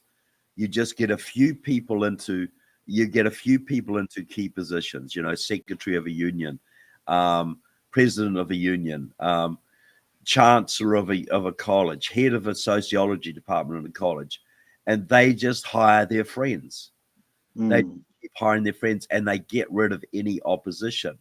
And that's in 10 years, you could take over a university or a church or a labor union. And that's what's happened. Most of our institutions in America, the unions, churches, Hollywood to a large degree, are controlled by communist sympathizers, many of them loyal to China. And one way it exhibited, if you look at all the states that had the harshest lockdowns during COVID, Massachusetts being one of them, Minnesota being another, headed by Tim Walz, the Chinese communist aficionado, California, Hawaii, Oregon, all of the states that had the worst lockdowns were all the states with the most Chinese influence. Because it was designed not for public health, it was all about wrecking our economy. Because nothing to do. That's a huge scandal, and they were able to shut down small, as you say, mom and pop businesses, and while leaving the big box stores open, shut down the churches, shut down the schools. Children had to get education through Zoom, which, by the way, actually turned out to backfire on them because we got to see. Yes, I agree. Yeah, exactly. And eventually the regime had a major setback. Thank God for the Canadian truckers who stood up and said, we're not going to go for the forced vaccines of the jab, which of course is questionable. And the whole regime collapsed here in Boston. Michelle Wu, our new mayor, talk about maybe communist associations. Oh, absolutely. She is very heavily tied into the communist movement. You couldn't go into a store or a restaurant unless you showed your card proving you'd had the vaccine. And that happened right when the truckers struck, and there was fear that the trucker strike would spread to the United States. So they backed down, and she backed down. Yeah. And so they had a setback, but they're going to try something else. I mean, this is it's only a matter of time. I think that they've had another setback with the election of Trump. Yeah. And the team that he's putting together is tremendous. They're going after every one of them. They have people who they're planting a strategy, from what I understand, where they're going to sue everybody. Every movie he makes is going to be lawsuits, attempts to impeach him. And I think that Trump has become sophisticated enough, and the people around him, that they're going to respond by countersuing. There's going to be, they'll tie them up. I mean, they'll bleed them out. You know, this is a tough group. And I just was censored on TikTok. I guess I said something that PO'd the TikTokers, so I've been suspended for a week. Sorry about that. So anyway, that's the agenda. Look, I mean, it's happening in real time here. They still. It's wonder because we were talking about Chinese influence in the. Yes, I think that was the key, mentioning Chinese influence. Yeah, I think you're absolutely right, which is profound. China has, basically established a censorship regime in the United States with scores of, they got the EKG thing. I mean, they got rid of that to an extent, where if you don't rate well in 3 areas: economy, environment, governance, and social consciousness, you get a lower score and you can't function as well. I mean, that's open in China, but in this country, it's a little more subtle. yeah. But it's a gradual tightening up of control over the lives and the destinies of citizens. Well, that's right. And what people see these things, they see the open borders, they see the ESG, they see this transgender education, they see the lockdowns, they see the destruction of the US energy industry, all of these things. What they don't see is that these are all arms of the communist octopus. All of these can be linked back to China. The COVID, obviously, Black Lives Matter was a Chinese operation. Right. The election, every state has major Chinese-backed election voter registration organizations. The Chinese Progressive Association does that for you in Chinatown. They run Boston through doing that. So if people understood the actual depth of Chinese penetration of every level of our society, from Congress and the Senate to Hollywood to the unions, whatever, they would be shocked beyond measure. But this is why they had to get rid of Trump with the COVID and the Black Lives Matter and the election shenanigans. And now they're freaking out because they've overplayed their hand, and Trump is a lot smarter this time and a lot better people around him. So we're going to see a battle royal coming up over the next few years. But as the point being, don't go to sleep. It ain't over. Too many people went to sleep the first time Trump got elected, and they came back and they won the election and they rubbed our noses in it like little puppies in the carpet, Right. And we got to understand Trump's a leader, but we got to all be involved in taking our country back, all of us. Yes, indeed. And we, as we said, the battle is just beginning. I mean, it's a great victory. We should bask in it and enjoy it as we enter into the festive season. But they're setting all kinds of booby traps for Trump.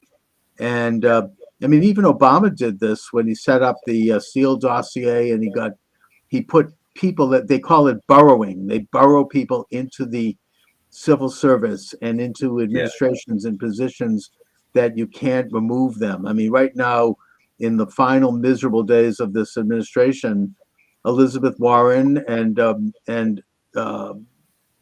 couple of other senators are trying to shove radical judges into place. And by the way, shame on Ted Cruz and J.D. Vance for not going into the Senate and working to stop this. They're sitting on their laurels. It's these are positions that are going to be with us for decades. And look, their own literature, I read the left literature, they're talking about the job is to entrench, their word, entrench as many justices in the system as we can to hold up the Trump agenda. Entrench, their word. So this is a very organized, very disciplined, very focused revolutionary program that we're dealing with. Indeed, it is a color revolution. In fact, recently, one of the congressmen, I forget his name, he openly stated that they're setting up a, quote, shadow government. They want Shifty Schiff, who basically lied for years about having proof that Putin colluded with Trump to steal the 2016 election. He's going to be set up as a shadow attorney general. and they're going to everything that whatever Trump does or any of his cabinet members, they're going to counter it. So, I mean, this is like it's subversion at its worst. And they Well, point yeah. to the British system as an example. Well, guess what? We kicked out that system in 1776. I mean, we don't want to go back to that. No, we don't. We got a constitutional republic, which has Yeah. set the country free and made the most prosperous and great country in the world. But you just mentioned Schiff. All the time he was going on about Russian collusion, he was working closely with the Committee of 100, Communist China's main influence operation in America. Mhm. So he was going on about Russia, Russia, Russia, and nobody called him for his China, China, China. Deeply in bed with the Chinese Communist Party all through that time, and nobody called him on it. And that's why I write my books exposing this kind of stuff. But Adam Schiff is hardcore, and Oh, he's connected to the Committee of 100, which, as I keep saying, is Communist China's main influence operation in America. But this is the thing, you know, Elizabeth Warren is deeply tied into the Chinese Progressive Association, Communist China's main influence group in Massachusetts. So is Ed Markey. So are several of your congressmen. So is Michelle Wu. So are several other people on the city council. China controls Boston. You know, China controls San Francisco, LA, Boston, I believe Portland, Oregon, certainly Honolulu, and many other cities around the country, the Twin Cities as well. And so we got to understand how deep this is and the battle that Trump's got on his hands, and that we have to play a role in this. You know, what we can do is exactly what you're doing right now, Trevor, which is to identify, expose, and then oppose the nature of this conspiracy. And I use that word openly because they call it that themselves. I mean, Yeah. the entire communist edifice is by nature a conspiracy. They don't operate. That's out what in they the call open. themselves. Yeah. Oh, yeah. They're they not say that. operating out in the open. I mean, they're not. They are subverting institutions because they know that if they came out in the open, they would be kicked out so quickly their heads would spin. So they do it through, you know, careful, subversive, well-studied means of changing perceptions. People that are involved in this, some of them don't even know they're involved in it. Yeah. You know, it's very, very tricky and very difficult to detect, which is why it's very important, especially now with Trump coming to power, that we get into identifying the nature of this. And by the way, your blog is called the New Zeal blog. I really recommend TrevorLoudon.com on New Zeal blog. Yeah. TrevorLoudon.com, New Zeal blog, Shining the Torch for Liberty. You get into American politics. You have your book is Stealth, Kamala Harris's Communist Roots. That was something that I think people did become aware of that one. Well, that's the book just behind me. You can see it just there. Stealth, Yes. Kamala Harris's Communist Roots. But that is not just about Kamala. That's about the movement that made her, the communist voter registration groups, the massive communist infiltration in California and other states. So yeah, I recommend that. But you know, Beneath Sheep's Clothing is a must see for everybody too. You know, Yeah. people. I mean, the reason they couldn't steal the election this time around is because the Republicans at least learned some lessons from last time, and they were able to field thousands of volunteers who worked the polling places, who sat in the counting rooms to make sure that there were more eyeballs on those absentee ballots. They couldn't do a mass mailing of absentee ballots this time around, but they couldn't pull it off. But yet they still are counting in some places. They're still trying to do rear guard actions. See, there's a group called Seed the Vote, which is run by the Chinese Progressive Association of San Francisco, which works directly with the Chinese consulate. They are running the vote curing operations around the country. That's where they send their people, and they're openly saying this is to get more seats for the Democrats. They're openly saying this. So that this Chinese operation is going around finding faulty ballots and getting them cured. But they only get them cured and admitted if they're Democrat ballots, if they think they're a Republican ballot, if the person who did it is a Republican, they're not going to cure theirs. No, So they they're get tossed in trying the to steal garbage. seats. They're still trying to steal state Senate seats and congressional seats around the country right are. now. This is There's China. still 3 seats they're counting in California. Mm. And of course, you have in Pennsylvania the attempt to steal the Senate seat.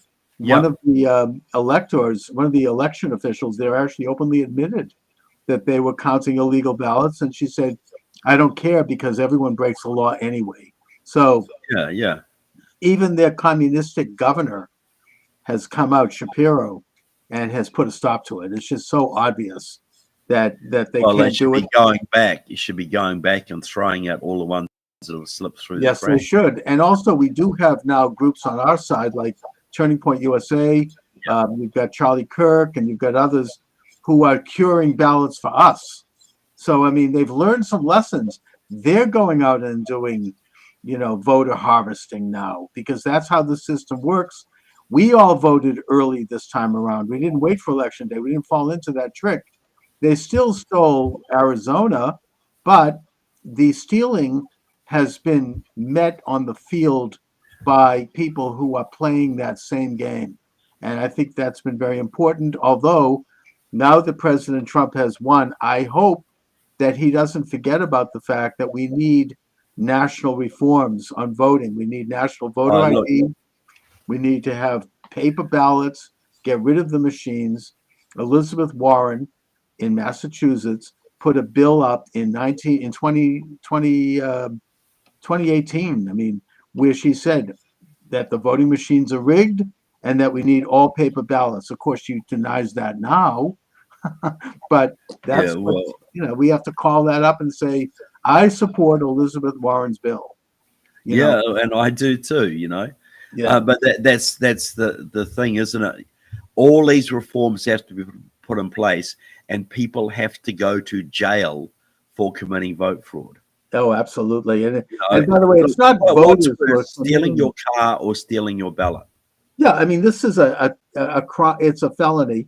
It's not individuals committing voter fraud either.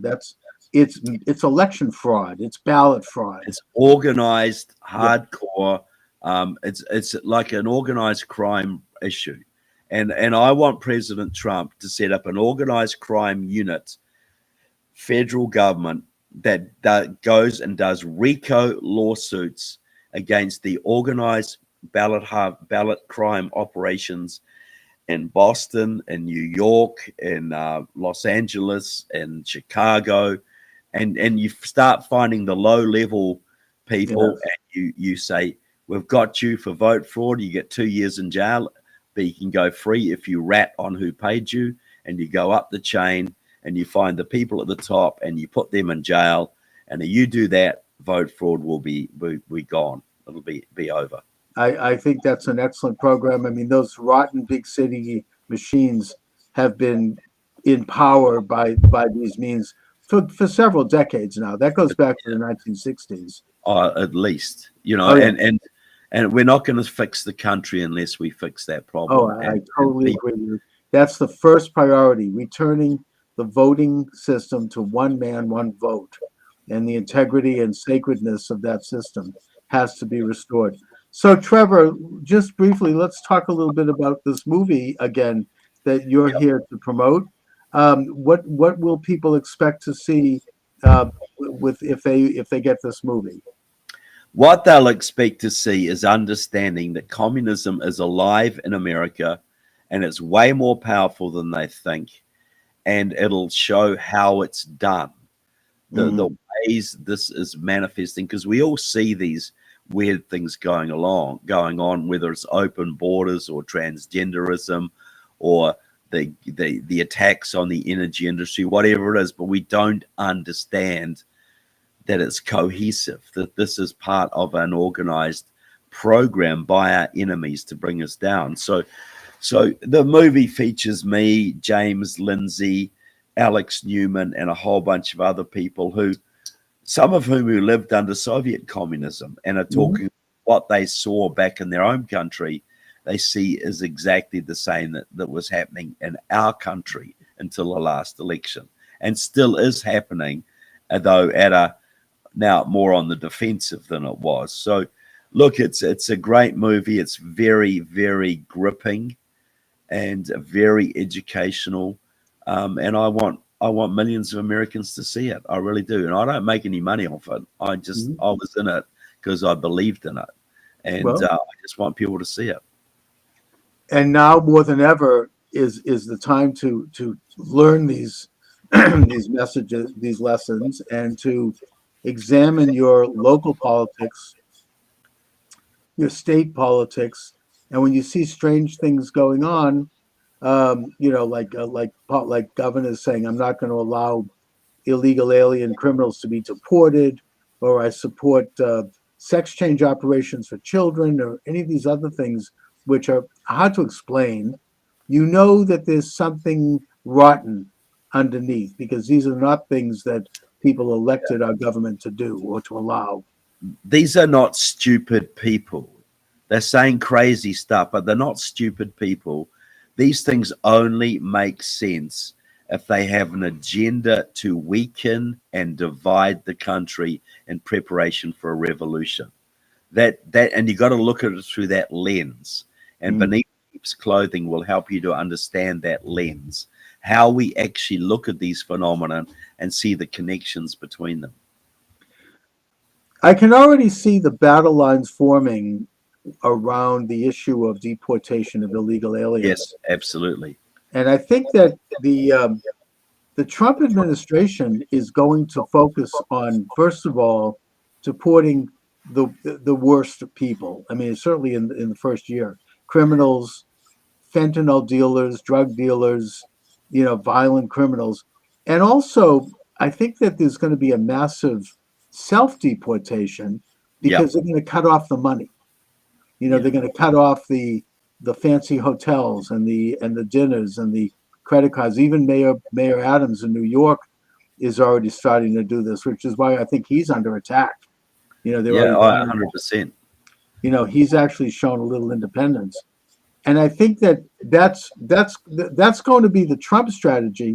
But their strategy is going to be to try to resurrect all of this old demonization. Oh, he's separating families and the children in cages, and we're going to hear all that kind of propaganda. How do we respond to that? Well, I think like Leo Hohmann is, you don't apologize for it. He said these people are criminally in the United States. They are taking the place of legal immigrants. There is no justice for this, and for the integrity of the American system, and for a lesson to all of those around the world who want to cheat that system. These people must not be allowed to enjoy the fruits of their criminal activity. And when I say criminal activity, jumping the border is a crime. Exactly. It's not just everybody who is here illegally is a criminal by definition. That's right. And we immigration fraud. Law and order. And the idea that they would be flown in by the Biden people, that shows how Biden, I think, to the degree that he had any scruples or brain left, was very compromised, probably by China. And 100%. Yeah. He's China's man. He's been China's man since at least 2001. He was Russia's man since the early 70s, and Iranian's man since the late 70s. But look, allowing the borders to go wide opening, having 10, 15 million people streaming across the border, that's not stupidity. No. That is a deliberate program to alter the United States on a permanent basis, to swamp the conservative voting base, to cripple the hospitals, cripple the education system, and economically destroy us. That only makes sense if it's malicious. These people are not that stupid. Oh, no, it's quite deliberate. It is absolutely deliberate. The goal is the social transformation of America on a permanent basis towards socialism. You imagine, had Kamala Harris got in and she legalized 30 million illegal immigrants who then voted 90% Democrat, That was their goal, to have a one-party state that could never be thrown out, ever. You They never were get so rid. Yeah, close. you'll They never were get this rid. close to getting it.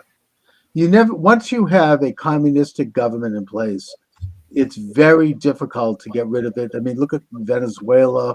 We Mm. could look at the Soviet Union. It took almost 100 years to get rid of that. I mean, it's they become they immediately assume control of all of the levers of power, all of the nexus of influence in a country, and there's just no defeating them. So I No, mean, yeah. You know, people used to say to me when I campaigned against communism in the 80s, they'd say, "Oh, Trevor, if the people in Russia didn't like communism, they'd just organize a revolution and throw it off." And I'd say, look, to do that, you need a few people, right? So you got a room, you got 25 people in it. You're going to organize a revolution. 5 of those people are KGB informants, but you don't know who they are. And if they tell the KGB what you're doing, you're going to get executed. So are you really going to try and organize this counter-revolution? No, they use, of course, they have the mechanism of terror. I mean, I've talked to a couple of Iranian exiles here who have told me that they go back. That some people try to go back and they all get killed. I mean, it's just they control that ability and they have an outreach all over the world. And so, you know, through terror, certainly China does this. China has in colleges the Confucius clubs, which keep an eye on Chinese students, making sure they're in line. You know, Yeah, so and they had about 17 secret Chinese police stations in Minneapolis and others, monitoring anybody who might say something bad about China, and then their families will get pressured. They will get kidnapped. They've actually kidnapped people from this country and taken them back to China. Chinese nationals living in America who have criticized the Chinese regime have been kidnapped and returned to China. Oh yeah, and to And disappear. that was right under Tim Walz's nose. Tim, China-loving Walz in Minnesota, was allowing this to go on.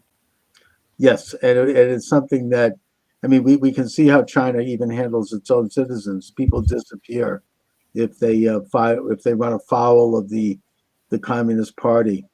So so Trevor, let my viewers and listeners know where they could get more information about you and your excellent work. Yeah, trevorloudon.com. That's my website. All my books are available there. And Beneath Sheep's Clothing, you go to beneathsheepsclothing.com or go to Amazon and look it up and get a copy Excellent. Trevor Loudon, as always, I want to thank you for joining me. Great conversation. there. Always a pleasure. The program, we're now live. Thank you very much. Charles Moskowitz here.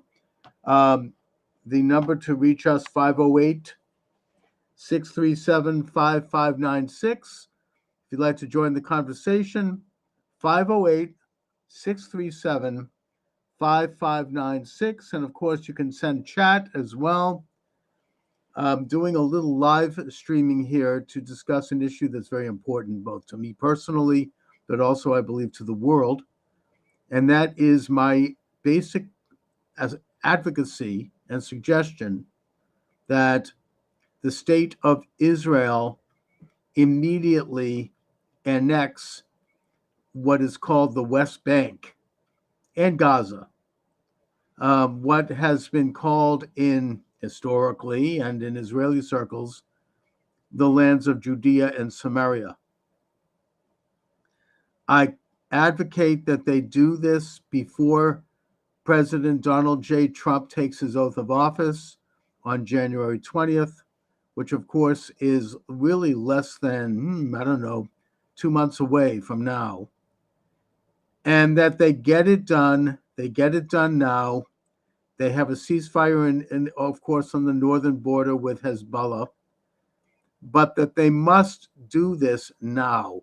This is a unique, historic opportunity for Israel to take the bull by the horns at last and codify what was certainly a military victory in 1967, the Six-Day War, but which will end this ongoing political agenda to tear out from the very heartland of the tiny state of Israel another state that would be hostile to its existence. This would be like, I don't know, creating a Taliban state out of one of the American states, or an ISIS entity out of one of the American states. To expect Israel to do that politically, militarily, it would be insane. Religiously and spiritually, it would be wrong. Israel must assert sovereignty over that tiny country that was recognized by the Balfour Declaration, was recognized as part of the British Mandate of Palestine, at least the western part of it. The eastern part, Transjordan, was basically the Arab part of Palestine. And they have to stop the quibbling and the ongoing and endless arguments and discussions. Get it done. Get it over with. Israel is Israel. Israel today, before I address the political issues, I want to address the spiritual issues, and then I'll go to the practical question. The spiritual issue is simple. The Lord God, King of the universe, blessed be he, spoke to Abram, who became known as Abraham shortly after this message, where he told him to go up and go to the land that I will show you. That land is exactly the parameters of the state of Israel today. That land, Abram did go up, Abraham as such, as the world's first believer in the creator of the universe. And he established a commonwealth there. He fought wars with the Canaanites, the seven nations, and he successfully established the first completely sovereign Israelite commonwealth. That continued through his rule and through that of his son Isaac, and then on to his son Jacob. Of course, we know the story of Joseph and how he ended up in Egypt, and he became the de facto prime minister of Egypt after saving the country from famine.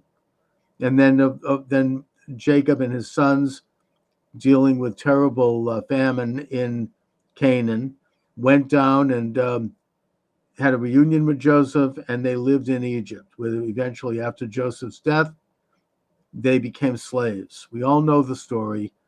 They would then be liberated by the hand of God and his messenger, Moses.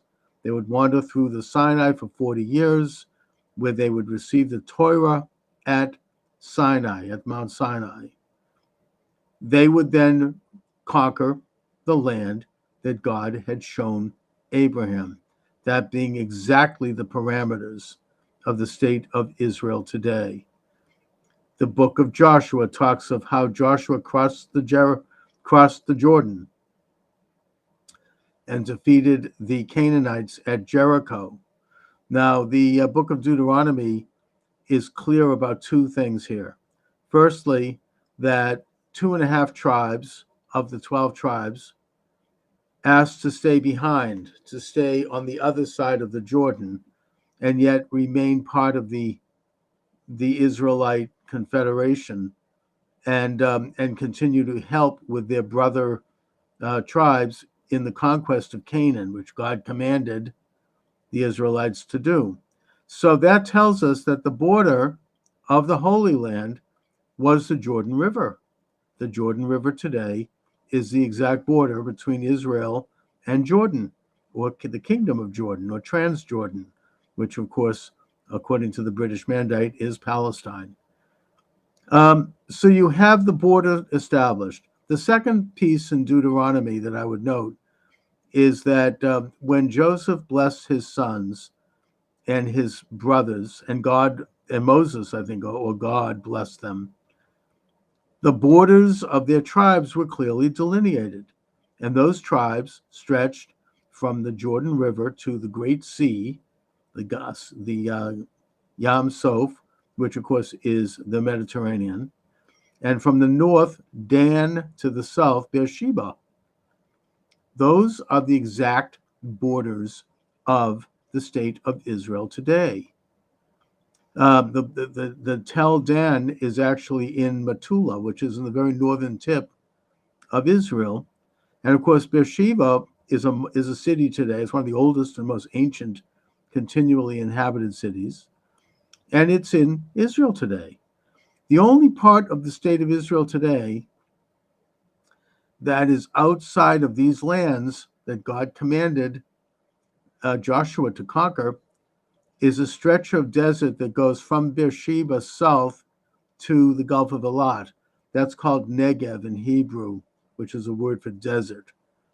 So, in other words, Israel exists in the parameters of that great land.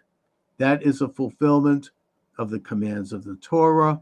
It is the commands of the God of Israel, the God that we believe is the one God. There is no other God before him.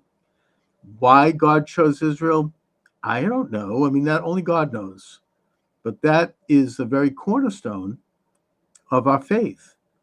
And it is very clearly delineated that we are to establish a commonwealth in that land, and we are to observe certain laws that would separate us from all the other nations and make us into a priestly sect. That's the concept of the chosen people.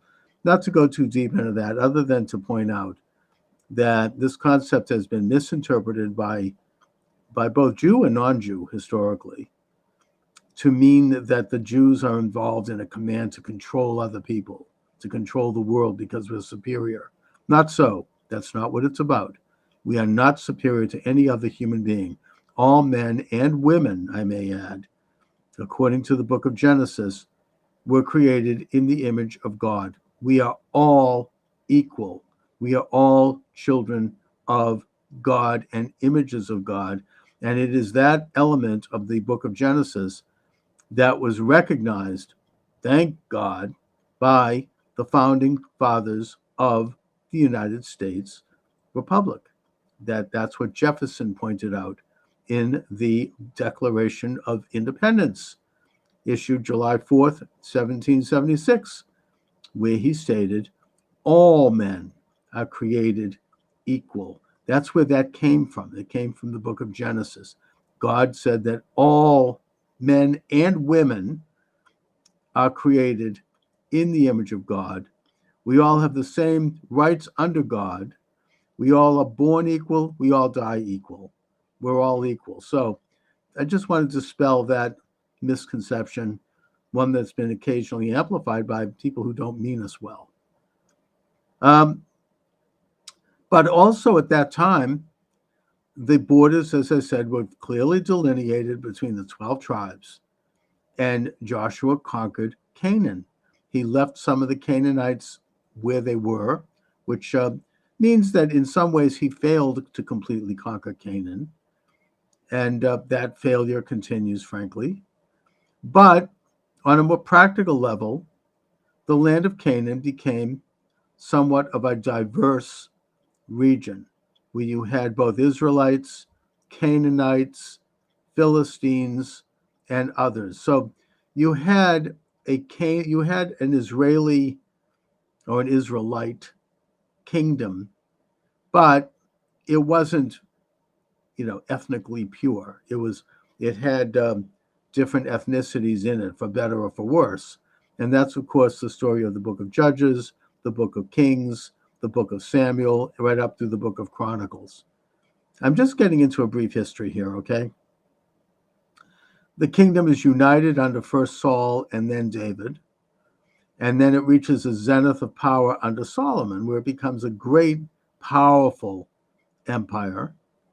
Jerusalem is established as the capital. Solomon builds the temple in Jerusalem, which is actually not commanded in the Torah, but which is in the writings.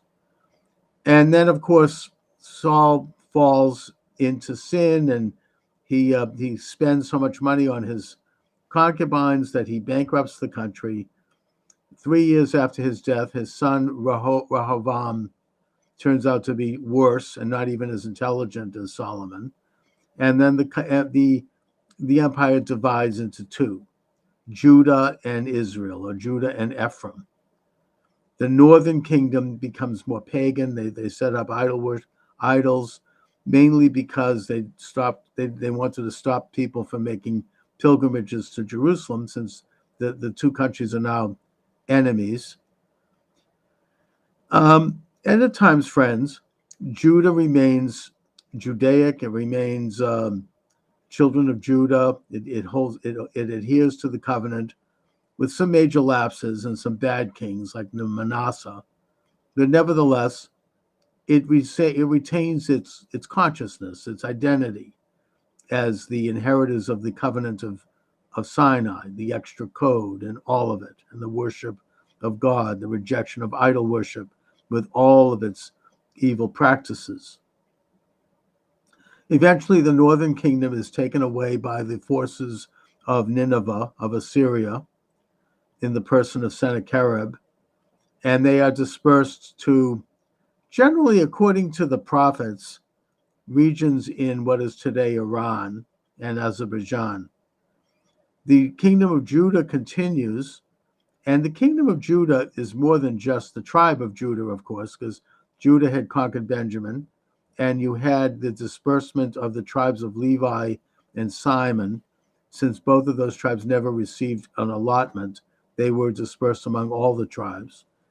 And you have elements of the northern kingdom who had made their way to Jerusalem to worship at the temple and who stayed, and then in exile reuniting with the Judahites who had been eventually sent into exile with the Babylonian conquest in the person of Nebuchadnezzar and the destruction of the temple and of Jerusalem.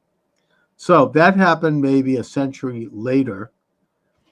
Then, of course, after the destruction and the exile, the Judahites, the children of Israel, are commanded to return to their ancestral land once again as clients of Cyrus the Great of Persia, who conquered Babylonia and who is referred to as the Messiah in the book of Ezra. Ezra, the scribe, and his general Nehemiah lead the children of Israel, or a big portion of them, not all. Many of them stayed in Persia or Babylon, where they set up, by the way, an incredible and learned civilization of Judahites, or what in English we call Jews, and eventually leading to the writing of the Babylonian Talmud many, many centuries later. But Ezra returns to Jerusalem. It's miraculous. He reestablishes the state in Judea, or Judah.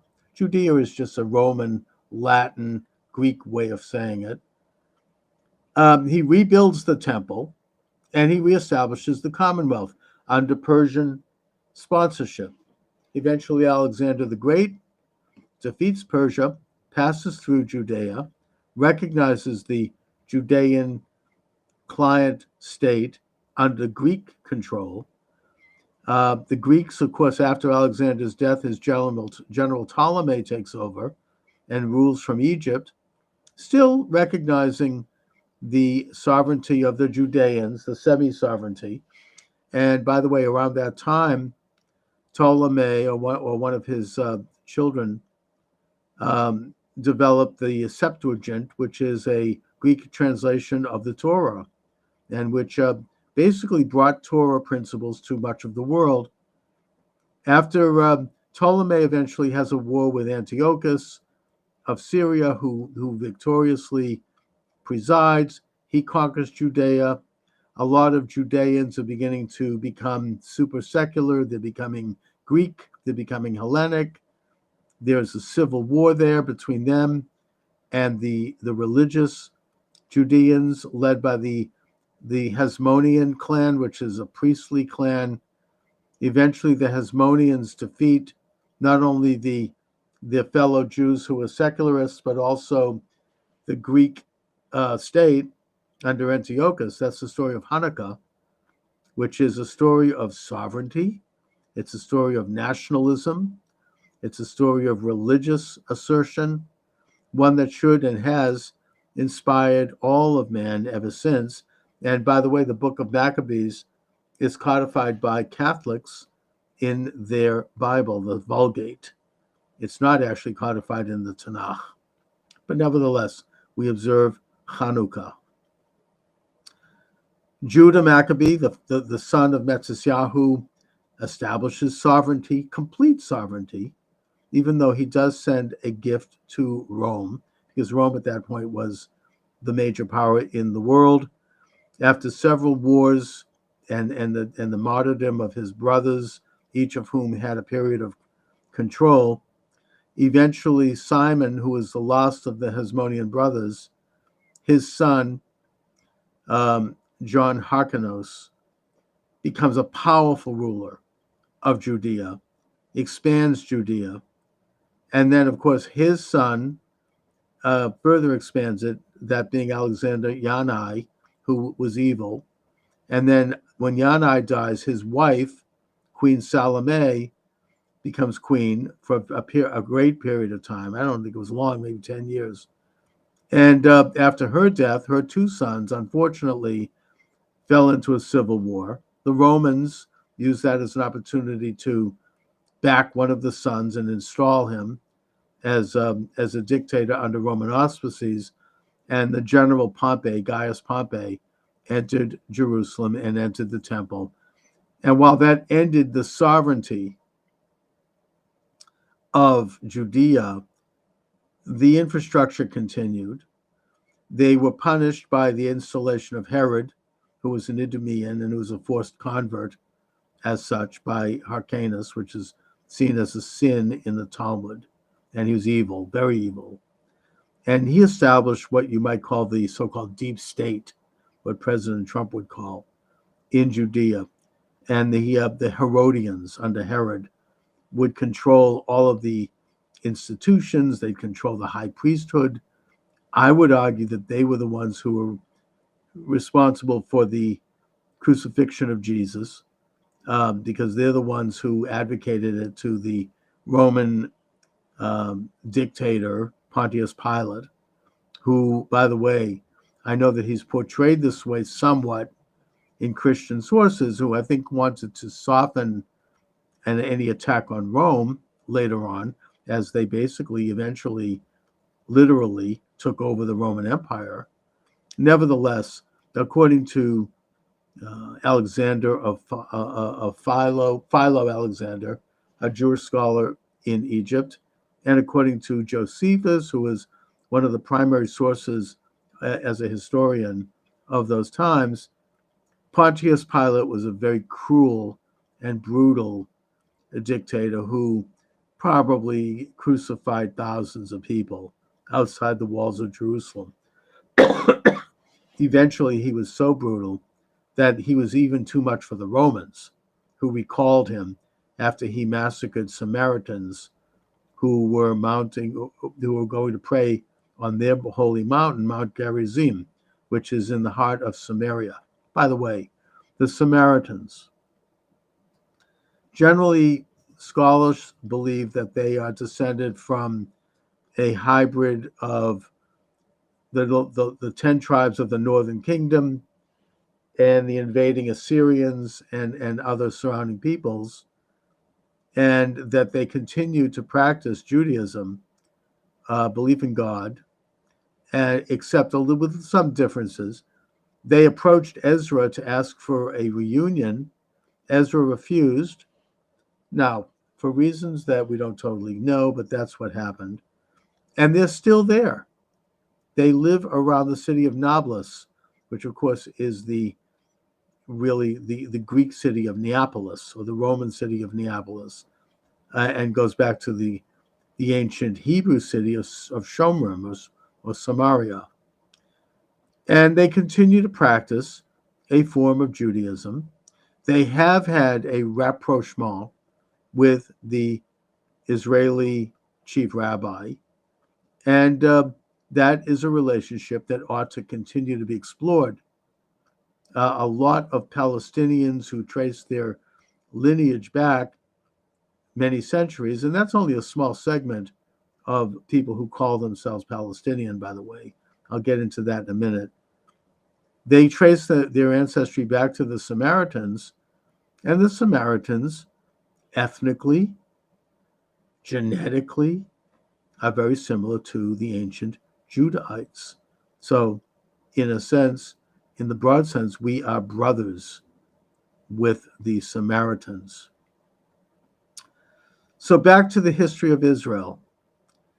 In 70 AD, the temple is destroyed due to a civil war amongst the Judeans, with a cult of zealots who were feared and hated by people like Josephus and by the establishment, basically dividing Judea into factions that defeated each other. So the Romans were able to walk in and pick up the pieces, just like they did under Pompey, and destroy the temple. About maybe 75, 100 years after that, you had another rebellion, the Bar Kokhba rebellion, where the Judeans achieved sovereignty for, I don't know, maybe 3 to 5 years. They were defeated by the Romans under Hadrian. Hadrian used a classic Roman technique, the one that the Jews always feared would happen, one that Rome did to Carthage, which is that he really destroyed Jerusalem and built a temple to his god Apollo on the ruins of the temple. He changed the name of Jerusalem to Aelia Capitolina, and he changed the name of the country from Judea to Palestine, Palestina. The reason he did it, according to most historians, was because Palestine was the name derived from the ancient Philistines, the sea people who had settled on the coast and who were the eternal enemies of the ancient Israelites. Goliath, for example, was a Philistine, and the wars between Judah and between Israel and the Philistines are legendary. David had wars with them. Eventually, they were defeated by David, and they disappeared from history at that point.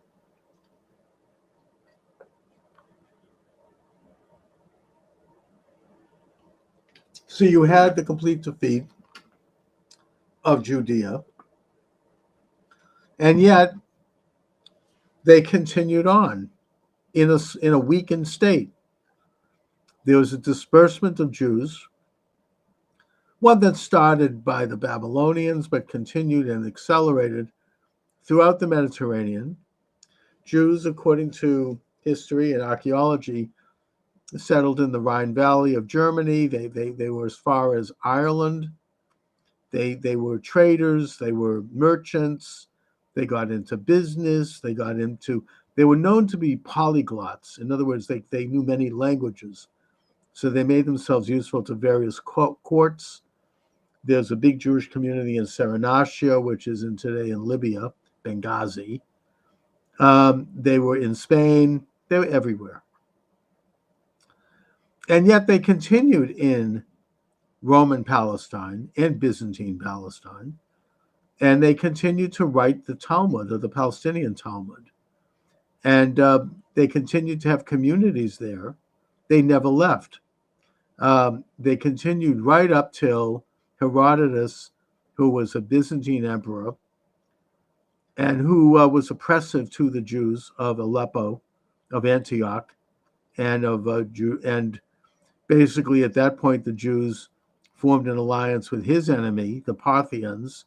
The Parthians came in and defeated him, and for about 20 years, this was just before the Islamic conquest in the 6th century, the Jews again asserted sovereignty in Judea. People don't realize this. It was a difficult one. It was insecure, but it was under Parthian sponsorship, which of course echoes Cyrus the Great. They were able to establish sovereignty for a brief period of time. Herodotus came back in, completely defeated them under the guise of the True Cross, and there was a bloodbath by the Byzantines at that point. About 10, 15, 20 years after that, you had the Islamic conquest, the Battle of Yarmouk, which was fought by Abu Bakr at the Yarmouk River, which is near Lake Tiberias. And the Islamic forces were successful in conquering Palestine. One of the caliphs at that time, I think it was Ali or Omar, he allowed the Jews to return to Jerusalem. He allowed the Jews rights under his control.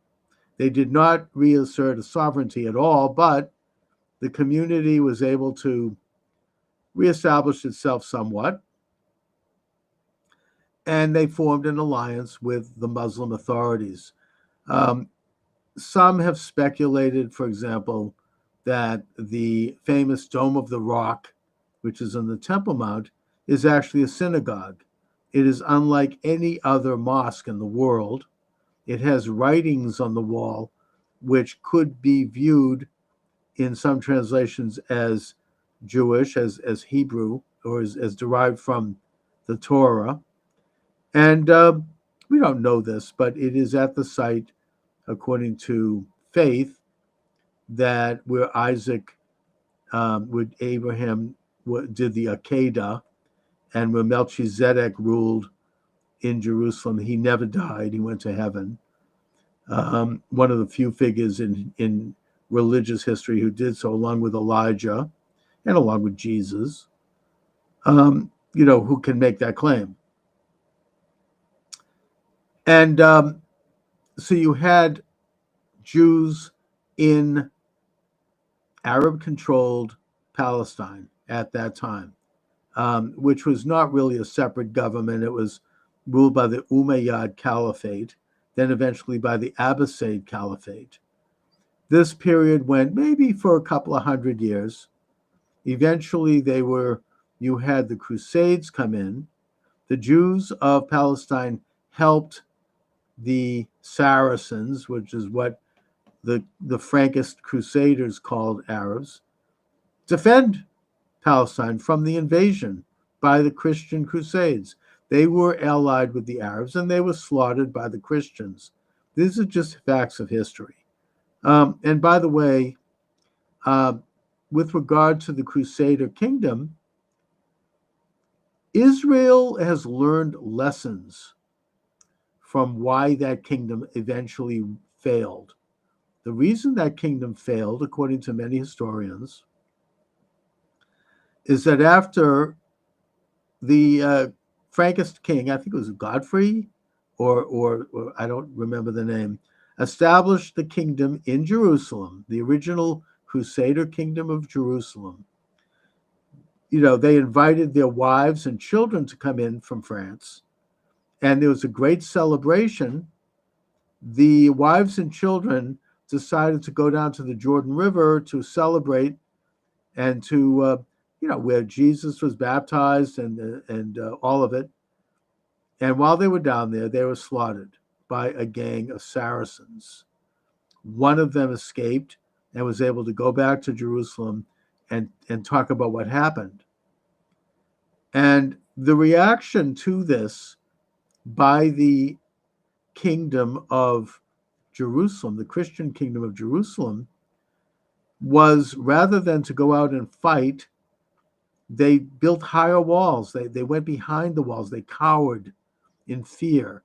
In many cases, they sent their wives and children back to France, and they kind of hunkered down into a siege.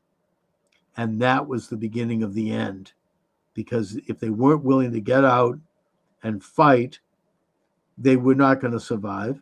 And eventually they didn't survive. I mean, there were several more crusades, but they were not ultimately successful. And eventually they were defeated on the fields of Hattin by Saladin. Israel does not respond that way. When Israelis are attacked, they don't cower. They may just temporarily for a day to protect their lives, but then they come out and they fight and they defeat and smote the enemies that are trying to wipe them out. The same enemy that successfully defeated the Crusades. So that's a lesson learned. After Salah ad-Din, who was Kurdish, so the Arabs were gone at that point, ethnically, ruled an empire. Eventually, they were defeated by the Mongols, who came in and really devastated what was left of Palestine. And at that point, the country, according to historians, really became a kind of a backwater. There was very low population, low industry, low development, low activity there. The Turkish eventually, under the rule of Osman, became the Ottoman Empire. They took over and they ruled the area for 400 years, from 14th century, right up till World War I. And they did so with a kind of a loose hand, the Milliyet system, where they had local families, local tribes who were loyal to them, basically serve as landlords and send them tribute, but otherwise were left to their own functions. And of course, one of those tribes, the Husseini family, their son was Hajj Amin al-Husseini, who was the Grand Mufti of Jerusalem, who was one of the people who started the war against Israel. I write about this in one of my books called The Nazi Connection to Islamic Terrorism. So anyhow, every generation, and I get into this, by the way, in my most recent book, right over my shoulder here, The Anti-Semitic Imagination, I document how in every generation there were Jews who tried to make aliyah, to go to the land that God showed us, to go reestablish our homeland, and that this was uninterrupted in every generation, every decade, from the ancient times till today, and that there were communities there in every generation. The Jews never completely surrendered that land. They never completely gave up in terms of population. Napoleon tried to reestablish Jewish sovereignty there, and he was not successful. But in a way, Napoleon, in around the turn of the 19th century, kind of could be viewed as one of the fathers of modern Zionism.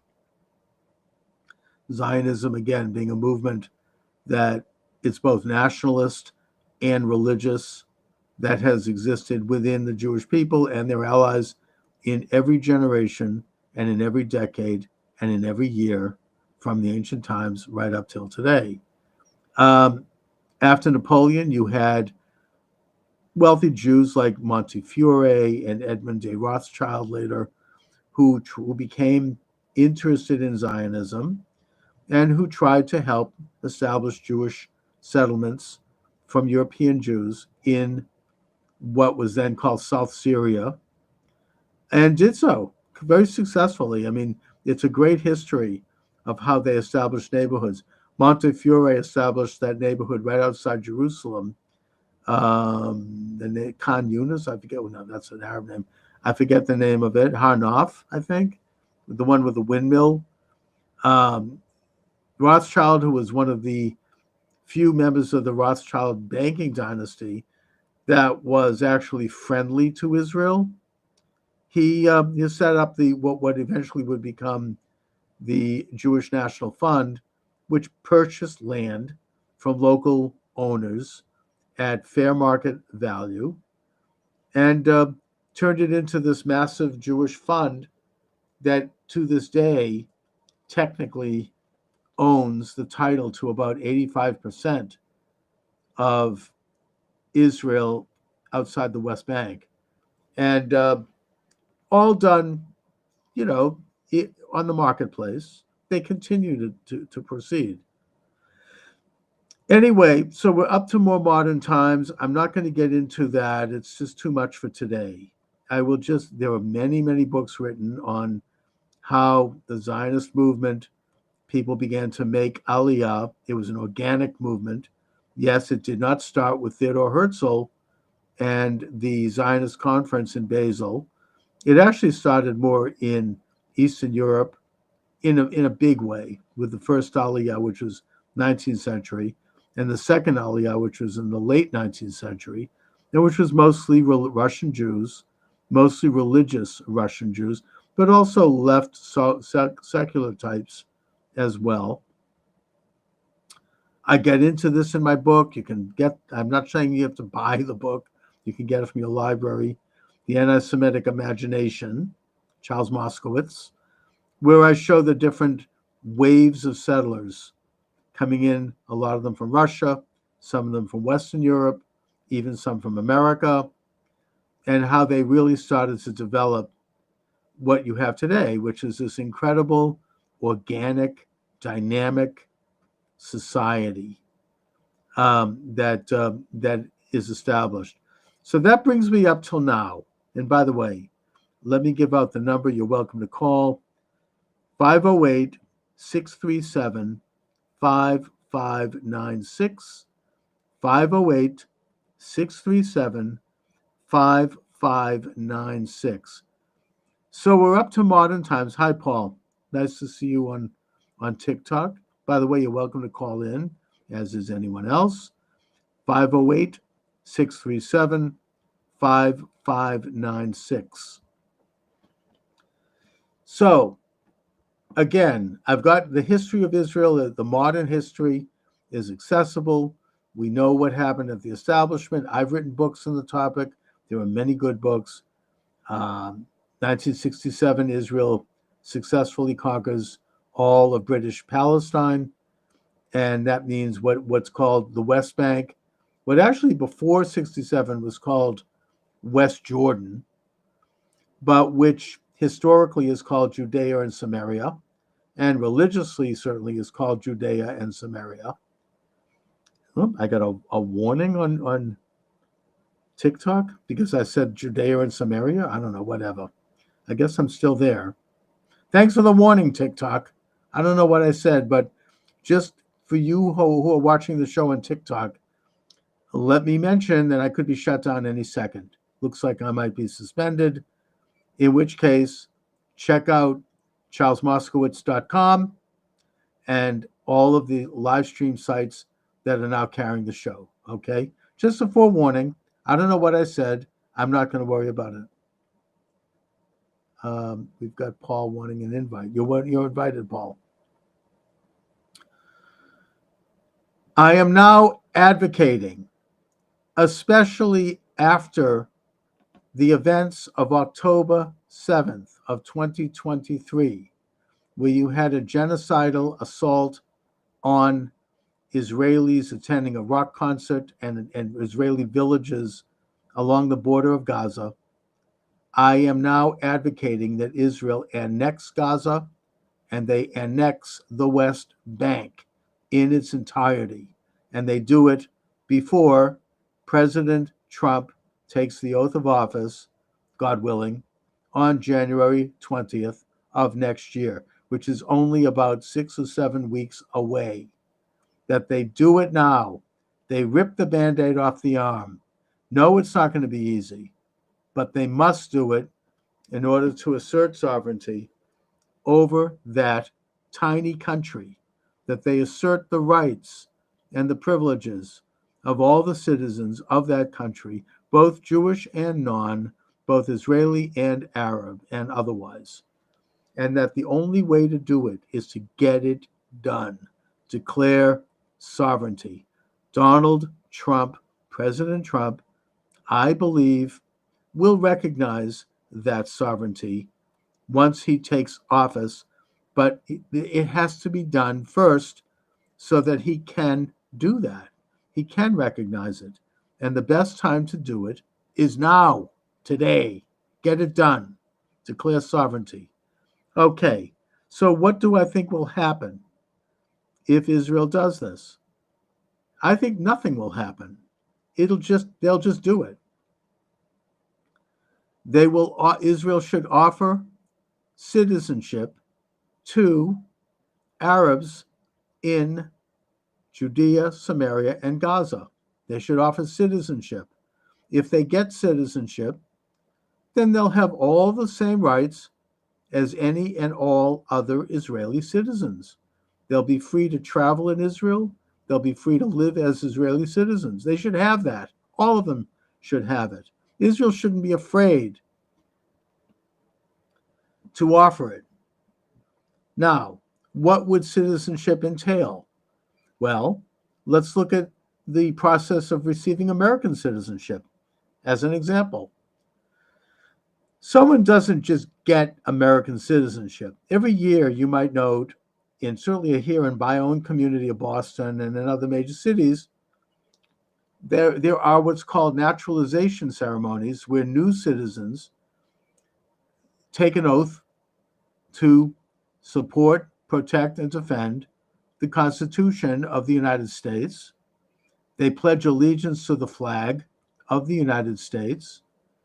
They take a test to see whether or not they have basic knowledge of American form of government, American culture, and other factors. And they swear a loyalty oath to the United States. It's a process. You don't just get it. It just isn't handed out.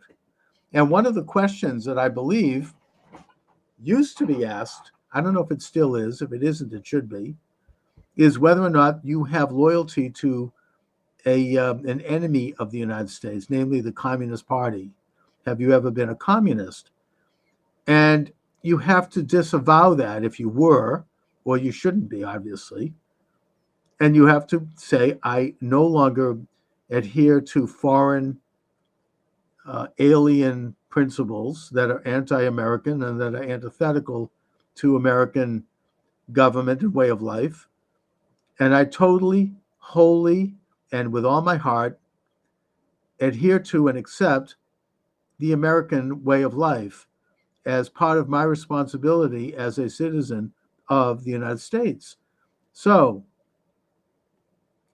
I would suggest that therefore, only naturally, there has to be that same process in the state of Israel. So if you have Arabs living in Hebron or Nablus or Ramallah or Gaza or anywhere else who want to become Israeli citizens, they would be required to go through a basic process to get to that point. And that should include probably a year of education on Israeli history, on Judaism, on Israeli law, and on other factors. And then they should be required to take a test, mostly written test. And finally, they should be required to take an oath of loyalty to the Jewish state. And once they fulfill these obligations, and once it is demonstrated that they are not adherent of or affiliated with enemies of Israel, like, for example, Hamas or Hezbollah or any of the other enemies who are openly and avowedly dedicated to destroying Israel, then they should be welcomed as citizens. I just think that's the right thing to do. Now, if they become citizens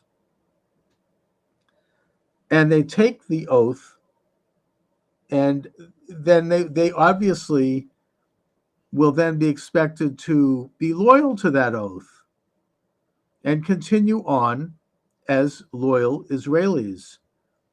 If for some reason they behave in a way that contradicts that, then of course that is a violation of that oath, and that's a crime, and they should probably be prosecuted or expelled.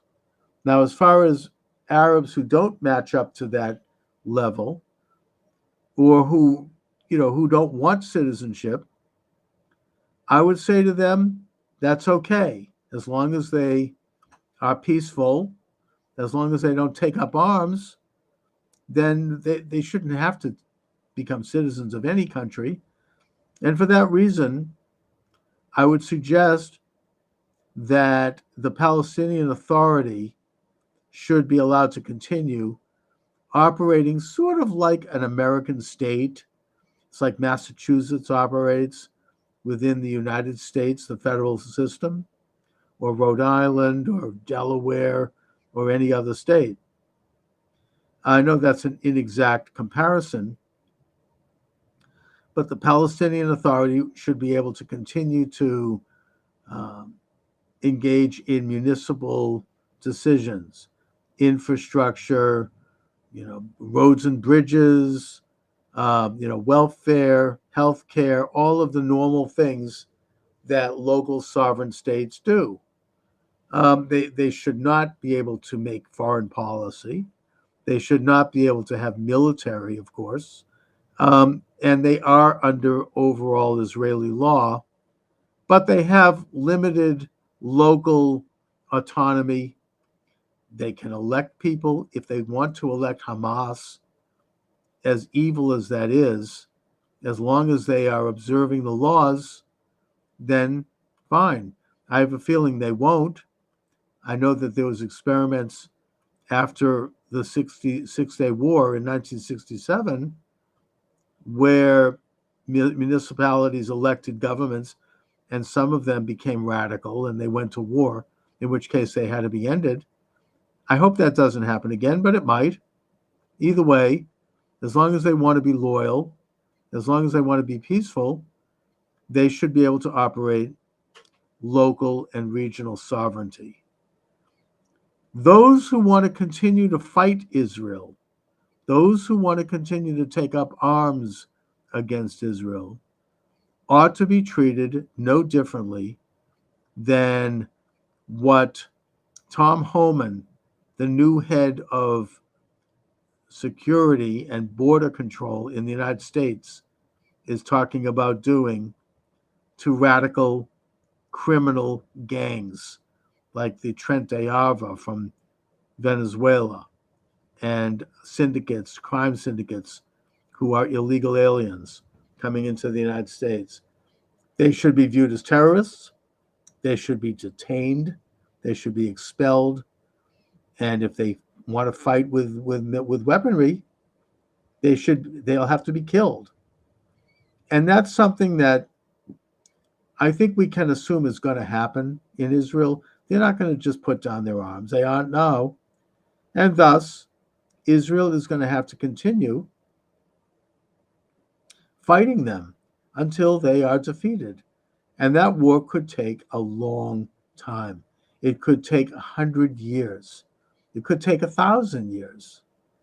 I think that Chaim Weizmann was once asked, the first president of Israel, by a reporter, when do you think there'll be peace between Israel and the Arab countries? And I don't know if he was making a flippant comment, but he said essentially it's going to take 1,000 years. Well, I hope and pray it doesn't take that long. I hope it doesn't take much time at all. But if you have a subversive element inside your country that's continuing to kill you and fight you, you have a moral obligation and a practical need to stop them, to defeat them. So if Israel declares sovereignty over its entire country, I assume, unfortunately, that particular element of the war will continue and will continue over time. And I think Israel should take its time. It doesn't need to go in guns a-blazing. It just needs to control its borders, stop any flow of weaponry to them, and just gradually, carefully, strategically, and surgically take them out one way or the other. So that's my rant for the day. I think Israel needs to get it done. I think it will not affect Israel's position in the world. There may be some wringing of teeth, and the UN, which, of course, every day they condemn Israel. I mean, every agency of the UN. You could have an agency on basket weaving, and somehow they're able to work in a condemnation of Israel. Israel does not need to concern itself with any of that. Israel needs to preserve and protect and defend its own citizens and its own interests, both politically and nationally, as well as spiritually and religiously. And therefore, they have nothing to apologize for, especially after the attack of October 7th. People who were slaughtered that day, over 1,000 Israelis and guests, their blood cries out from the grave for justice. This is doing them justice. This is making sure that their deaths were not in vain, that their deaths led to a positive change. I think that it is taking an evil event and making it into something good, just like Joseph in the Bible, in the Torah, took an evil event, which was that his brothers threw him into a pit, a snake pit, and left him there to die. Eventually, after a chain of events, he turned it into something good, and he was able to redeem his brothers and forgive them for their horrible, evil sin. I think that in that same way, Israel is right to respond to this evil, which if they don't respond to will happen again. They have a right, a moral obligation, and a practical necessity to respond to it by declaring sovereignty over their tiny country once and for all, and to then let these other issues work themselves out in their own time and on their own terms. Anyway, on that note, I want to thank you this afternoon for joining me. Now that President Trump, thank God, has been reelected, I am assuming that some of the censorship is going to start to fall, and that I'm probably in this next year going to establish a regular live stream that will be consistent. I haven't done that this year, but I'm hoping to do it next year, where I come on at the same time each day and where I open the phone lines and really start to develop a great online experience for myself and all of those who participate, and where we will be able to really, drill down and talk about issues of all sorts. Okay, looks like I have. Oh, nope. You're welcome to come on board on TikTok. I almost got a guest. I'm signing off, but you still have some time here if you'd like to join me. So once again, I want to thank you all for listening. Check out my books. They're available at Amazon Books. Charles Moskowitz. I've written probably about 20 books. They're all there. And God bless all of you. God bless America. God bless Israel. God bless President Trump. Keep him safe and keep his family. I'm very optimistic about the future. I'm very bullish on President Trump's establishment of his cabinet. We need to support all of them. And on that note, I shall say adieu until next time. Thank you for listening. Good afternoon and welcome to the show. Charles Moskowitz here. Michael D. Shaw will be joining us shortly, probably by telephone. I felt compelled to go on the air today to celebrate. Hallelujah. MAGA is triumphant. President Trump and the MAGA movement has entered the fray. Thank God. I do think that there's a hand of God. God is watching over this country. This is almost a miracle, given what we've been up against, what President Trump has been up against for 4 years. The very fact that he survived and the fact that we're all here today. I know it's going to be a difficult road forward. I'm not a utopian. I'm not a perfectionist. But we can at least relish our momentary victory. Thank God. Anyone who'd like, and by the way, I've I've been banned from TikTok, so sorry I'm not there, but welcome aboard. I just welcome Potomatic. Thank God this is a day to celebrate. President Trump is triumphant. The MAGA movement is triumphant. And we have created a moment in history that is unlike any in certainly my lifetime in this country. President Trump, we should remember, was not supposed to be there today. And, oh my goodness. This was not supposed to happen. They tried to kill him. They tried to bankrupt him. They tried to imprison him. They tried to discredit him and his family. They tried to do everything they could to throw every piece of mud they could come up with. And yet he prevailed, and that he was triumphant.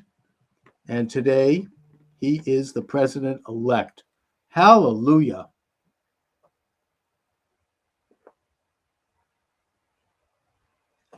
Now, I always thought that he would win. The only question was whether or not they would let him win, and I didn't think they would. And I do think they tried to do everything they could to stop it. But they didn't stop it, and Trump probably would have done better had they not tried everything they could, I think, to steal the election, but they were behind the times. They didn't estimate what was going on. Now, President Trump and the Republican National Committee, under the auspices of Michael Whatley and Laura Trump, and they did a wonderful job. They basically embraced the model that was established by Glenn Youngkin of Virginia, who understood the lessons. Mike, here you are, but let me give you the number to call so you can be right in the system here. That and I'm giving the same number to others as well. 508-637-5596. That's what you called, and you ended up here. Oh, that's odd. Well, what number did I reach? You reached my regular number. So what I'm going to do is maybe hang up and try it again. I'll shut my phone off. That might do it. All right. All right. Thank you. All right. Michael Shaw is having a couple of power problems, so that's why we're having some technical difficulties. Oh, I see the problem. SKYPE. I need to put this on. It might help if I actually did things right here. The code in Charles Moskowitz. That would be 535-705. 535-705. Sign in. Here we are. Okay. Yeah.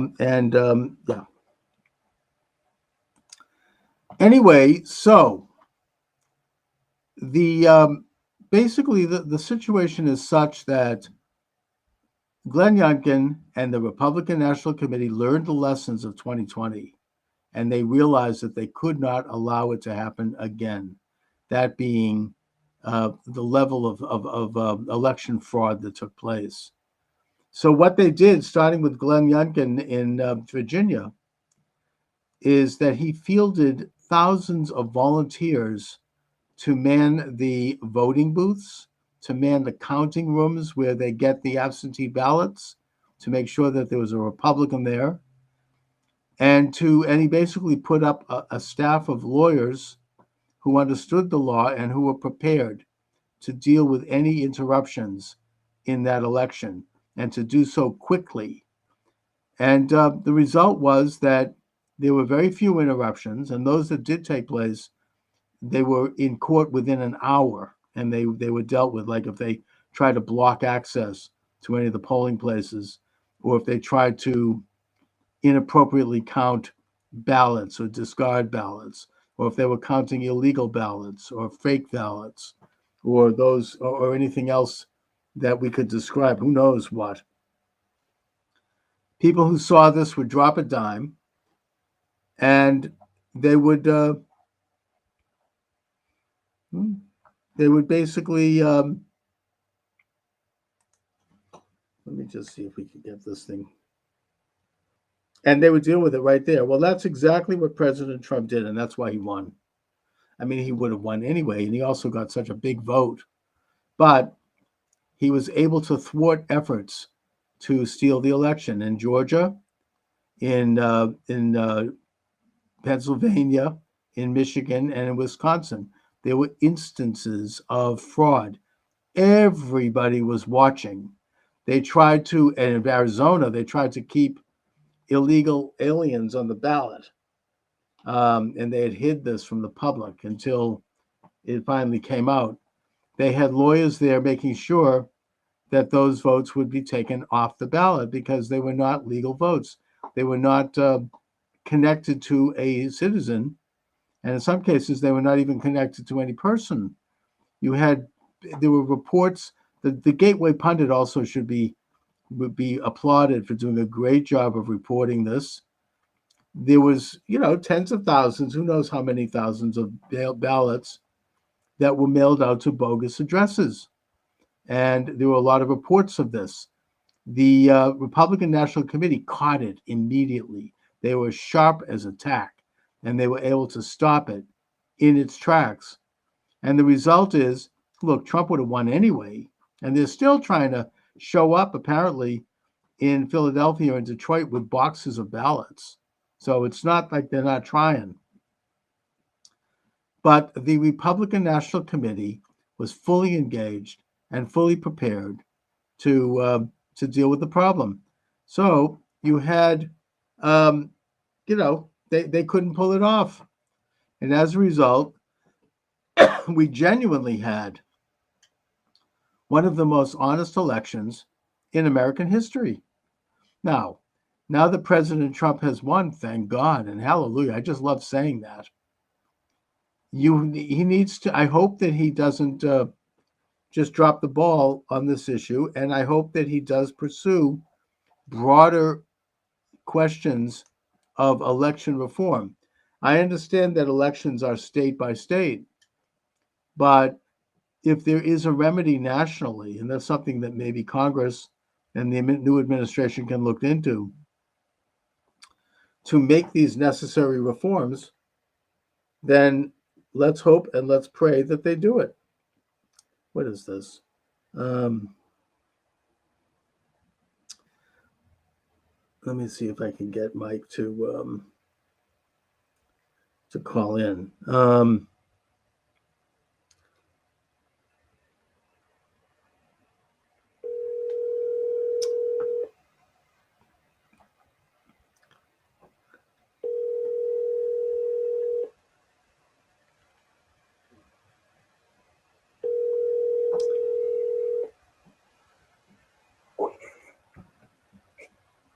Hello. Hi, Mike. How are you?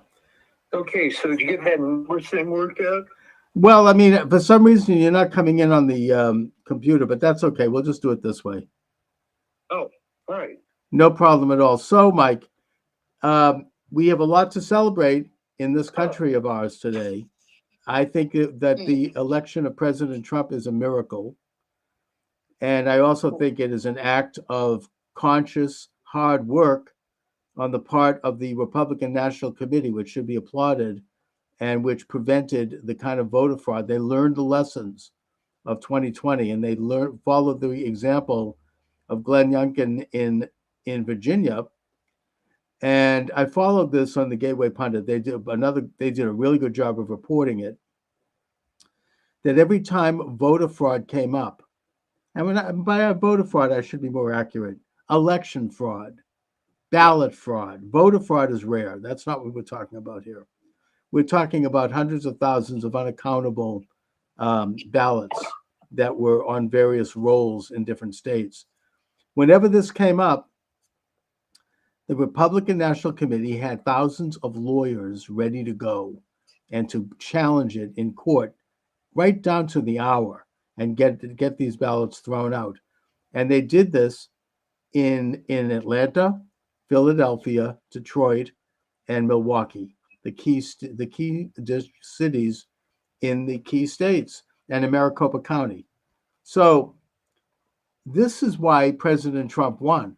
He would have won anyway. I think that even if they didn't do it, he got such an overwhelming vote that he probably would have won anyway. What do you think? Well, here's a darker interpretation, if you will. Sure. Yeah, all due credit to Lara Trump, but this also smacks to me of Ronna McDaniel working for the other side, because it's just too dramatic of a difference. Well, she might, whether she actually was or not, she might as well have been. Yeah. I mean, and I don't think that they expected such a disastrous result. I think that in spite of the stealing and in spite of the theft and the VOA votes from overseas and all these other things that they tried to pull off, it just wasn't enough to overcome Trump's vote. It was fantastic. It wasn't enough, and I didn't mean that literally. I'm just saying that by Ronna McDaniel being a rhino and doing business as usual, and being an election fraud denier, No. in effect, she was working for the other side. Yes, and as were all of the rhinos. Mitt Romney and Chris Christie and Paul Ryan, who's one of the worst, who was basically stabbing Trump in the back while he was Speaker of the House. All of these guys, Bill Kristol, not to mention the Cheneys. All these other factors don't seem to be even as large anymore. I mean, Josh Shapiro could have helped him win Pennsylvania, but that wouldn't have mattered anyway. No, and it just, the vote was so convincing. I mean, there's still, according to the Gateway Pundit, there are still trucks arriving in Philadelphia and in Detroit with boxes of ballots. They're still doing it, and they're not going to get away with it. The Republican committee is there meeting them at the door. Well, that's what I was saying, in previous shows, that there's no talent on the other side. No. You can't bring up the 1953 playbook and keep using it. It doesn't work anymore. Yeah, you're absolutely right. I mean, the whole thing is so ham-handed and so cheesy. I mean, they're trying to do the same freaking thing they did last time, and they were depending on the media. The media didn't even buy it. I'm sure you watched some of the returns. I mean, oh yeah, the liberal media, even like people like what's his name over there, the pretty boy on Channel 5. I mean, the one that tried to screw Trump during the debate. They weren't even buying it. I mean, they all looked crestfallen. Rachel Maddow with a smirk was just off her face. She looked normal almost. The hardest of the hardcore are still taking the position that despite the result, despite the popular vote, the American public is wrong. I know, and they're going to lose because of that, because that's why they lost in the first place. One of the reasons, and they're doubling down. I was listening to NPR here in Boston a little bit, which is what made me run back home to do this show. But what's his name, Jim Braude and Marjorie Egan, and they're doing the same crap. I mean, it's all because they don't like a black woman, right? And they're all, in other words, we're all racists and sexists, and it's just such bull crap. I mean, then the fact that they would be still. I mean, this is, the one of the ugliest and darkest moments of this whole rotten campaign on their part was that they stooped to calling everybody Hitler and Nazis. And, people are like, no, we're not Nazis. We don't have anything against a woman. This is garbage. We're tired of this. This is a great case of sin clouds the intellect. And you've seen this already in the entertainment industry, that with failure after failure after failure, these movies, they attack the audience. And you know, Yeah. I just wonder if it's putting aside the fact that it's really a form of mental illness when you do something over and over again and it doesn't work. You know, who is it that he did a book years ago? You know, back in the 70s, one of these pop books. It's got this book called The Androgynous Zone or something like that. I mean, it was John Dyer. He was a therapist who researched his book by spending a good bit of time in prison and in mental institutions, studying what people's behaviors were. And one of the things that he noticed about people who were mentally ill and institutionalized that made them who they were is that they would keep doing the same thing over and over and over again, even though it didn't work. And they couldn't kind of get out of that. They became like fixated on this action. And that is one of the signs of mental illness. And that's exactly what they are about. Well, it is interesting because I think what's happening here is the liberal media seems to be composed of people that, I mean, my shorthand for this is the junior high school model UN type, you know, that they have this particular picture of the world, and that's what it's supposed to be. And when you're in junior high, when you're in the model UN, that's great. But then they start getting into real life, and the way they avoid countering this is they're only with like-minded individuals. So you can be in that echo chamber of being in your media center, but the problem is you're selling a product to the general public. And the general public, in a sense, might be wrong. I mean, if you get into specific issues like, was Betamax better than VHS? Well, in some ways it was, but the public didn't think so because VHS tapes were longer, you record more. Okay, and I'm using that as a trivial example, but the point was that sometimes your idealized version of what's supposed to be happening isn't really what's going to sell to the public, and they just don't see it. And the reason that they don't change is, hey, they've been doing this for 50, 60 years, whatever it is. It would be catastrophic for them to admit, you know, I'm wrong. No, they keep probably putting out this they would melt away. racist- It would be like it would be like throwing a bucket of water in the face of the Wicked Witch of the West. Yeah. In the Wizard of Oz, they'd melt. All my beautiful wickedness is going down the drain. How could you, you little brat? You know, it's sort of you know, it's kind of like, except in their case, it's one thing to keep repeating this thing, that this worldview that's not true or that doesn't reflect what reality really, but that the particular worldview that they are pushing is so nasty and so ugly and so defamatory toward It others. gets more and more ugly the more they cling to it. Yes. That's and by the way, has Harris conceded yet officially? I think that she's maybe waking up from a drunken evening. I don't know what the hell is going on, but you know, talk about, you know, classless. I mean, she sends out this guy who basically makes a quick statement, and then you see that's at that point I knew it was over, obviously, and then everybody leaves, and at that point I went to bed. You know, it was over. That was the Hillary Clinton playbook. But I ended up watching Charlie Kirk had a streaming thing, which was just great. Oh, sure. I mean, there were these 4 or 5 guys on there that were consulting every possible website and Twitter feed that you couldn't possibly do on your own. Yeah. And getting these updates and being very conservative in some cases with which states they were going to call. And then they started making fun of Arizona with this. I think it was just total denial on the part of Maricopa.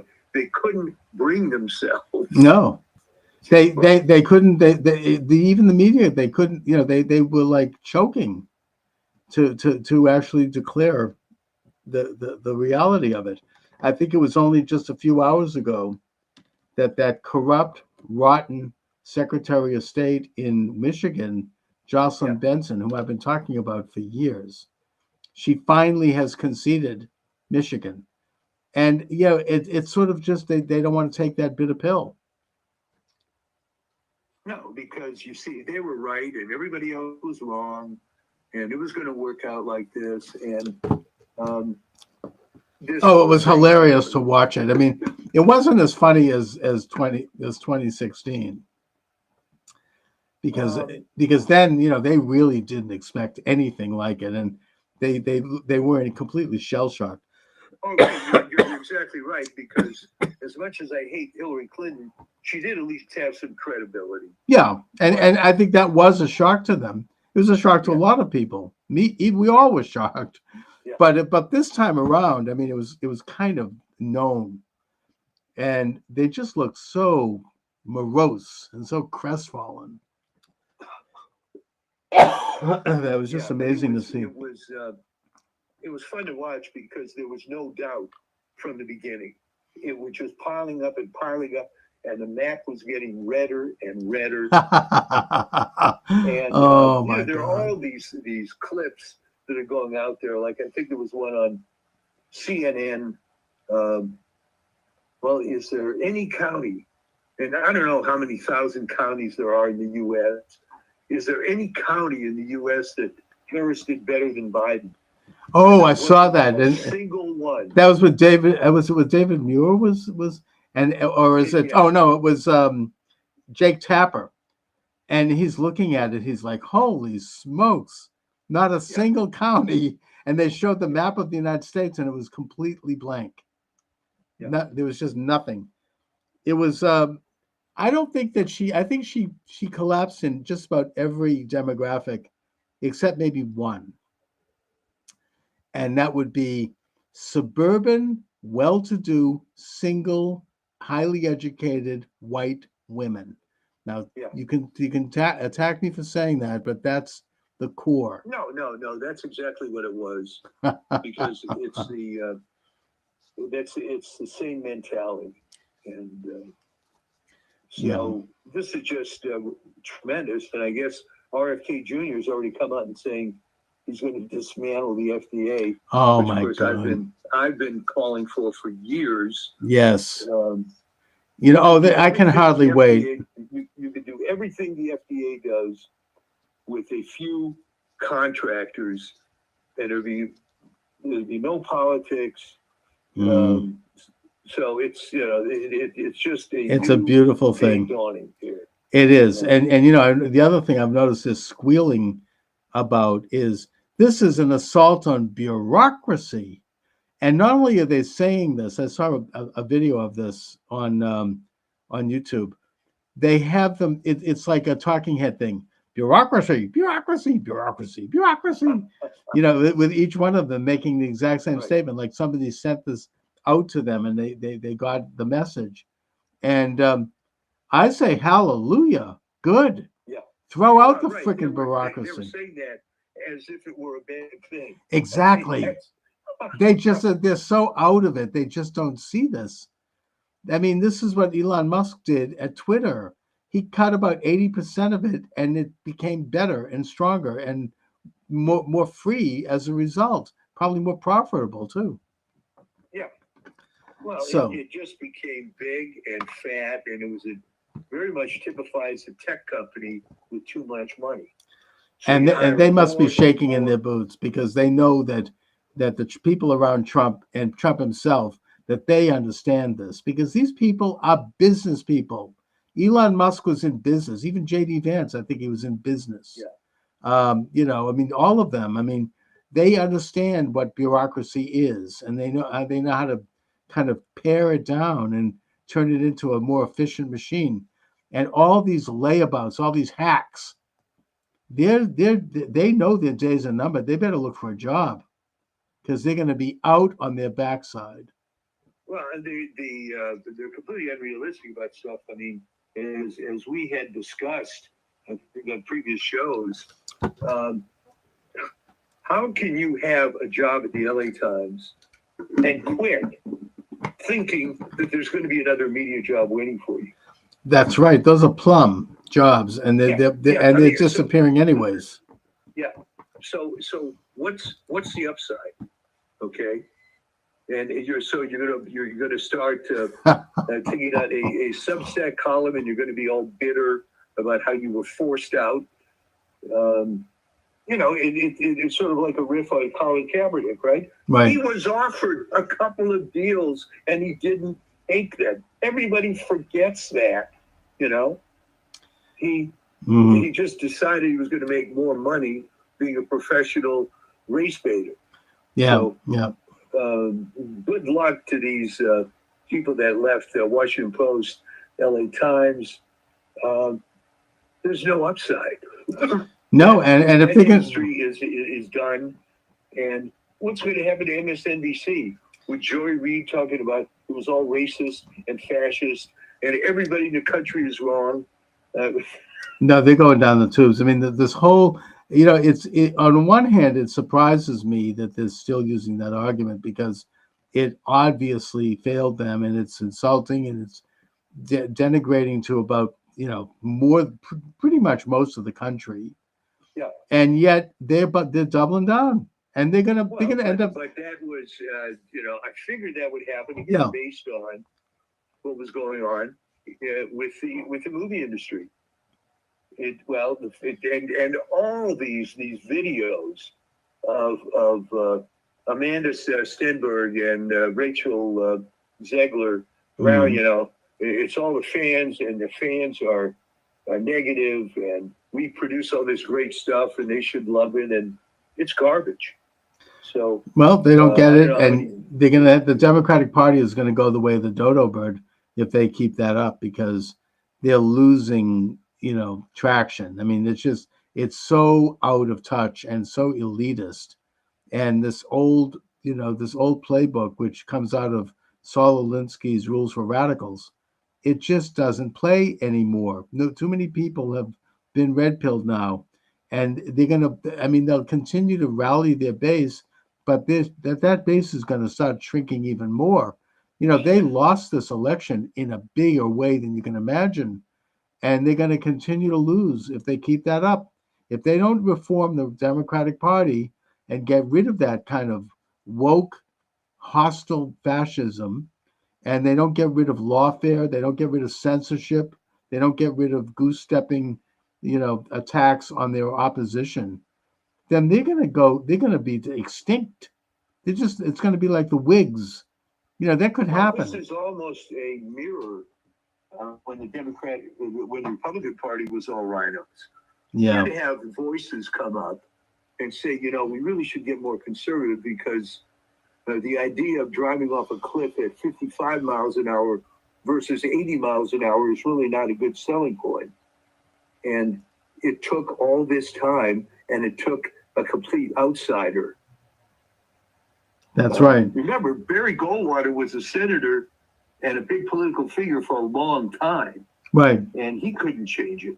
So no, but this is really almost revolutionary, and already you can see an international alignment by like-minded nationalists in their countries.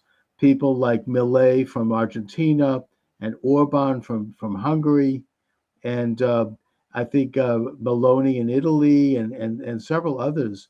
They're all the guy from Poland whose name I not Musk, not Tusk, the other one who was basically removed due to a color revolution thanks to the EU.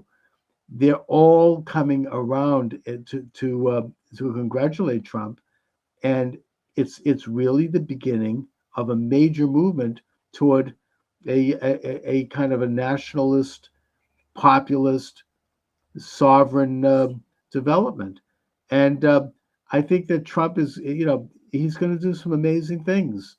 You've got Ukraine, which, by the way, now there's video out that shows that Biden basically gave Russia a green light to invade Ukraine, mainly because they wanted to have war so they could feed, trillions of dollars to the defense industry, Right. and it creates international order and all the other interests, which is the policy that's been in place in this country since Wilson. And, Trump is going to put a stop to that. He's going to probably take Putin and Zelensky and invite them maybe to Camp David and make them hammer out an agreement, because Ukraine now is on the verge of collapse. They've maybe another 6 months. And, you know, the atrocity of that, all the losses of, you know, lives. I mean, it's really loathsome and evil. And I think that it never would have happened under Trump, and Trump is going to stop it. He said that he could do it even before he takes office, which I think is possible. I mean, Eisenhower did it in Korea before he took office. Yeah. Well, that's right. That's a good analogy. So, And the way my understanding from history is the way Eisenhower did it is that he flew out to Korea and to Panmunjom, where he met with both sides. And he said, look, I'm going to become president in 3 weeks. And if you don't stop this war, I'm going to drop a nuclear bomb on you. And they believed him. And they stopped the war, and it's been peaceful ever since. I'm just saying Trump he knows how to do that. And I think that he could do that. I think he could do it with the Israeli-Arab conflict too. I mean, I'm happy that he's pro-Israel, but he might force the Israelis to make some painful concessions to get peace with the Palestinian Arabs, and I hope he does. well, So- it was divine intervention. I'm not sure we deserved it, but we were given another chance. And it is, again, we've said this a couple of times. The funniest part of all this is they're just doubling and tripling down with the same crap. They just don't get it. They really don't. And they've now seen that the rug has been completely pulled out from under them. This is a glorious day. You know, we ought to relish it. I know that it's going to be a long slog. I'm not utopian about this. It's going to be a war. But we can enjoy a moment of basking in the sun, you know, for now, and relish our victory, and now get to work in terms of how to define it for people, how to make people understand what this is about, make people understand about, you know, Trump derangement. Why did they hate Trump? Were they manipulated? Yes, they were manipulated by this deep state apparatus, and they ought to take another look. They ought to take another look at this whole movement because it's incredible. And, you know, it's time to get into the program now. It's not going to be easy, but it can be I done. think there are going to be more conversions than you might expect. Oh, yeah. Because, you know, the old hell hath no fury like a woman scorned. How about hell hath no fury like some wild-eyed optimist who got taken over by this crap, seeing how they were misled, and just sort of do reverse Harry Sisson, right? Oh, well, you know, it Oh, was my all God. BS. Well, yeah, his initial tweet was, how could the country be so wrong? And other people are saying that, you know, that the women didn't come through as much, or whatever it was. Oh, my God. It's just not. It's not flying. I mean, he's talking. First of all, he's paid by an ad agency. I mean, that's something that's been public. And in fact, it's now being said that the Harris campaign was literally paying people to go to those events. Yeah. But I mean, in the case of Sisson, he's doing this thing where he shows up with these two other goofballs, and it's so embarrassing. I mean, they're these white, privileged, empty-headed dimwits, you know, standing there like in front of the camera with goofy faces. They've never worked a day in their life. I mean, and they're like, oh, well, we support Harris, and they make these ugly charges. They're probably all on a payroll, and they're dumb. You can tell that they're just dumb. I mean, it's embarrassing.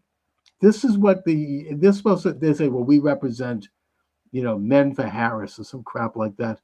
Really?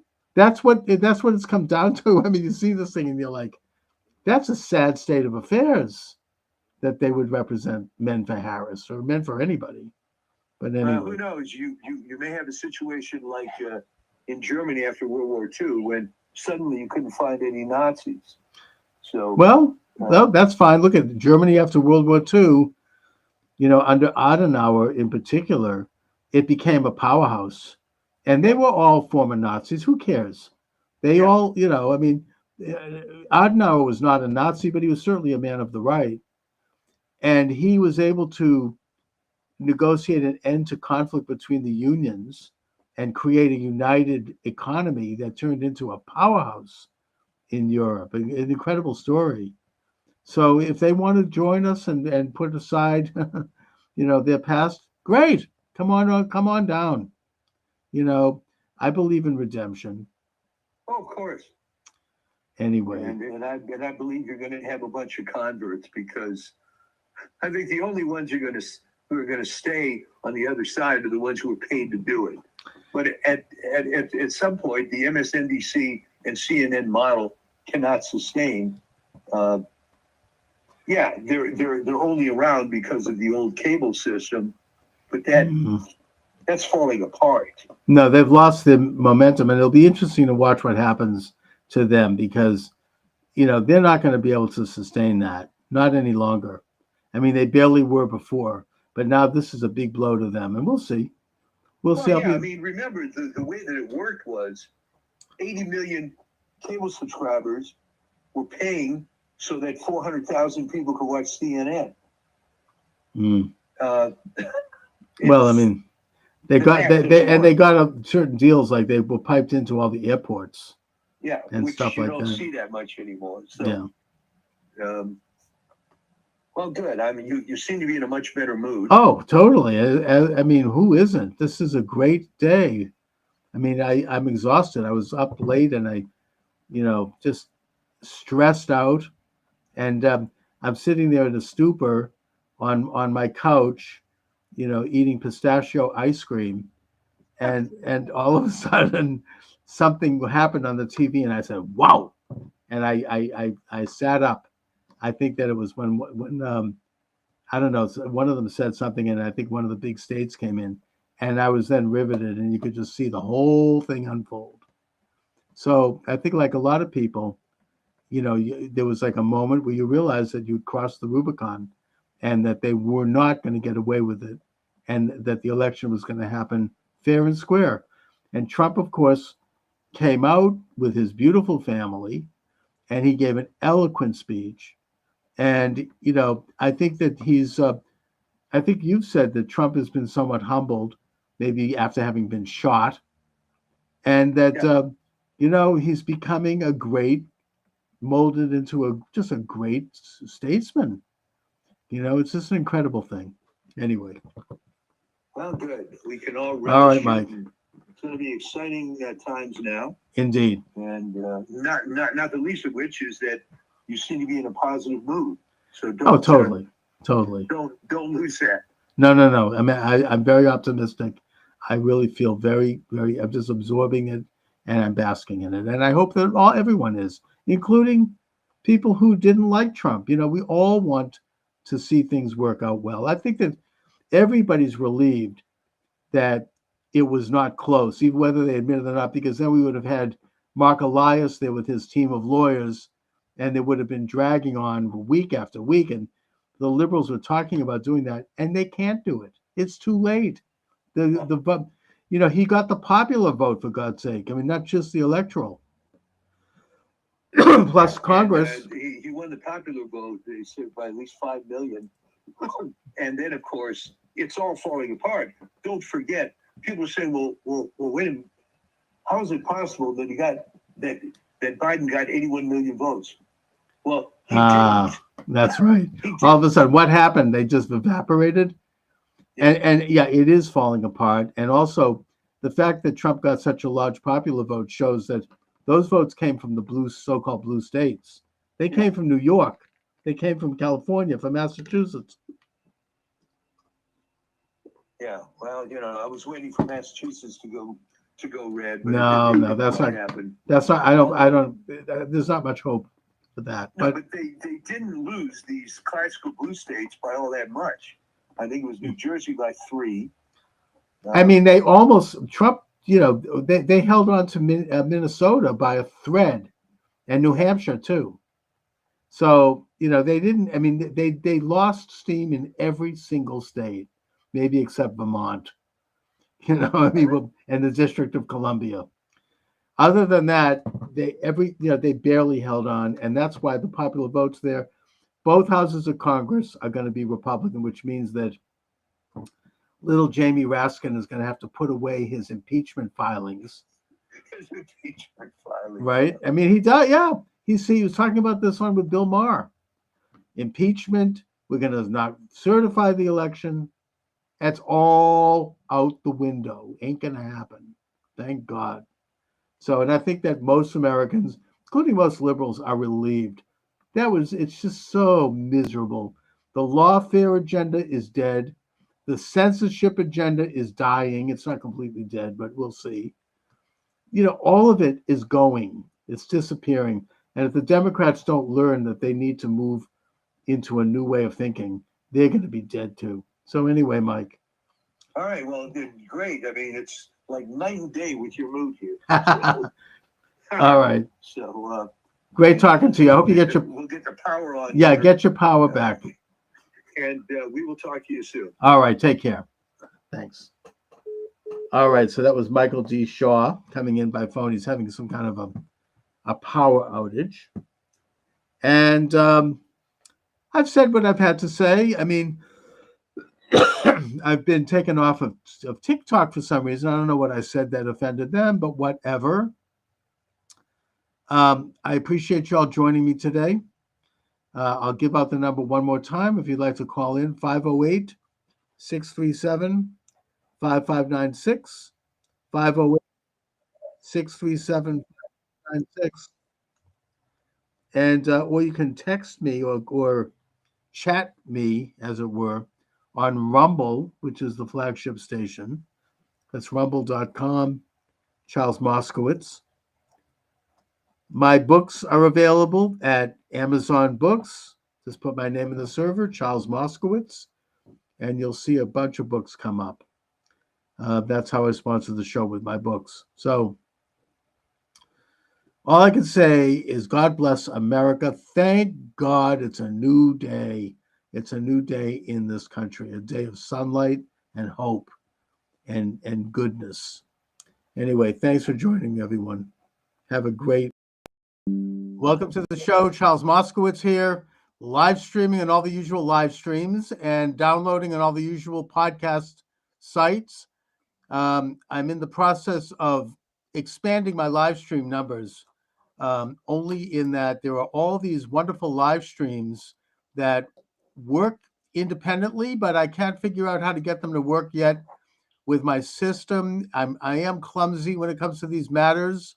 But I would just mention to anyone listening that if you know how to do these things with live streams, I'll pay you. Contact me. Send me an email. I want to hire you. I need help figuring this out because there's all this opportunity. And I do think that now, as we enter into the glorious age of President Donald J. Trump 2.0. Yes, we're going to see a reduction in censorship at last. So I want to be ready and to hit the ground running on that. I am already thinking about really launching a weekday regular show with calls and all the things that I wanted to do before the censorship regime kicked in around 2018, just before the pandemic, when suddenly I was taken off YouTube and all that. But I think that already I'm seeing positive response. Already there's a loosening up and everything looks like it's a go. Things are looking very, very good. I'm feeling giddy, actually. Well, I think what's happening, Chuck, is that the 25% of the lost audience of CNN and the 50% of MSNBC has all signed up on your channel. They've lost a huge audience. I don't know if you saw this, but even like the left-wing podcasters and YouTube channels, like David Pakman was quoted in an article in the Gateway Pundit.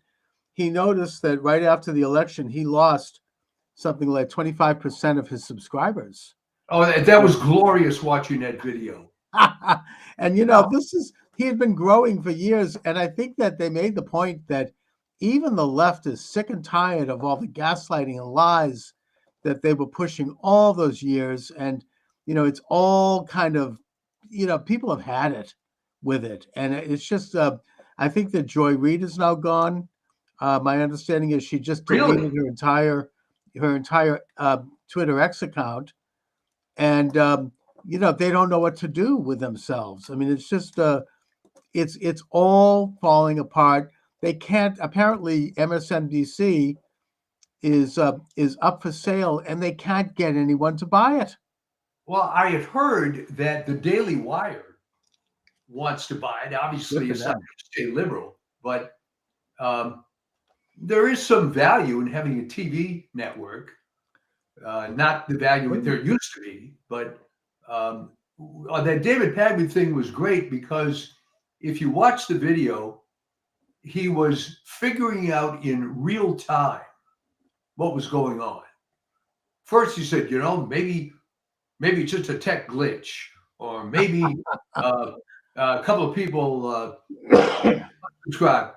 But then toward the end of it, he was beginning to see that if you keep lying to people and telling them all this dire crap and it doesn't come true, then it's going to fall apart. And what's going to happen after that? Remember, this is just news media. But the people that were really lying to you, where really affected your life, unfortunately, was public health. Oh, yes. And, I've heard rumors that RFK is going to be the head of the EPA. You mean HHS? Yeah, Housing, Health and Human Services. Well, which and he's been talking. I mean, he's got a channel where he's like, I'm going to clean this place out. I'm going to we're going to get to all the toxicity that's put in food, the pushing of vaccines unnecessarily, and he's one of America's preeminent environmentalists, and he's got guts. I mean, he's a very successful lawyer who's had lawsuits, won many lawsuits against drug companies and against all of these people. And that's huge. That's, this is like, I can't believe this is happening. Well, the other thing with him is he's got a big chip on his shoulder now because he was betrayed by the party of his family. He was betrayed by his own family, for God's sake. Yes, he was. And he does. And, he's on the right side. He's probably a lot closer to where JFK and where his father would have been had they been were they alive today. And I think that he knows that. And he wants to by the way, speaking of that, he wants all that declassified.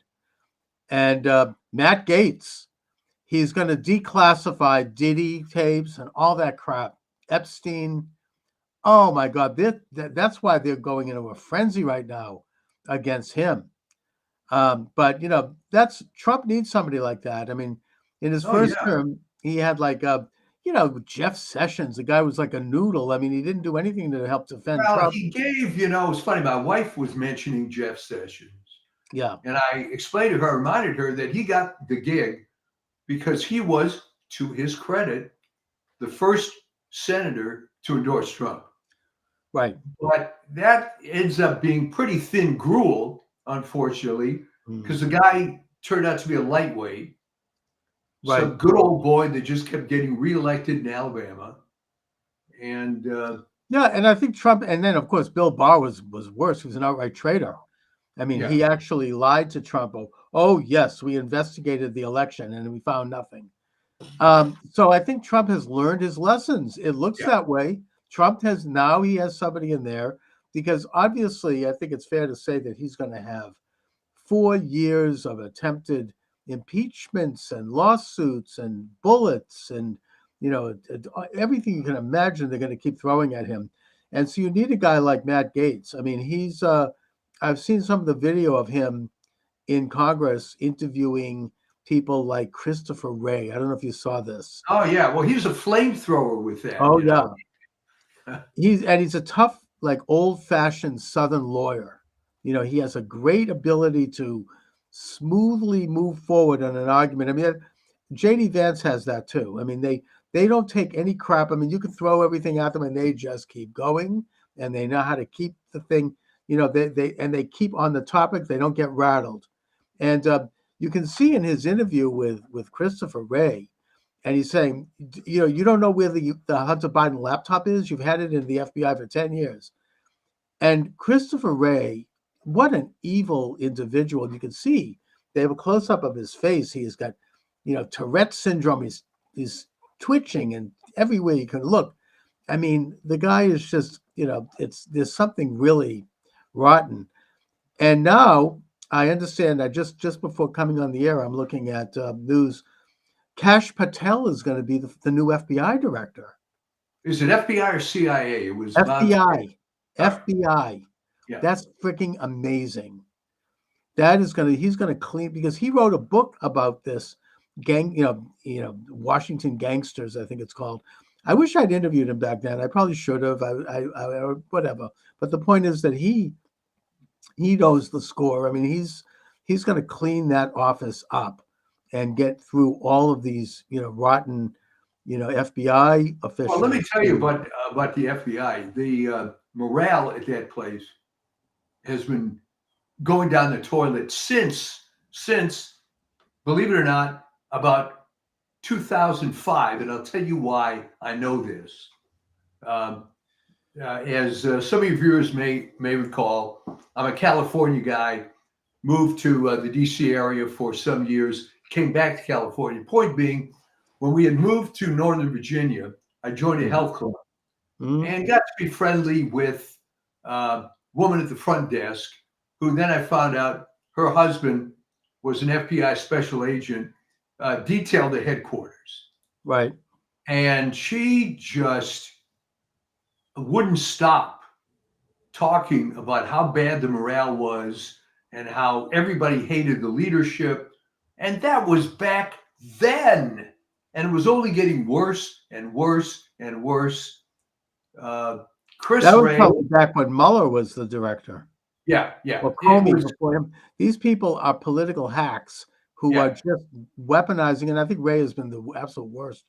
I mean, they're going to Patel is going to take the politics out of it and start to investigate actual criminals, actual enemies of America, people who are, the drug cartels, whoever. He's going to stop prosecuting Catholics by sending spies into churches and parents at school board meetings.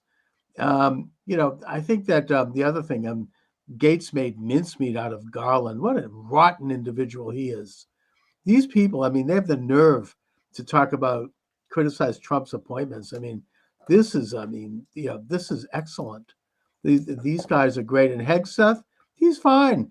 He, look at his resume. I mean, the guy spent 20 years in combat, unlike a lot of these generals like Milley, who probably would faint at a nosebleed. No, Milley was a desk general.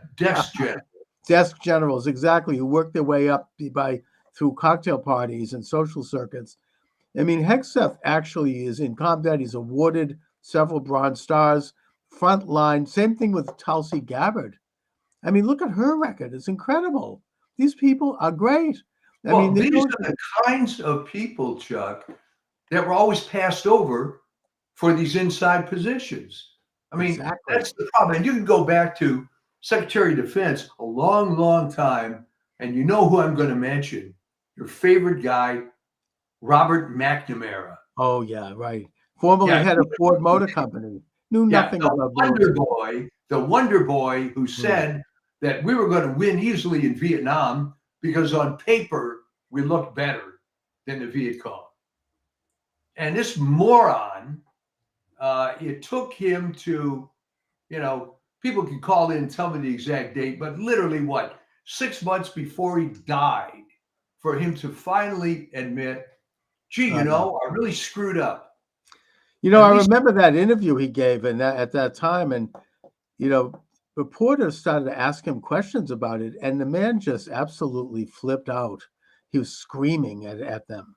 I mean, he's filled with such remorse and such guilt. I mean, he's responsible for, the blood on his hands of just these stupid policies and bad decisions in a war that we either shouldn't have never been in, or we could have won it in a matter of maybe a year.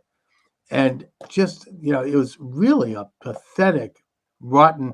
I mean, and these guys, I mean, they're all, even Lloyd Austin, who is right now Secretary of Defense, and who's a relatively good comparatively to most of them. Was he like CEO of Raytheon or something? I mean, he wasn't like, I mean, he's a general, I think, but it wasn't from war. I mean, it was more like another one of, I mean, I suppose we could even go back to Eisenhower, I guess. never really was actually You know, involved. in fairness, Eisenhower was basically a desk general. He was. And I mean, let's face it, he became, quote, a hero because of the way World War II worked out. But he was promoted way over MacArthur for Right. the only reason that he was able to kiss a lot of FDR butt. And MacArthur was the real McCoy. yeah, I mean, well, MacArthur, you know, when he was in the Philippines and they lost the Battle of Manila, and then they were in the Corregidor, you know, in retreat. He didn't want to leave. He was like, I'm not going. I'm fighting. Eventually, FDR had to personally call him in the Philippines and order him to leave. Yeah. I mean, that's like, you know, that's tough. I mean, yeah, he anyway, was a tough guy. yeah. And of course, my late friend Vin Lewis always, what he referred to when Harry Truman fired MacArthur, he referred to it as the original Revenge of the Nerds.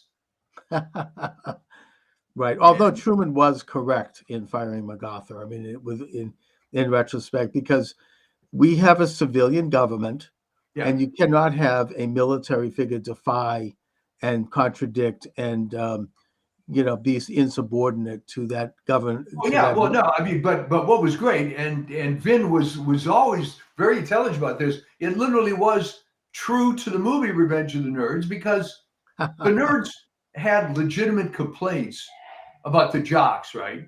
I mean, Right. So yeah, there was stuff that MacArthur was doing that was wrong, no question about it.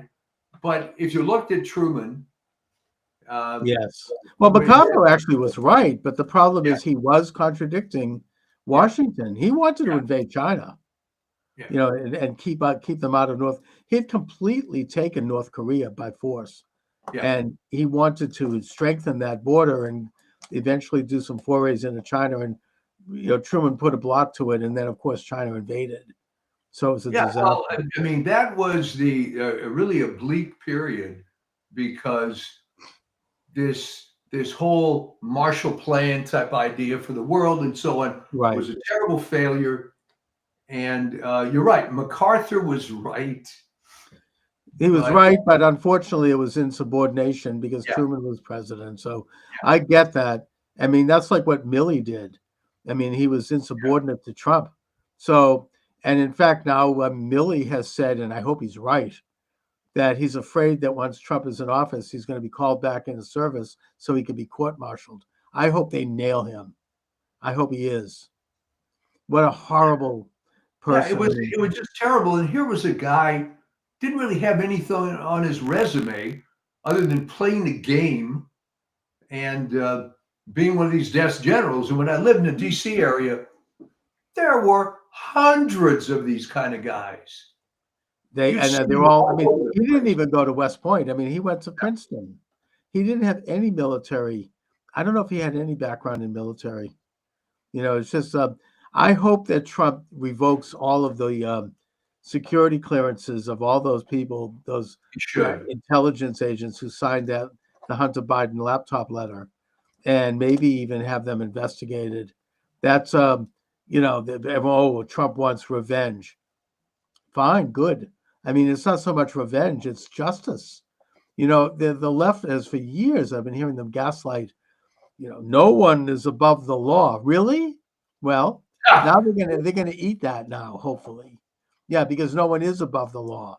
And those people, I mean, they need to be brought before tribunals and interviewed. And if they're guilty, you know, let the process take its course, of course.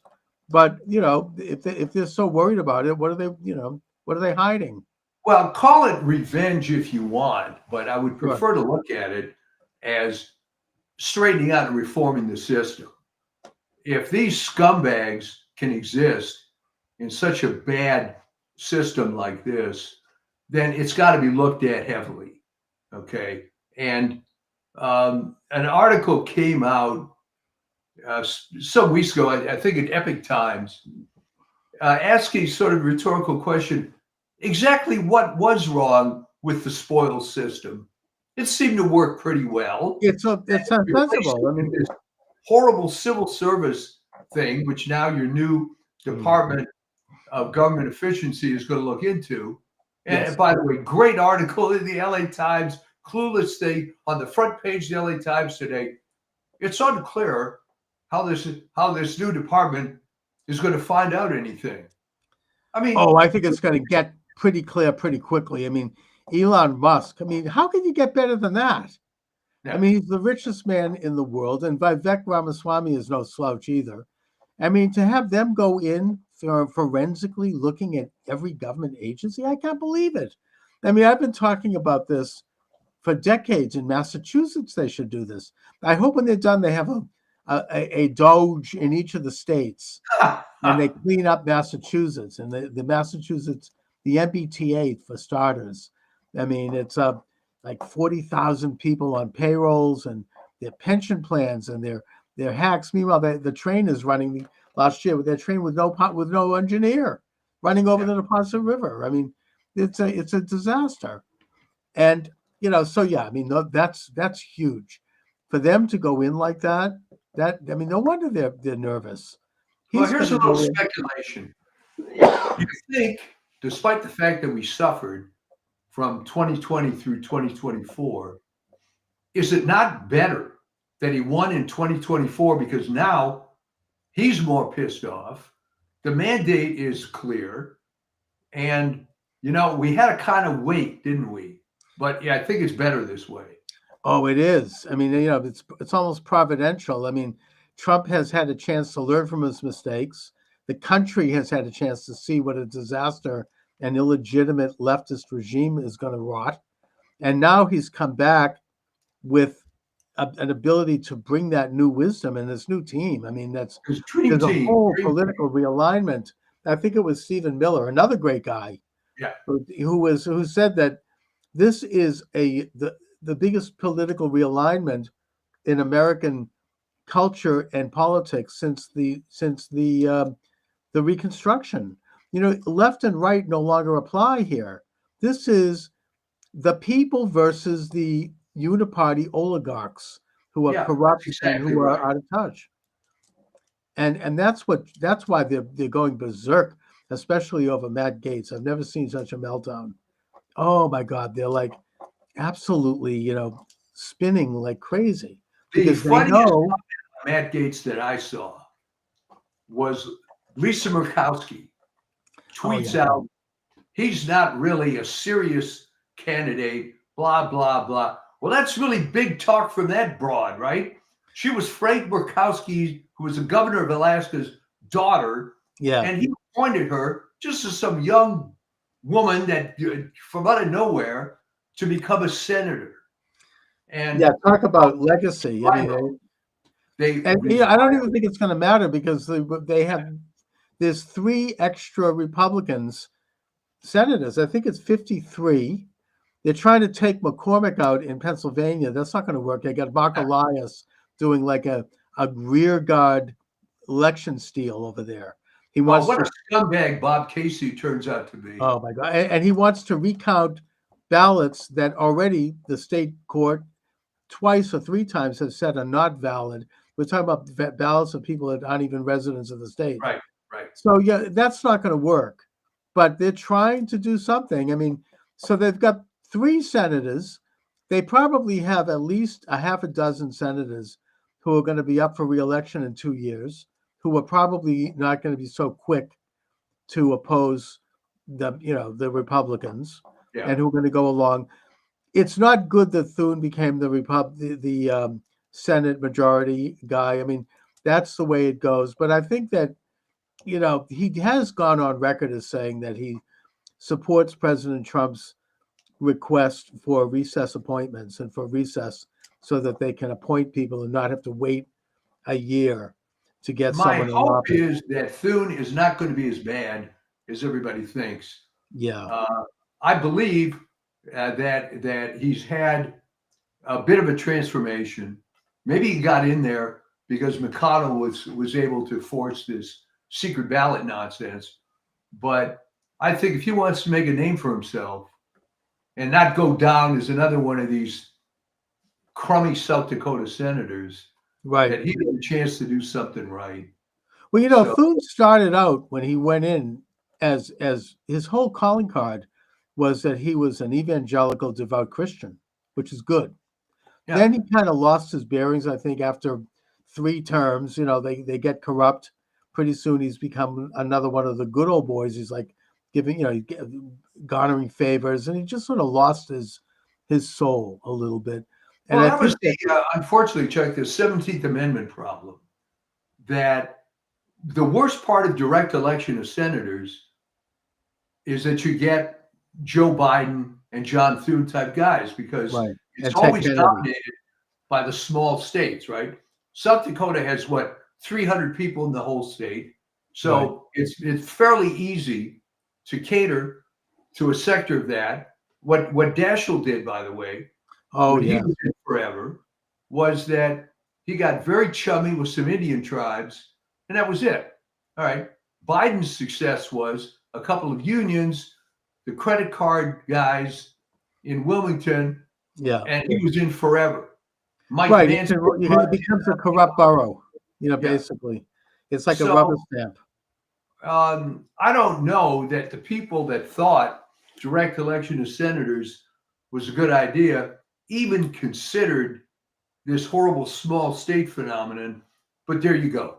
All right. Yeah, I mean, look, it was a terrible idea. Basically, it took power away from the states, and the senators, rather than representing the states and their legislators, they represent the federal government. I mean, it's become like Trump has put revolutionary proposals in place.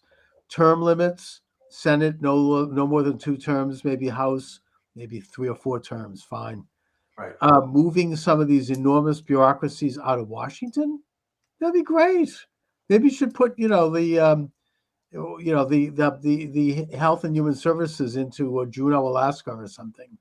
Like move them around the country so that they're not part of this rotten culture and they have to like hire real people in real places and become like much more efficient.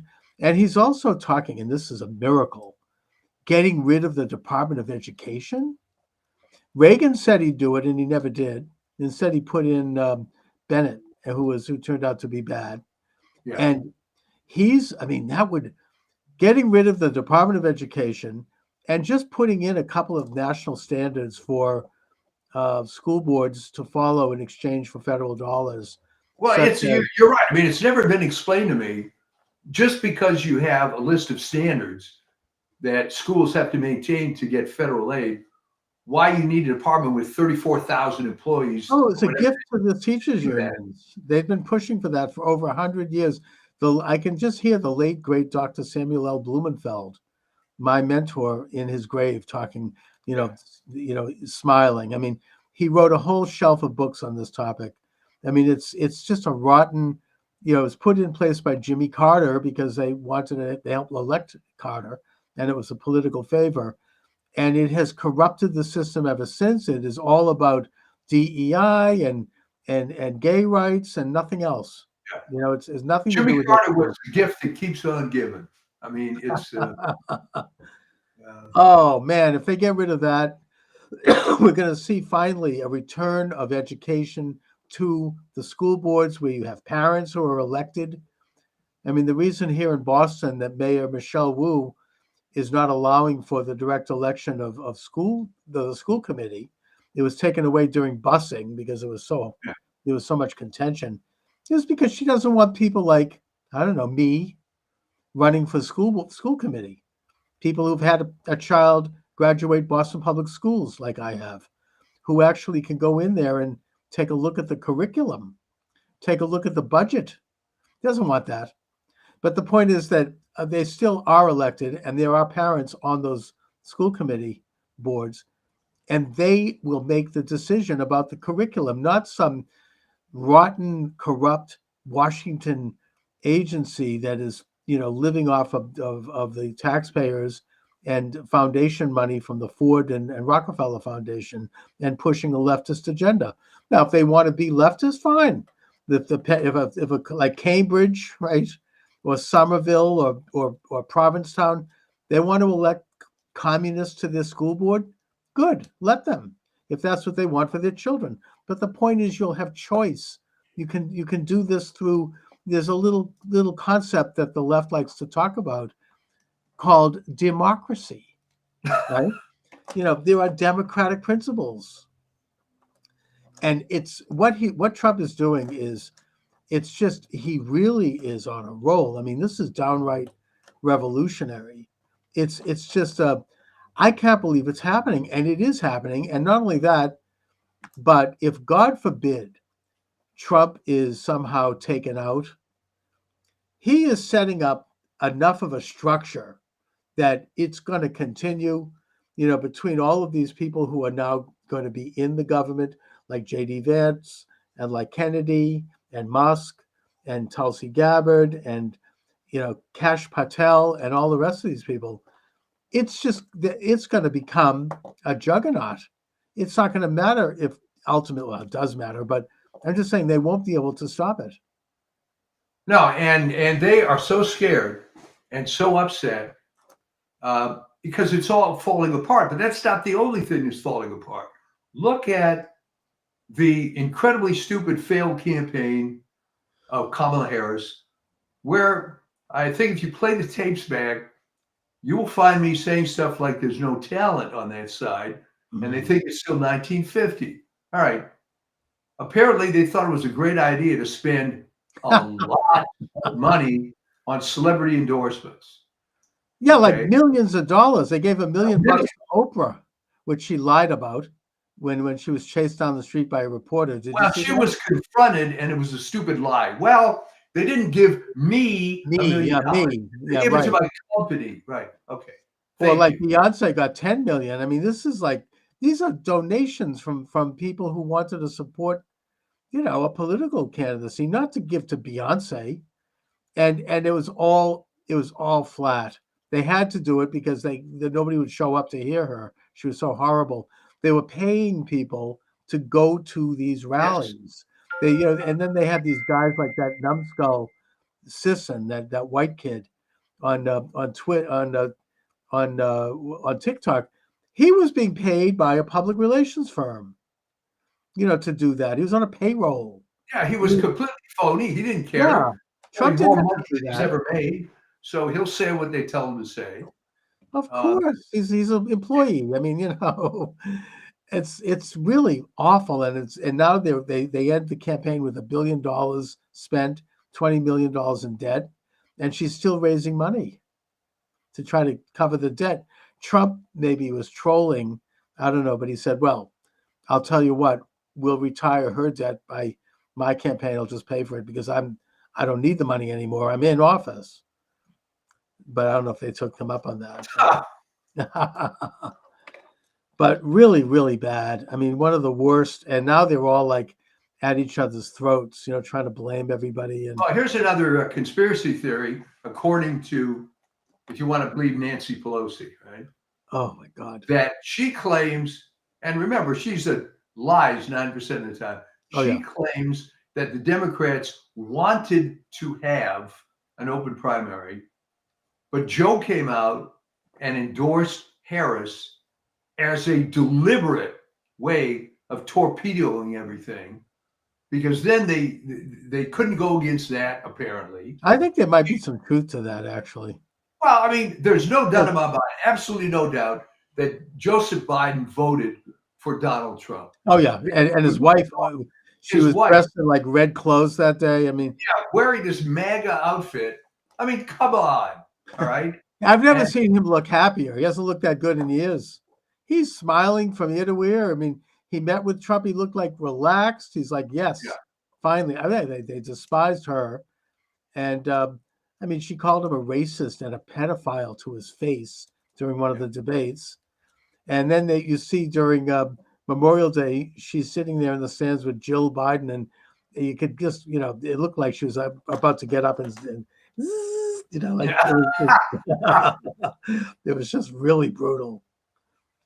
So, I mean, these are all sort of like, the whole thing is just crumbling, and everybody's like pointing fingers, and they don't get it.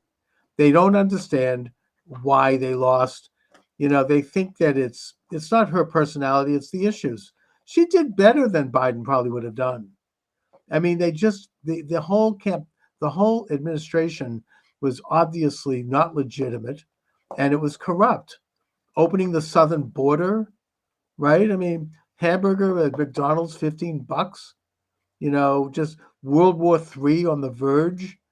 What do they have going? I mean, castrations and hysterectomies for children. I mean, they've got nothing other than those things. What? I mean, maybe, but he's made many accomplishments. What? He lowered the price of the EpiPen. Okay, fine. Like, good. I'm glad he did.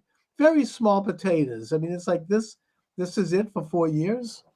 It's like, really? It was just too bad for everybody. He should have quit while he was ahead. Right. He was able to get away with 50 years of corruption. He could have retired You couldn't let go. to the beach, and that would have been it. Yeah. But No, it's old-fashioned hubris. I mean, people think they're indispensable, and they get drunk with power. It's happening around the world. I mean, it's happened throughout history, where you have these new political figures, these young guys usually, who come up and they're reformers, and they're going to take over the country. They get elected with a huge popular vote, and then after a few years, they start to enjoy the perks of power, and they eventually, they're not going anywhere. It becomes as bad as anything. They're there for life. People get I drunk. heard of a guy named Julius Caesar. I think you're describing his biography. Yeah. I mean, it's an old story. Yeah. You could look at the kings of Judah, like Yeah. that.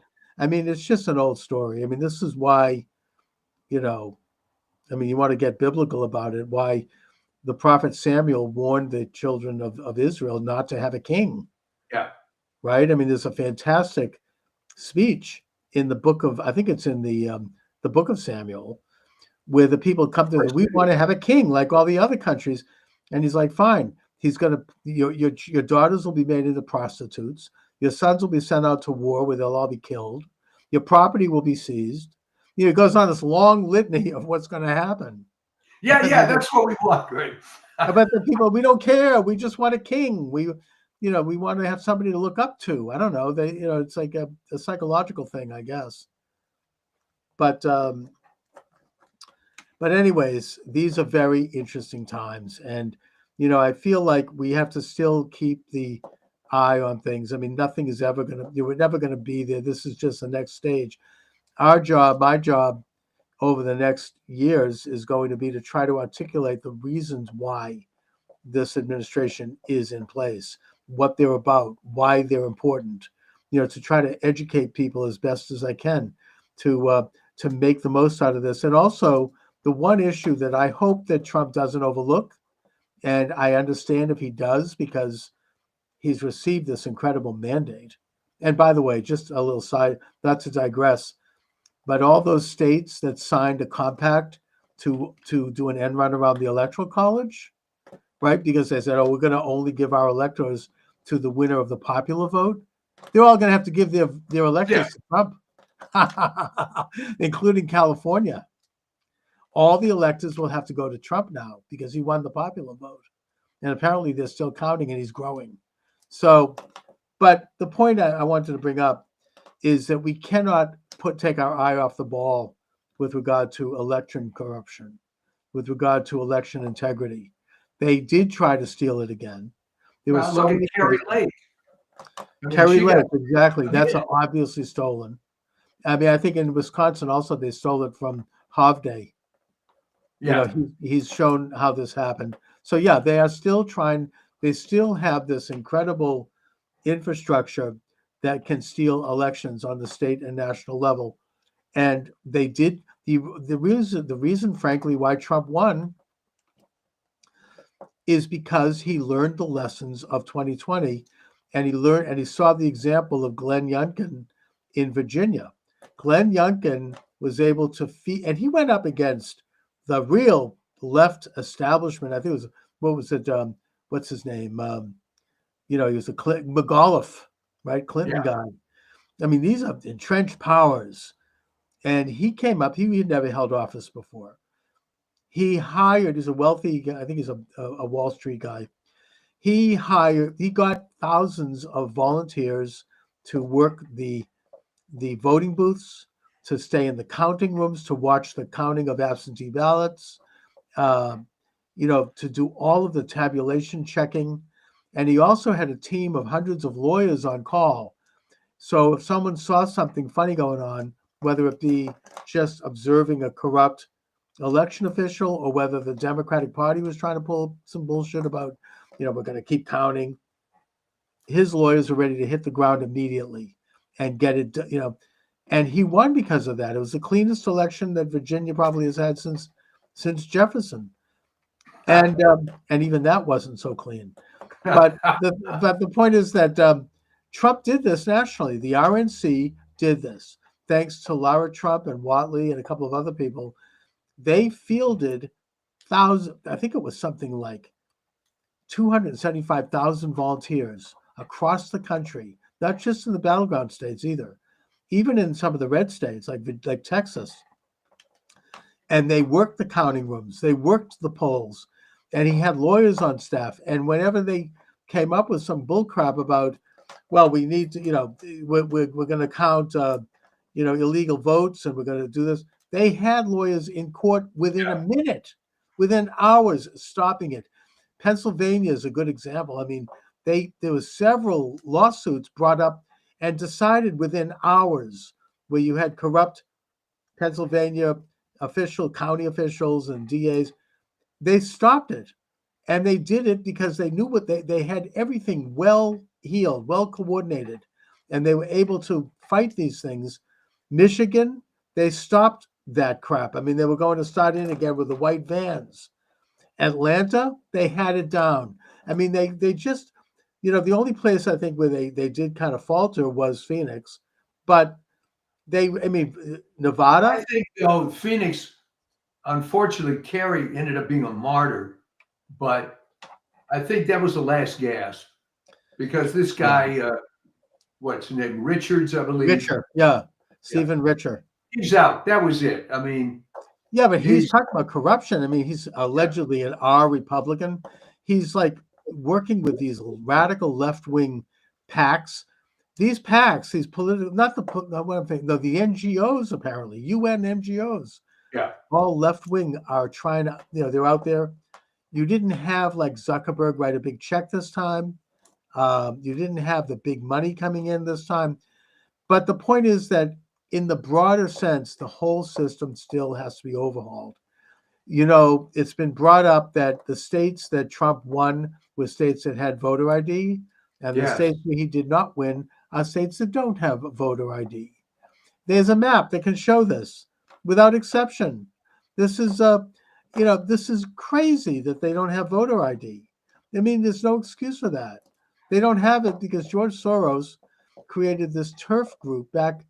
I think it goes all the way back to the Bush-Gore race, I think, but maybe not that far, called the Brennan Center, that basically decided that the way we're going to fight voter ID is that we're going to claim that it's racist, which is absurd. And the media jumped on that. The establishment jumped on it.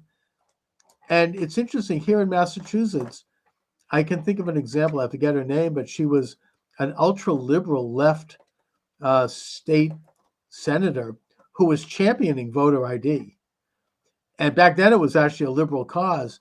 And then all of a sudden, like overnight, she did a 180-degree turn. Suddenly, oh, no, we can't have it. The point is that they have that to. That is so reminiscent, though, of the way those commies turned on a dime. Oh, yes. Where Uncle Adolf is our ally until he isn't. When Hitler double-crossed Stalin, all of a sudden, I mean, there's a case where this communist guy was giving a speech at like a public rally, and suddenly this guy comes and whispers in his ear. He gives him another speech, and he goes, I mean, they literally changed everything overnight. And that's how they operate. And I hope that Trump does, steps up and does the reforms necessary. There has to be voter ID in all 50 states. There has to be paper ballots. The rotten computer, the Dominion, they tried to do it. They had cases in Tennessee, apparently, where you could not vote for Trump. You'd put Trump on the ballot and it would switch over to Harris. Now, people caught that, But the question is, how many people didn't catch it? How many people didn't notice this? It's still there. They have to throw out Elizabeth Warren, my senator, Hiawatha. She was championing this until all of a sudden there's like a 180-degree turn. In 2019, she put up a bill before the U.S. Senate saying that there will be no voter machines because it's, quote, rigged, unquote, and she was right. And they have to bring that back. They have to get rid of the machines. They have to have paper ballots counted on election day. No absentee unless you have a very good reason for it, like you're in the military or you can show. And if you do cast an absentee ballot, you have to have your signature in the town clerk's office where it can be verified. And it's just that simple. I mean, this country, it's a disgrace that we haven't done it right. I mean, it's never been right here. You go back in history, it took 100 years to get the secret ballot. When this country, in the early part of the 19th century, people would vote in public with a show of hands, and you could get it hurt. The author James Fenimore Cooper, the author of The Last of the Mohicans, his father was murdered after voting for the wrong candidate at a public forum in New York. And after he left, after voting for the wrong guy, he was hit in the back of the head with a baseball bat and killed. So I'm just saying, I mean, this country has never had it right. It's always been corrupt. The whole, the voter rolls. I mean, Mark Elias fought tooth and nail to stop states from removing bad names from their voter rolls. I mean, what could be more obvious than that? With a click of a mouse, all that information is available. You can cross-check it. There are these guys who's doing this statistical analysis. You can go into any state and take a look at tax returns, take a look at utility bills, take a look at all sorts of things to prove that a person is who they are and that they are residing where they say they're residing. And anyone else should be removed from the ballots. I mean, you've got hundreds of thousands of names on ballots of people who have passed away or they've left the state or they don't exist. That is no excuse for that. I mean, we can't have that in this country. I think this is a very important cause. It's not, I mean, there are other things that are exciting right now, and I'm thrilled, but they can't forget about this. This has to be done, and they're going to, and when they do, if they do, you're going to hear the left scream louder on this one than anything. They're going to absolutely go. You're probably right, but I mean, the reason they haven't been able to do much about it is because, again, I go back to public health.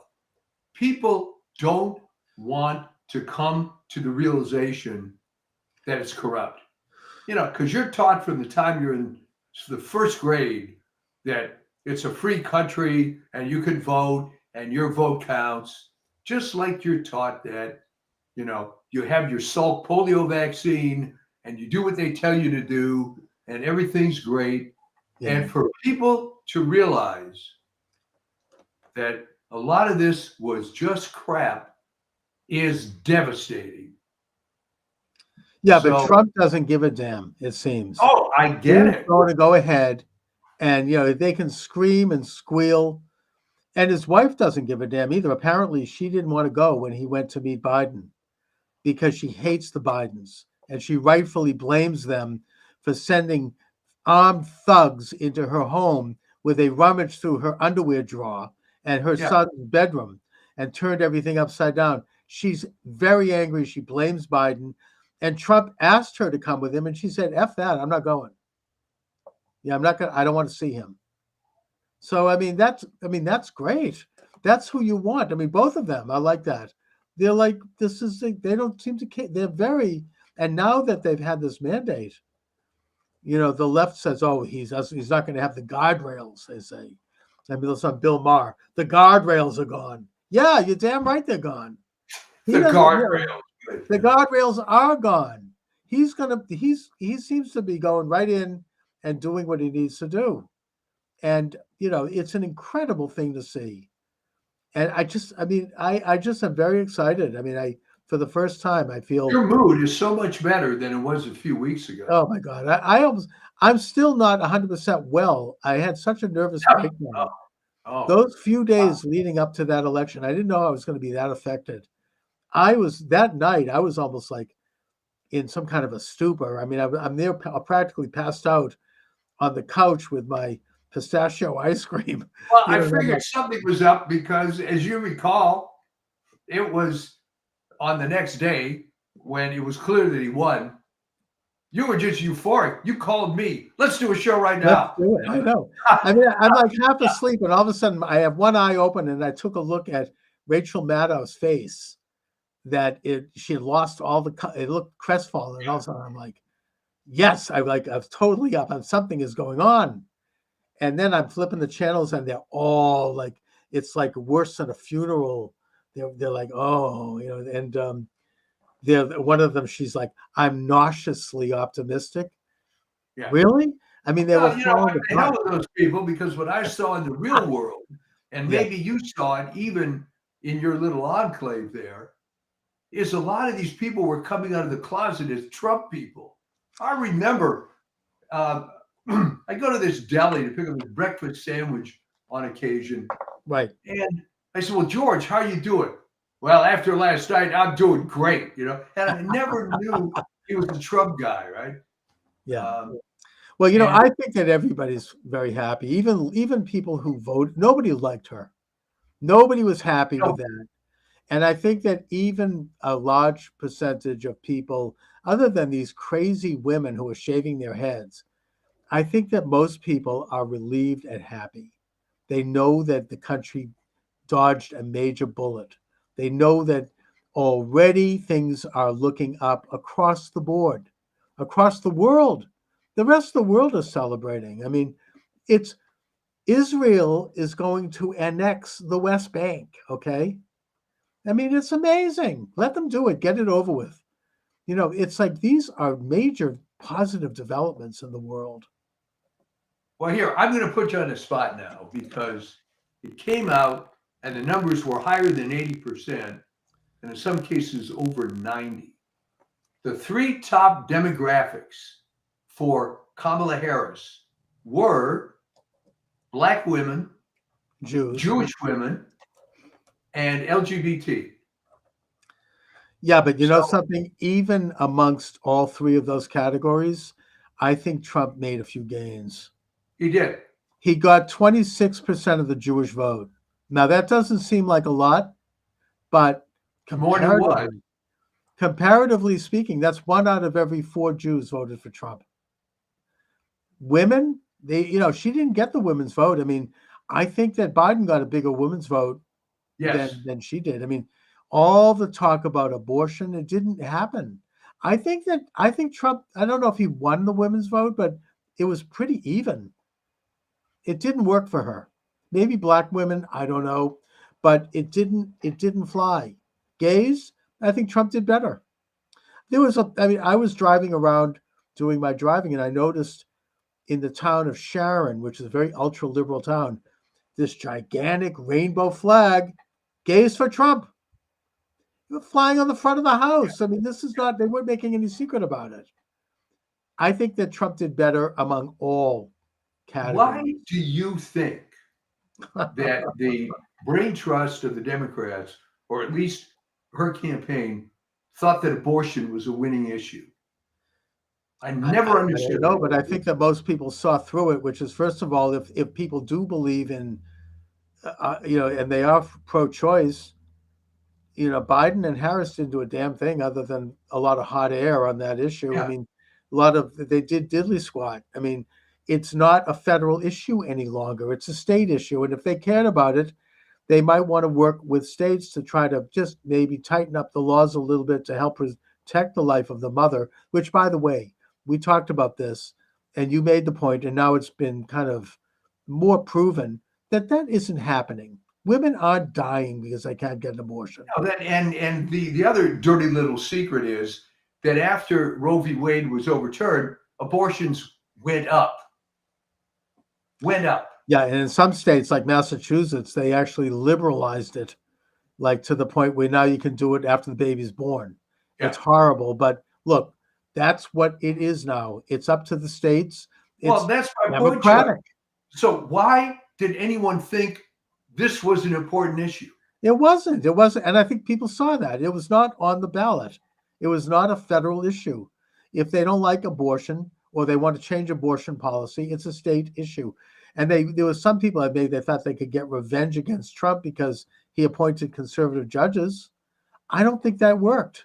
You didn't get anyone outside of a hardcore base of people who bought into that. People just, and the other thing on this, on everything is there hasn't been any rioting. There hasn't been any violence.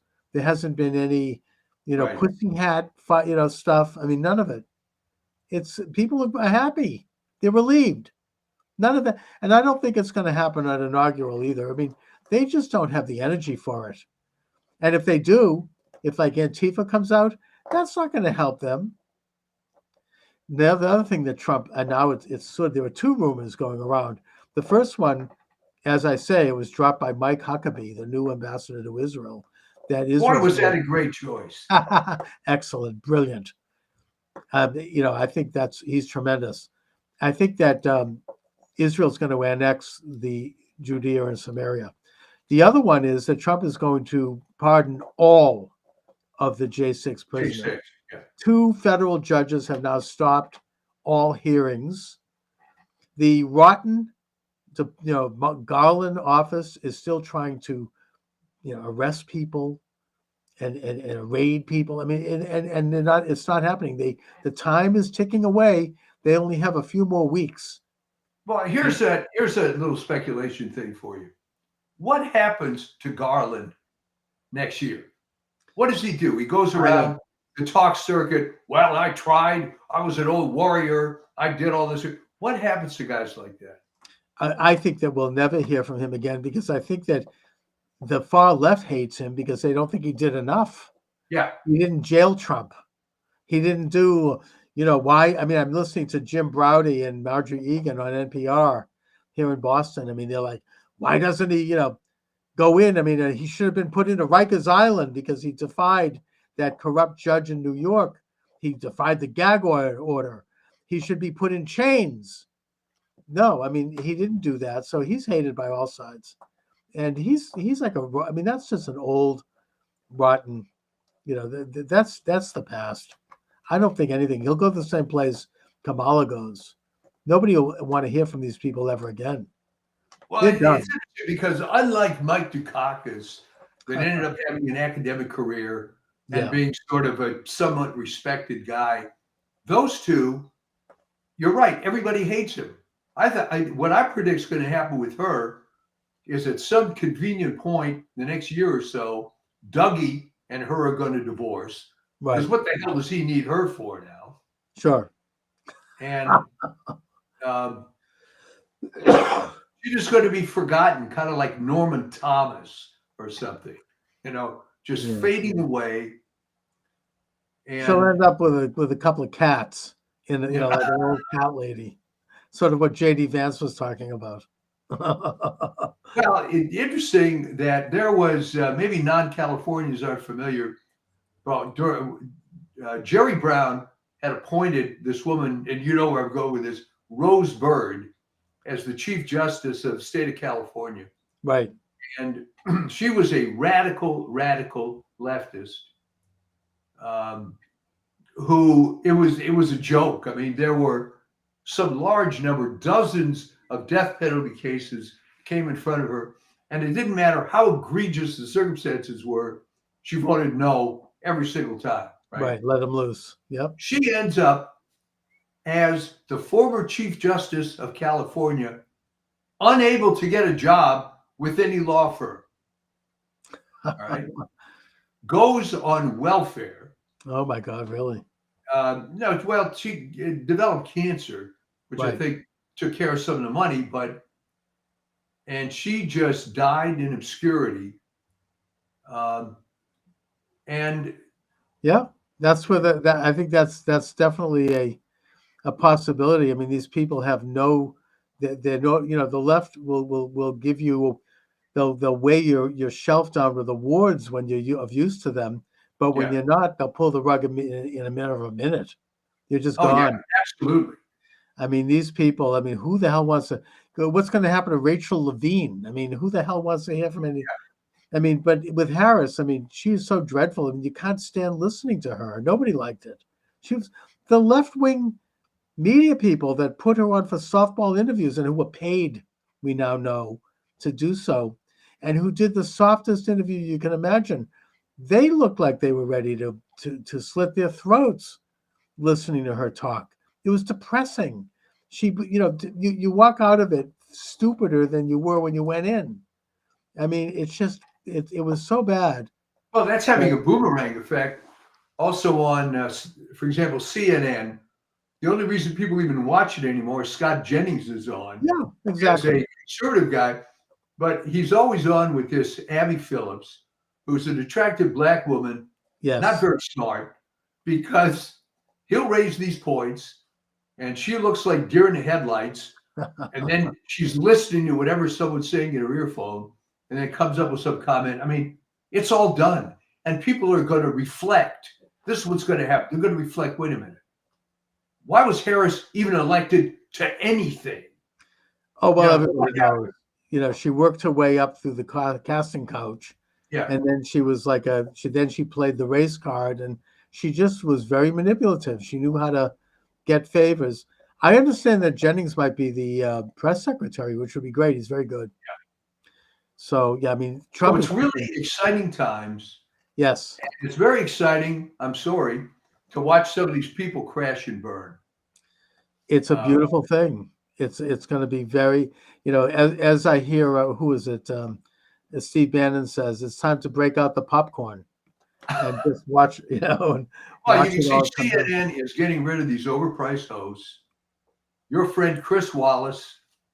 Oh, he's horrible. Yeah, he's been gone for a long time. Well, he went, but the thing with him was his father was terrible, but that was the era of CBS with all the leftists. Mike Wallace was nothing more than a left-wing bully. Chris Wallace was nothing more than a Nepo baby. Who at least Mike Wallace would occasionally chase someone down the street with a mic, Yeah. and try to get some answers. I mean, Chris Wallace is a piece of what. I mean, he's what he tried to do to Trump during that debate, just evil and ugly, and just I'm glad to see him go. And hopefully, the final last ditch effort is being pulled off or try. She won't get away with it, but none other than my own Senator Hiawatha is trying to jam down some left-wing judges in the last weeks of the administration. She's trying to shove down, finish the Biden judges, and it's not going to happen. Yeah. Mike Davis, who is really a powerful, one of these tough Irish lawyers, he's great. I mean, he's on all the times with Bannon, who, by the way, is just absolutely soaring and who's brilliant. Check it out on War Room. I don't miss one of those podcasts. It's beautiful to listen to that. But Mike Davis is a regular guest of his, and he's a brilliant lawyer, and he's not going to let her do it. He's got people there in Washington. He's well connected. They're going to pull the plug on that. She's trying to shove down the throat leftist judges at the last minute. I don't think she's going to get away with it. They tried to get Sotomayor to step down, with the rumor being that Biden would then appoint Harris, which I don't think he would have done anyway. No, there's no chance. But There's Sotomayor is saying, you know what? She wouldn't have wanted it because she's just too stupid.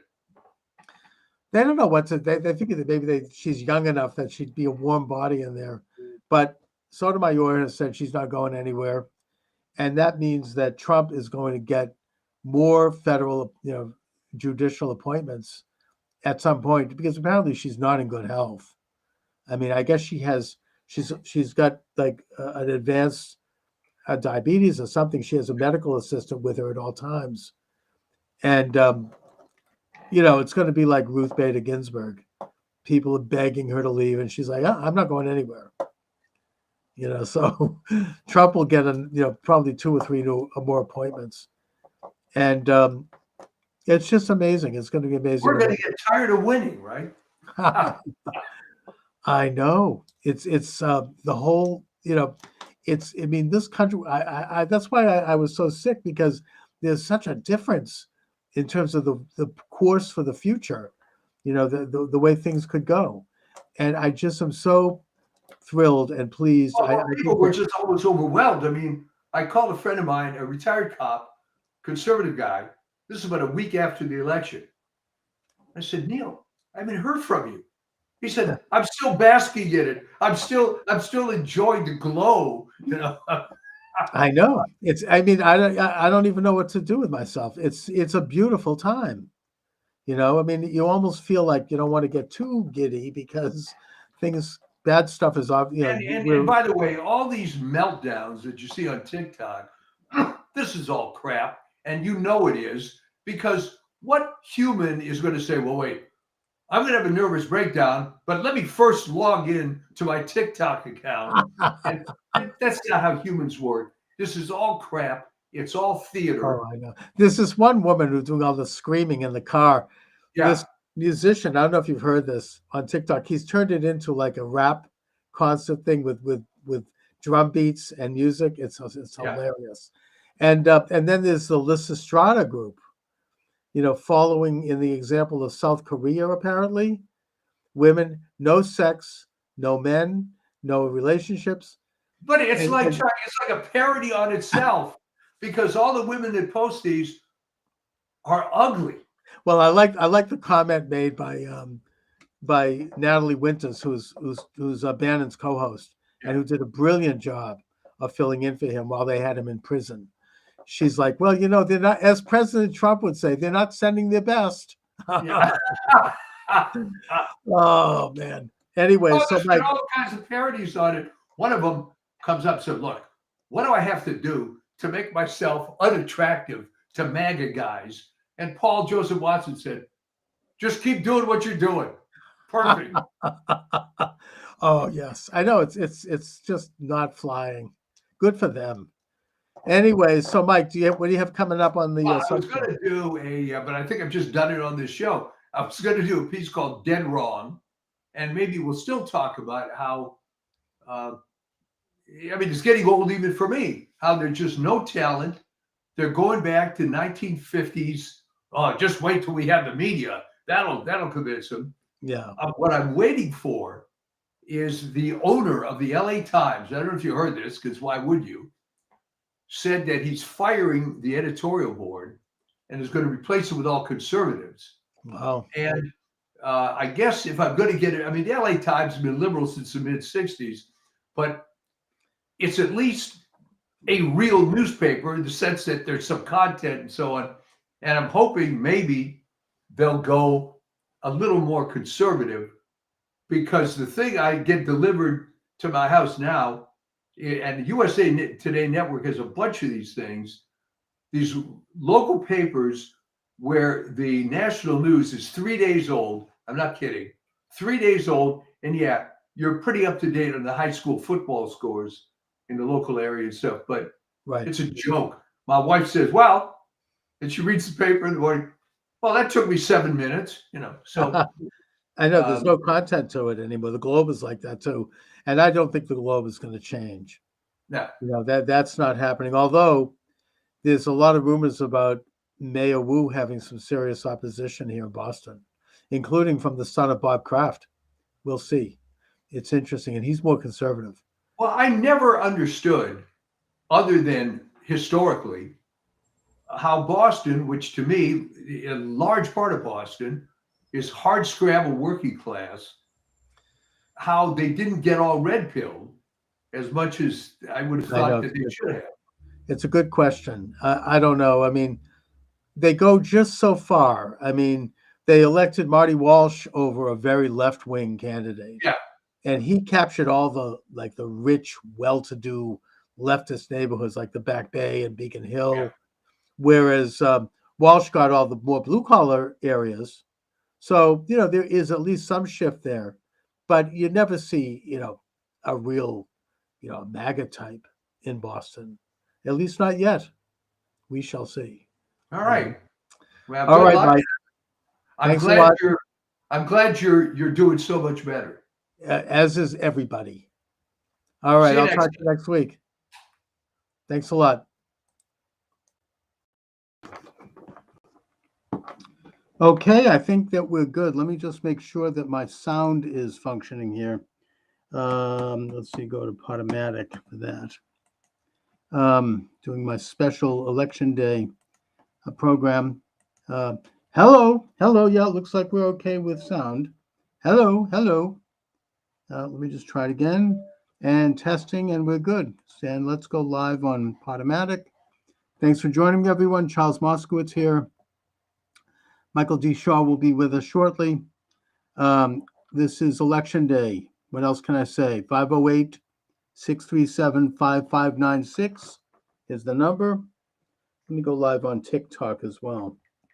Not that, I'm a little worried about TikTok only because they've been censoring me.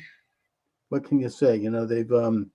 They might shut down the program for reasons, but God willing, if Donald J. Trump prevails today, the censorship regime will take a major hit. They will not necessarily fall, but you'll have a major setback for the censorship regime. So how do things look out there? Well, what is this?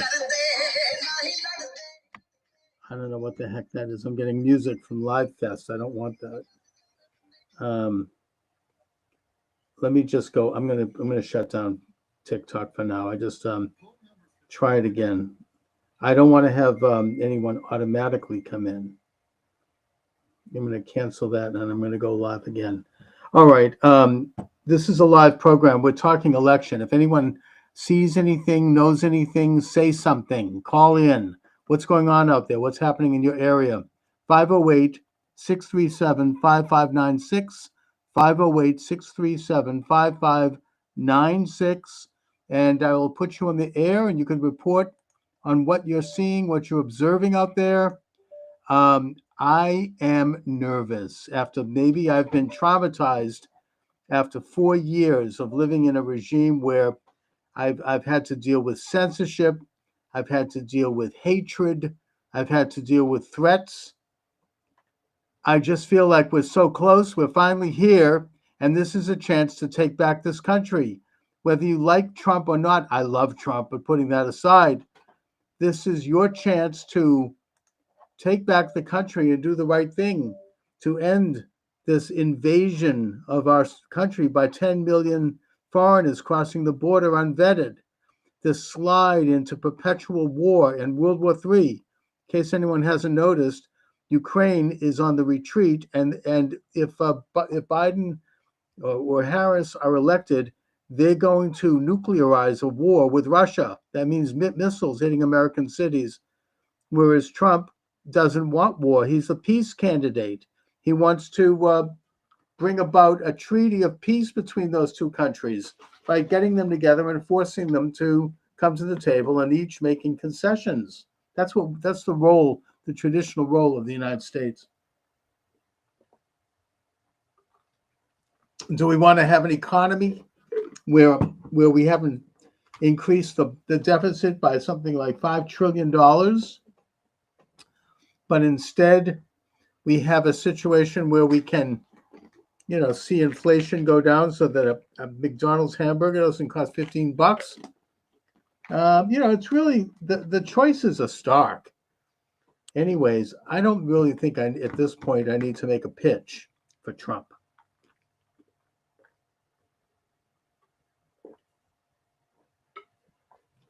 There we're taking some supplements here. What I'm worried about and what I'm observing is something that I would think was inevitable, which is their attempt to steal the election. Now, again, maybe I've been traumatized by what I observed 4 years ago on election eve, when I saw with my own eyes 6 or 7 states stopping the counting while Trump was ahead, almost to the second. And, after that, they reopened the next day and Trump was behind, or he had lost ground. That was the steal. And we were told what we were seeing wasn't what we were seeing. They told us this is, we've been gaslighted for 4 years. I hope he gets to the bottom of it. Keep going. We're letting more viewers know you're live. Thank you. One of your friends is live. Invite them to go live together. They're invited as long as you stay with the topic. If you don't, I'm going to have to shut you down. I mean, at TikTok, you get people coming on who are just, they're into something else. And this is, hi, how are you? Did you vote today? Disconnected, looking for another creator. Okay. You're welcome to join me on TikTok if you'd like. Hey, how you doing? Let me just turn up my volume a little bit. So I'm doing a program on the election. Did you vote today? Did you don't know. You're dressed like Santa Claus. So it's a little early. Christmas is a month away. All right. 508-637-5596. 508-637-5596. Let me see if I'm live on Twitter. I should be. Apparently Getter is I'm having problems going live on Getter for some reason. I think they want some money to do that. We'll see. I hadn't paid much attention to Getter until today. I looked it over and I found that I'm not going live there for some reason. Am I live? Yeah, I'm live on yeah. We're live on Twitter or X. If you'd like to chat, you're welcome to do so. Come on down. We are talking election. I want to know what's going on, where you voted, if you voted, how you voted, what you've observed, what you're seeing. I just let's get to let's see. We're also live on Rockfin. Rockfin has been a really good site for me. Yep, Rockfin's live. Rumble is live. Rumble is the flagship station. I'm live on Podomatic, and I'm live on Twitter X. Everything is moving along well here. Anyway, I am. Look, if this was an honest election, Trump would win a landslide. I don't think there's any question about that. We have to get out and vote so overwhelmingly today that the cheating won't really be enough. But they are scrambling to get this thing done, to cheat. They're not getting anyone coming out. They've got no enthusiasm. All of the momentum is on the side of Trump. We are in a position where we can save our country. We can save our future. Everything is at stake. This is the most important election in American history, the most important since Washington. This is one of the most important events in world history, going all the way back to Jesus's Sermon on the Mount. Okay. You want a co-host for now? You've got somebody. Hello, you're no? I don't want that. Yes. No. You want? I'm doing that. Okay. They're just. I got another TikToker who wants to do some dancing. Let's get, please, people. I'm doing a talk show here. We're live on several live streams. We're talking the election. If you want to talk election, you're welcome to come aboard. You can join me on TikTok. Thank you. Or you can call. Oh, I've got a violation already on TikTok. A warning. Yeah, I guess you see. I don't know how much longer I'm going to be on TikTok. God willing, if Trump wins, maybe TikTok can be reformed and there won't be this Nazi-like censorship. I don't know. We'll see. 508-637-5596. If you'd like to join the conversation, 508-637-5596.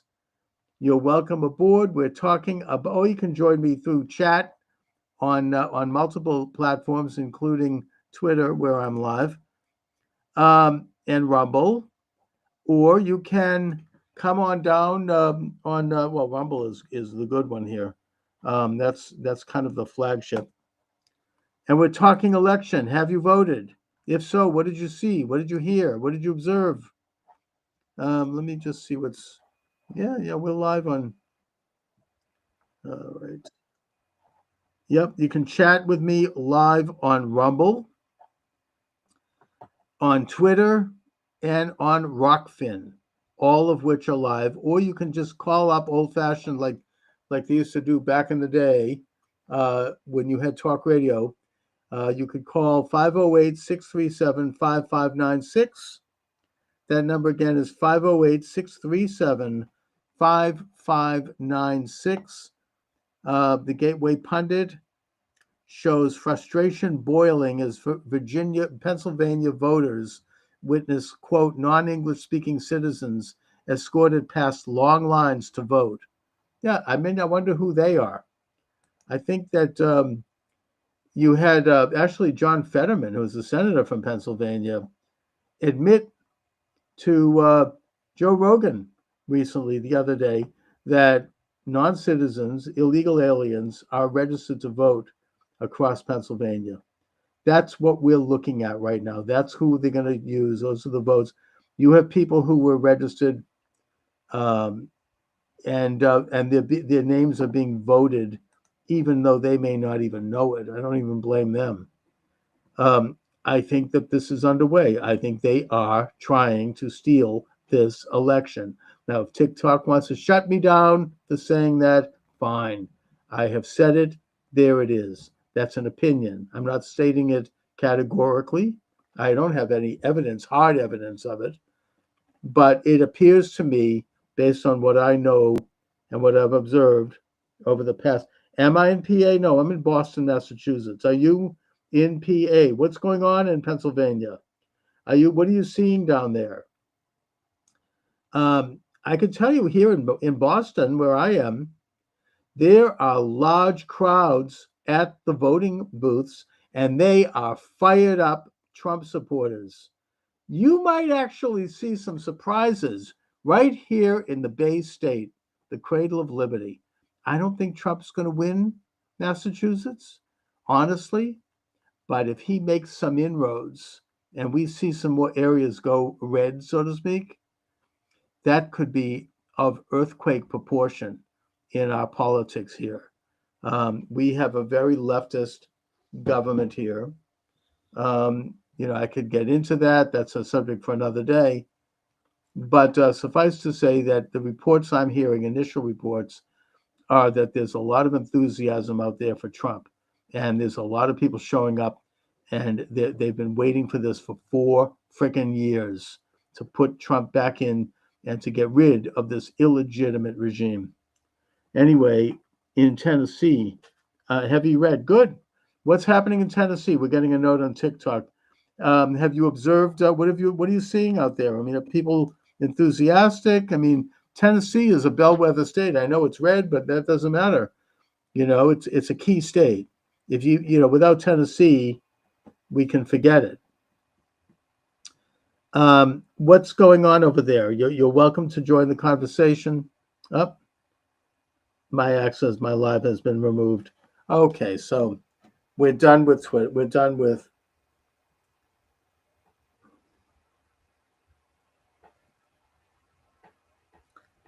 Yeah, I've been taken off Twitter. That doesn't surprise me.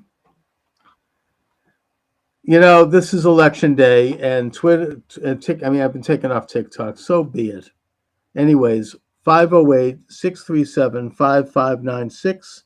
508-637-5596. Let me just see something. Content has been taken off. That doesn't necessarily mean that I can't go live. Let's just see. I just want to be sure. Live. Go live. Yeah, access suspended. November 12th is when they're going to let me come back. Yeah, okay. Did I say something that doesn't comport to the establishment? Apparently I did. Let me just try something here with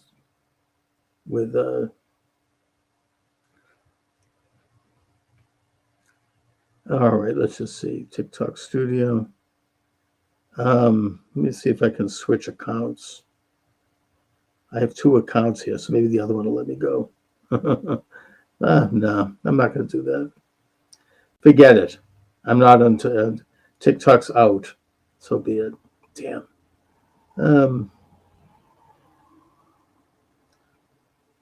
All right. Anyways, so the Gateway Pundit says that a shocking scene reportedly unfolded at a satellite election office in South Park Ice Rink in Bethel Park, Pennsylvania, where early voters who had been waiting for hours witnessed van loads of non-English speaking citizens allegedly escorted to the front by translators to cast their ballots. According to ex-user Emma Carwood, at least 3 buses arrived with individuals being guided in by representatives from, quote, Vote Today PA, a vote mobilization group funded by the progressive organization Working Families Power. Sounds like communists. Which advocates for causes like, quote, economic fairness, racial justice, gender equity, and climate sustainability, all buzzwords for communist action. Some of these individuals were seen wearing hooded sweatshirts with Vote Today PA printed on them. One witness described a disorganized scene, claiming they had these people, they had about 12 of them, walked in and were all foreigners, and they took them up to these younger people to help them fill out and say Vote Today PA, and somehow they beat a 2-hour line. And then they walked up, and one lady, they were even asking her, they were like, we don't have you in the system. Your name's not right. And they're like, oh, we'll take it back and change it. How do you change your damn name? The witness asked. Another individual, Kathy, recounted her experience on X. I was there on Saturday when this happened. We were told when we arrived there would be a 2-hour wait. We watched at least 3 different groups of approximately 20 non-English speaking people were escorted into the building ahead of everyone in line. Another witness, visibly exasperated, commented, I was there. I saw firsthand. So not only do they get everything in their life for free, but now they get to skip the line while the rest of us waited 2 hours. Unbelievable. Okay, these are all commentary on what's going on here. This is, let's see, Gateway Pundit, Arnold Schwarzenegger. What a jerk. He's endorsing Harris. Really? Exactly why? Local ABC news station mistakenly, quote, leaks a, quote, test election result showing Harris winning Pennsylvania as GOP voters stormed the polls. Kamala calls for unity, then calls Trump a tyrant. Buzz Aldrin endorses Donald Trump. Good for him. Florida teen wielding machete arrested for intimidating voters outside polling station. I wonder who he's supporting. Congressman Keith Self, Pennsylvania's call for courage, why conservatives like Scott Perry are needed to save America. Kamala is collapsing. Kamala can barely keep her head up and looks absolutely exhausted after a light day of campaigning. FOIA finds FEMA funding millions to Illinois at the request of House Democrats. Why did FEMA get? Were they part of the Hurricane Helene? I don't think so. What's going on with them that they're getting FEMA? President Trump holds a rally. Great. Biden nukes Harris campaign, calling half USA garbage. We know that already. Trudeau on the edge. Bloc Québécois withdraws support for unpopular Canadian Prime Minister and his Liberals. Now works with opposition to topple his government. Okay, so if he's lost Quebec, he's lost everything. Honor and freedom of expression, a distraction from what's truly at stake in the U.S. election. This is about that comedian. who said about Puerto Rico, the stupid comment. He should never have made it. Shameful. Kamala Harris makes a comment defending Joe Biden after he called millions of patriotic Trump supporters garbage. Trans kids' mental health no better despite dangerous drug treatment. Yeah, now they released that. I wonder why. Probably somebody leaked it. Anyway, Michael D. Shaw will be joining us shortly. You're welcome to join the conversation. 508-637-5596. 508-637-5596. I'm not going to engage in happy talk here and talk about how I think Trump's going to swamp it. I think that because of the cheating and because of the mass media and all of the forces that are out there to try to stop Trump and have done so in every way possible, they're not going to sit back and let this happen. I won't believe. I don't, I saw, first of all, I saw Raskin on with Bill Maher the other night, and I understand he's already drawn up articles of impeachment in case Trump does win.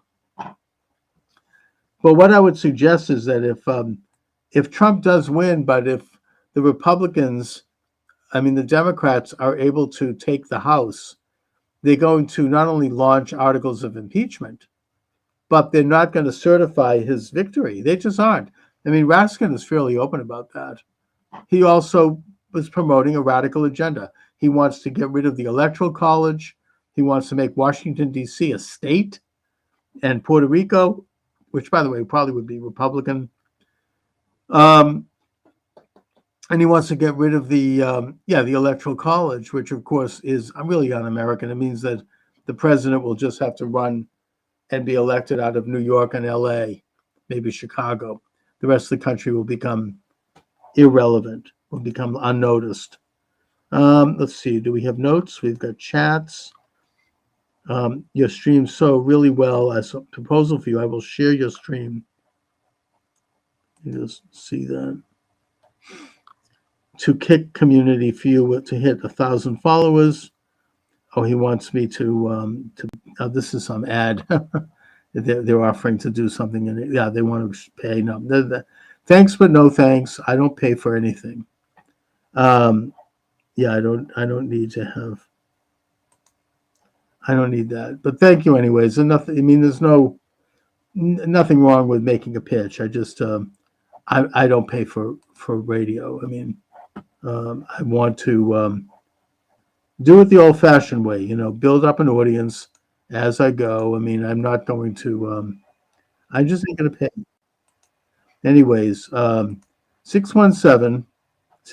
I'm sorry, 508-637-5596. If you'd like to join the conversation, come on down. 508-637-5596. Let me just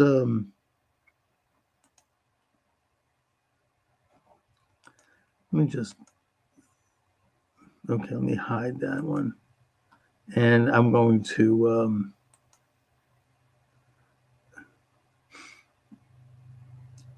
all right. I'm not going to overlay it, but I'm going to.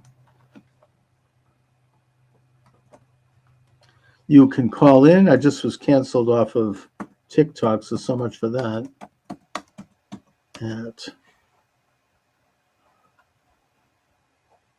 Let me just take a look at my my Skype here. We have. Let me just see if this works. Best way to do it is just call it. 617-396-4958. Yeah, see, that one doesn't work. It's the other one that works. Let's see. Did I write that out? Yeah, this was in my interview with Dustin Nemos. Right.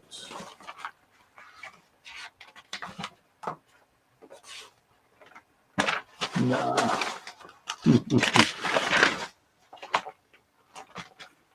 Oh, anyways, you're all welcome to come on down. Ah, here we go. If I can find it. I have the number. Here is the number. Okay. 508-637-5596. 508-637-5596 is the number. You're welcome to come on down. Now let's see, where did I put my phone? I think I just lost that.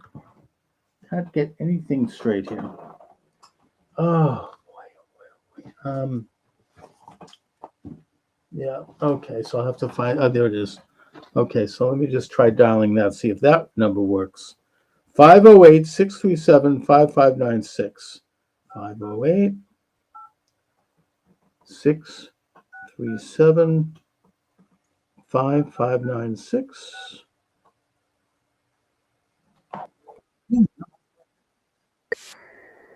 Yeah, that one works. So you're welcome to call. This is a live program. We're talking election. What are your thoughts? 508-637-5596. 508-637-5596 is the number. You know, let me just put that in there. 508-637-5596. And just enter. Call in at 508-637-5596. You're welcome to join the program. We are live. 508-637-5596. You know, I used to do talk radio in Greater Boston at different stations, and then I kind of got out of it. I got involved with other things. I ran for office. I worked in my business. I had a family. I brought up a daughter. I had other activities. Then I kind of got back in. Now I'm getting back in more so with this online show. But that I immediately bumped into the censorship regime. It actually happened, and it really started happening in earnest in 2019, just the year before the pandemic. And now, if God willing, if President Trump wins, I hope to maybe get back to figuring out how to do an end run around that. Let's see, voter suppression. Quakertown polling in Bucks County cuts voting line nearly 3 hours early, despite 4:30 p.m. closing listed on website. Peace officer cites slow and grueling process as cause. Latest UOCAVA updates. See, this is where they're going to try to cheat. Trump is going to be ahead, and he may even, they've kind of set the stage so that he can't declare victory, even if he has won all these states, because they'll say, well, all the votes haven't been counted yet, which they'll keep counting probably for a week.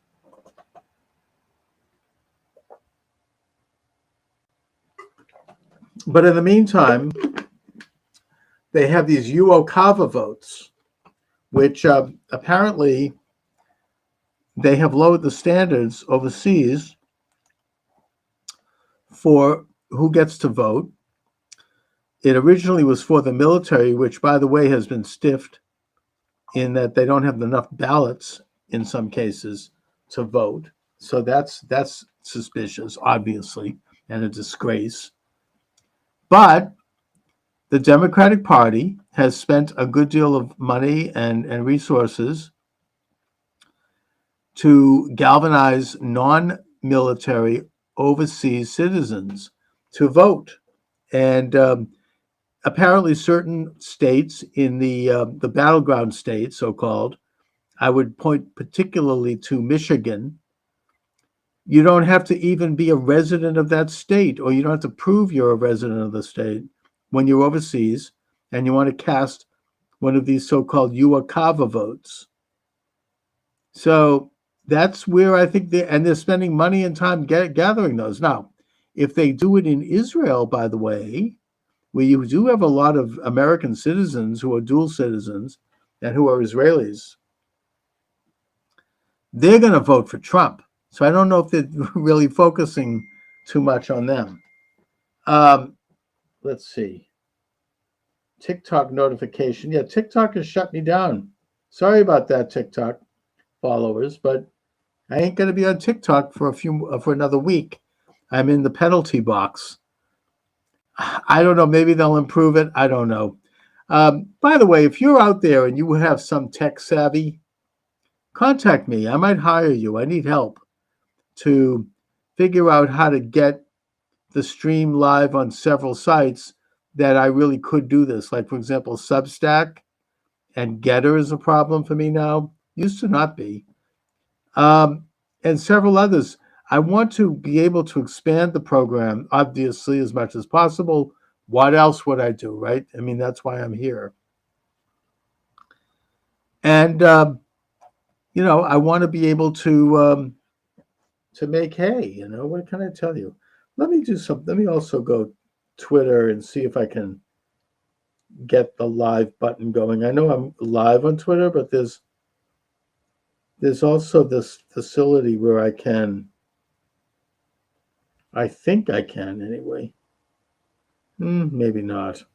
Let's see. Twitter. I mean, here we go. Spaces. Yeah.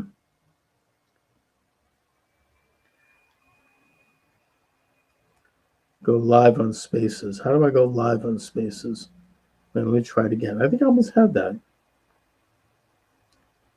Spaces.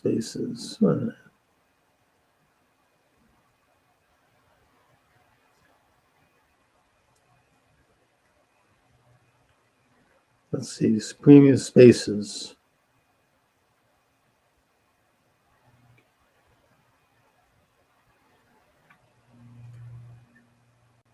Wait a minute.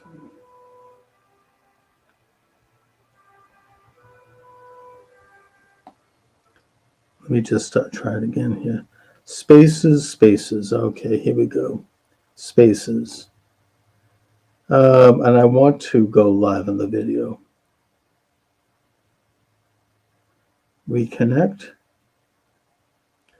Hello. Let's see. Mic is off. Mic is on.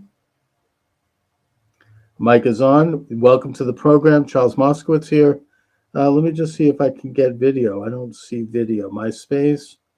No video? That's fine. I don't need video. We're live on Spaces. If you want to join the conversation, you're welcome to do so. I'm also live on various live streams where you can. What do I want to talk about? What do you think I want to talk about? What else?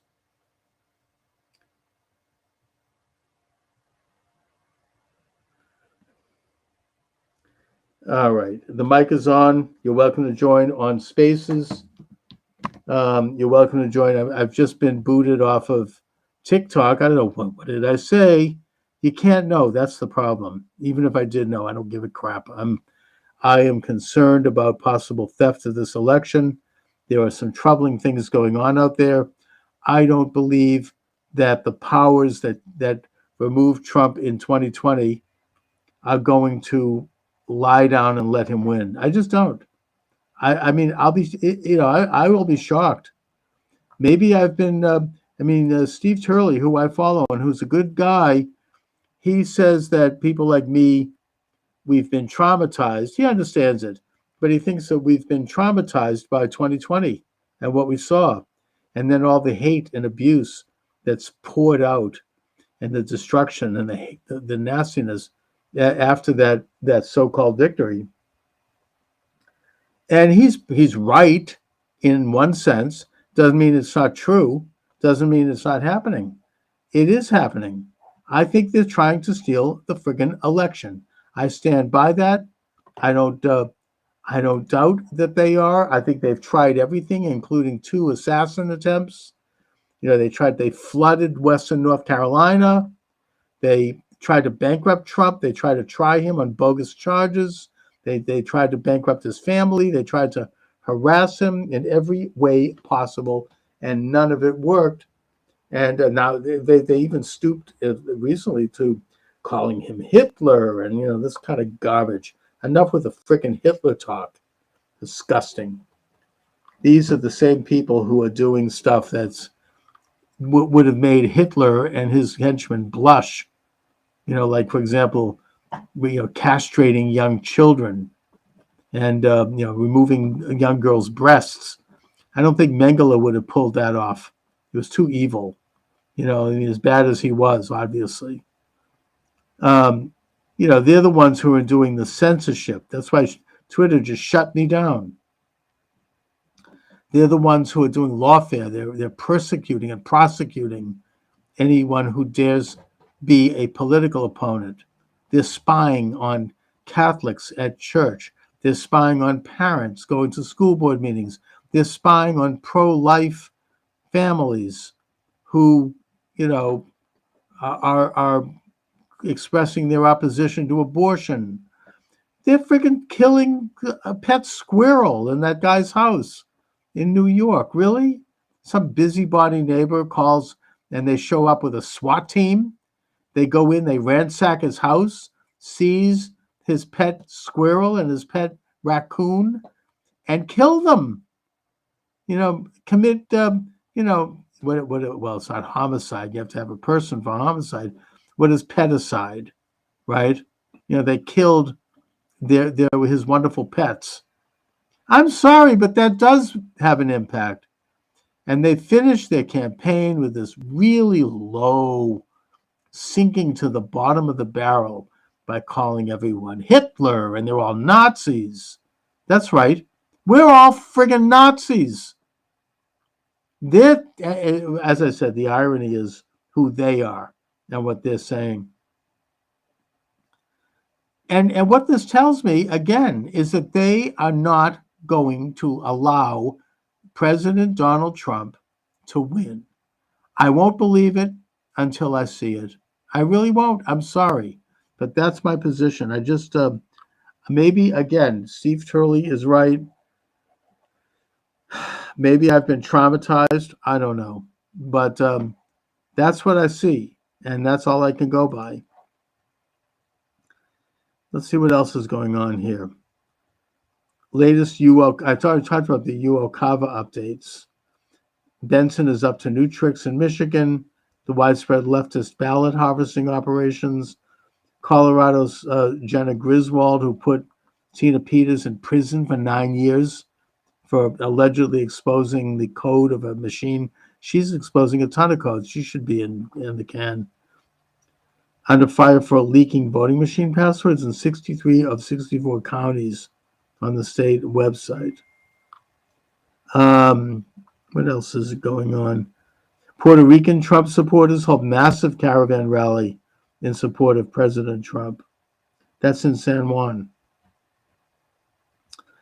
Puerto Rico joke hyped by Dems and media has caused zero change among Pennsylvania Hispanics. Good.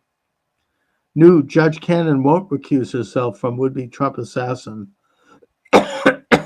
Andrea Mitchell announces she's retiring from her daily MSNBC show. Good riddance. White House spin after Joe Biden called millions of Trump supporters garbage is so pathetic that CNN isn't even buying it. They came out of jail mentally and physically sharper, Steve Bannon tells the Gateway pundit.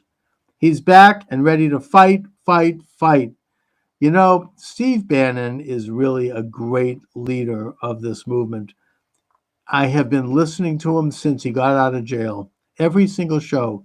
Check it out. If you haven't been listening, check it out. It's so, he doesn't complain. He gets right back in the fight. He deals with signal, not noise, as he likes to say, goes right into the research. You can't get better than Steve Bannon. The guy is a powerhouse. He reminds me of growing up in Boston, these kind of Irish, tough, street fighting people, who Boston Irish Catholic vibe. And I mean that in the best sense, not the bad ones. There were a few of them too. But Steve Bannon, this moral power that he brings to the table is unprecedented. And, He hasn't talked about the fact that he was a political prisoner for 4 months. He's busy with the campaign, but he did make one quick reflection on that. He said that while in prison, he was giving civics lessons in the rec hall, and it was wildly popular. Everyone attended. You know, you had lines out the door. And that most of the people there were Black or Hispanic.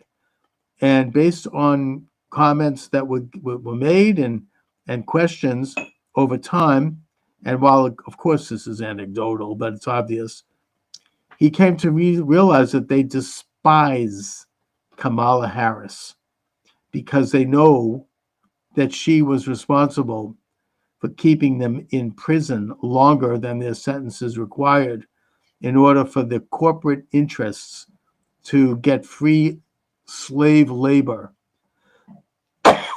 in California when she was the Attorney General.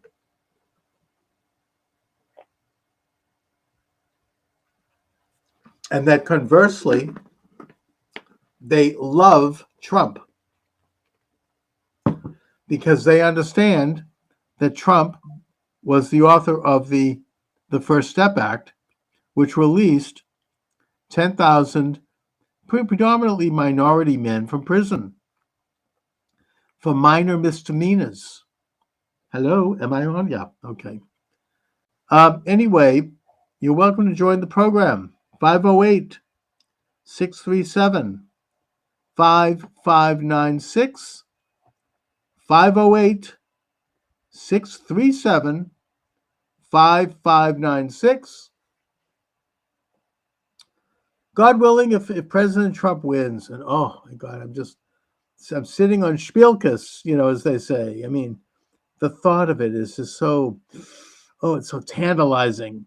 Oh, and it could be such a glorious day for this country if he wins. I can almost taste it.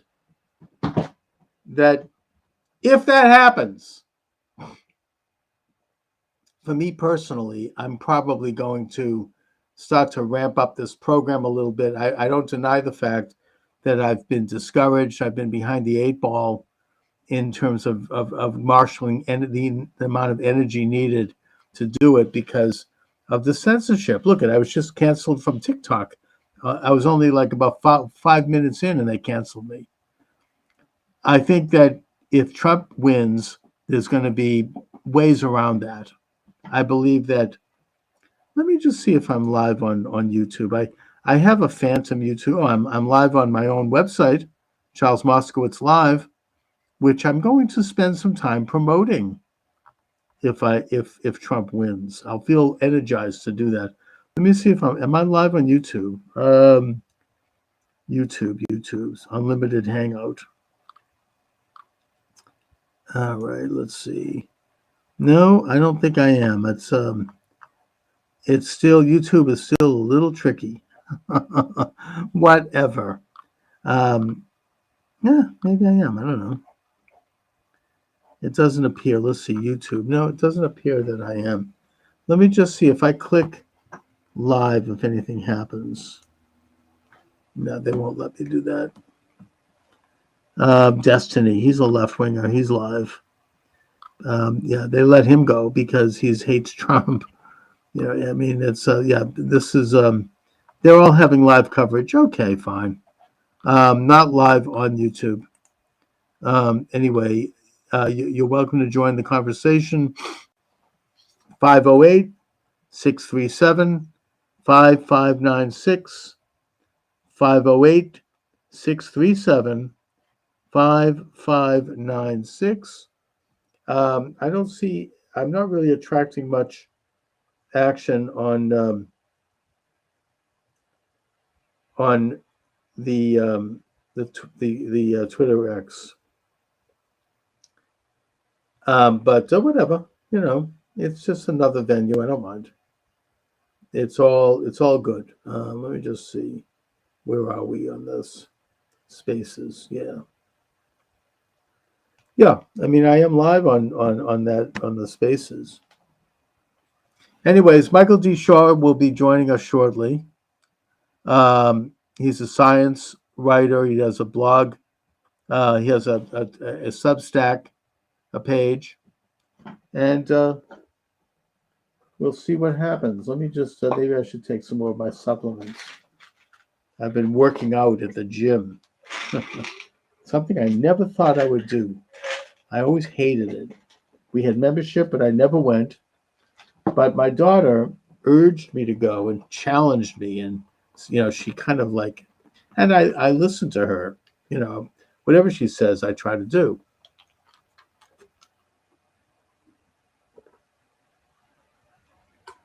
And so I actually hired a personal trainer. And these things get more important when you get to be my age. And I think that the results have been astonishing. I find that I really like it. I look forward to it. I feel better. I'm doing stretch exercises. I'm doing good old-fashioned bodybuilding, pumping iron. I'm doing, cardio by doing the treadmill. I get to listen to Steve Bannon on the headphones while I do it. And I'm finding that I'm feeling better than I have felt in a long time, and I'm getting into shape. Plus, I want to be ripped, especially as Thanksgiving comes up, and I feel competitive with one of my brothers who is very much kind of a gym rat, and he's always been fit. I'd like to be able to show up and not look out of shape, at least, or at least on my way. So that's interesting to me, and I urge people to do that. I'm also a big supplement person. I love supplements. I take them, a lot of them. Anyway, you're welcome to join the program, 508-637, while we wait for Michael. There he is. He's there. How do you like that? Hi, Mike. How are you? Hey, let me call. I'm sorry. No, that's okay. It's kind of a casual. No. Here we are. All right. First thing. Yes. I'm going to put you on the spot here. Please First do. question. What's your gut? What is your gut? Something, I am, as I've said, I'm sitting on Spielkus. My gut is that Trump is going to win big.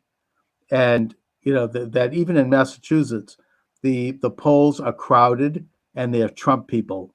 I wouldn't be surprised. I don't think he's going to win Massachusetts, but I think he could make inroads here. I think he has a chance of taking New Hampshire. New Hampshire's key. New Hampshire is coming out in spades. Kelly Ayotte is running for governor. She's a Republican, very popular, and it's very important that she wins. But she's bringing out supporters. Maine looks promising. I think New York. Wow. Well, Maine has. The city of Portland is to the left of Pyongyang. Those people are lunatics. But if you go outside of Portland, you've got real Mainers. And they're coming out in droves. Maine is an interesting place because yes, Portland is very liberal. If you go into hardcore Maine, it's pretty conservative. But then you go into places like the mid-coast. And apparently somebody created a Trump train the other day, driving up to these mid-coast little towns. Yes. Just driving those people nuts. Yeah, but people are coming out in favor. Yeah. And you have to realize the Trump supporters, people like even myself, I would include here, you don't talk about it too loud because you could end up getting in a lot of trouble. So, but today is the day that you can come out and vote. And I think that Trump actually is doing well in New York. The city of New York, you don't have too many. His rally in Madison Square Garden, you had thousands of people out on the street in Manhattan. You had, New York. The mayor Adams is pro-Trump, even though he doesn't explicitly say so. And Trump has given him a compliment also. And that people are upset about, the whole influx of migrants taking over all the city facilities and, that whole agenda. Plus upstate New York, it's very red. I think Trump could take New York. I really do. You heard it here first, folks. You Yes. heard it here first. Pennsylvania is going to be a knife fight. They, I think Trump. I mean, the people like Scott Pressler have been working in Pennsylvania now for years, registering Republican voters. The early vote, which is something that the Democrats always expect to be work well for them, and usually does, it has not worked well for them this time. It's completely backfired. In every example, particularly of the battleground states, Trump's early vote was huge. People did come out and they were urged to do so. And they're not the usual type of voters. Today, they're swamping the polls.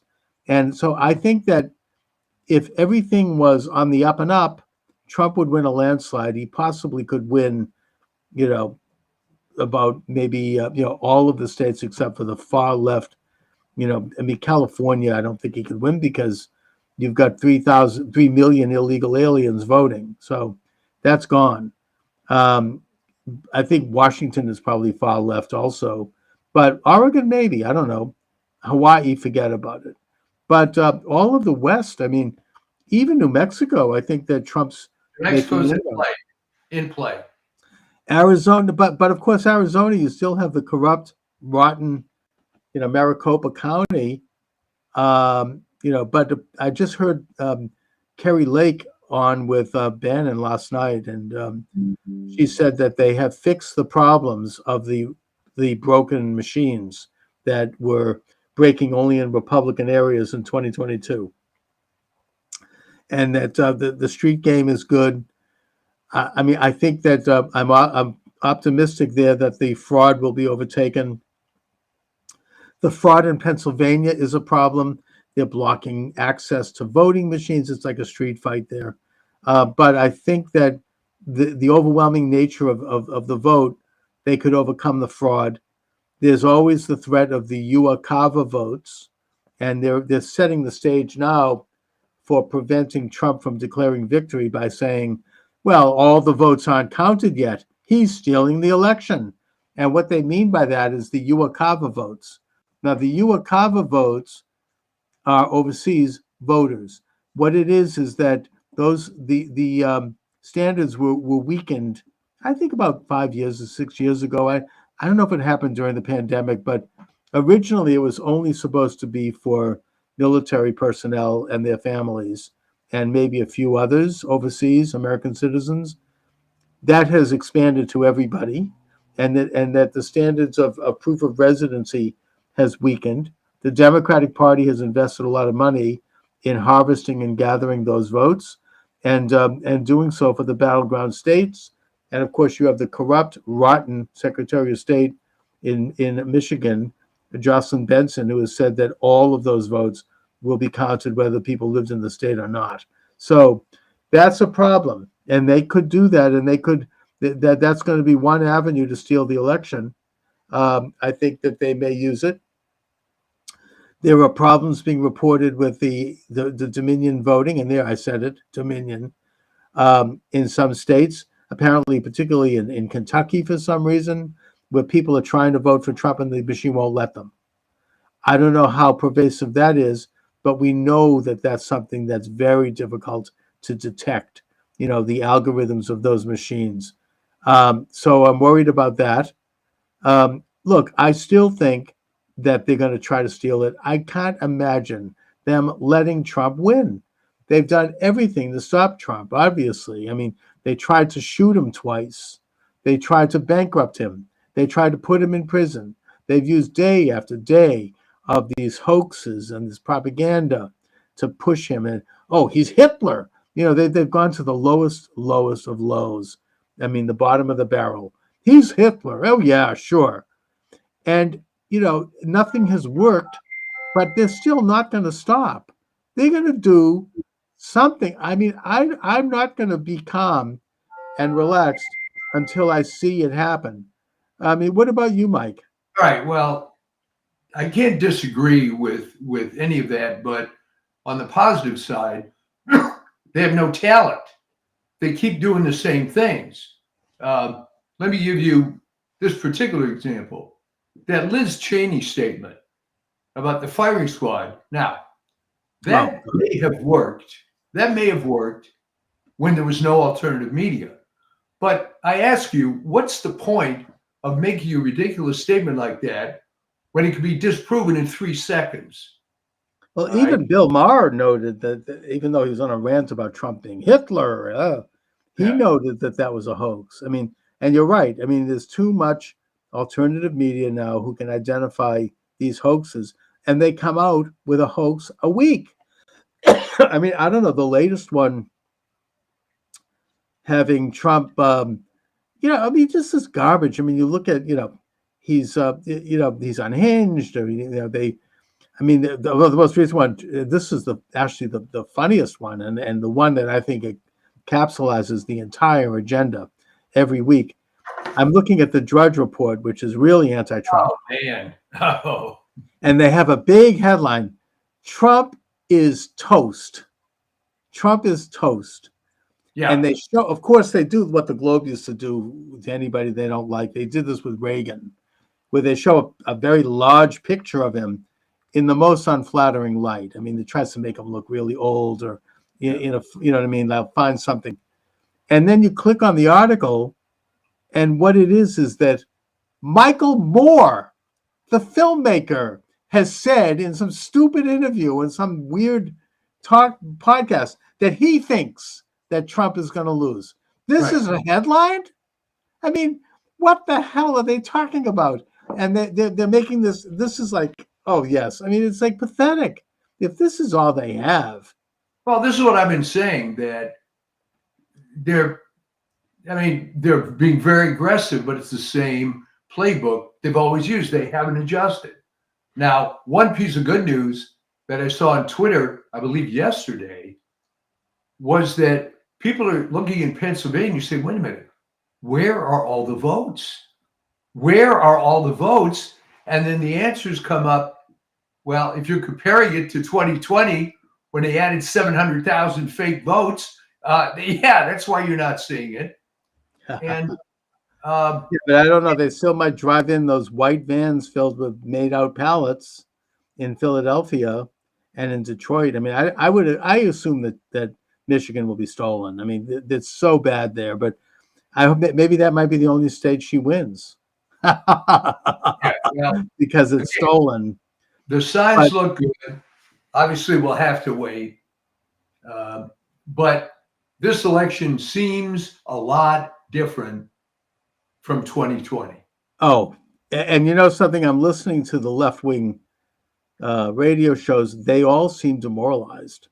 I mean, they're like pulling, and they're even mentioning, I mean, in passing, what happens when Trump does win. I mean, and these are people like, Nancy Gertner. I don't want to mention her name in particular, but I'm just saying the hard left, street fighters. These are thugs who will like stab at Trump in a second. I mean, these are, they don't F around. I mean, this is like Mark Elias and that crowd.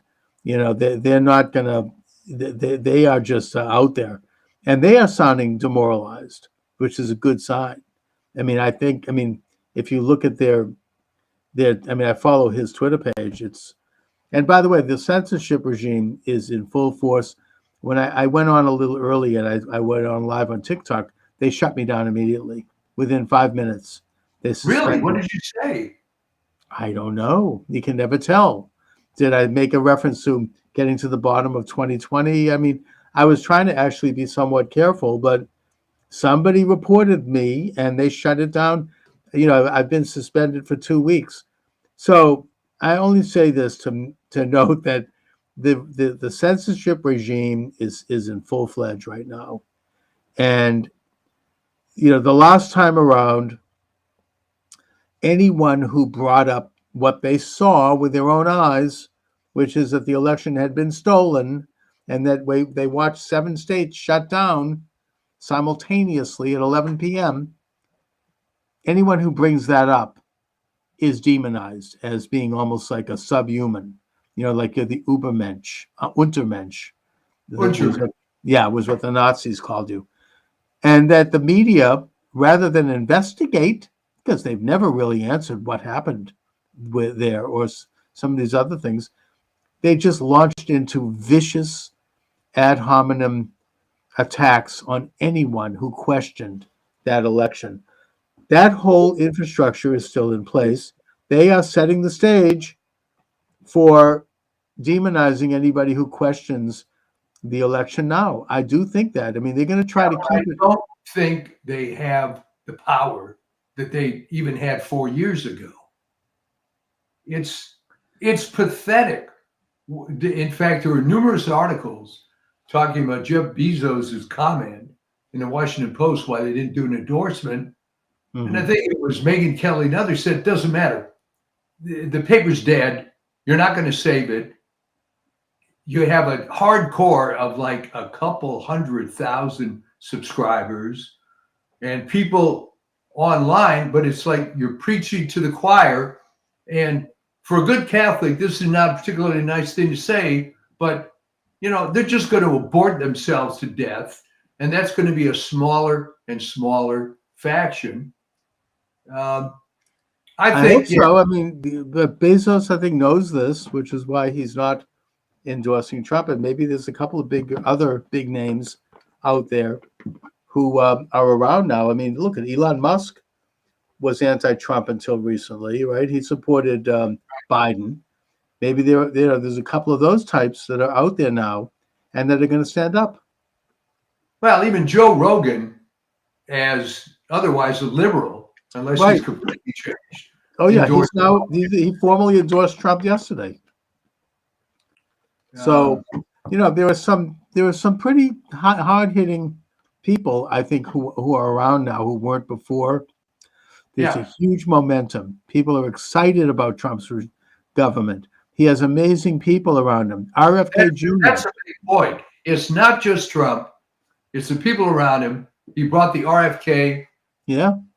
Elon, Tulsi Gabbard, some of his good guys from the previous administration. Yeah. J.D. Vance. Yeah. His two sons are great. His daughter-in-law is great. People he can trust. They're actually very brilliant people.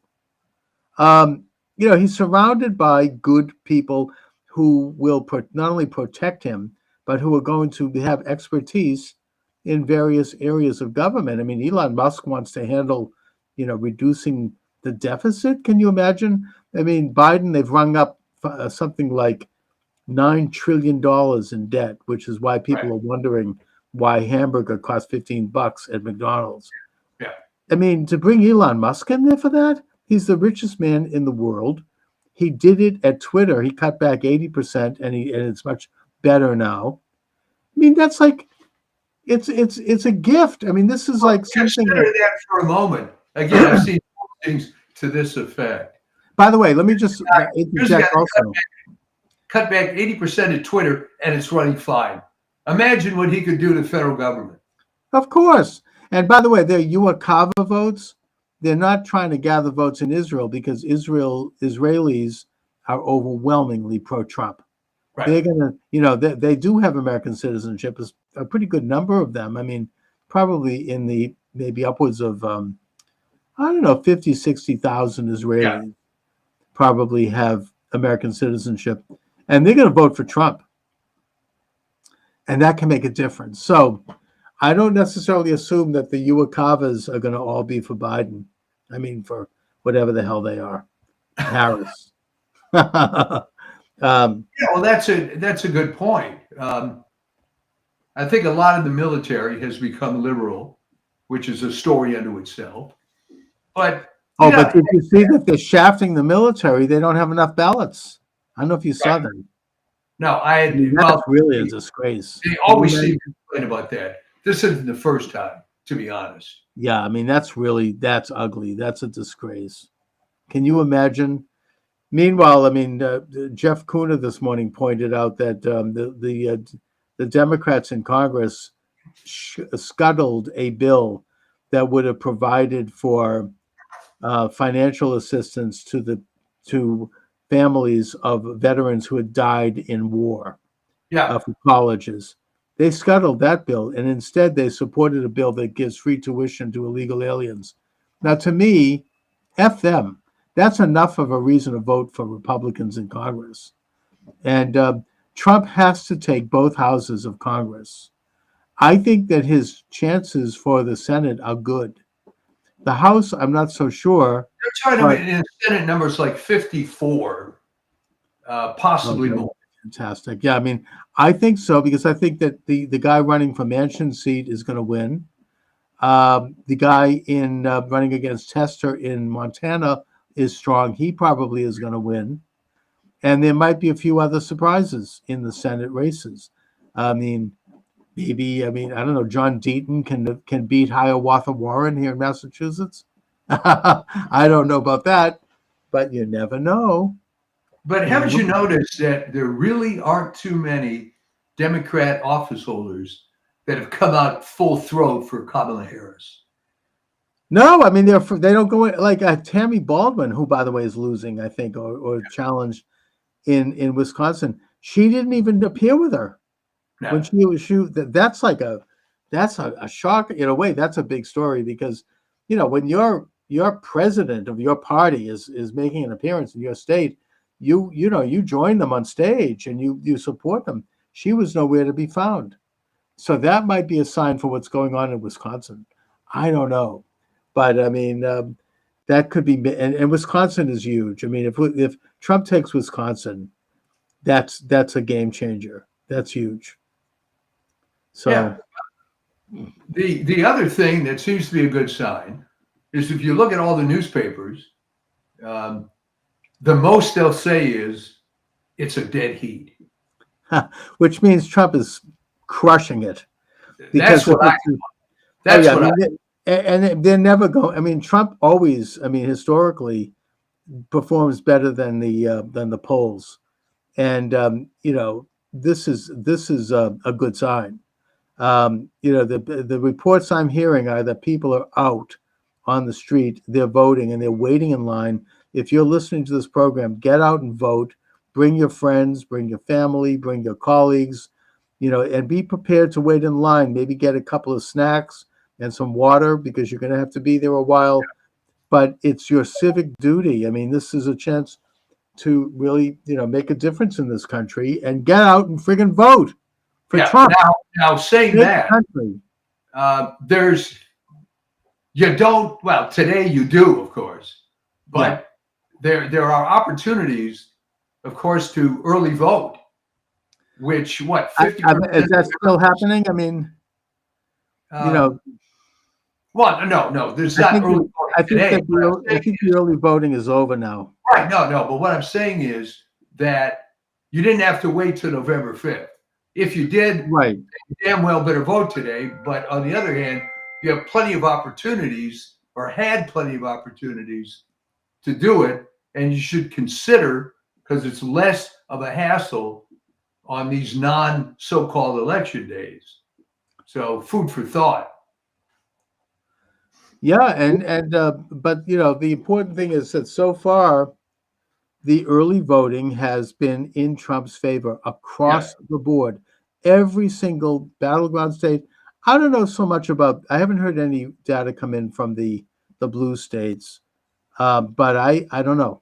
I mean, The information coming in from the blue states is there are more Republicans voting early than ever before. So then, and that's the so-called firewall for the Democrats. They always banked early votes early, and they were ahead going into election day. At least in recent decades, and now they don't have it. It's gone. Trump's ahead in all, certainly in all 6 of the battleground states, and he's gained in the blue states. I don't know if he's ahead necessarily, but now on election day, Republicans traditionally come out and vote. And I also assume that independents are breaking for Trump, and a lot of Democrats are going to vote for Trump. They're not, everybody, they all admit that nobody really is enthusiastic about Harris. No one is for Harris except for a very small number of stupid people that think the most significant thing in the world is that a so-called black she has a vagina. woman, president. Yeah, they're voting for her vagina. Just like there was that core of people that voted for Hillary. And all I can say to them, I mean, is what is her vagina going to affect the cost of hamburger? I mean, what the hell are people thinking? Well, It is- here's the thing. I mean, What? obviously, I'm not a fan of Hillary Clinton, but I would have to say that Hillary Clinton had a lot more gravitas. Oh yeah, I mean, look, Harris is the worst. She's absolutely horrendous. I mean, she can't answer a freaking question for beans. Look, she's by the way having said that, I think she's better than Biden, and I think that she's probably going to do better than Biden would have done had he stayed on the ticket, because Biden could not even barely function at all. I mean, the guy he's like gone. I mean, there's nobody home at all. Well, which begs a big question, Chuck. Who's the president now? Well, whoever has been president for the past 4 years is who's president now. We don't know. Probably George Soros, I would guess. I don't know. Obama probably. I mean, he's probably out there. And all those people are going to be swept away if Trump wins. The Obamas, the Clintons, the Bushes, all of them will be gone. Finally, relegated to the sewers of history where they belong. Well, let's talk about the Bushes for a minute. Interesting case. I always hated them, but certainly GW was masquerading as a Republican successfully enough to win twice. Okay. Right. Now, why the hell didn't he just go off into the sunset, tell his damn family to shut up, and his legacy, such as it is, would have been preserved? But when his daughters and his wife come out in favor of Harris, and I don't believe GW is in favor of Harris. He's kept pretty quiet on that. Yeah. But what was the point? What good did that do for those endorsements? You know, Well, I think that Bush has been affected by the same forces that affected Blackmun, that Nixon talked about.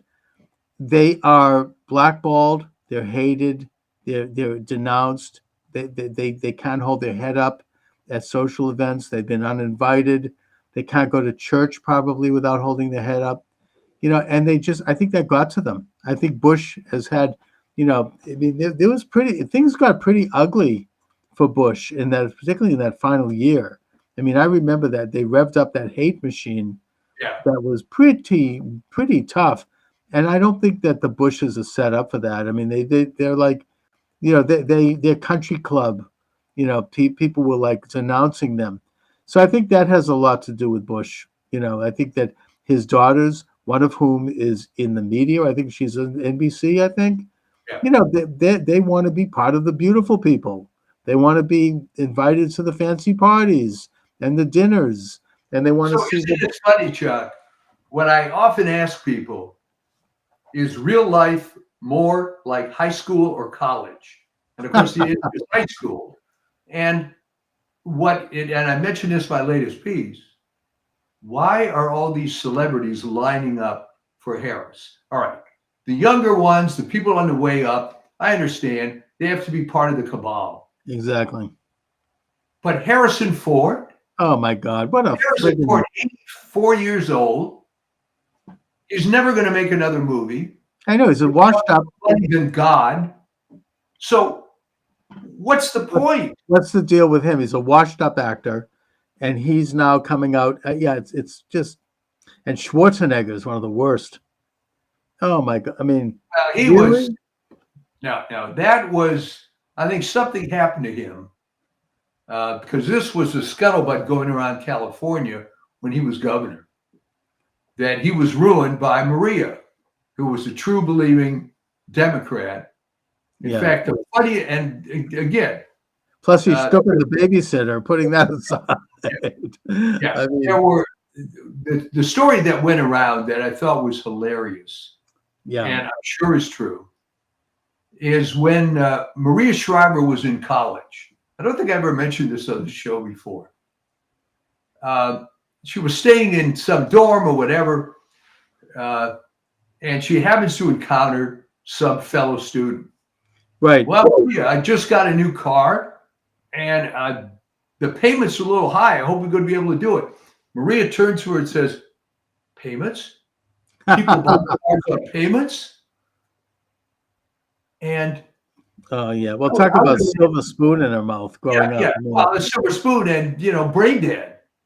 Yes. I know a lot of rich people, and they're not that stupid about common man things like that, unless they've been sheltered their entire life. Well, I mean, apparently Kennedy never carried a piece of change in his pocket. No. He would go out and people would have to pick up the check. He'd be at church, and when they passed the pew, the thing, he'd have to hit the guy next to him, could you give me a 10 or something?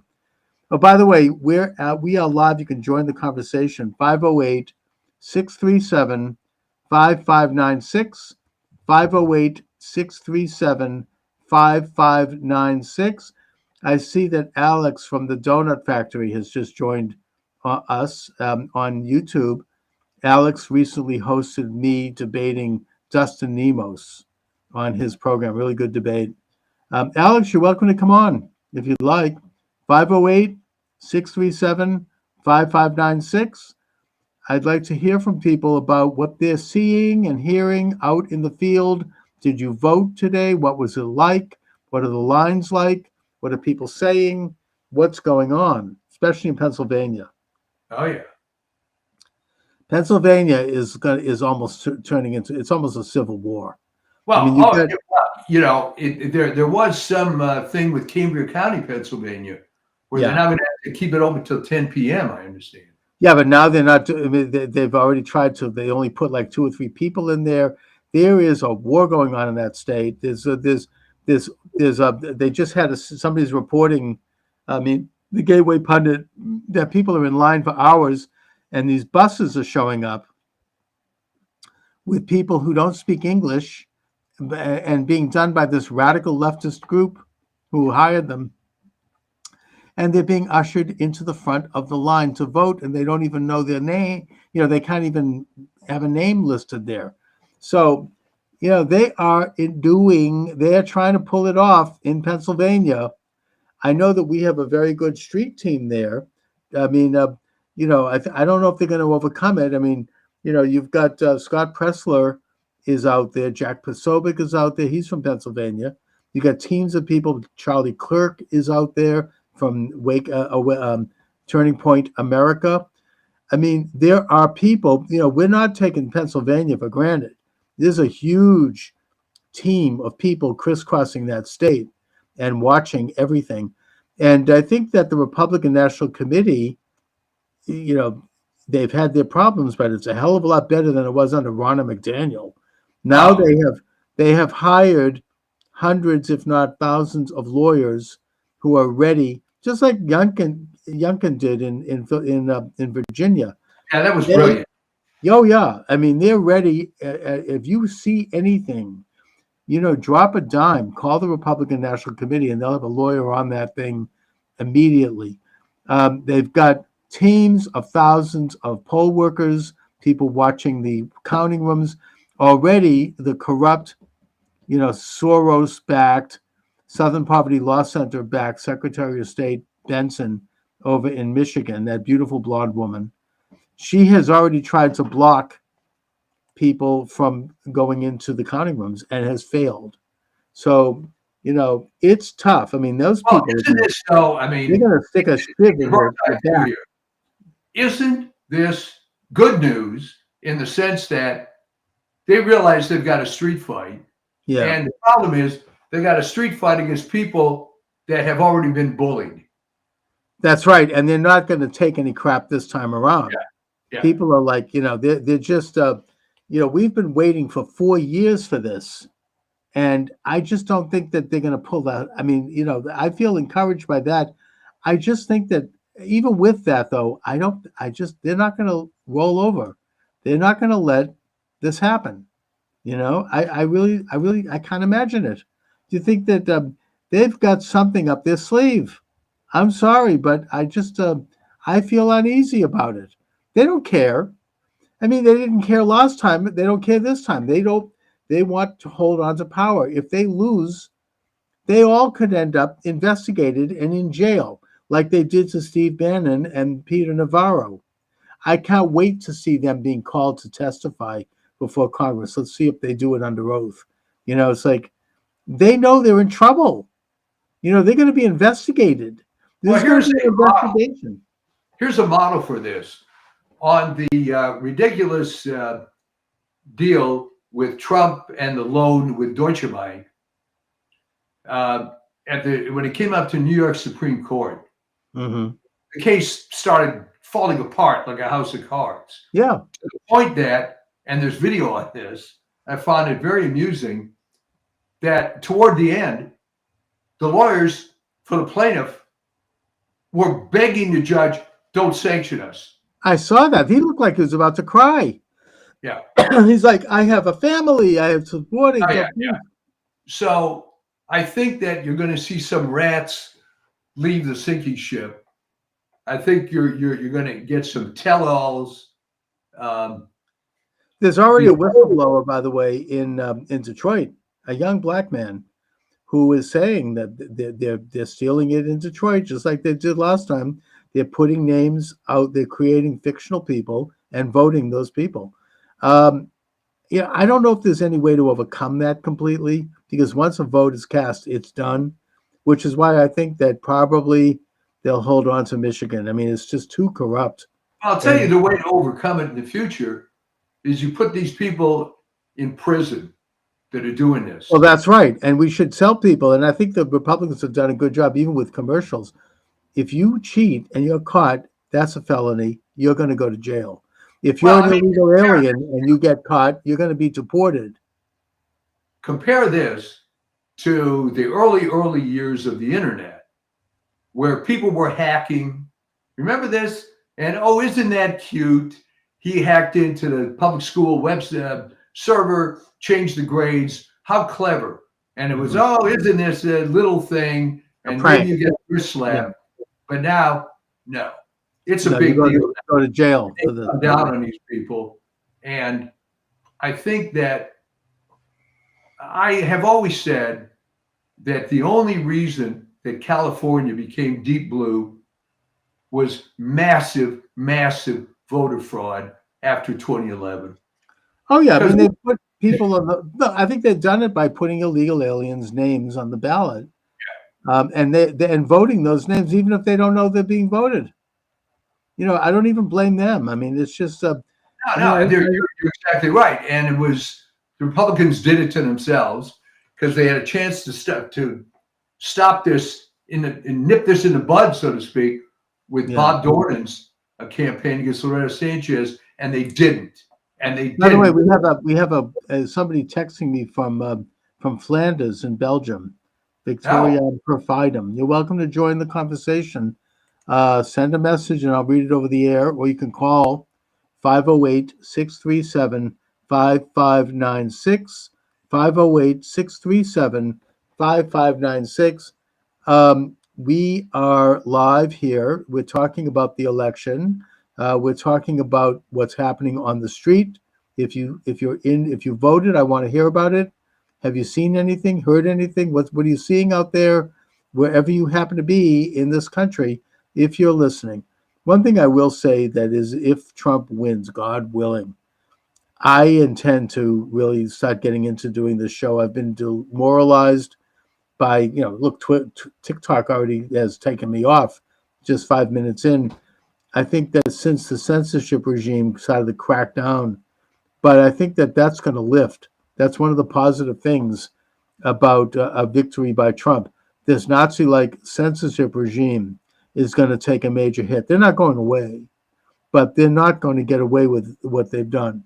They're not going to censor legitimate opposition to their political radical point of view.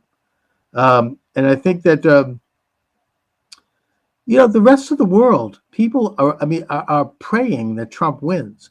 I've talked to a few people about that. I attended on the Sukkah holiday. I actually attended a Sukkah celebration in Manhattan. Did you have a Sukkah in your home? No, that's a bigger deal. I don't do that, but I did it actually last year. We did it, but we went to a major one in New York. My daughter lives in New York, and A lot of French Jews were there. They're visiting their children who are going to college. And I spoke with several of them, and they're like, we are praying for Trump. Vote for Trump. They even said it to my wife, and my wife said, you actually make a case. I would not listen to my husband, of course, but you make a case.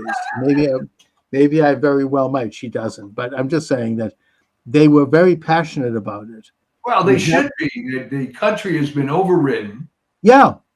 And overridden by anti-French foreigners who, and in Europe, anti-French and anti-Semitic. Let's not kid ourselves. Oh yeah, definitely. And in Europe, it's a bigger problem than here. But that could be us, where you have an influx of large numbers of people who are not interested in assimilating into your country, but who are creating their own nationalism within your country.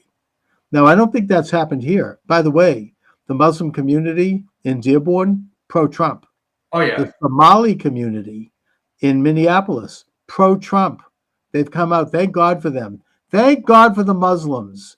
Thank God for the Palestinians and for the Somalis. Get out and vote. They basically said. Isn't that an interesting turn? Isn't that an interesting turn?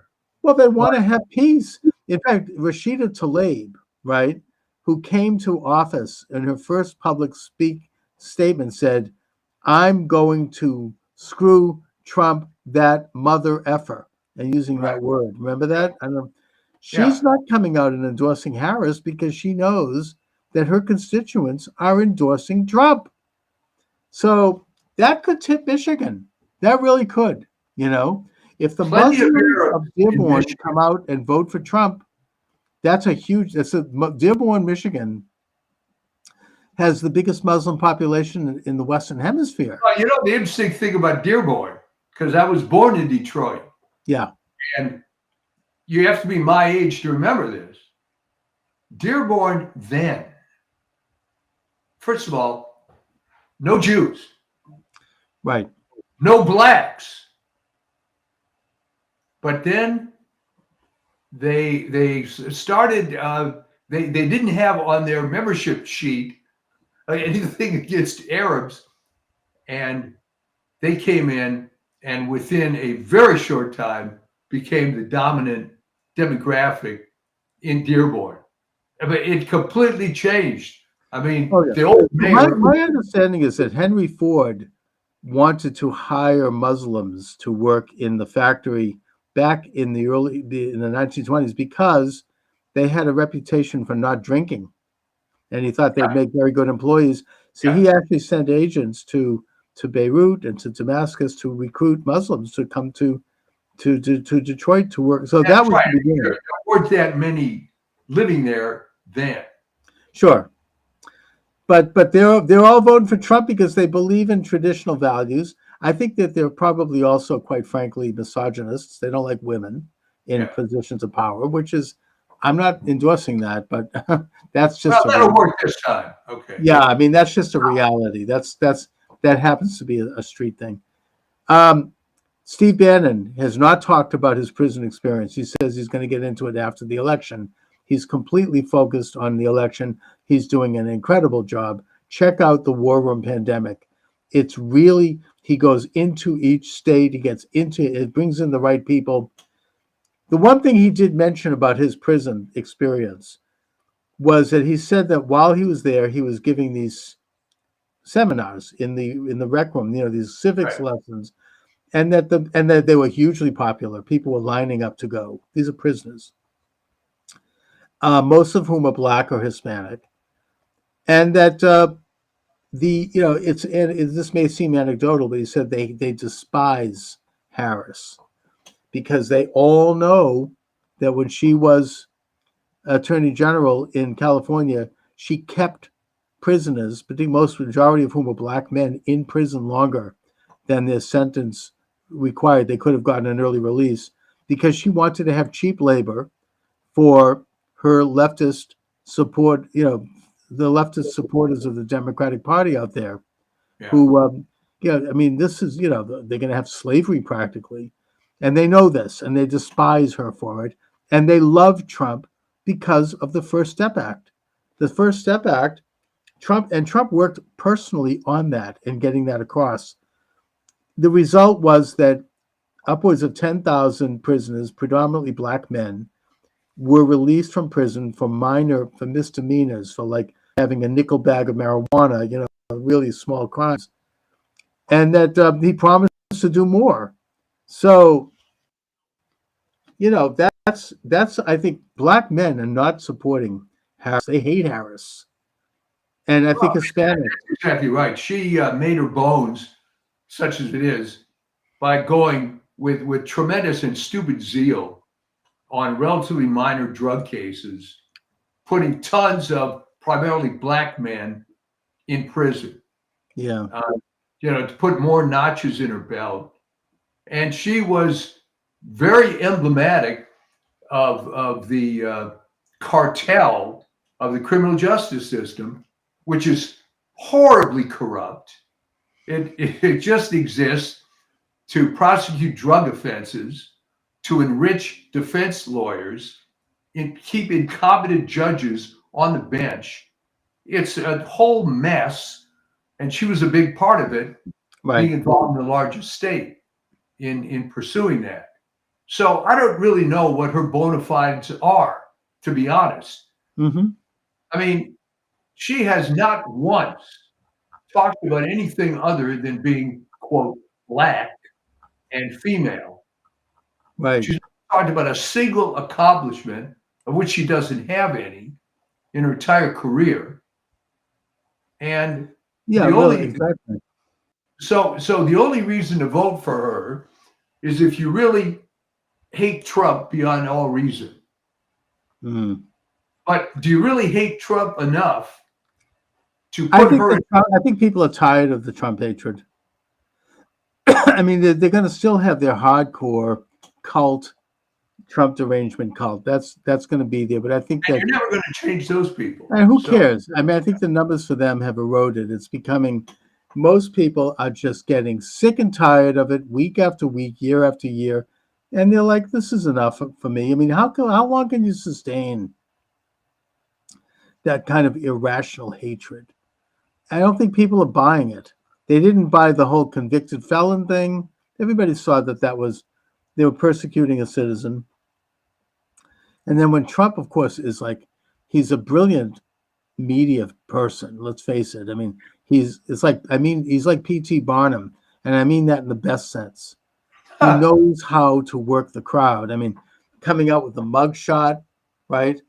When he gets shot, standing up, fight. I mean, Trump has instincts in terms of how to be a public figure and how to inspire people. The garbage truck, these things, the McDonald's takeout window. He's brilliant. I mean, he really knows how to do the business of politics. And contrast that with Harris. I mean, when there's a chant, Kamala, and she said, okay, now everybody yelled their own name. And everybody sat there in silence. Yeah, Trump is it's like the novel The Last Hurrah, which is about Boston, Boston politics, and it showed this great skill that the fictional character had there. It was based on James Michael Curley, who was he actually won re-election while in prison because he garnered this. He knew how to work the public. I mean, he knew how to do things that would connect with people, and that's a great politician. Trump has that, and I think that's served him well. I think he's gotten better. Corrupt like James Curley, but right. Well, James Curley. I mean, he had a few. He lifted. He had a few beans went in his pocket. Okay, yeah. But the point is that he also was a great populist, and he connected with people, and there are similarities. Trump doesn't need the money, but Curley was somewhat corrupt, although they probably went after him because he challenged the Protestant establishment at the time, which he was scathing. He called Saltonstall horseface. I mean, he and all these old Yankees who were running Boston. Curley was, in a way, it is similar to Trump. I mean, in a way, and he was a memorable figure. My grandparents loved Curly, because I mean, they Curly knew is the guy everything. that originated the notion of having ethnic groups dominate the city so the WASPs would move out. Which they And- did, except Yes. Beacon Hill. Uh, But he pushed them all out. I mean, John Kerry was like one of the last Yankees left, and maybe Bill Weld when he was governor. I mean, they were the last of the breed, and they were not the best ones either. But but no, Curly was a brilliant politician, and I think that there are similarities with him and Trump. And he got a lot done for the city. He really, it was amazing. Anyway. Well, yeah. I mean, that was the model in a sense for Richard Daley, right? That okay, you can Right. be corrupt, but things have to work. As long as you get something done, I mean, people Yeah, are yeah. willing to turn a blind eye. Everybody knew Curly was, making a few bucks on the side, Yeah. but he didn't hurt anybody, and he meant well. And with Trump, he doesn't need to be corrupt. He made his money already. They've never, believe me, if Trump had a shred of corruption, that would have been front page week after week. They haven't found that. Instead, you have some corrupt judge saying that he claimed that Mar-a-Lago was worth $18 million. Show how ignorant he is. I mean, Mar-a-Lago is worth $300 million at least. The parking lot next to Mar-a-Lago is worth $18 million. I mean, just to show how rotten that and corrupt that legal system is. That hasn't worked. We don't even need to talk about that. People have forgotten about that. That's dead. Well, in a sense, I'm glad they forgot about it Oh yeah. because this was supposed to be a big strategy. This idea of worshiping authority in general. I mean, when Mandy Cohen, and this has to sink in, of the CDC comes out a week ago saying you should get your COVID booster, it's like my head would explode, right? I mean, how can you keep this up? How Yeah. is it possible for you to keep this up? And here's the thing, they don't know anything different, right? That's what they do. But it isn't working. No one's getting these shots anymore. And why not? Well, because 60-something% of people did. A lot of them had side effects. Some of the side effects were horrific. And people thought, it's sad, but I can't trust public health anymore. Now, as one who was writing about public health for years, well, I had come to that conclusion a long time before that, the thing that made me write off public health was when they came out against vaping as a method to stop smoking. And then I realized this is so corrupt. Oh, and that's so right. stupid. Well, And- we'll get RFK going in there with a scalpel and clean up that whole mess. He's one of America's preeminent environmentalists. He has a record as a lawyer of winning cases against the big pharma and against environmental violators, and that's a great thing. I mean, I think that he could bring in a lot of people from the old left, right? I think you're right, because people that have opened their eyes, yeah. seeing, People, as they some- say, they've been red pilled. yeah, well, but it's red pilled in a good way, in the sense that, I think I mentioned this last time, that my oldest son said, like, what the hell is wrong with Republicans? Why have things gotten this bad? And I said, well, the first thing is, look at who these so-called Republican presidents were, going as far back as you want. After Calvin Coolidge, you have Ronald Reagan, and then Trump. None of these, they're all rhinos. They all are. They're Me Too presidents. Lyndon Wilkie, Thomas Dewey, Yeah. and let's face it, Eisenhower lucked out because Robert Taft, well, he didn't die before the election, but he was as good as dead. Yeah. So they never put up anybody. Barry Goldwater they put up, who was subject to pretty nasty campaign rhetoric from LBJ and company. Remember with that famous the Daisy commercial. He vote for Barry Goldwater. He's going to blow up the world. Yeah. I mean, in a way, they're trying that against Trump. With he's going to be like Hitler. You know, we're going to have Nazis. And they showed the Madison Square Garden rally, and they showed the Hitler rally. I mean, to talk about ugly. I mean, it hasn't worked for them though. People No. aren't buying it. It's like the boy who cried wolf. You can just do it so many times, and eventually you're going to be ignored. They're not. No one's paying any attention. It's like here they go again, the latest hoax. You know, it's just they're not. It has no traction. Well, it has no traction, but then I point out who was stupid enough to come up with that anyway. The Hitler thing. Well, That's I mean, what they've bothers called every Republican a fascist, going all the way back to Eisenhower. That's nothing new, but they've gone a little too far this time. Who thought that it would resonate to compare a rally in 2024 to one in 1939? What does that have to do with you? And they went in all in with that. I mean, Yeah. you know, you had the lead up to it, and it just didn't fly. Nobody bought that. But Chuck, what was the point? All right, Maybe they thought they could rally their own supporters. You know, they thought this reflects the very base of the Democratic left. But what's the analogy? The fact that it would, first of all, There's none. I mean, it's ridiculous. It's completely fabricated. It's an utter lie. There's no analogy, but I think they're doing it because they want. It's like a dog whistle to their reporters. Yeah. They're going to drum up, try to get people out to the polls. You have to stop Trump. He's going to be like Hitler, And it hasn't worked. It hasn't worked among Jews either, by the way. Trump, I predict, is going to get a big percentage of Jews. I think even, especially in Philadelphia, and the governor there, who happens to be Jewish, that being Josh Shapiro, I don't think he's showing all that much energy in terms of helping. No, I was going to say that. I think you're being polite here. Yeah, I think that he's very actively doing nothing. Exactly. Because he got screwed.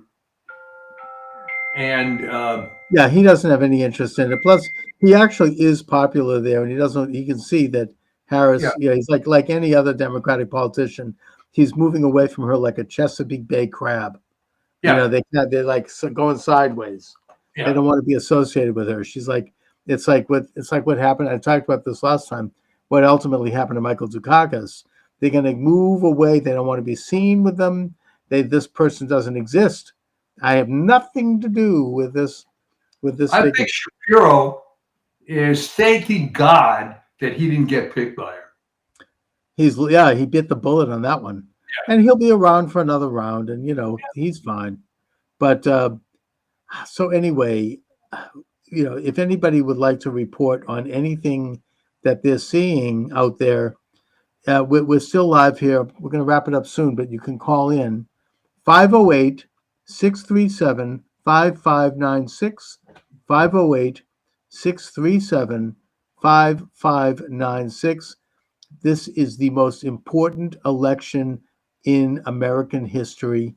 It's as important as the election of George Washington, going all the way back. I mean, this is this is monumental in terms of which direction this country is going to go.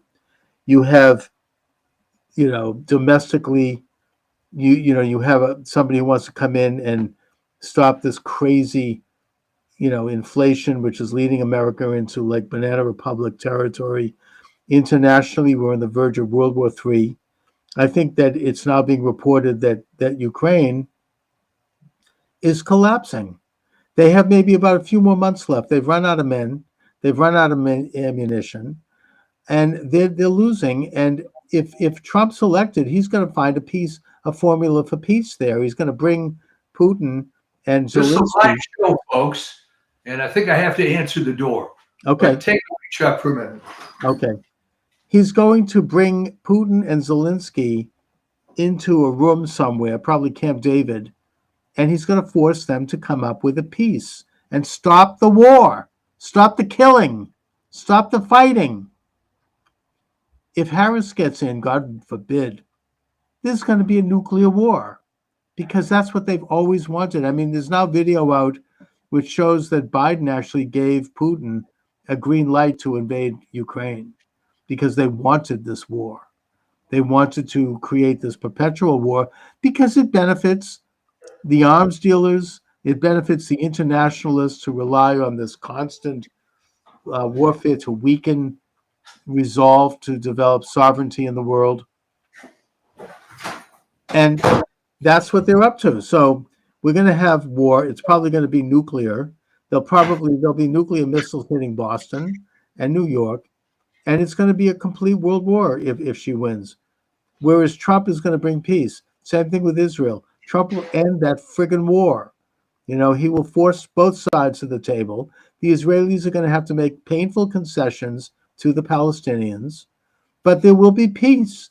They will. I mean, Biden released something like, it now turns out to be $850 billion in monies that had been retained by Jimmy Carter going way back to Iran. They immediately funneled it into Hezbollah and the Houthis and Hamas, which then invaded Israel with that terrible genocidal invasion. Why did he do that? Because they believe in perpetual war for perpetual peace. That's why. The policy that was mentioned by historian Charles Austin Beard back in the 1920s, who, by the way, was attacked for being an anti-Semite. They tried to destroy his reputation. He was a great man, not an anti-Semite. No, they want to create war in the world. I just was mentioning that it's now come out, this video that shows this, that Biden gave Russia and Putin a green light to invade Ukraine. They want war because they want to, weaken the world. They want to have, the arms dealers, the internationalists, they want to have this perpetual state of war. Well, here's a good question for you. What happened to all the peaceniks, the Democrats, the lefties from the 60s, all the anti-war types? Some of them are coming home, like the RFK crowd. I mean, Yeah, all right. some of them are waking up. It may not be too late. Probably most of them are gone. But there is some, I think there has been some awakening of people to this internationalist illuminated agenda that seeks to weaken sovereignty, to weaken the United States, and to turn us into a province of the world. That's why they're inflating the dollar. That's why they're engaging in international war. That's why they're telling municipalities that men can be women and women can be men. This is all part of this bigger agenda. And Trump is openly and articulately countering it. To me, it'll be a miracle if he wins. It'll be an event that proves that there is a God. It almost makes me want to become Christian. Hey, I mean, I don't know. the greatest Jew of all time, maybe. Yeah, I know. I'm just saying, I only say that because it makes me become a believer in God in all of the forms. It's just something miraculous. Here's something to think about on this military-industrial complex, the term created by Eisenhower on his 1961 farewell address. I'm thinking that he developed a lot of guilt feelings at that point, that he was part of this massive cabal of death and destruction, which, worked out well for the U.S. maybe, but he could see it was not ending. And it was I agree. Korea. I mean, I think that he did decide to spill a few beans at the final moments of his administration. He waited for the evening before he left office, and JFK was sworn in. Literally the 11th hour. Yeah, I mean, and he also said more than that. If you look at that speech, he also talked about big pharma and the biological industrial complex. I mean, there's a lot there that he got into, and he's not the only one. I mean, there were other people in the establishment. I mean, we've talked about Michael J. Glennon and his book, The Double Government. I mean, C. Wright Mills, the sociologist, wrote The Power Elite. It's all about that. There were other people who have tried to blow the whistle, not just Trump and the deep state, talking about the deep state. And that this is a rotten establishment that's been with us since time immemorial. It's nothing new. And it's always been a struggle by people to bring back sovereignty under God and not under the state. I mean, this was the Protestant ethos of the Puritans who founded Boston. Boston is really the cradle of liberty. They brought in the idea that, and it was definitely anti-Catholic, it was anti-Jewish too, probably, that sovereignty comes from God, who is the great sovereign, and that he grants a limited degree of sovereignty to the individual under God, and that the state exists as a vehicle to protect and to preserve those God-given rights. This was the ethos of the founding fathers. This was the ethos that was captured by Jefferson in the Declaration of Independence. This is the political philosophy and the religious philosophy of America. It's a Puritan country. We believe in this concept. Catholics and Jews also have become slightly Protestantized as Americans. It's not the same as it is in other countries. Well, Because tell that's what we are. when Eisenhower, confessed in 1961, Yes. why has it taken so long, and why did it take a guy that was completely outside the system before more people woke up? Because they control the media. That's why. You've Right. got Walter Cronkite. You've got them. They've been able to, kind of like, manage what we know and what we don't know, what we see and what we don't see. They really have to a large degree, and they do so less now. There have been great figures who have stood up. I don't know. I mean, I'm a fan of Pat Buchanan. I don't know if you like his books, but Yeah, yeah. he's somebody who who threw out some ripples. Nixon was not completely on board with it, which is why he was, I think, removed from office. Reagan was not totally on board with it, which is why he was shot. And there have been people who have been at least willing to stand up to somewhat to this. Rush Limbaugh, the late Rush Limbaugh, he didn't go so far as to like completely expose everything he knew, because he knew that they'd pull the plug on him in about 5 minutes. Yeah. But talking between the lines, he made a big difference in terms of bringing people to a more conservative consciousness, an awareness of the American values. He really did. I mean, but he worked within the system because he wanted to maintain. It's kind of it is a compromise. He had huge influence. He had the biggest show in the world, really. They used to listen to it clandestinely in Havana. Yeah. And he was there for decades doing that show. Huge difference. But he did play ball to a certain extent with the illuminated establishment. But he pushed the edges, and that's what you have to do. I mean, I don't do it, you don't do it. But if you reach that level of influence, you kind of have to an extent. I'm sure Trump does to an extent. But within that context, you can still move things inexorably toward individual freedom under God, toward the existence of an objective body of moral and ethical values that come from Sinai. You can move things in that direction. The founding fathers understood it, and that was almost a miracle, the fact that there were so many of them that did. And they didn't always agree on everything, but they did embrace this American system. And, ever since then, this country being a microcosm, we have struggled to realize the true, as Martin Luther King said, the true nature of our creed. But in a sense, America's, as a microcosm, you can expand it and look at the entire human experience as the macrocosm. We have been struggling to realize our own individual potential since the days of Adam and Eve. I mean, it's not new. And that, it's every generation we have to struggle to advance, and we've made major strides in this country especially. So anyway, Mike. Well, there you go. So get out and vote, and as the Irish in Boston used to say, vote early and vote often. and please, pray for this country and pray for our future. You know, there's so much at stake. You know, if Trump doesn't win, I mean, No, and let me put it. a final historical perspective on this. All right. Consider how consequential the election was of 1912 when Wilson came in. Great example. Transformed the country, and no one's looking back at this point. All right. That's where all this left-wing stuff came from, and it just marched on and on.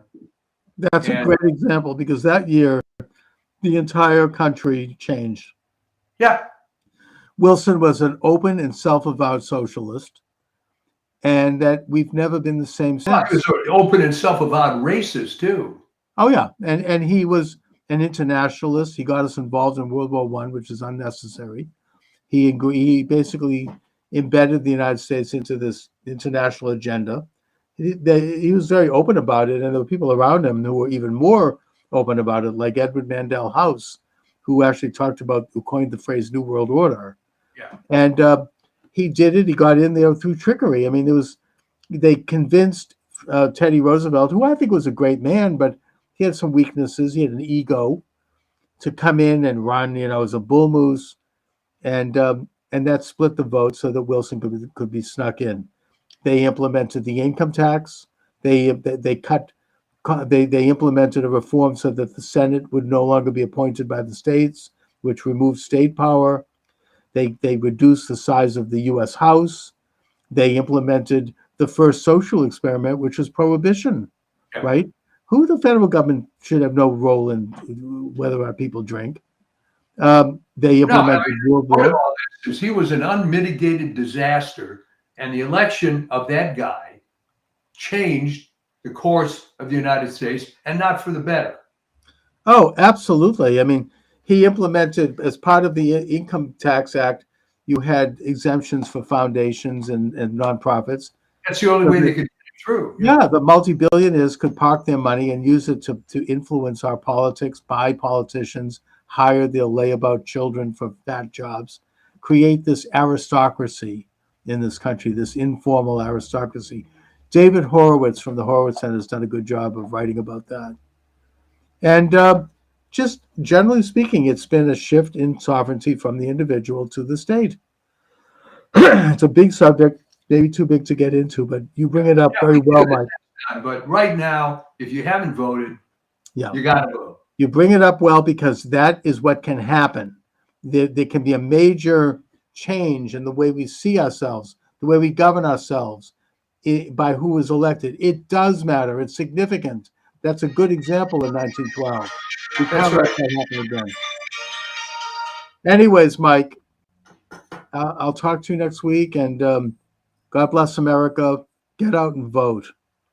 Let's not have any illusions. Out and vote. Thank you. All right. Mike, take care. See everybody next time.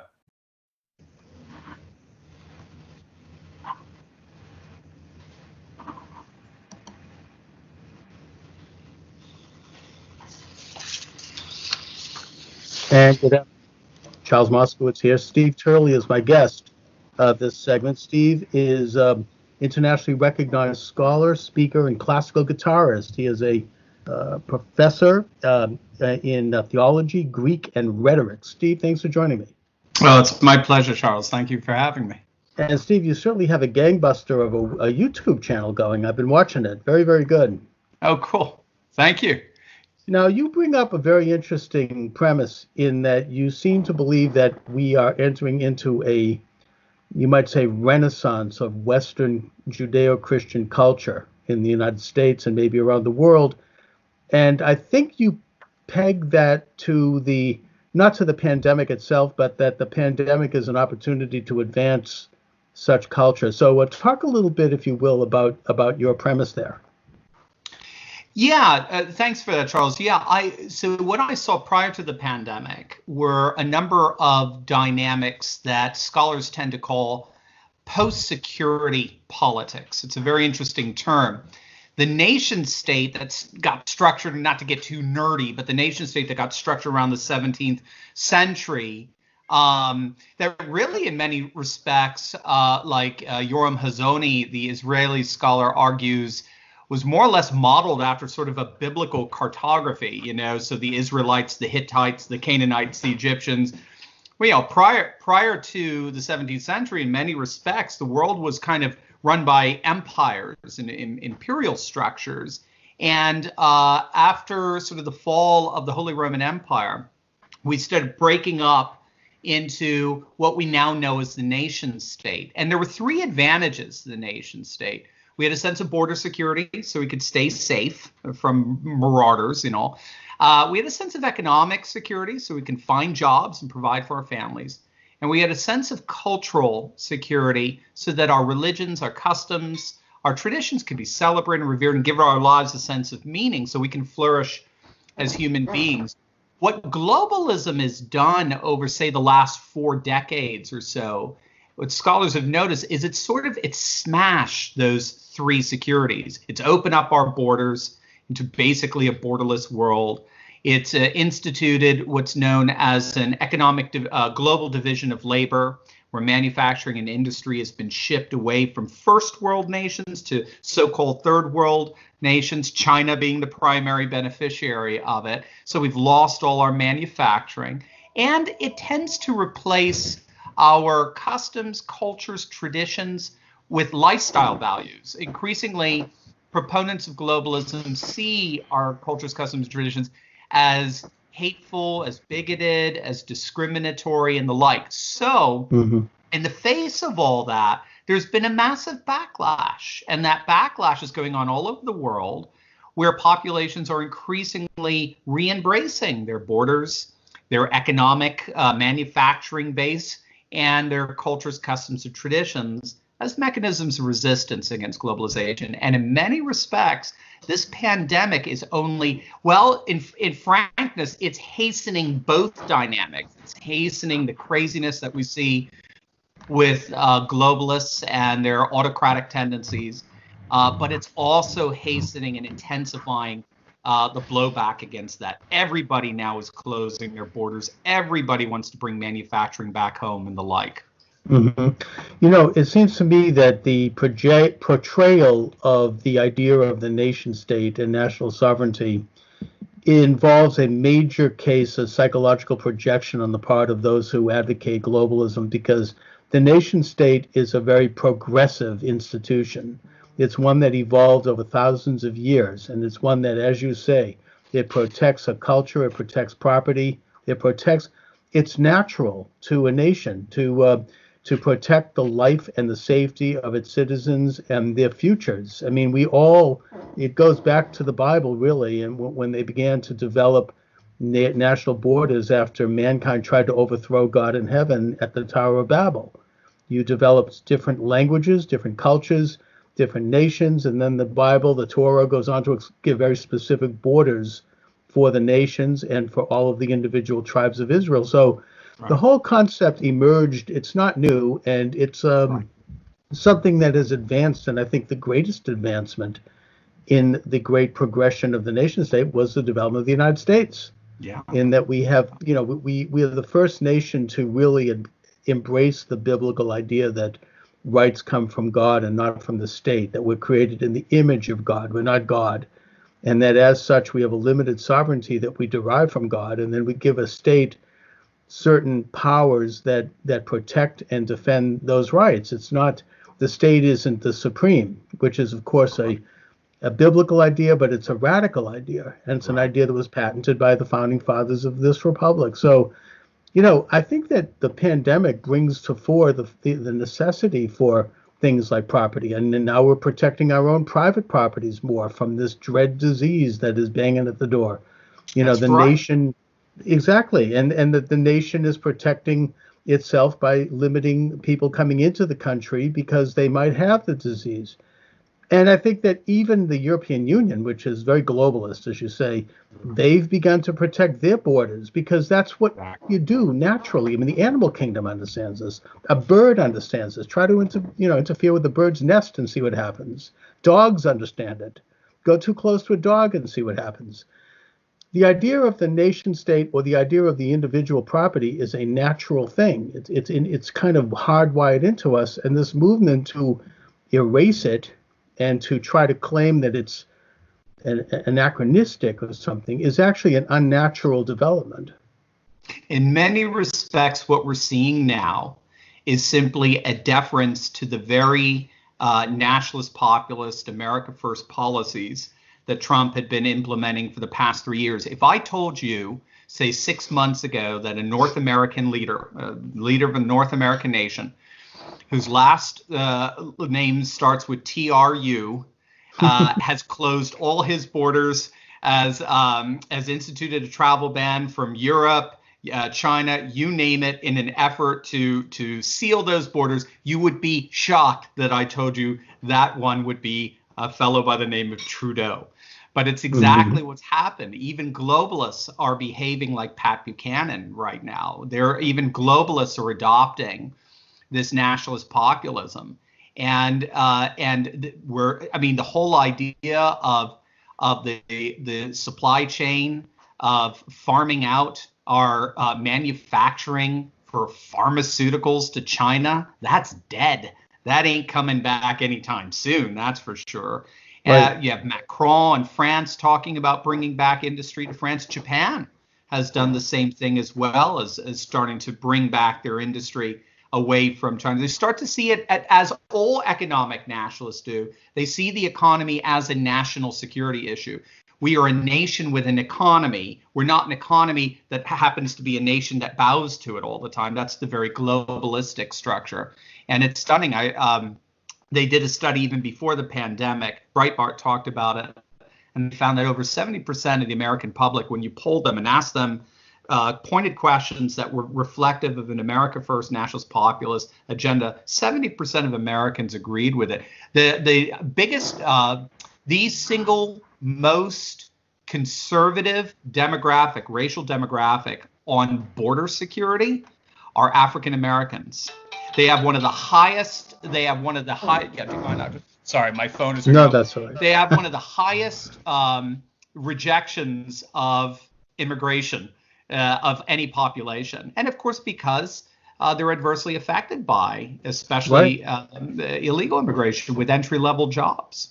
Well, labor and minorities have always had an interest in reducing immigration because it cheapens the value of labor, and it cuts back on opportunities for minorities who are trying to get a place at the table, so to speak. Right. And I think that we can see from this the situation that a nation state has the right to decide who enters the national home in the same way that you and I have a right to decide who enters our private home. It is a normal, natural thing. It's a good thing.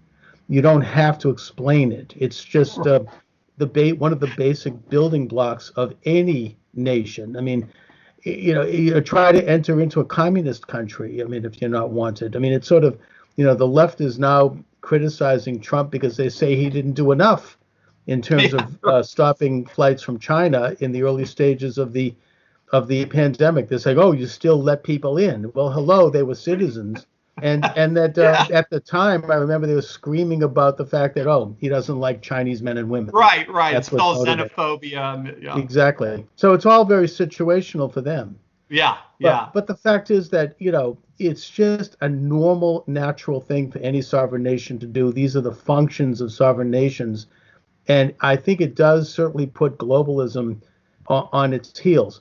The latest thing I'm hearing is that now, it's sort of a last-ditch, desperate attempt by the globalists that anyone who criticizes globalism, this is a euphemism for anti-Semitism.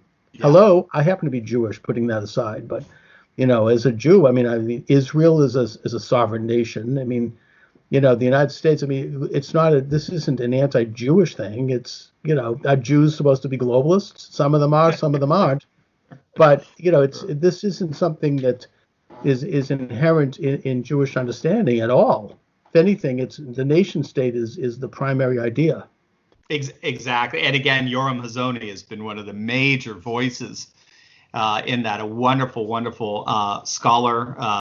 He runs the National Conservative conferences. They just had theirs in Rome right before the pandemic.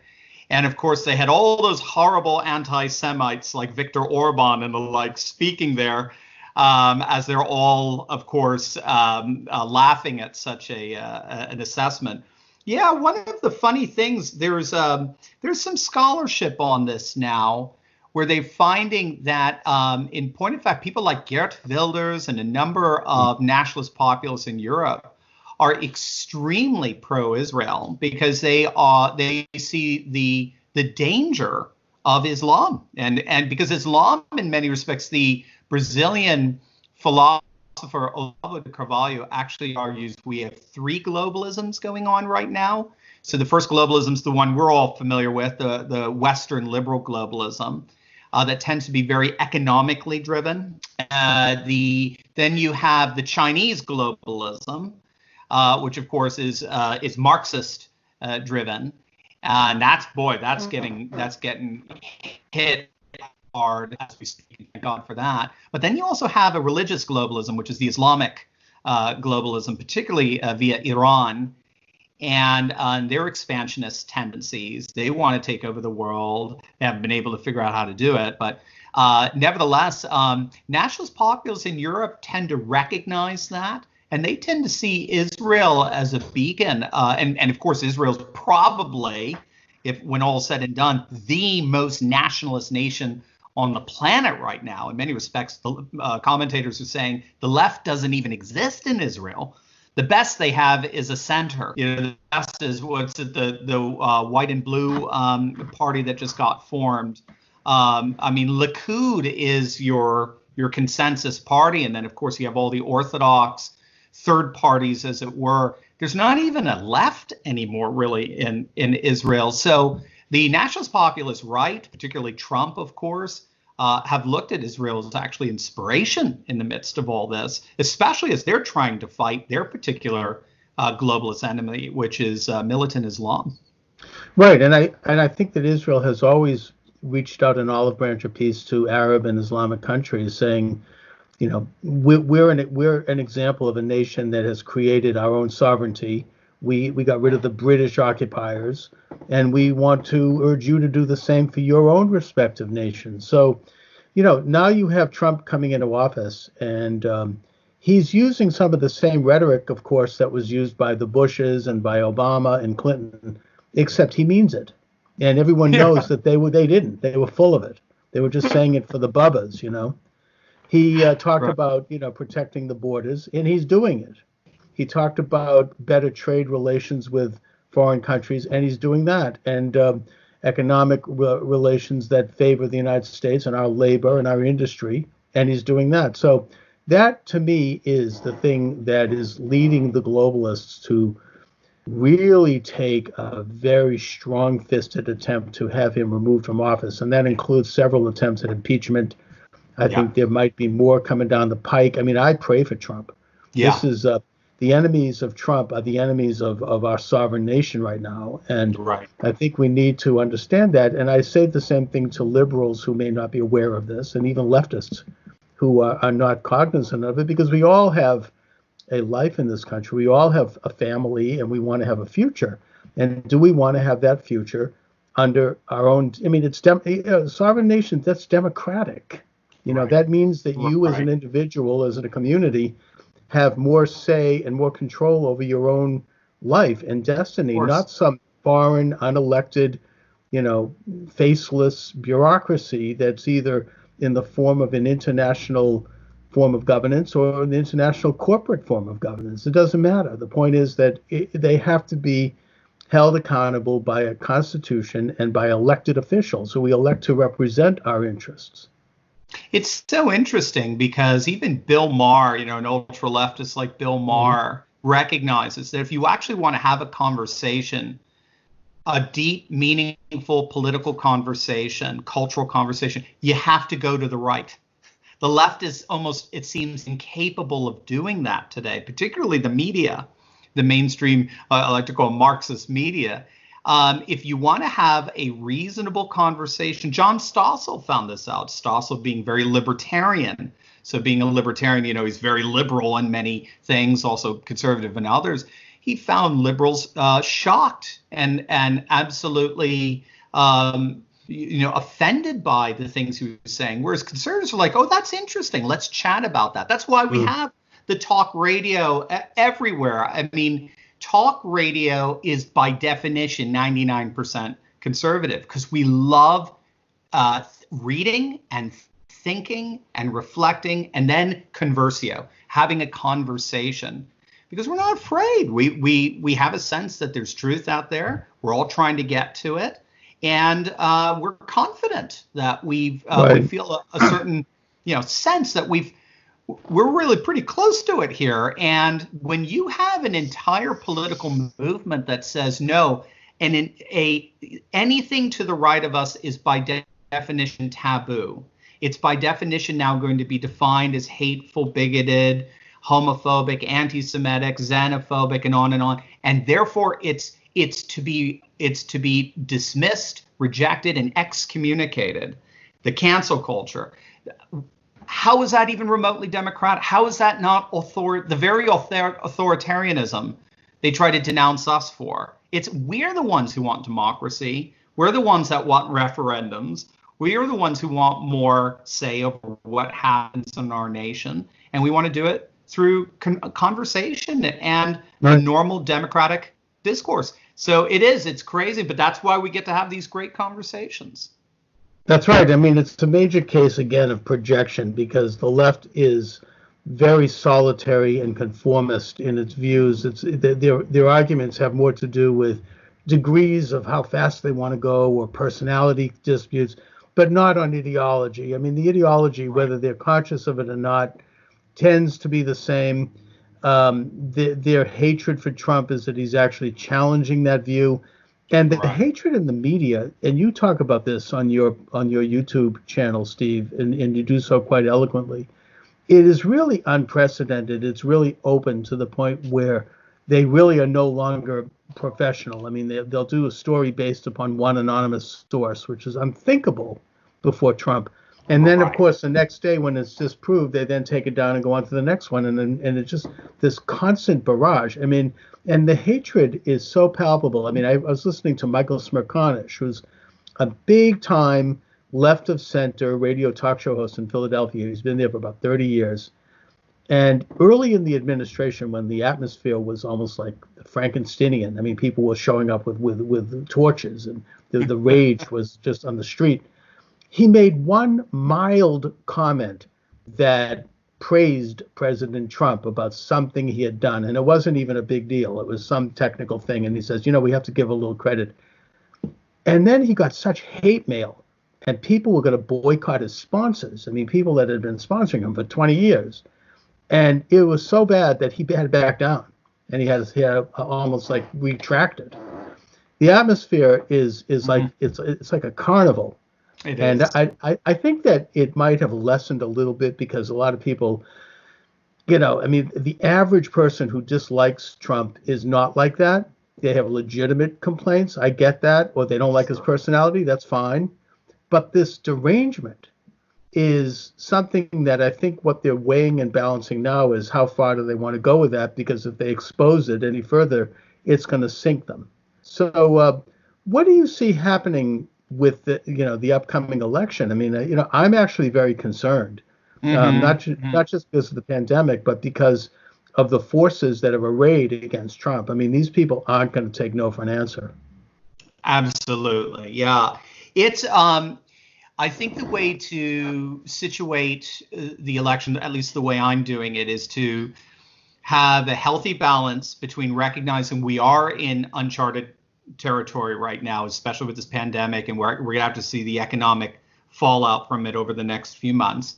So we're going to have to see what's going on there, but also to look at it in terms of the patterns that have been pretty prevalent, certainly over the last 100 years of presidential elections. Now, for that, I tend to be very impressed with what's called the primary model by Helmut Norpoth of the University of Stony Brook, because it's an algorithm that has studied elections since 1912, which is the first year that the candidates had to go through a primary. And what he found is he found a pattern. The pattern he found is that the primary is the election in microcosm.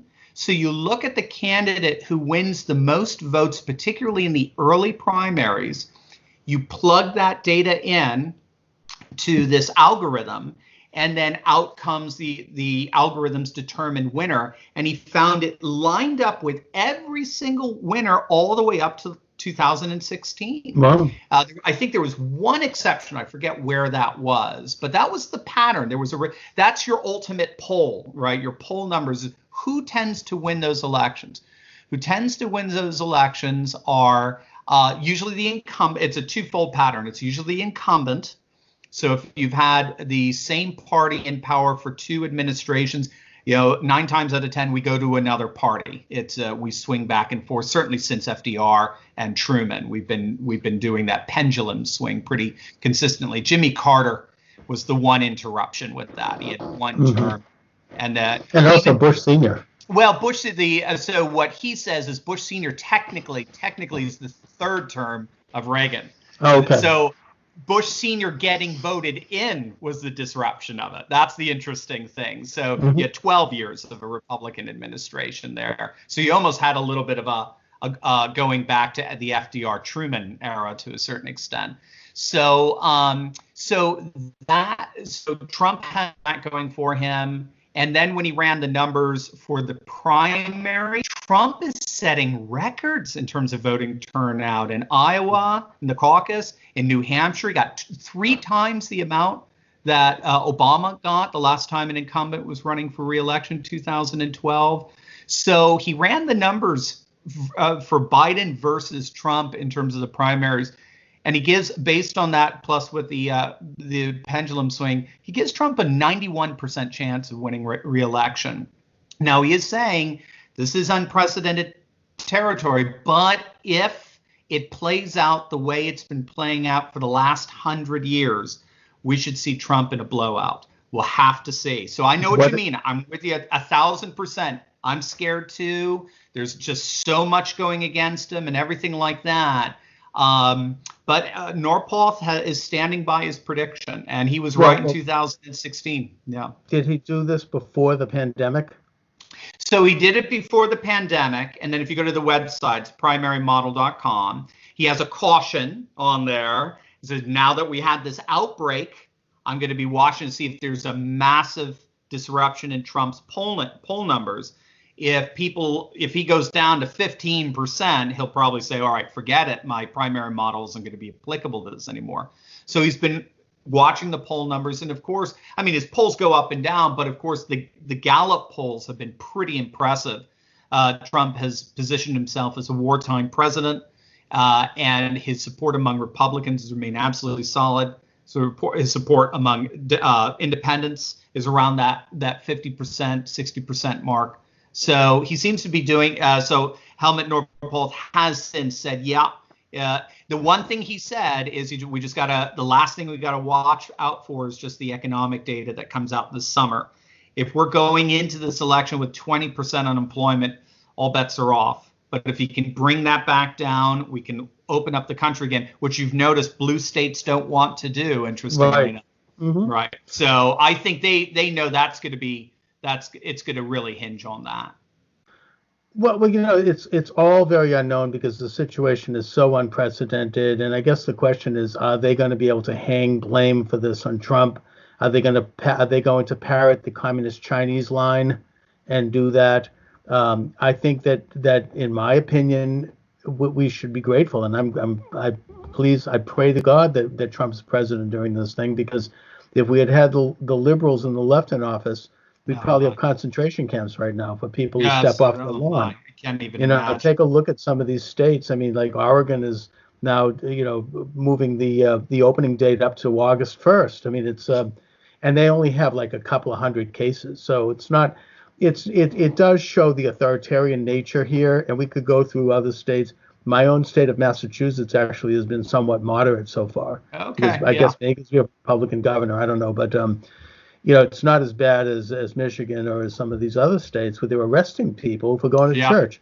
So I think that all of it, however, remains to be seen. I think that I don't want to sound too tin hat here, but I wonder if they're trying to damage the economy as a way to stop Trump. I mean, I know that sounds far fetched, but given the lowness of this, I mean, impeaching him and doing all these other things and all these, frankly, these conspiracies, I wouldn't put it past them. I mean, I No. just, from my way of thinking, I mean, they'll do anything.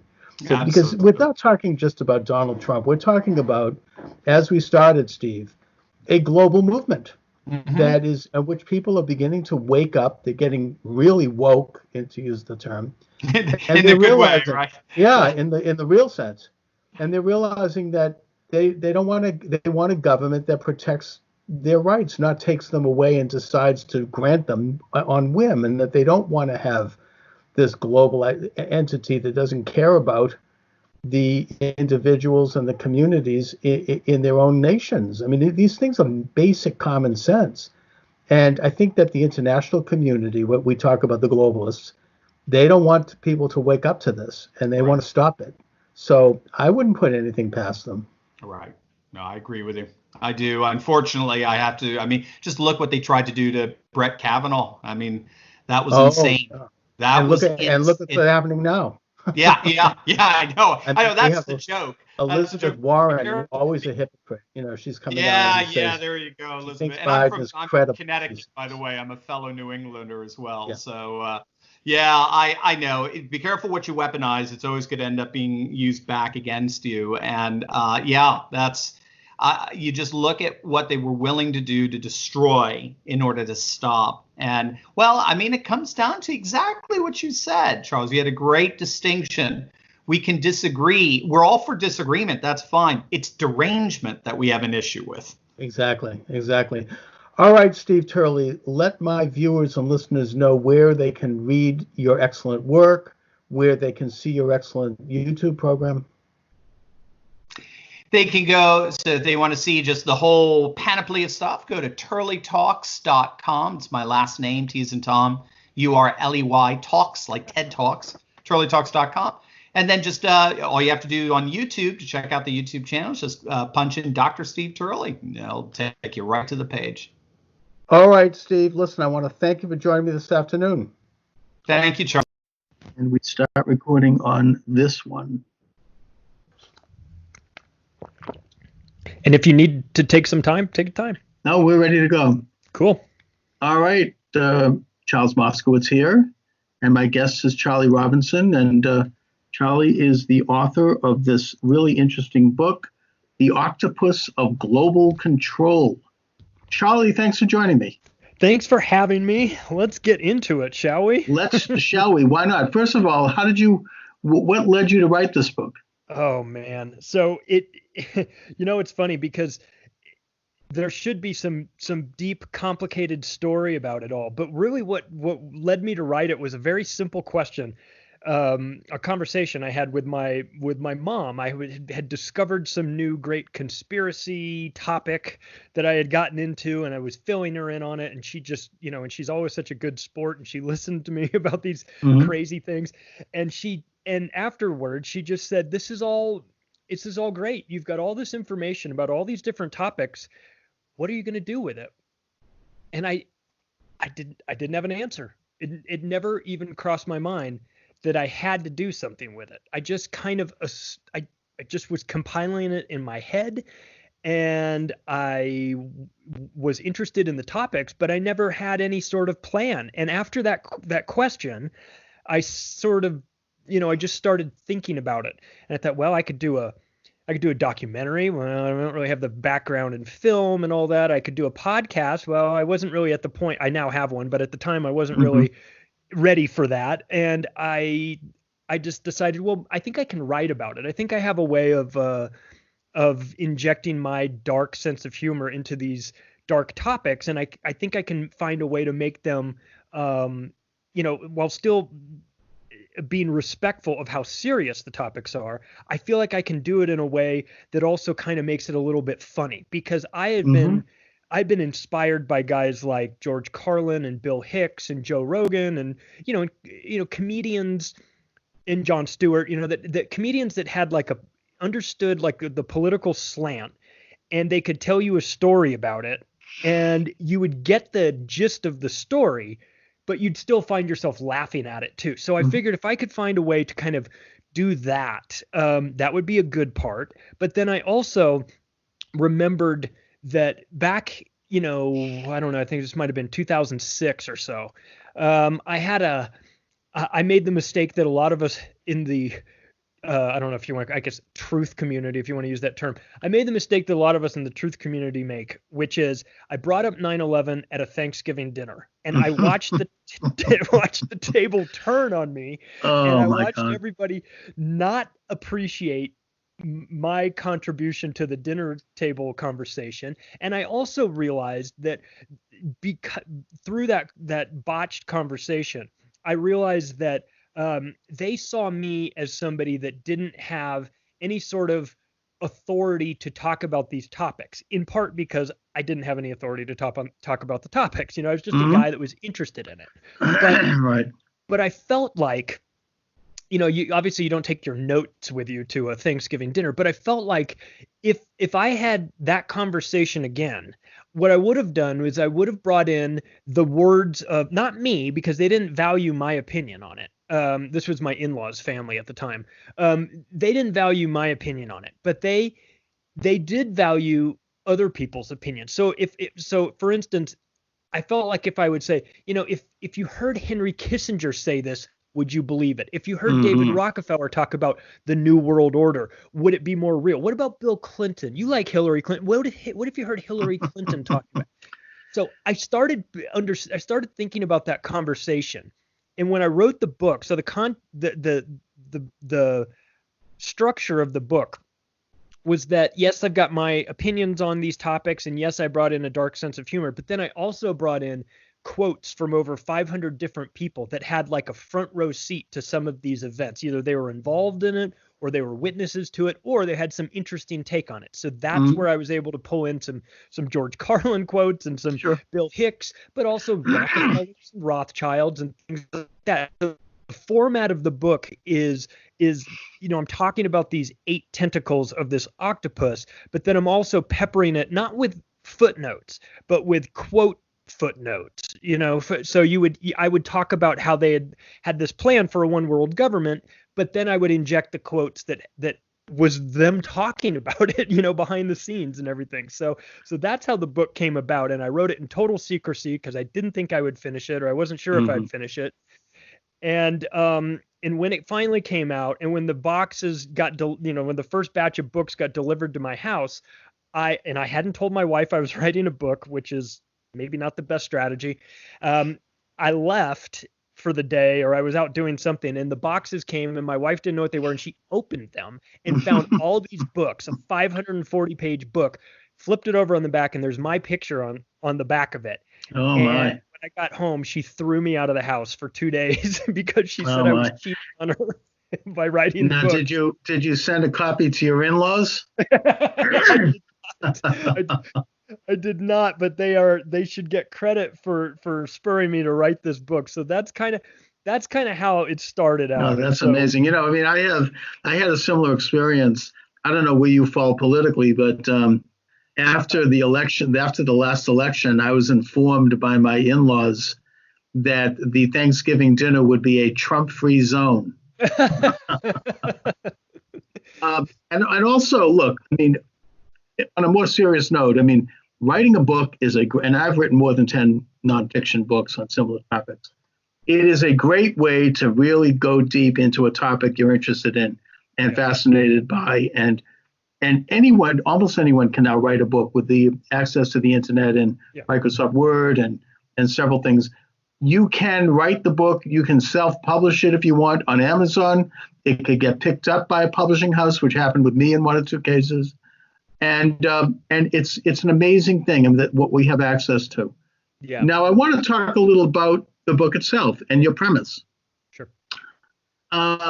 You weave together a very comprehensive look at what you call the octopus of global control, what I think we used to euphemistically call the Eastern Seaboard liberal establishment and its interactions with other like-minded establishments around the world. Yep.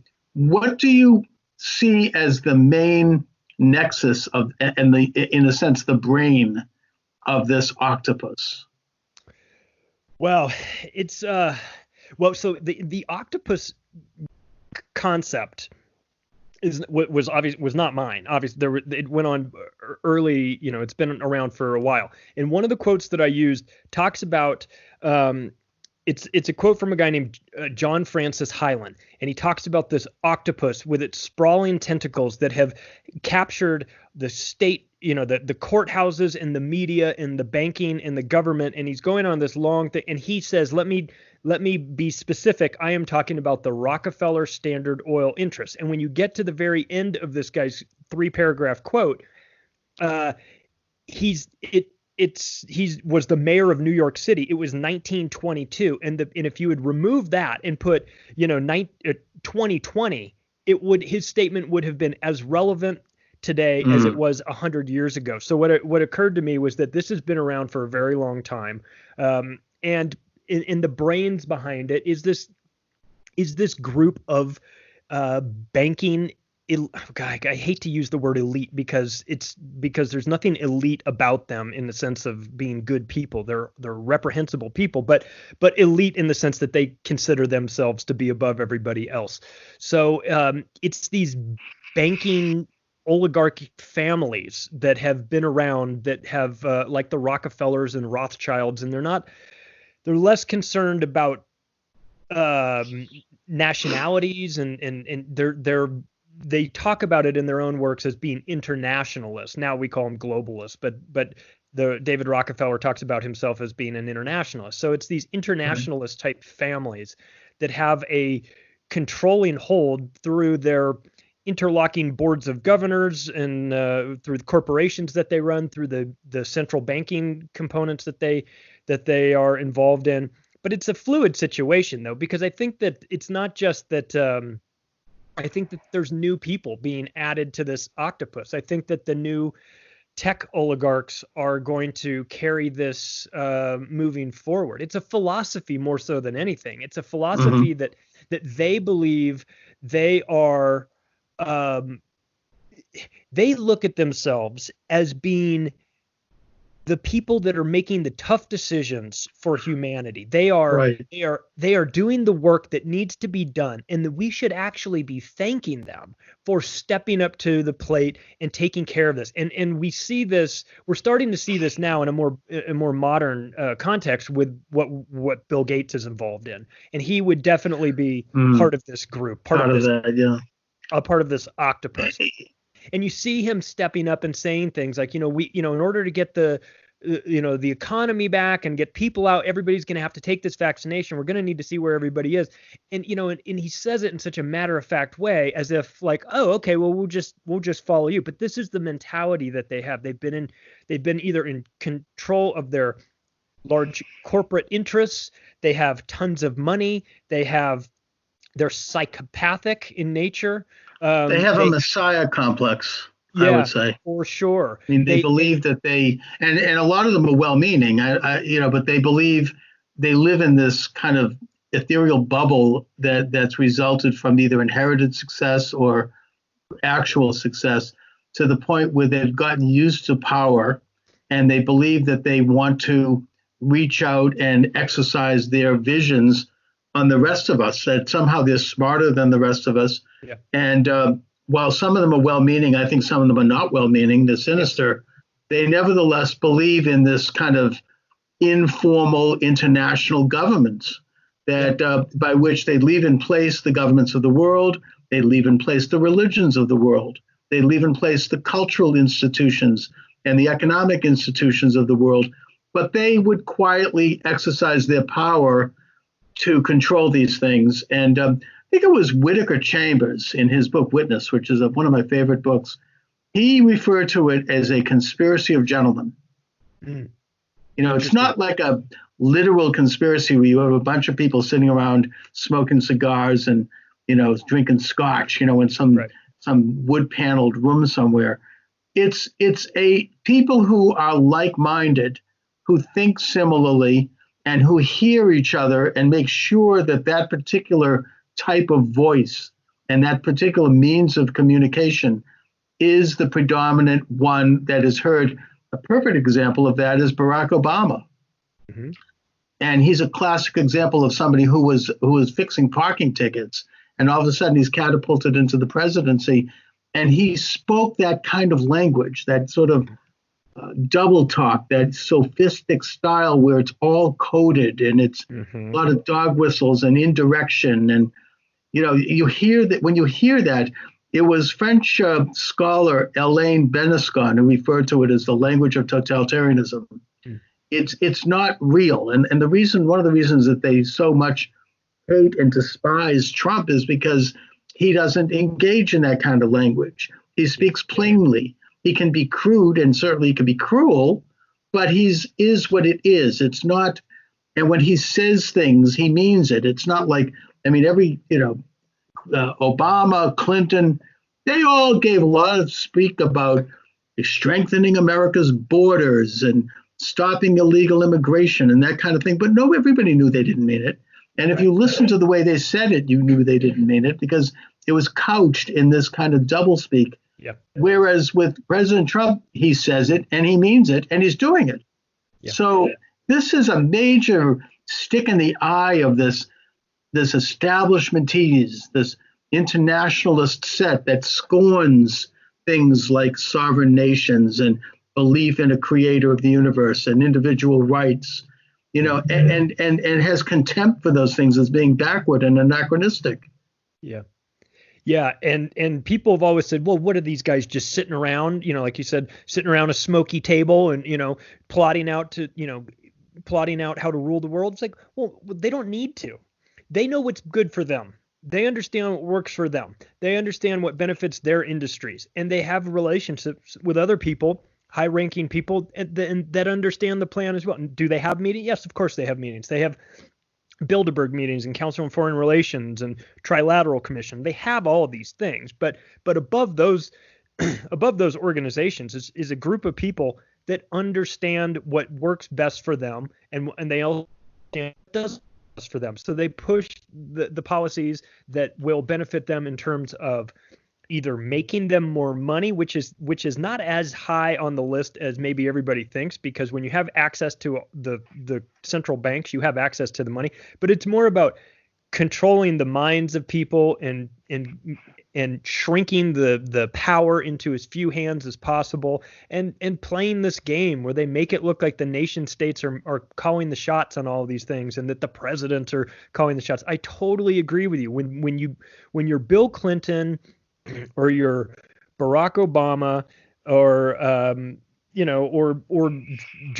George H.W. Bush, that when you watch them speak, there's two speeches in one. There's always two speeches in one. There's one that goes out to the public, and then there's one that you can interpret much differently based on understanding the words that they use, the phrases that they use.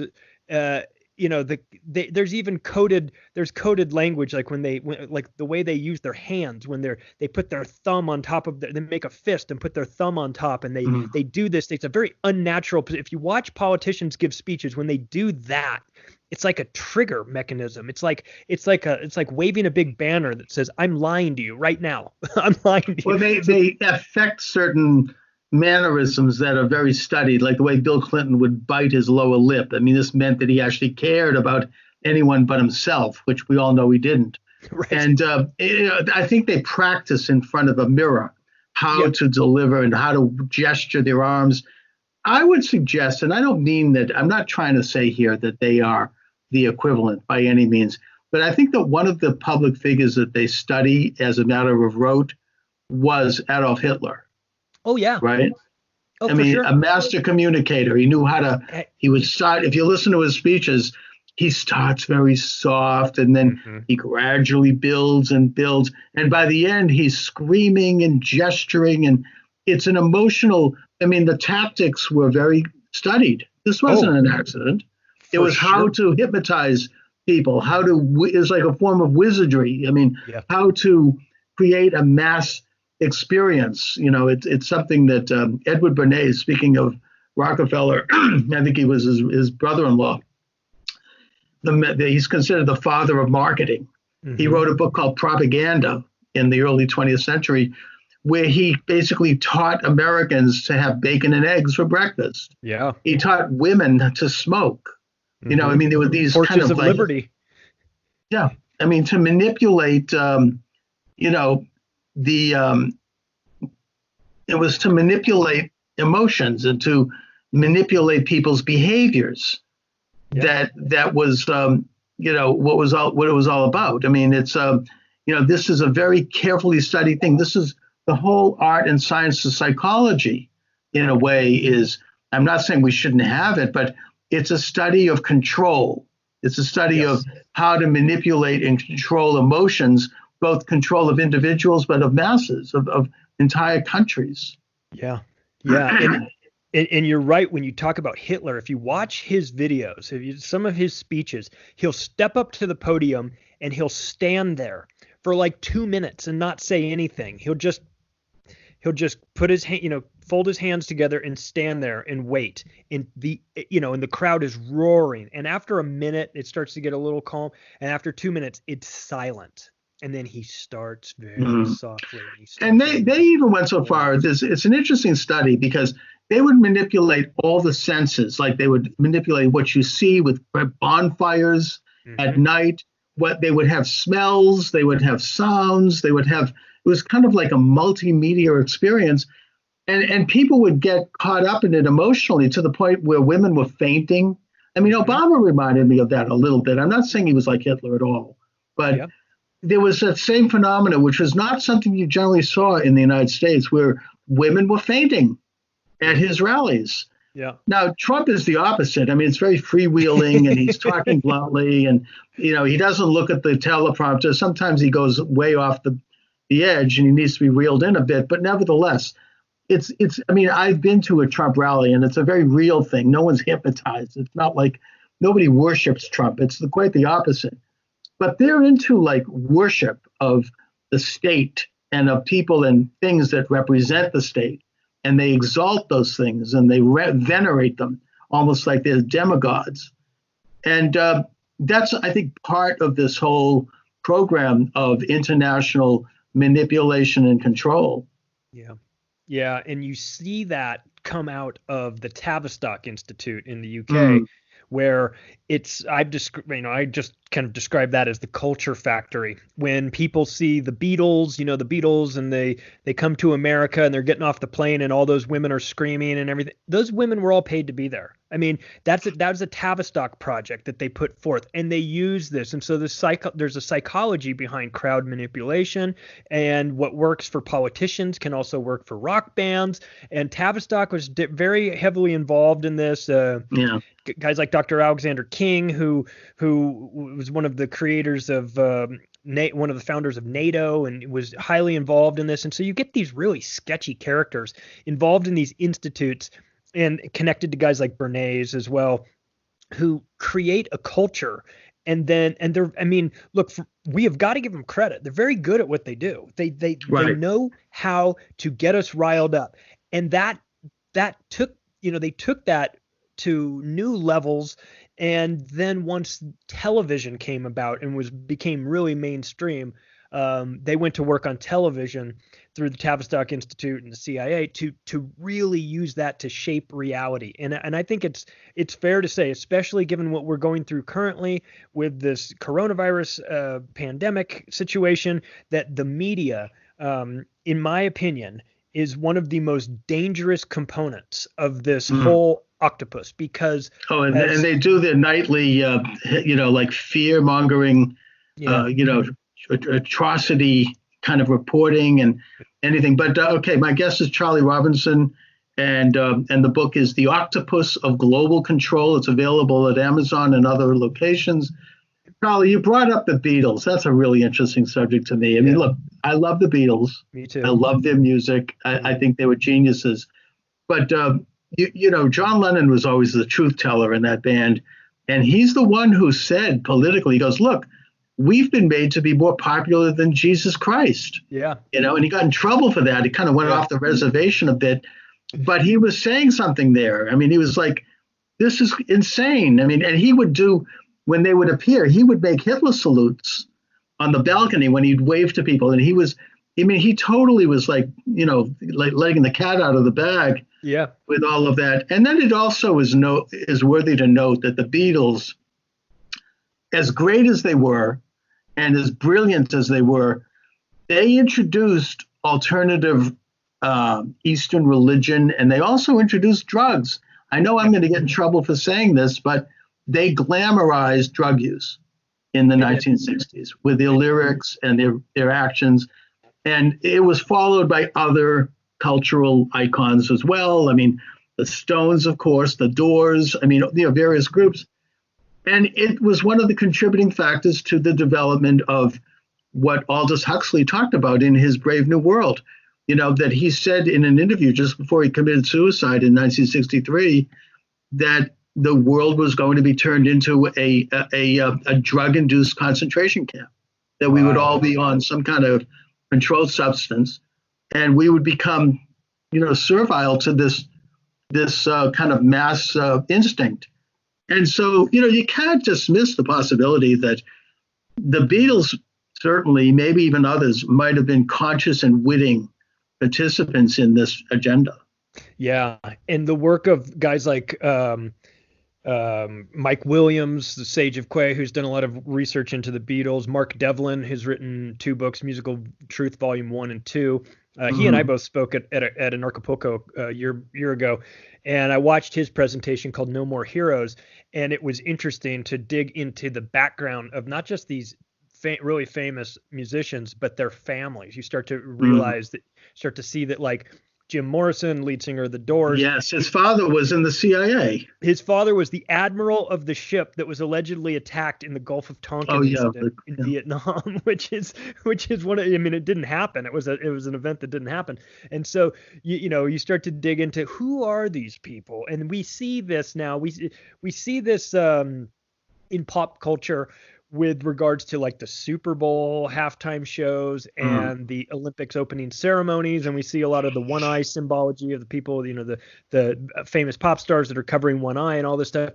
And at some point, early on, hear that you conspiracy theorists are all the same, but look, it doesn't matter to me, but it matters to them. They are sending a message. And you talked about this earlier about how these important families are, that ritual and, the way they carry on a public event, it matters to them. It comes from their culture of ceremonies and like witchcraft and Luciferianism and all these things that they're really into. And it's, right. And it matters to, so we can be dismissive of it. My point is, we can be dismissive of all this stuff as just not at all, but it matters to them.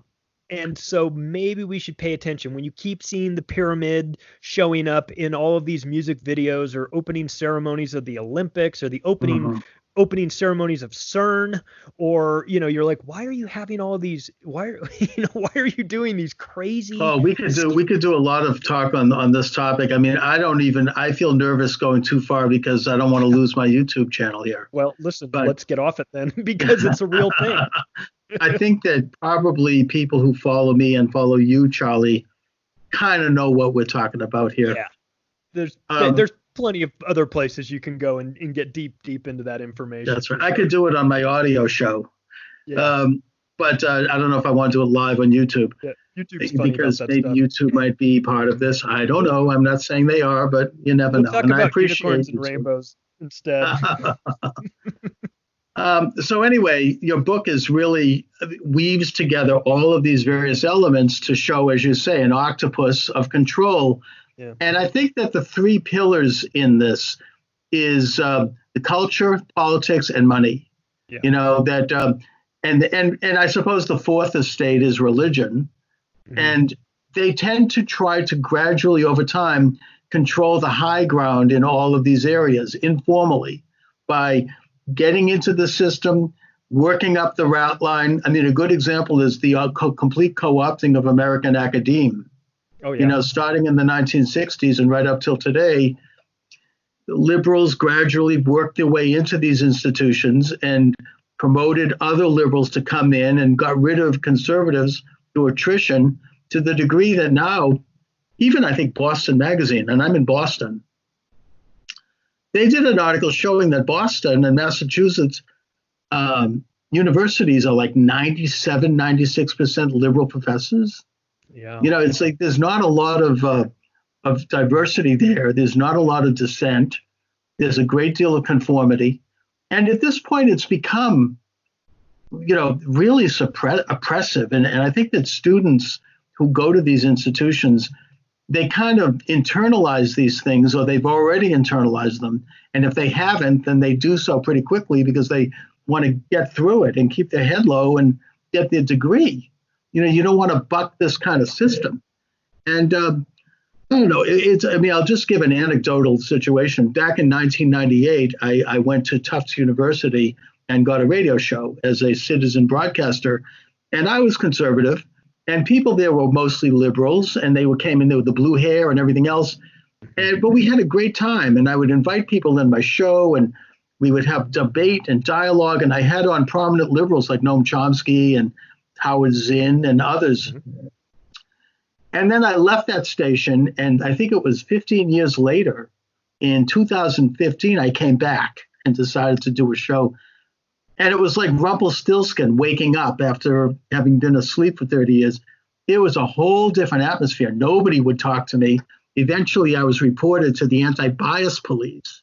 And then the newspaper did a story on me, calling me all kinds of names. And they moved my show to like 3 o'clock in the morning. Right. And it just was like a very kind of fascistic attitude. I mean, everything had changed. People were afraid. Nobody wanted to stick their neck out. You know, people didn't want to, you know, you're spending 60 grand a year for a college education. You don't want to get in trouble. They had this anti-bias Gestapo that could kick you out of school and could ruin your life. You know, if you didn't goose step to the politically correct agenda. Yeah. So I think that they've really taken, I mean, again, I agree this is anecdotal, but they really have assumed the high ground in academia at this point. Yeah, they've used tenure as a way to reward those professors that are towing the proper line that they want, and use it as, you know, the carrot for others to get on board. If you want, you know, it's kind of like the Supreme Court. You know, you give someone a job for life, and then you're like, okay, well, you know, then you lose all control over them. I mean, there's nothing you can do to them at that point. What are you going to, you know, so you've got college professors that are rewarded with tenure for doing it the way that the university wants them to do it.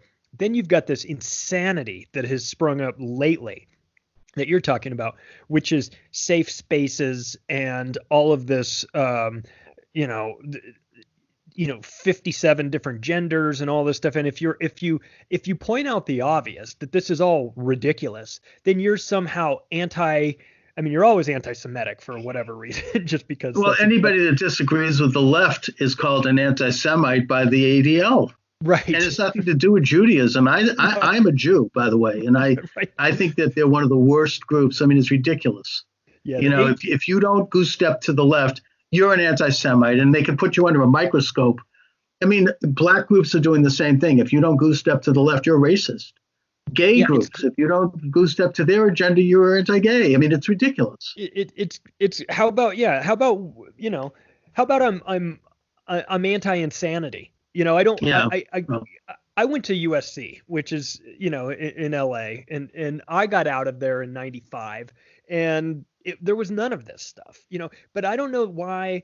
I have a daughter who's 8. When she decides to go to college, if she chooses that route, you know, I don't want her to be in a school that says, oh, somebody has called you a bad name. Well, we've got a safe space for you, because then you're starting to teach them that the world is filled with safe spaces. And like, listen, some of this is God. No, I mean, I was broadcasting at Tufts, as I said, right. I came back during the Trump election, and people were like weeping, and they had to set up like safe rooms where people could play with Play-Doh, like they had reverted back to nursery school. It's crazy. I mean, and you know, this is a time, whether you like Trump or not, we should have been celebrating the fact that we had had a peaceful election, we'd had a change of power, that we have a democracy in the broad sense within a Republican context, and that we're going to have a new administration, whether you like it or not. I celebrated when Obama was elected, even though I didn't vote for him, because that's the system. I mean, you go into opposition, a loyal opposition, where you then criticize policies. You don't become the resistance. That's a communist term. It's just anyway. But yeah. Yeah, and I had this conversation with Sam Tripoli, who does Tinfoil Hat and is also a professional stand-up comedian. And I asked him, like, can you go out and play colleges? He's like, no, there's no way I can play a college. He goes, I have to make everybody in the audience happy. If I make one person unhappy, they go to an administrator who goes to, who then comes up on stage and, with the old hook cane thing and just pulls you right off stage. Well, who needs that stuff? And by the way, become like, I mean, look at they drove Ben Shapiro out of I think it was UCal. I mean, he's like a moderate conservative guy. I mean, we're not talking about some real ideologue there. And I mean, they came up with pitchforks and burning. Yeah. They were like crashing the door down. Yeah. It's insane to me, but and this very well could be a product of what we were talking about earlier with this kind of mass manipulation and the establishment using the means of communication, the media and the culture to present something in a way that is so pervasive and so over the top that people come to they internalize it, they are conditioned by it. Yeah, and when you want to make a huge impact on society, if you're these maniac controllers and you want to impact society, it makes sense, like Adolf Hitler says, give me control of the textbooks and I control the next generation. So you've got them infiltrating not just the colleges and universities to get those kids thinking the way they want them to think, but also taking it a step earlier and going after the curriculum of schools. And one of the things that we saw early on was the Rockefellers and Carnegies putting lots of money into the compulsory schooling system. And we have Bill Gates in his new version of this, and he's one of the new Rockefellers, hiding behind his foundation. We've got him pushing Common Core, which is, if anyone has taken a look at the Common Core math component, it is, I don't know any other way to describe it other than intentional disinformation and torture of these kids, because it is so backward that it screws kids up, not to mention puts us way behind every other country in terms of math. What they're doing is they've invented a new way to do equations that is so convoluted and complex that it doesn't get to the basic function of arithmetic, where you actually can solve problems. It becomes something else that, I mean, it's creating a